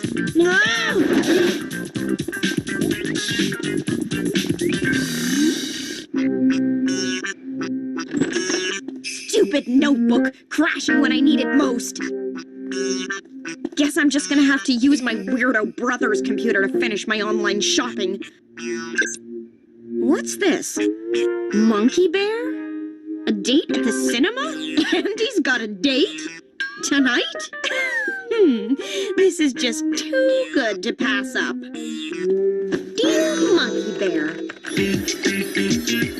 Monkey Bear is active, sir. We have a fix. Monkey Bear is just around the corner. I have you now, Monkey Bear. Let's go, go, go, go! It's time you boys got some learning into ya. Mommy. Wait, I've got pictures of all this. You wouldn't want these to get out, would you? What's a dead man gonna do with pictures? Yeah, dead, man.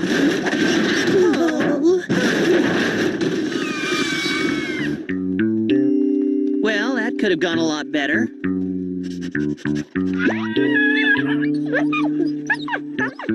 You win some, you lose some.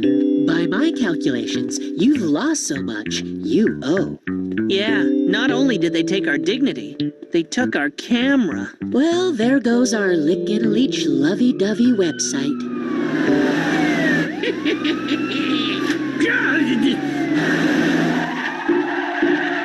Looks like they're headed to your house. It does, doesn't it? Do you have a secret admirer with a passion for pansies you've been holding back on? Come on, let's check this out. What's going on? Your sister here thought she could cheat and steal from the government of Canada. Right, Monkey Bear? Steal? Monkey Bear? We've had our eyes on her ever since she flooded the National Bank of Uzbekistan with counterfeit Canadian dollar coins. Counterfeit Canadian dollar coins? What are you talking about? I thought they were uncounterfeitable. Besides, who'd want to? Did you have anything to do with this? No, I didn't, I swear. And for once, it's true. Yeah.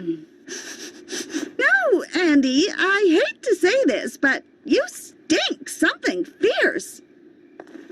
You'd better go take a shower. Your father and I are off to Calgary to clear this mess up. I feel kinda strange, Danny. Why's that? You have something stuck in your ear? I can't believe my good luck. I think you spent too long in that dumpster. You're talking garbage. Listen, first I prank Lick and Leech, and then I add Jen to the list without even planning it. You know, the best pranks, I mean the absolute pinnacle of pranks, just fall into place like magic. Like a gift from the gods of prankdom themselves. Talk about serendipity. You've got a point. Ugh, I'm off to get disinfected before I start sprouting stuff. Wow, Jen, who'd have guessed that you were a secret Uzbekistani counterfeiter? That's life. Hey, you don't seem to be too upset about all of this. That's because, dear brother, I'm not. How come? Because I'm finally out of the house 2 days before my grounding officially ends. Remember to separate the whites and the colors. And you'll find my dainties in the basket in my room.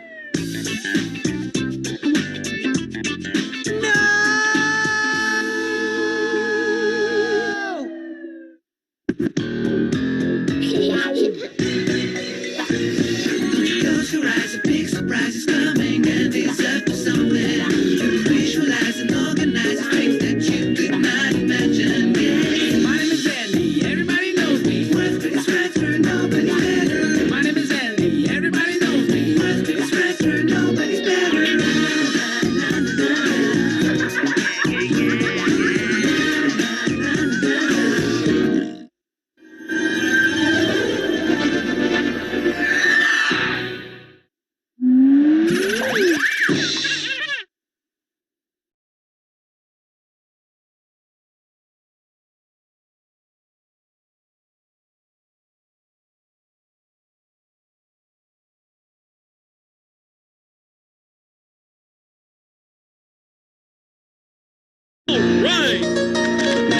Let me tell you about my family. Hey, here we go, now it's bedtime again. Let's take a look and see what's happening. Roller coaster ride, no surprise. It's life with Louie, Louie, Louie. Life with Louie, Louie, Louie. It's life with likable, lovable, completely huggable. It's life with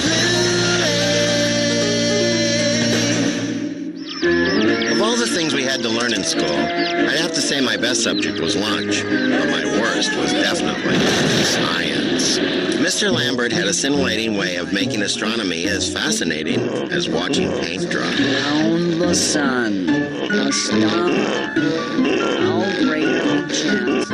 Very funny, Goon. Intelligent life on other planets. How about the chance of intelligent life teaching this class? Mr. Grunwald, since you and Mr. Anderson seem to be so enthusiastic about class participation, I have a little treat for you. 1 week? What kind of class project are we going to come up with in just 1 week? No pressure, Goon. It just counts as half our grade. Think of it as a challenge. How about something like that? A spaceship? And what exactly are we supposed to use for parts? We'll improvise. How come we have to improvise in my garage? Your dad has more junk. Hey, this waffle iron will make a good rider. And this old telescope will make a cool ray gun. Careful. My dad used that in the war. Hey, how about these? Earth to Louie, Earth to Louie. Take me to your leader. Tommy, how many times have I told you not to leave your toys around? If there's one thing I can't stand, it's a mess. Avalanche! Hey, what's the big idea? Hello, Mr. A. Hey, Dad. Hey, it's you, Grunwald. What a surprise. What are you two up to? Homework. Since when is messing up my garage considered homework? We were just looking for some junk.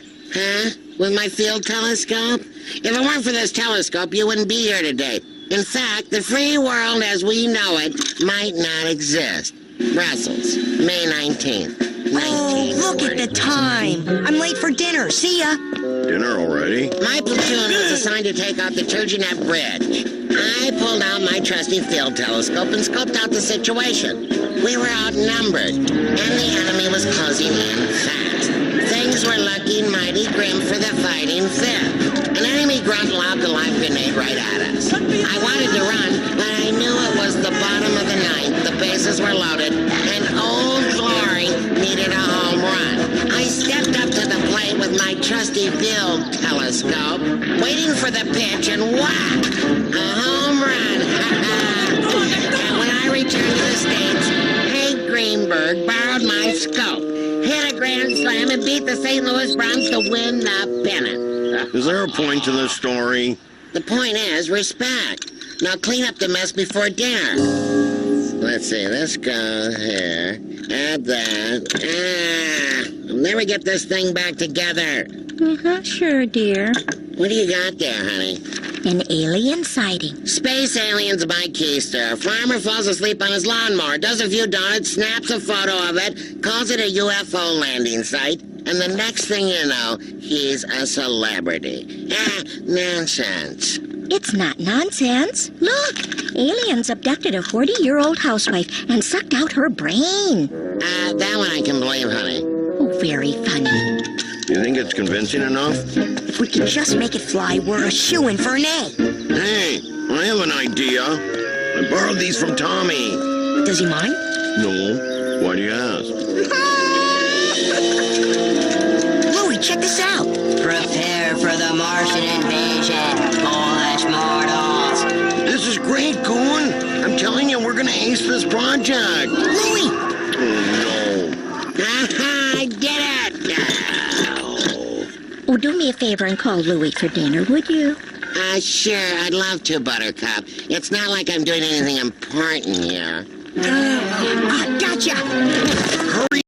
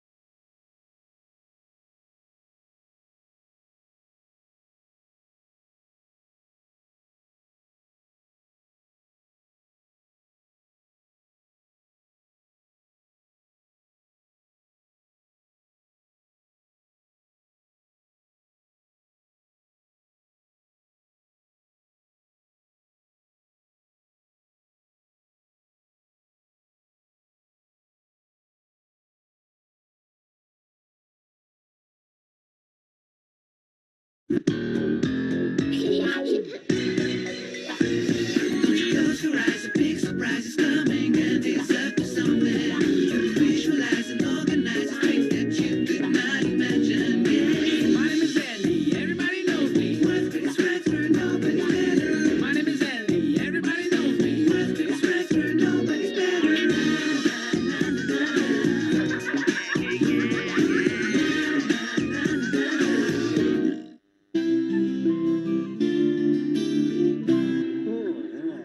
As you know, it's East Gackle School's 50th anniversary, and I'd like to take this opportunity to display the ceremonial plaque that will be mounted outside the school entrance tomorrow. Huh?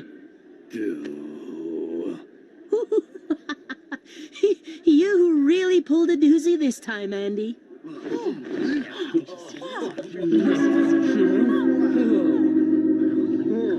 You seen one Larkin prank, you seen 'em all. Huh? Wake me when it's, over. What's wrong with you people? That was practical pranking gold. So, what's it gonna be, sir? Detention? Floor cleaning? What? Lay it on me. Don't you think it's getting a little old, Mr. Larkin? What? Not even a detention? Man. Whoa, a stuffed chicken. Really clever. Too bad you ended up with egg on your face. Looks like a certain prankster is losing his touch. No way, Bonwick. That chicken is only the beginning. I've got lots more surprises up my sleeve. Lots more surprises? Very articulate. No wonder Mr. DeRosa asked me to give the speech at the plaque mounting ceremony and not you. Maybe we need to find you a new, fresh audience, partner. One that'll appreciate your practical jokes.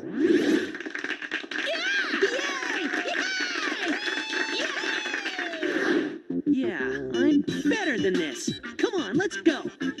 Just let me get my chicken. So, what are our alternative audience possibilities? How about a retirement home? Done it. An elementary school? Done it. A neighboring town? Done it. Perhaps I need to see a movie and take my mind off pranking for a while. Coming soon, the Calgary Documentary Film Festival. Boring. You said it. What documentaries need are more car crashes, things blowing up, psycho killers. Pranks. Pranks. What? Pranks! What could be better than a documentary about the life of the world's greatest prankster? Me! Yeah, and it would be a perfect vehicle to show off your art to a new, fresh audience. For those who wish to participate, send all entries to this address. Let's do it! I really should have seen the signs. Andy was only 9 months old when he sent that baby carriage careening down the street with a tape recorder playing the sounds of a screaming infant. Cut! I can't work under these conditions. Mom, if I'm going to make a movie about being a world-class prankster, then I need you to be proud of me. But I still get upset when I think about that.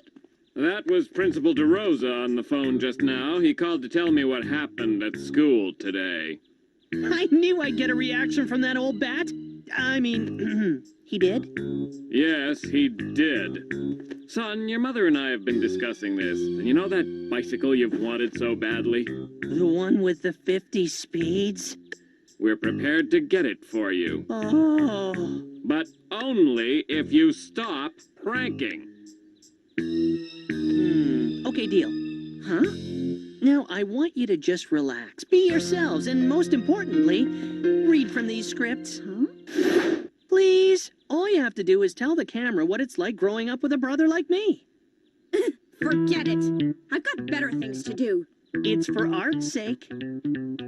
All right, fine. You want to know what it's like growing up with a brother like Andy? It's annoying, it's embarrassing, it's shameful, it's disgraceful. Okay, that's a wrap.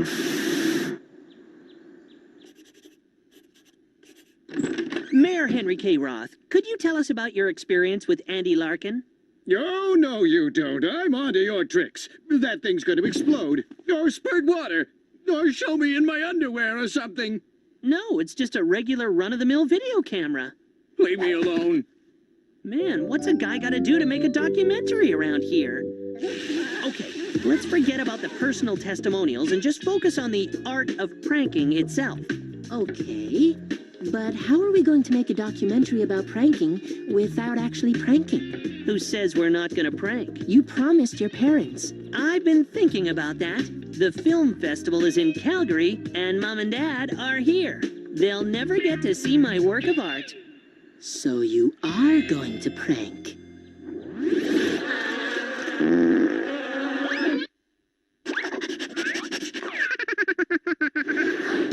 Does a bear sit in the woods? And who, pray tell, will be the star of your exciting new epic? You'll find out soon enough, my dear Pickett. The art of pranking is a mysterious animal. It requires years of experience, a clever mind, and a keen practical joking sensibility. Most practical jokes, although worthy of an amateur, would not live up to the standards of an Andy Larkin-style prank. Take the banana cream pie in the face prank, for instance. Although visual and tasty, it is easily remedied with a wipe of a cloth and has no long-term after effects. A hair removal cream pie, well, that's different and poses the threat of hair loss and possible eyebrow disappearance, catapulting the pie in the face prank to a whole new level.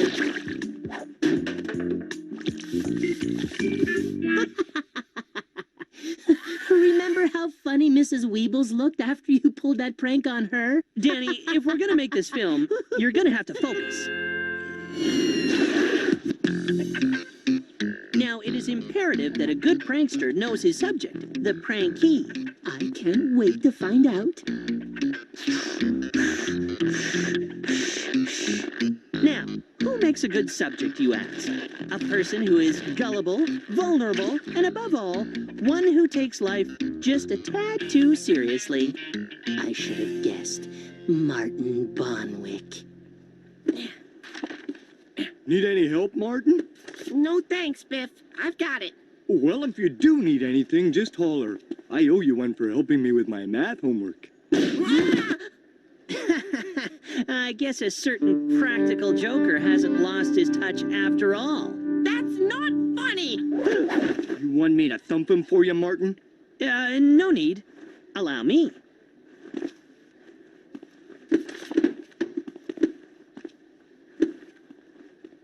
I've got my eye on you, Larkin. It is imperative to know your prankee's schedule. His agenda should help. You are a god. Ha-ha! Looks like our prankee is going to give his speech at the plaque mounting ceremony this afternoon. Perfect. Now, once the prankee has been established, the prankster needs to decide the best possible practical joke to suit the prankee's disposition. That's why a prankster needs at his disposal files of pranks that he can refer to. Each prank is cross-referenced with the psychological aspects of the victim's personality. So if I was targeting an individual who was serious, gullible, and vulnerable, who happens to have an upcoming speaking engagement, it would take me to the language lesson prank. Bullseye. I'll be right back. Huh? If we want the documentary to be authentic, I should capture everything. I'm going to the bathroom. Maybe not everything. Let's see. Pop, R&B. Here we go. Bedtime favorites. Oh, no, not you. Look, just buy what you want and get out of here, okay? Let's cut that from the tape as well. Now I need a Walkman. It's okay, the owner here knows me. Or we could go directly to Plan B. Are you sure she won't mind? She won't even notice. Somebody stole my Walkman! As a good prankster, I now have all the elements to pull off the practical joke. A Learn Spanish While You Sleep cassette that works by the power of suggestion. The foreign language is easily triggered afterwards by clapping the hands. A Walkman, and last but not least, the prankee who's scheduled to give a speech, Martin Bonwick. It is now time to get into phase 2 of the pranking process, setting up the victim. time for your antics right now, Larkin. I have a speech to memorize. Looks like you need to relax. I find that the ticking of a watch mellows me out.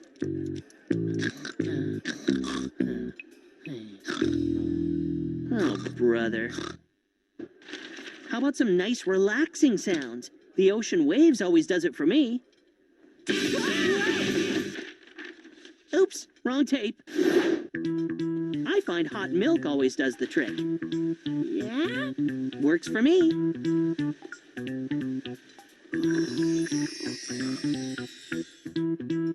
It took perseverance and 53 cups of hot milk, but phase 2 is finally underway, and we simply press play and we're ready to roll. This is the part I like best. The wheels are set in motion, and all we have to do now is wait. This is the time the prankster should replenish themselves with a quick sugary snack. Okay, a couple.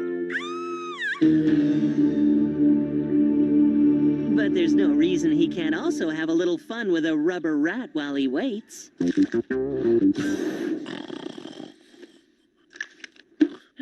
Wow. I must have just had the weirdest daydream. Anyway, back to the speech. Damas y caballeros. It worked. Now here is where it is key for the prankster to keep a straight face. It is my pleasure to present this plaque. I got so caught up in the speech that I must have lost track of time. Good luck with the speech. He'll need it. And here to give the ceremonial speech is Martin Bonwick. Boring. Ladies and gentlemen, it is my pleasure to present La Placa Conmemorativa. La Placa Conmemorativa. Martin, please proceed in English. No hablo inglés. There's no question about it. Some pranks are just more satisfying than others. La Placa Conmemorativa. No hablo inglés. What you doing? I, my friend, am taking my measurements for the tux I'm gonna rent when I get nominated for Best New Documentary at the Calgary Festival. What do you think? Traditional necktie, or should I go for the bow tie?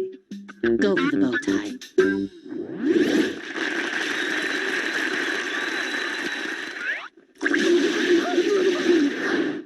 Right. That way I can attach my water pump to it and get a few gags in before the opening ceremonies. Okay, the tape has officially been sent to the film festival. Now all we have to do is wait.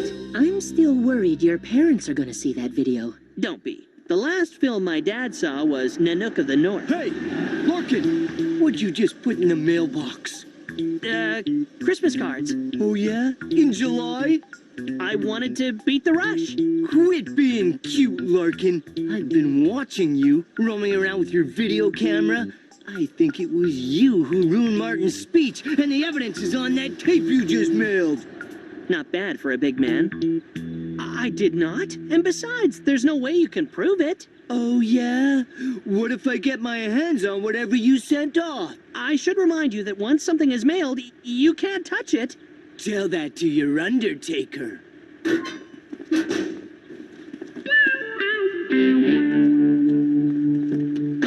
Hey, wait! We can't let Biff see that tape.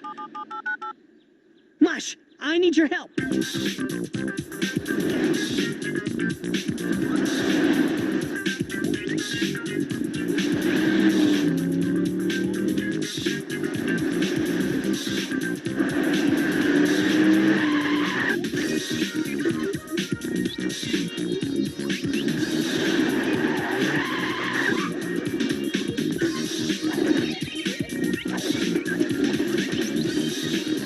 Aha!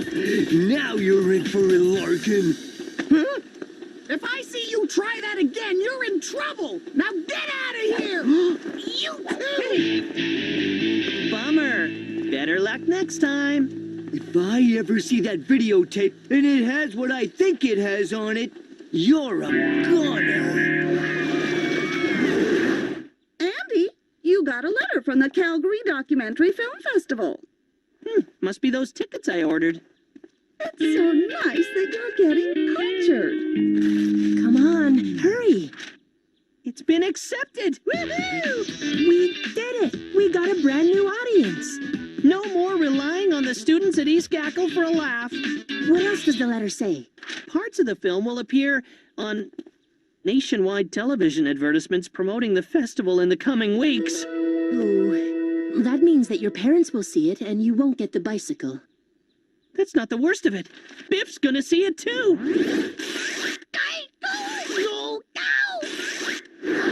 I'm a goner. No. You have to understand. I am the creator of Andy Larkin, the world's greatest prankster, and it must not be aired. Are you serious? I'm actually talking to the creator of Andy Larkin, the world's greatest prankster? Dude, you rock! That was like the best film ever! And I assure you that I will take every precaution to ensure that it will be seen by, like, the masses! He hung up on me. Uh-oh. There's only one thing left to do. Move far, far away? No, we've got to get that tape back. It's a tough call, but I can live without the fame and the bicycle. If Biff sees my film on the commercial, we might not live at all. Mush, can't you go any faster? Relax. I know a shortcut. We'll be there in no time. Any chance you guys could close your windows? Yeah, dude, you gotta see this movie. It's like chill, you know? It shows a prank being pulled on this, like, really nerdy guy. It's giving me the inspiration to try to be a prankster myself. Later, dude, gotta go. Got some visitors. Yo, dudes, what can I, like, do for you? I'm the new cleaning boy, and this is my assistant. Cool. You guys like cleaning stuff?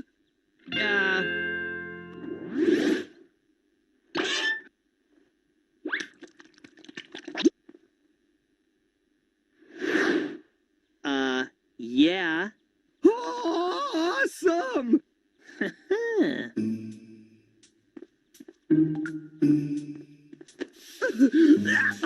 Hey, dude, do you have to be so thorough? I'm merely making sure that everything is clean. After all, dust can ruin a perfectly good cassette. Take that tape, for example. It looks filthy. Well, that just happens to be the most awesome film I ever saw. Really? Yeah, it's got this great prank. Hey, dude, mind if I try something on you? What? Well, I can't tell you that. There has to be an element of... Surprise! Oh, hey! Dude, that hair remover cream really works. Whoa! I recognize you from the tape. I don't believe it. Done in by my own prank. What are you doing cleaning offices, man? You should be in, like, Hollywood. I'm, researching a film. Cool. Can I be in it? Sure, I'll get my agent to get in touch with your agent, and we'll all do lunch. Hey, where you go with that tape? I need to make some changes. You can't change it. You don't understand. If I don't get this tape back, I'm gonna be a goner. And we don't want his parents to see it either. Would you knock it off about my parents? Sorry. Hey, Danny, catch! Got it. Here. No!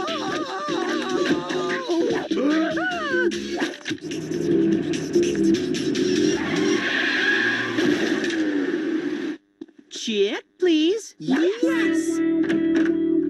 What's all the ruckus? Oh, Mr. Hornbottom, it's tragic. Andy Larkin, the world's greatest prankster tape, has been destroyed.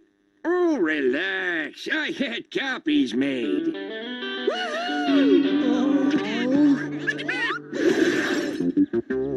You look glum. I take it your mom and dad saw the advertisement? Yeah, they weren't too happy, but that's not why I'm depressed. You're not getting the bike, right? That goes without saying, but that's still not the reason I'm depressed. Biff is still out for blood? No. No? I don't believe it. The last time we saw him, he was ready to tear our heads off. It seems that ever since my film was on TV, Martin has been elevated to star status, and Biff is enjoying his role of celebrity bodyguard. Ah, so that's it. Well, you know what they say, never work with animals and children. It's not fair. For some reason, I've been pegged as the villain, and Martin is the hero. Go figure. Well, look at the bright side, at least you're still alive. But I did all the work, and Martin gets all the glory. I never knew you had a Spanish side. Neither did I. It's so attractive. Well, I know what my next project is going to be. What? Learning Spanish.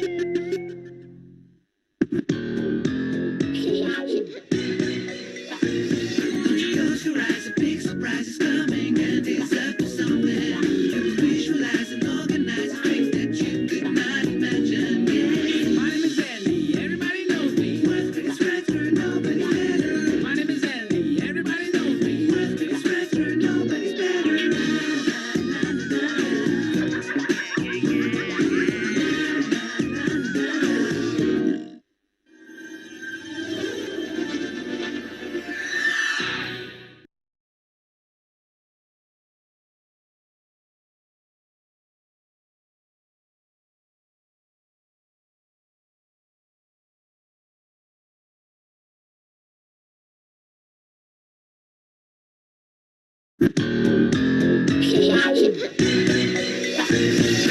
Close your eyes, a big surprise is coming, and it's up to something. You visualize and organize things that you could not imagine. Yeah. My name is Andy, everybody knows me. World's biggest wrestler, nobody's better. My name is Andy, everybody knows me. World's biggest wrestler, nobody's better.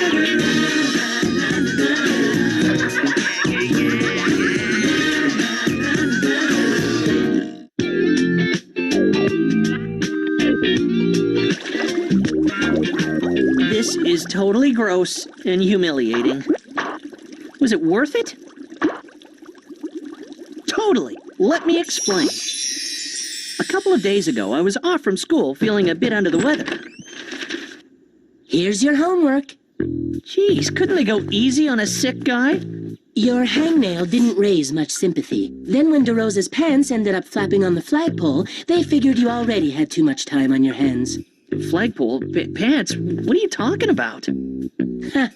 False modesty doesn't suit you. Besides, it's me you're talking to. I was home all day, honest. Obviously something's up. And not just the flagpole.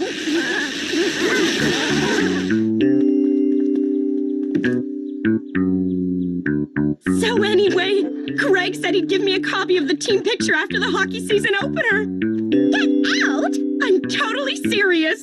You are like so lucky. I know. Boy, you must have really pathetic lives if you find a picture of apes on skates so exciting. Keep your mitts off my food. Aren't you supposed to be sick or something? Only sick of you, Jen. Yes! Good one. Andy, next time why don't you run yourself up the flagpole? Come on, let's go before we lose our appetites. Hey, did you see the new exchange student from Toronto? He's such a hottie. Huh? She's exaggerating. He's not that hot.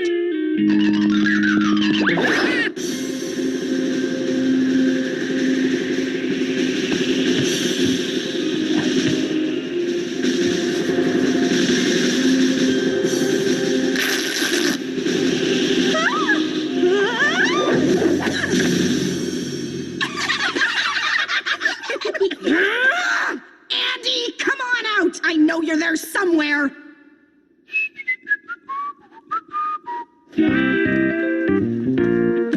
I'm telling you, Danny, I had nothing to do with that flagpole stunt. Andy! Listen, you little twerp. If you ever humiliate me in front of my teammates again, I will personally kick your butt. You know, Jen, you generally don't make any sense to me, and this time is no exception. Don't even try. Only your twisted brain would think ruining my gymnastics routine would be funny. Jen, Andy's telling the truth. We've been in class all morning. And I'm supposed to believe his little partner in crime? You! Leave me alone! Hey, nice routine. but I think you tore something. Okay, if it wasn't you, who did run DeRosa's pants up the flagpole? I'm betting it's the same person who messed with Jen's routine. Someone's honing in on my turf, and I don't like it. Hey, Andy. Danny. Can you help me out? Martin, why are you holding that egg? Well, Brian and I were playing this game, but then he had to go to the bathroom, but that was like half an hour ago, and he hasn't come back yet. Brian! Martin, I think you've been had. Oh, no. Brian would never leave me here on purpose. He's too nice a guy for that. He probably just forgot. Wake up, Martin. I should know. I am Andy Larkin, the world's great... Hi, Andy. Feeling better today? Lori, hi. Yeah, I'm feeling lots better. Thanks for asking. So, will you be going to the hockey season opener? The whole town's worked up about it. It's even being broadcast on the school radio. I'm not really a big hockey fan. That's too bad. I'm covering the game for the school paper, and since I don't know much about hockey, I was hoping we could go together and you could give me a few pointers. Sorry for butting in, but I couldn't help overhearing. I'm Brian, and you're Lori. The hot, talented school reporter, aren't you? You like my writing? What's not to like? Flowing line and lots of information. Brian, I'm still holding the egg. By the way, I love hockey and would be more than happy to give you a few pointers. Lori, I'd be happy to help you out for your article. Can you believe that? Not one bit. If he really was a hockey fan, he would never have had this. The Anti-Jock League? Whoever correctly answers this question first gets the girl and a lifetime supply of pizza pockets. Is Brian, the smarmy new kid in school, a fraud and a hypocrite? Huh? You betcha. That's right! Beauty! Come on. If I'm gonna stand any chance with Lori, I need to spend more time at the rink. Guys! Hey, guys! Wait! You forgot about me!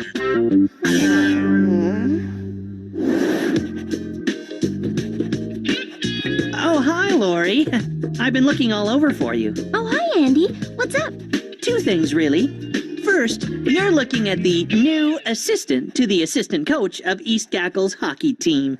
Oh, that's nice. Hey, have you seen Brian anywhere?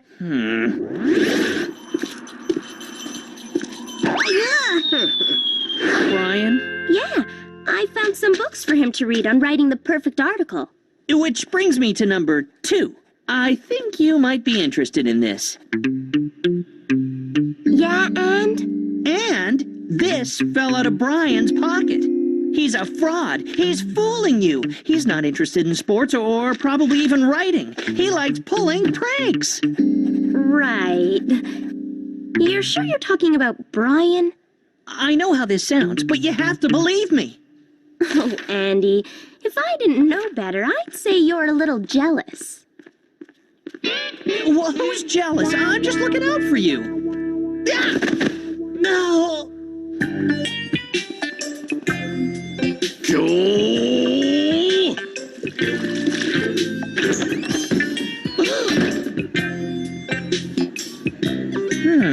Methinks we should stick around for this.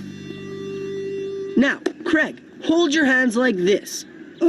All you have to do is pass your hands in between mine without touching them. That's easy. Ah, but the trick is to do it with this on. Oh.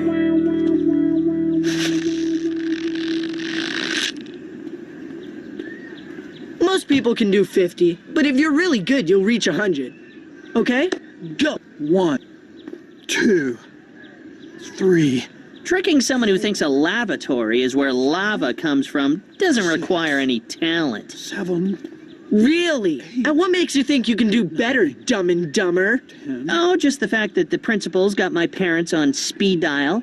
Oh, yeah? Well, enjoy it while it lasts, because things are about to change. Let the prank-offs begin. All right! I've reached 100.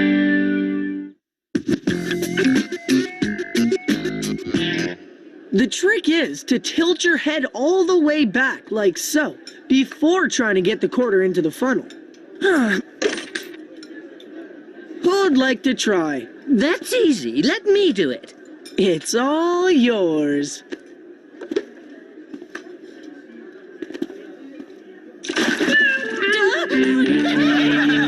You're right. That was easy. Oh, hey, Jervis. Whoa! The bathroom's the second on the left.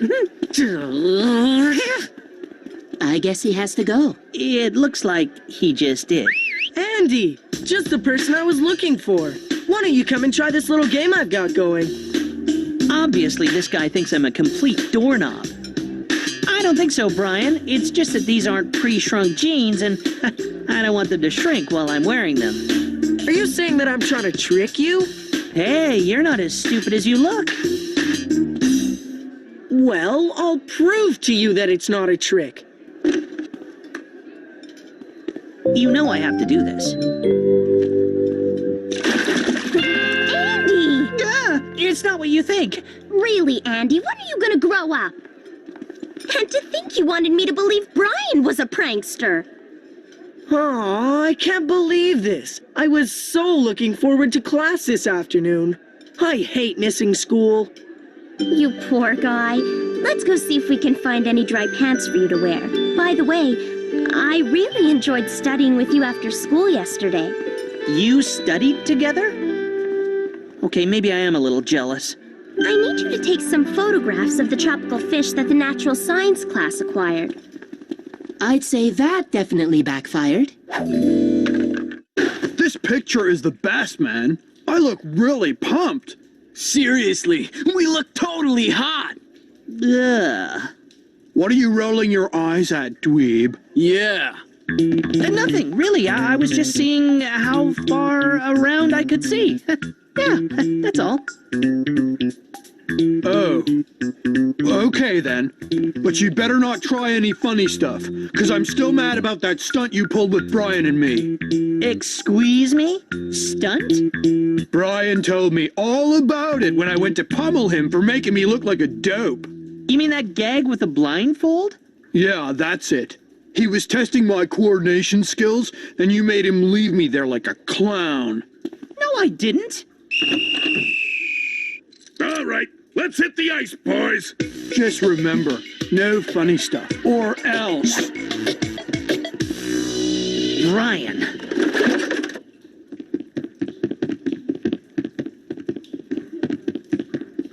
That means you, too.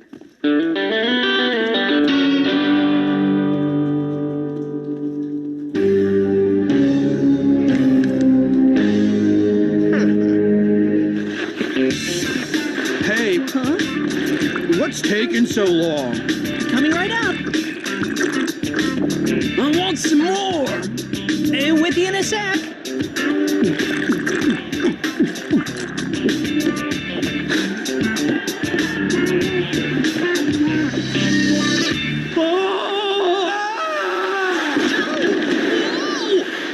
Where is he?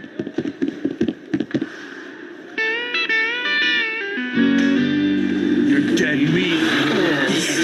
Coming up with you.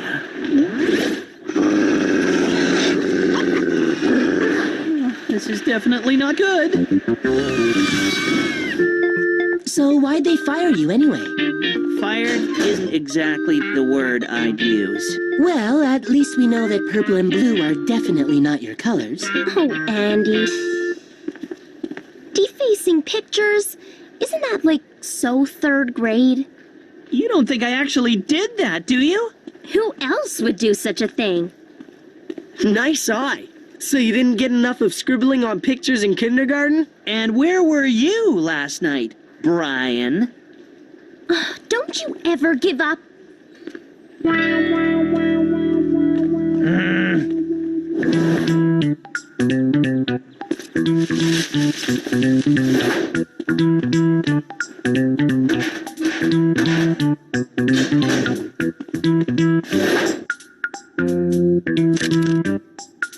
Hi, Brian.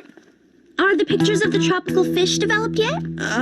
Well, see, the thing is, I guess Andy's still up to his tricks.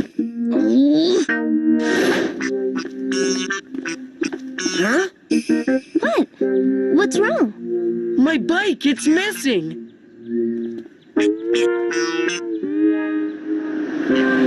Andy! I can never be too careful these days. I wish I knew why Andy does these things. Oh, this Brian guy's real crafty, pranking himself and blaming it on me. And this is a problem because... Because Lori now believes I'm some pathetic pranking loser. Didn't Lori already think that? Yeah, but at least before it was true.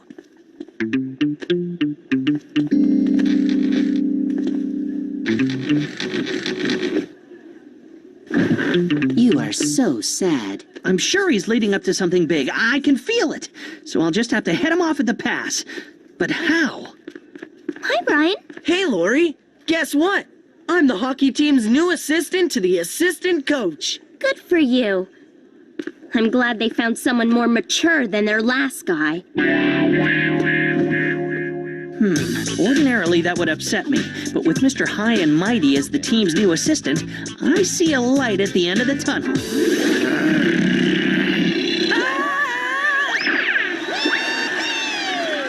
It's payback time.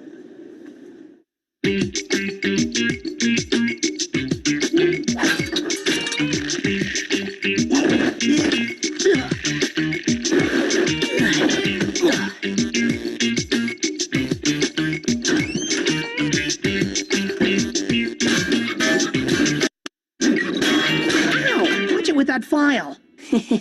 Sorry. A brilliant operation, well executed. James Bond's got nothing on us.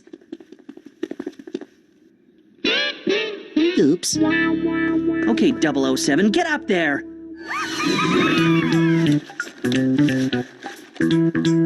Hey, this isn't mine. What the? Well, this jersey's got someone else's name on it. And these aren't my gloves. Brian! What's going on here? All of our stuff is mixed up. I don't know. Everything was in order before I left last night. Well, now it's not. So you'd better fix it before we fix you.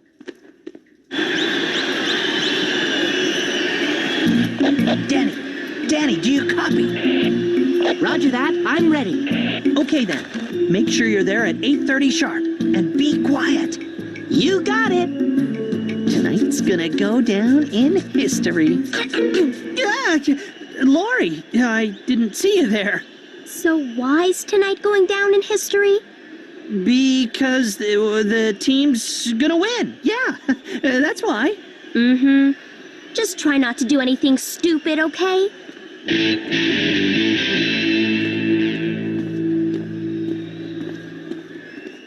Craig Bennett, forward. Rodney Carter, goalkeeper. Thomas Dewey, goon. Hello? Hello? Is this the East Gackle School radio announcer's booth? Yes, it is. This is East Gackle's fire chief. We're at your home battling a 5-alarm blaze. I thought you might want to know.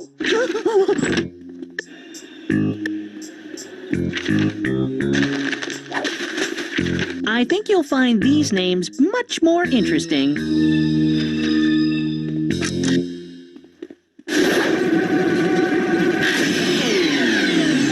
That should warm up the ice a bit. Let's see if those clowns know how to swim. Hey, my skates are blunt too. Man, you're even worse than that geek Andy. I'm telling you, they were all sharpened 24 hours ago. Brian! Oh, there you are. The radio announcer's gone AWOL. We need you to fill in.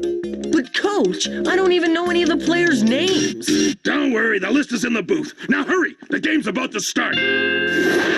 Number 27, Homer D. Poe passes the puck to number 44. You and I are gassy, but it's intercepted by number 8, Scott Free, and he's going in, but it looks like Mount 10 Snow, number 36.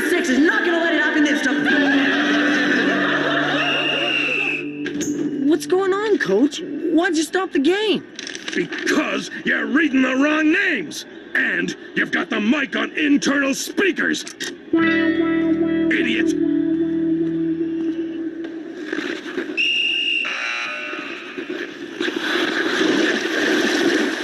Hey, this is like turning into a pool party. Had enough yet, Brian? Ready to give up? Give up? Are you crazy? After tonight, you have to admit that I'm the better prankster around here. You gotta be kidding. I'm the one who got that scatterbrained Lori to believe I actually liked hockey and that I enjoyed working for that lame paper of hers. Come on, Lori only fell for that because she's so trusting, not because your pranks are any good. Please! She's just plain gullible, just like those dumb, ignorant Neanderthal hockey players. I will give you this, though. Melting the ice here tonight was pretty clever.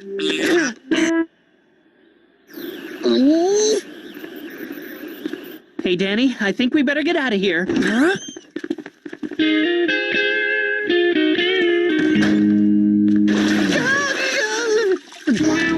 What was that for? He was the one who called you scatterbrained. That's for doing something stupid after I asked you not to. And don't be too concerned about him. I'm pretty sure he's gonna get his any minute now. Dumb, ignorant Neanderthal, eh? This is totally gross and humiliating. Was it worth it? Totally. Here you go, wash boy. These jock straps are next, and they better smell minty fresh when you're done.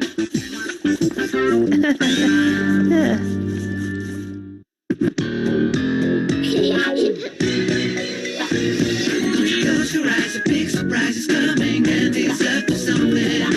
Visualize and organize things that you could not imagine. Yeah. My name is Andy, everybody knows me. Worth pretty scratch for nobody's better. My name is Andy, everybody knows me. Worth pretty scratch for nobody's better.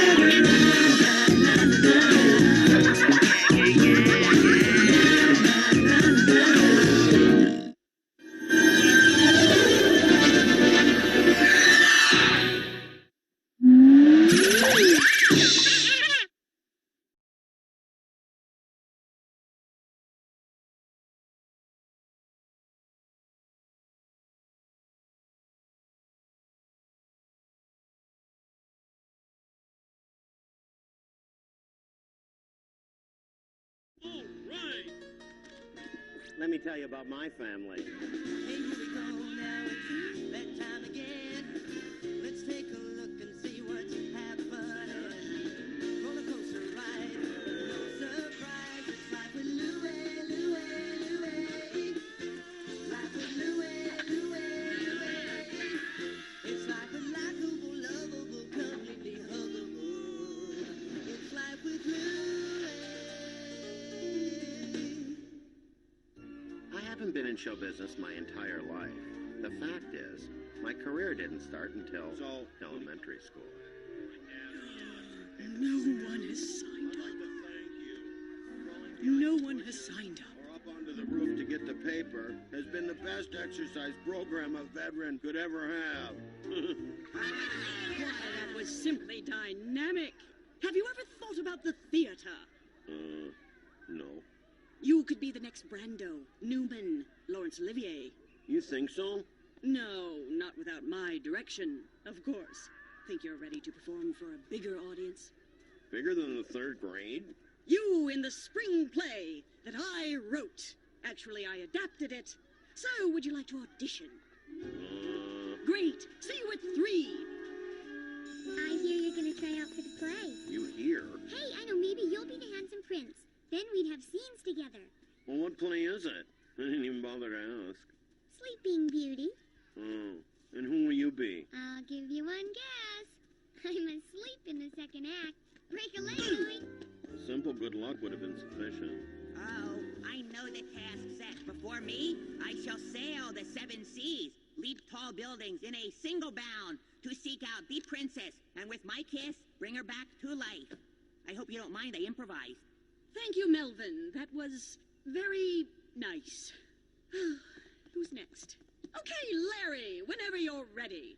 Louie. Oh, I know the task set before me. I shall seek out the princess and with my kiss bring her back to life. Something like that.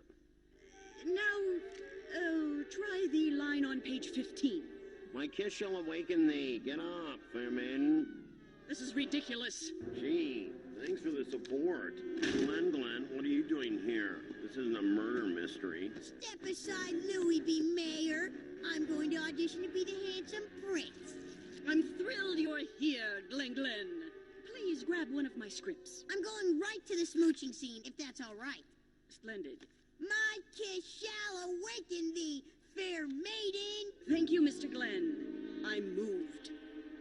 You are all really great. Well, the audition is just underway. We must be considerate of others. We've been here 2 hours. Okay, Louie, you win. You're the handsome prince. I demand a recount. Oh, don't be discouraged, Glenn. You can be Louie's understudy. Fasten your seatbelt, Lou Costello. It's gonna be a bumpy ride. Hi, Louie. How was your day? Great. My school's doing the play Sleeping Beauty, and I got the lead. You're Sleeping Beauty? Mom, try the handsome prince. Oh, that's terrific. Your dad is going to be so proud. Oh, I hate to call him at work. He's so busy he never even has a chance to sit down. Anderson, phone call. Just my luck. Oh. What's that, Aura? Louie's going to be in a play. Louie's in your way. Well, tell him to move. It's on Thursday night. A Thursday night fight. Sure, I love boxing. Yes, Sleeping Beauty. Sure, you can have all the beauty sleep you need, baby. Got it. Yes, I'll be there. I love you, too. They accuse me of having shell shock. Anderson, I need those Johnson rods over to conveyor belt number 7, pronto. Come on. Get going, boy. Let's go. And after that, get Of course, Your Highness. the incoming shipments. Oh, boy, I'm exhausted. I'm telling you, the problem around here is management. You should be running things, right? You got that right, Earl. Okay, Jeannie, you're lying there, asleep. You've been sleeping for 50 years. Now, Louie. I got it. I walk over, say my line, kiss her, and she wakes up. Good. Now, did I happen to mention that I am the director? Yes, and also the writer, the producer, and the gaffer. And the gaffer. Andy Anderson, to my office, now. You wanted to see me, sir? Yes. I heard through the grapevine that you have some ideas on how this place could be run better. Well, yeah, I think I'm ready to take on more responsibility. What I was thinking was... Great. I'm going away on business, and I'm putting you in charge. Temporarily. I appreciate your confidence in me, sir. I won't let you down.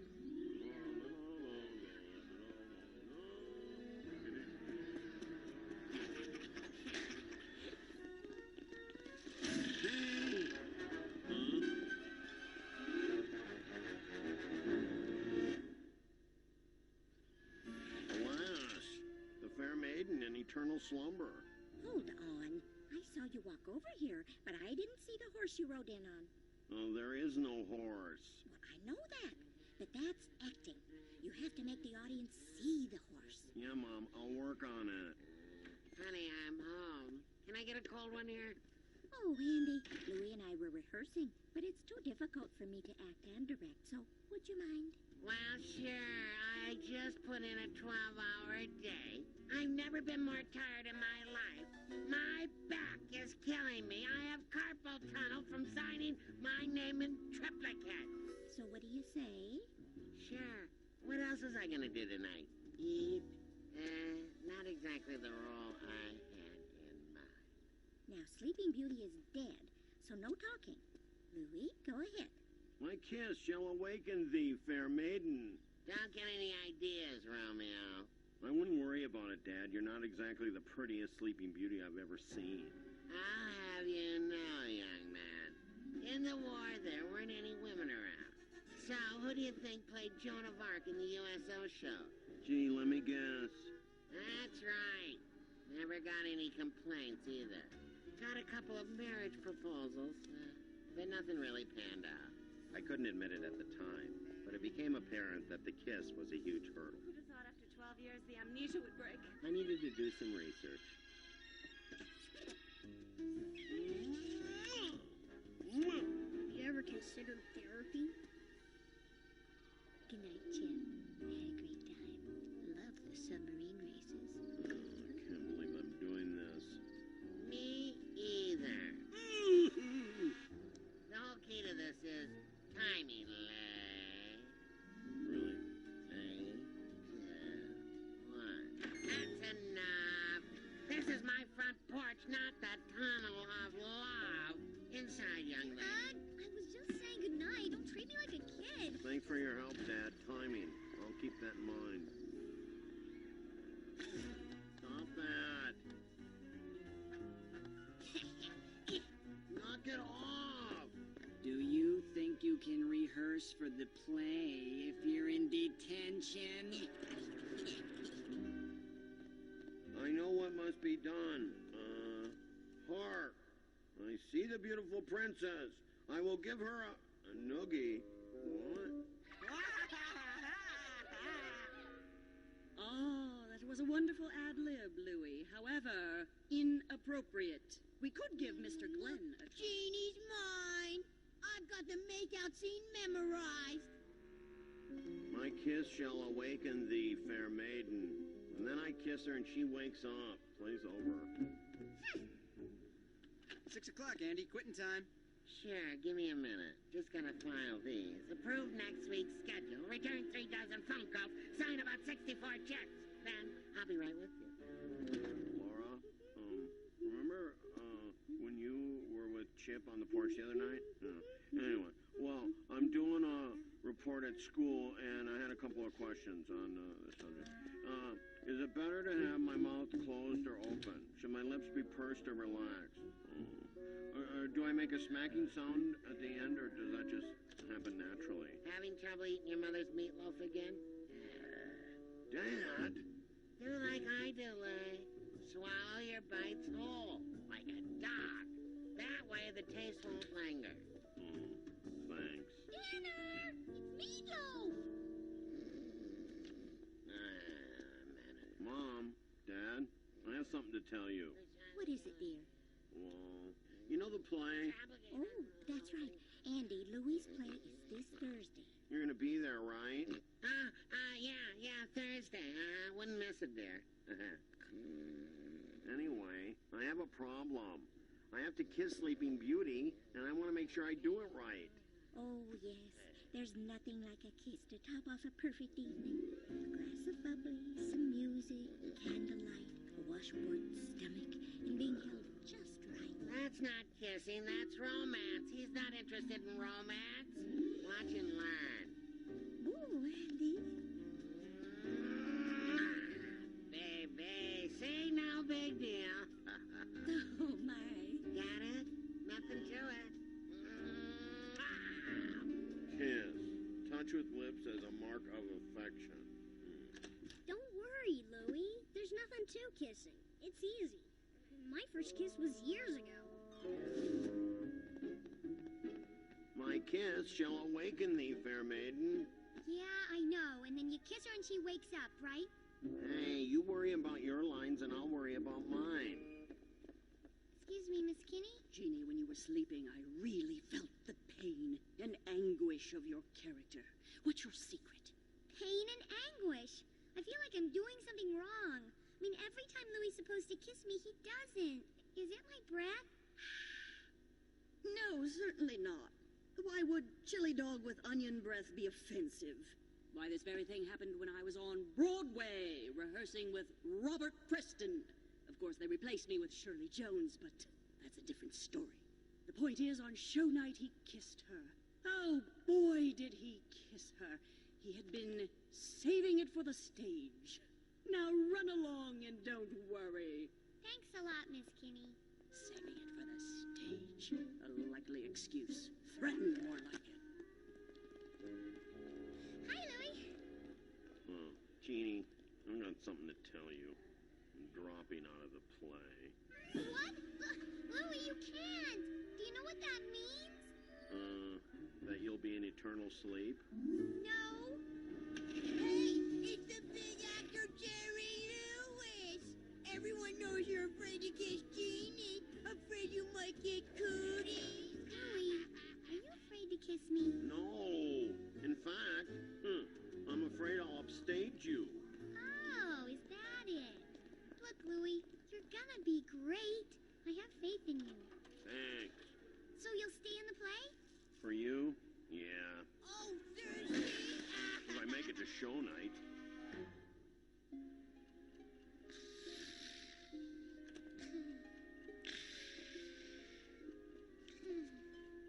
Oh, Andy.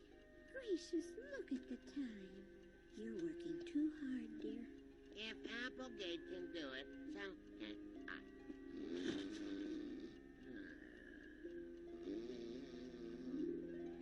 What was I thinking asking for more responsibility? I got 11 kids, am I nuts? Andy, here. Andy, how are you doing? Not good. Just a little reminder. I know. I read the note in my lunch. I found the one in my shoe. I got the one in my hard hat. Andy, you know how important this is to Louie. I'll do my best. I promise, honey. Oh, donut doodles. Wait, don't panic. The Nut Bar. Oh, what the heck?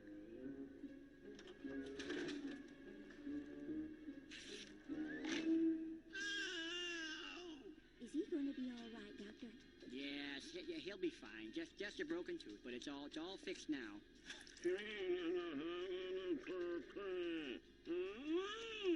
Don't worry, the numbness will wear off in a couple of hours. Just wear this bib and don't bite your cheek. How cute. That's me, Mr. Responsibility. Next time I have a good idea, I'm gonna knock myself in the head. Louie, I know the show must go on, but sometimes the show goes on without you. Wipe your mouth, dear.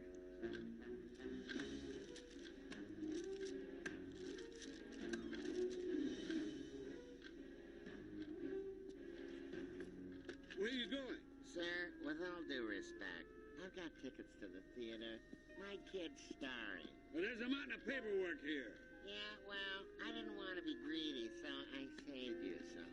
Anderson, you can't leave. Hey, there's always tomorrow. But tomorrow I can't see my son's play. Yeah, I should make a pit stop. The play must go on. I better go watch him.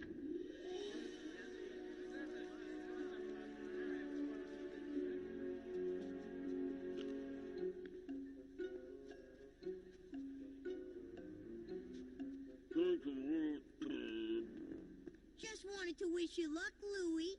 Knock 'em dead. What?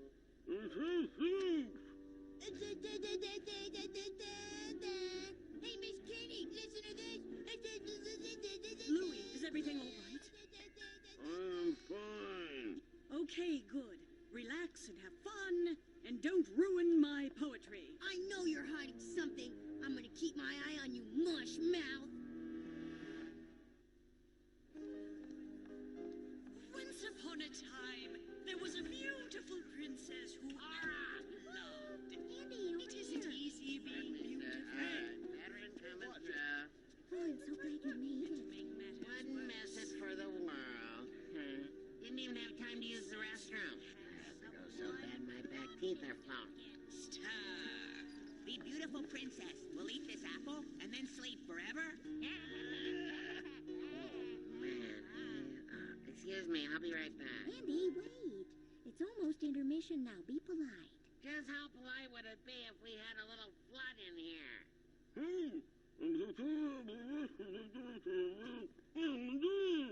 What'd he say?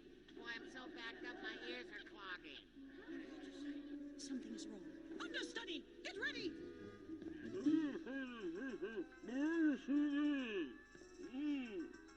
I'm ready, Miss Kitty. Get me in there.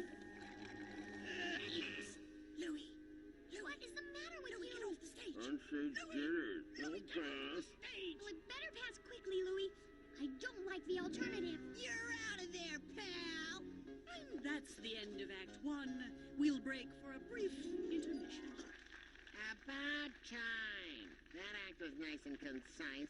Louie, get off the stage! Louie, quick, push me out there. Andy, it's starting again. You can't be serious. How could he do this to me? I need mossy wood. I press on, searching for my grill. Continue my quest until I find her. Lose my life trying. I see my princess. I must traverse this waterfall. This is un-American. He's back. Everything's okay. Princess, my lips working like a heart defibrillator. It's my favorite line. My kiss shall awaken thee, fair maiden. Come on, Louie, you can do it. He's gonna choke! Will you kiss her already?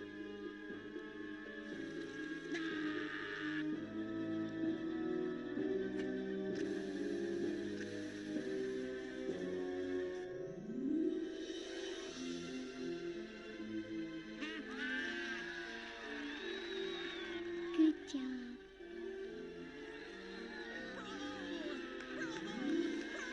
That's the way, Louie.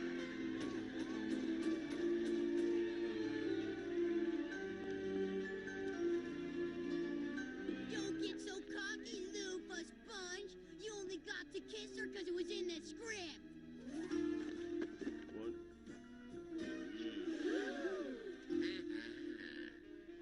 Just for the record, that wasn't the Quiet Glen plan. All right. So, Andy, how did you get away from work? Well, I finished, so I left. You left work because you knew how important it was for you to see your sons play. It's because of the free popcorn. Hey, that's mine! In fact, I'm gonna get some right now. Gangway, I'm gonna blow! Just my luck. I'm so proud of you, Louie. I knew you were gonna be great. Thanks. I couldn't have done it without you. Oh, you were both wonderful. Bravissimo! I'm rewriting Streetcar, and I do believe I found my Stanley and Blanche. Hey, where's Dad? Oh, a little emergency. He'll be here to congratulate you later. Everything turned out great. I just hoped that the next time I kissed Jeannie, I wouldn't be wearing pointy shoes and tights. But who else can say that their first kiss received a standing ovation? Kiss. Touch with lips as a mark of affection.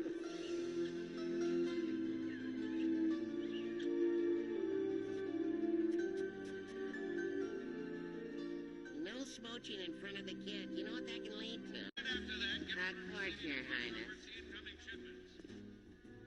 Oh, boy, I'm exhausted. I'm telling you, the problem around here is management. You should be running things, right?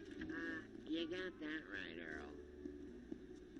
Okay, Jeannie, you're lying there, asleep. You've been sleeping for 50 years. Now, Louie. I got it. I walk over, say my line, kiss her, and she wakes up. Good. Now, did I happen to mention that I am the director? Yes, and also the writer, the producer, and the gaffer. And the gaffer. Anderson, Andy Anderson, to my office, now. You wanted to see me, sir? Yes. I heard through the grapevine that you have some ideas on how this place could be run better. Well, yeah, I think I'm ready to take on more responsibility. What I was thinking was... Great. I'm going away on business, and I'm putting you in charge. Temporarily. I appreciate your confidence in me, sir. I won't let you down.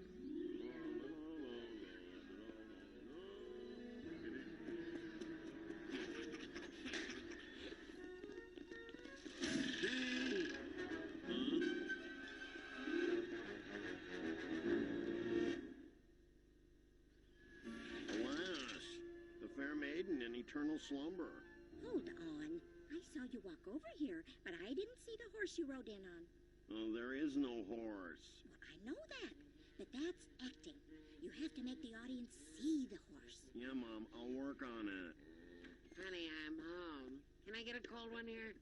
Oh, Andy, Louie and I were rehearsing rehearsing, but it's too difficult for me to act and direct, so would you mind?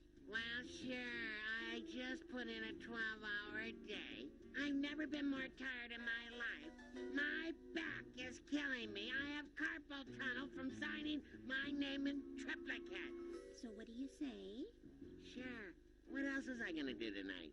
Eat? Not For me, I shall seek out the princess and with my kiss bring her back to life. Something like that. Now, try the line on page 15. My kiss shall awaken thee. Get up, fair maiden.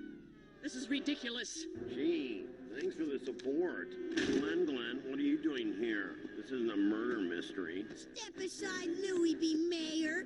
I'm going to audition to be the handsome prince. I'm thrilled you're here, Glenn. Please grab one of my scripts. I'm going right to the smooching scene, if that's all right. Splendid. My kiss shall awaken thee, fair maiden. Thank you, Mr. Glenn. I'm moved. You are all really great. Well, the audition is just underway. We must be considerate of others. We've been here 2 hours. Okay, Louie, you win. You're the handsome prince. I demand a recount. Oh, don't be discouraged, Glenn. You can be Louie's understudy. Fasten your seatbelt, Lou Costello. It's gonna be a bumpy ride. Hi, Louie. How was your day? Great. My school's doing the play Sleeping Beauty, and I got the lead. You're Sleeping Beauty? Mom, try the handsome prince. Oh, that's terrific. Your dad is going to be so proud. Oh, I hate to call him at work. He's so busy he never even has a chance to sit down. Anderson, phone call. Just my luck. Oh. What's that, Aura? Louie's going to be in a play. Louie's in your way. Well, tell him to move. It's on Thursday night. A Thursday night fight? Sure, I love boxing. Yes, Sleeping Beauty. Oh, sure, you can have all the beauty sleep you need, baby. Got it. Yes, I'll be there. I love you, too. They accuse me of having shell shock. Anderson, I need those Johnson rods over to conveyor belt number 7, pronto. Come on. Get going, boy. Let's go. That's exactly the role I had in mind. Now, Sleeping Beauty is dead, so no talking. Louie, go ahead. My kiss shall awaken thee, fair maiden. Don't get any ideas, Romeo.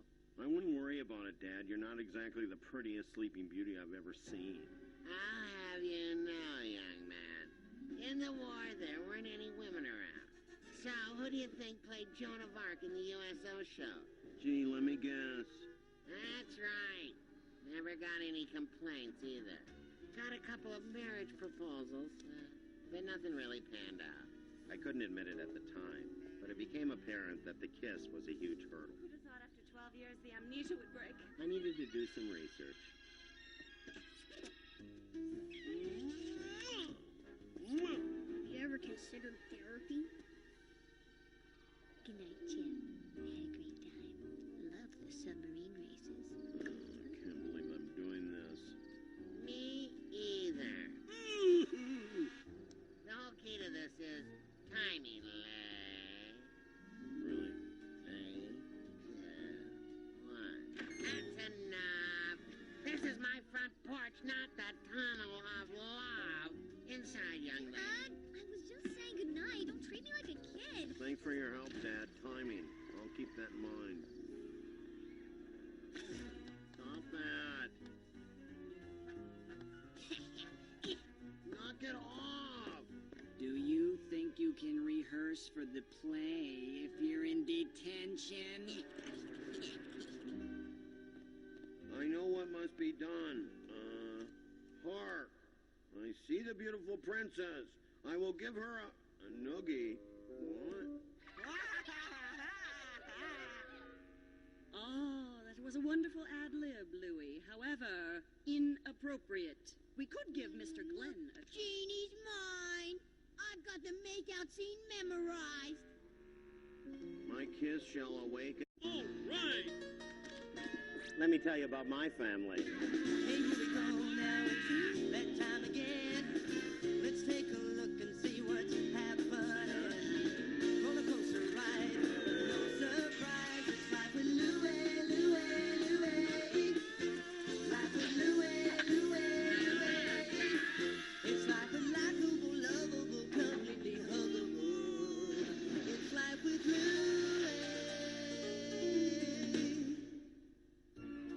haven't been in show business my entire life. The fact is, my career didn't start until elementary school. No one has signed up. No one has signed up. Or up onto the roof to get the paper has been the best exercise program a veteran could ever have. Why, that was simply dynamic. Have you ever thought about the theater? No. You could be the next Brando, Newman, Laurence Olivier. You think so? No, not without my direction, of course. Think you're ready to perform for a bigger audience? Bigger than the 3rd grade? You in the spring play that I wrote. Actually, I adapted it. So, would you like to audition? Great. See you at 3. I hear you're gonna try out for the play. You hear? Hey, I know, maybe you'll be the handsome prince. Then we'd have scenes together. Well, what play is it? I didn't even bother to ask. Sleeping Beauty. Oh, and who will you be? I'll give you one guess. I'm asleep in the second act. Break a leg, Louie. Simple good luck would have been sufficient. Oh, I know the task set. Before me, I shall sail the 7 seas, leap tall buildings in a single bound to seek out the princess, and with my kiss, bring her back to life. I hope you don't mind I improvised. Thank you, Melvin. That was very nice. Who's next? Okay, Larry, whenever you're ready. Louie. Oh, I know the task set being the fair maiden. And then I kiss her and she wakes up. Play's over. 6 o'clock, Andy. Quitting time. Sure, give me a minute. Just gonna file these. Approve next week's schedule. Return 3 dozen phone calls. Sign about 64 checks. Then I'll be right with you. Laura, remember when you were with Chip on the porch the other night? Anyway, well, I'm doing a report at school, and I had a couple of questions on the subject. Is it better to have my mouth closed or open? Should my lips be pursed or relaxed? Or do I make a smacking sound at the end, or does that just happen naturally? Having trouble eating your mother's meatloaf again? Dad? Do like I do, Louie. Swallow your bites whole, like a dog. That way the taste won't linger. Thanks. Dinner! It's meatloaf! Mom, Dad, I have something to tell you. What is it, dear? Well, you know the play? Oh, that's right. Andy, Louie's play is this Thursday. You're gonna be there, right? Yeah, Thursday. Wouldn't miss it, dear. Anyway, I have a problem. I have to kiss Sleeping Beauty, and I want to make sure I do it right. Oh, yes. There's nothing like a kiss to top off a perfect evening. A glass of bubbly, some music, candlelight, a washboard stomach, and being held just right. That's not kissing, that's romance. He's not interested in romance. Watch and learn. Ooh, Andy. Baby, say no big deal. Oh, my. Got it? Nothing to it. Kiss. Touch with lips as a mark of affection. Don't worry, Louie. There's nothing to kissing. It's easy. My first kiss was years ago.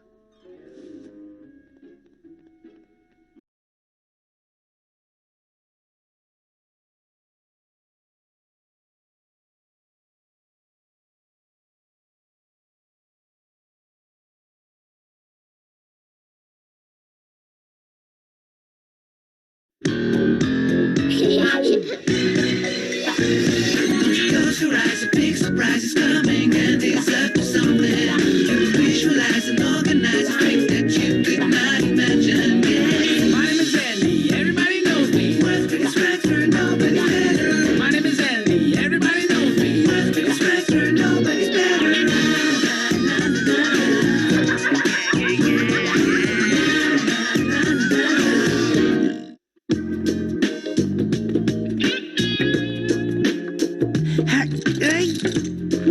I know what you're thinking. I must be crazy, right? Relax. If it wasn't for this harness, I wouldn't be doing this. I'm a prankster, not an idiot.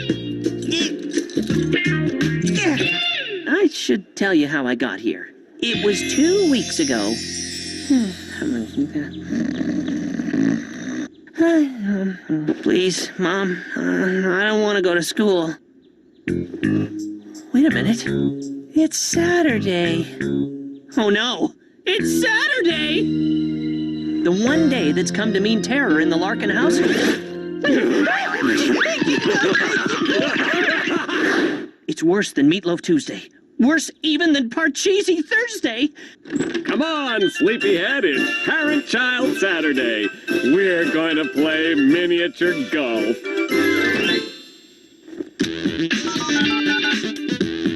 Danny, I need your help. Mom, if Terry calls, tell her I'm on my way. Parent-Child Saturday! Jen also has to spend the day doing boring stuff with Mom, which means that at least she suffers as much as I do. Remember, Jen, the plastic bowl dinnerware party begins at 2 o'clock. Maybe Jen should start her own collection for when she gets married. You're right.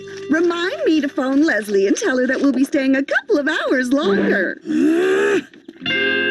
Dear, you put my favorite Bermuda shorts in the bag of clothes for goodwill. Again. Are you sure it's wise to wear shorts on a day like today, Dad? What are you talking about? It's gorgeous out. A snowstorm? In June? Yeah, freaky weather, eh? I guess we'll have to reschedule. Hey, it stopped!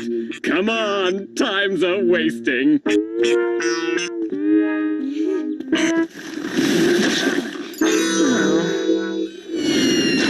I'm a rebel, baby. Can't hold me down. Gotta hit the road. Gotta leave town. I'm a radish, maybe. Can't Holy Brown. Gotcha in the roll. Gonna get down. Come on, kiddo, let loose. I wish I could, but you've locked the doors. That's funny, Andy. You're a real chip off the old block. I'm a radish, maybe. Canned Holy Brown. Gotcha in the roll. Gonna get down. Hey, there's this new place, International House of Liver and Onions.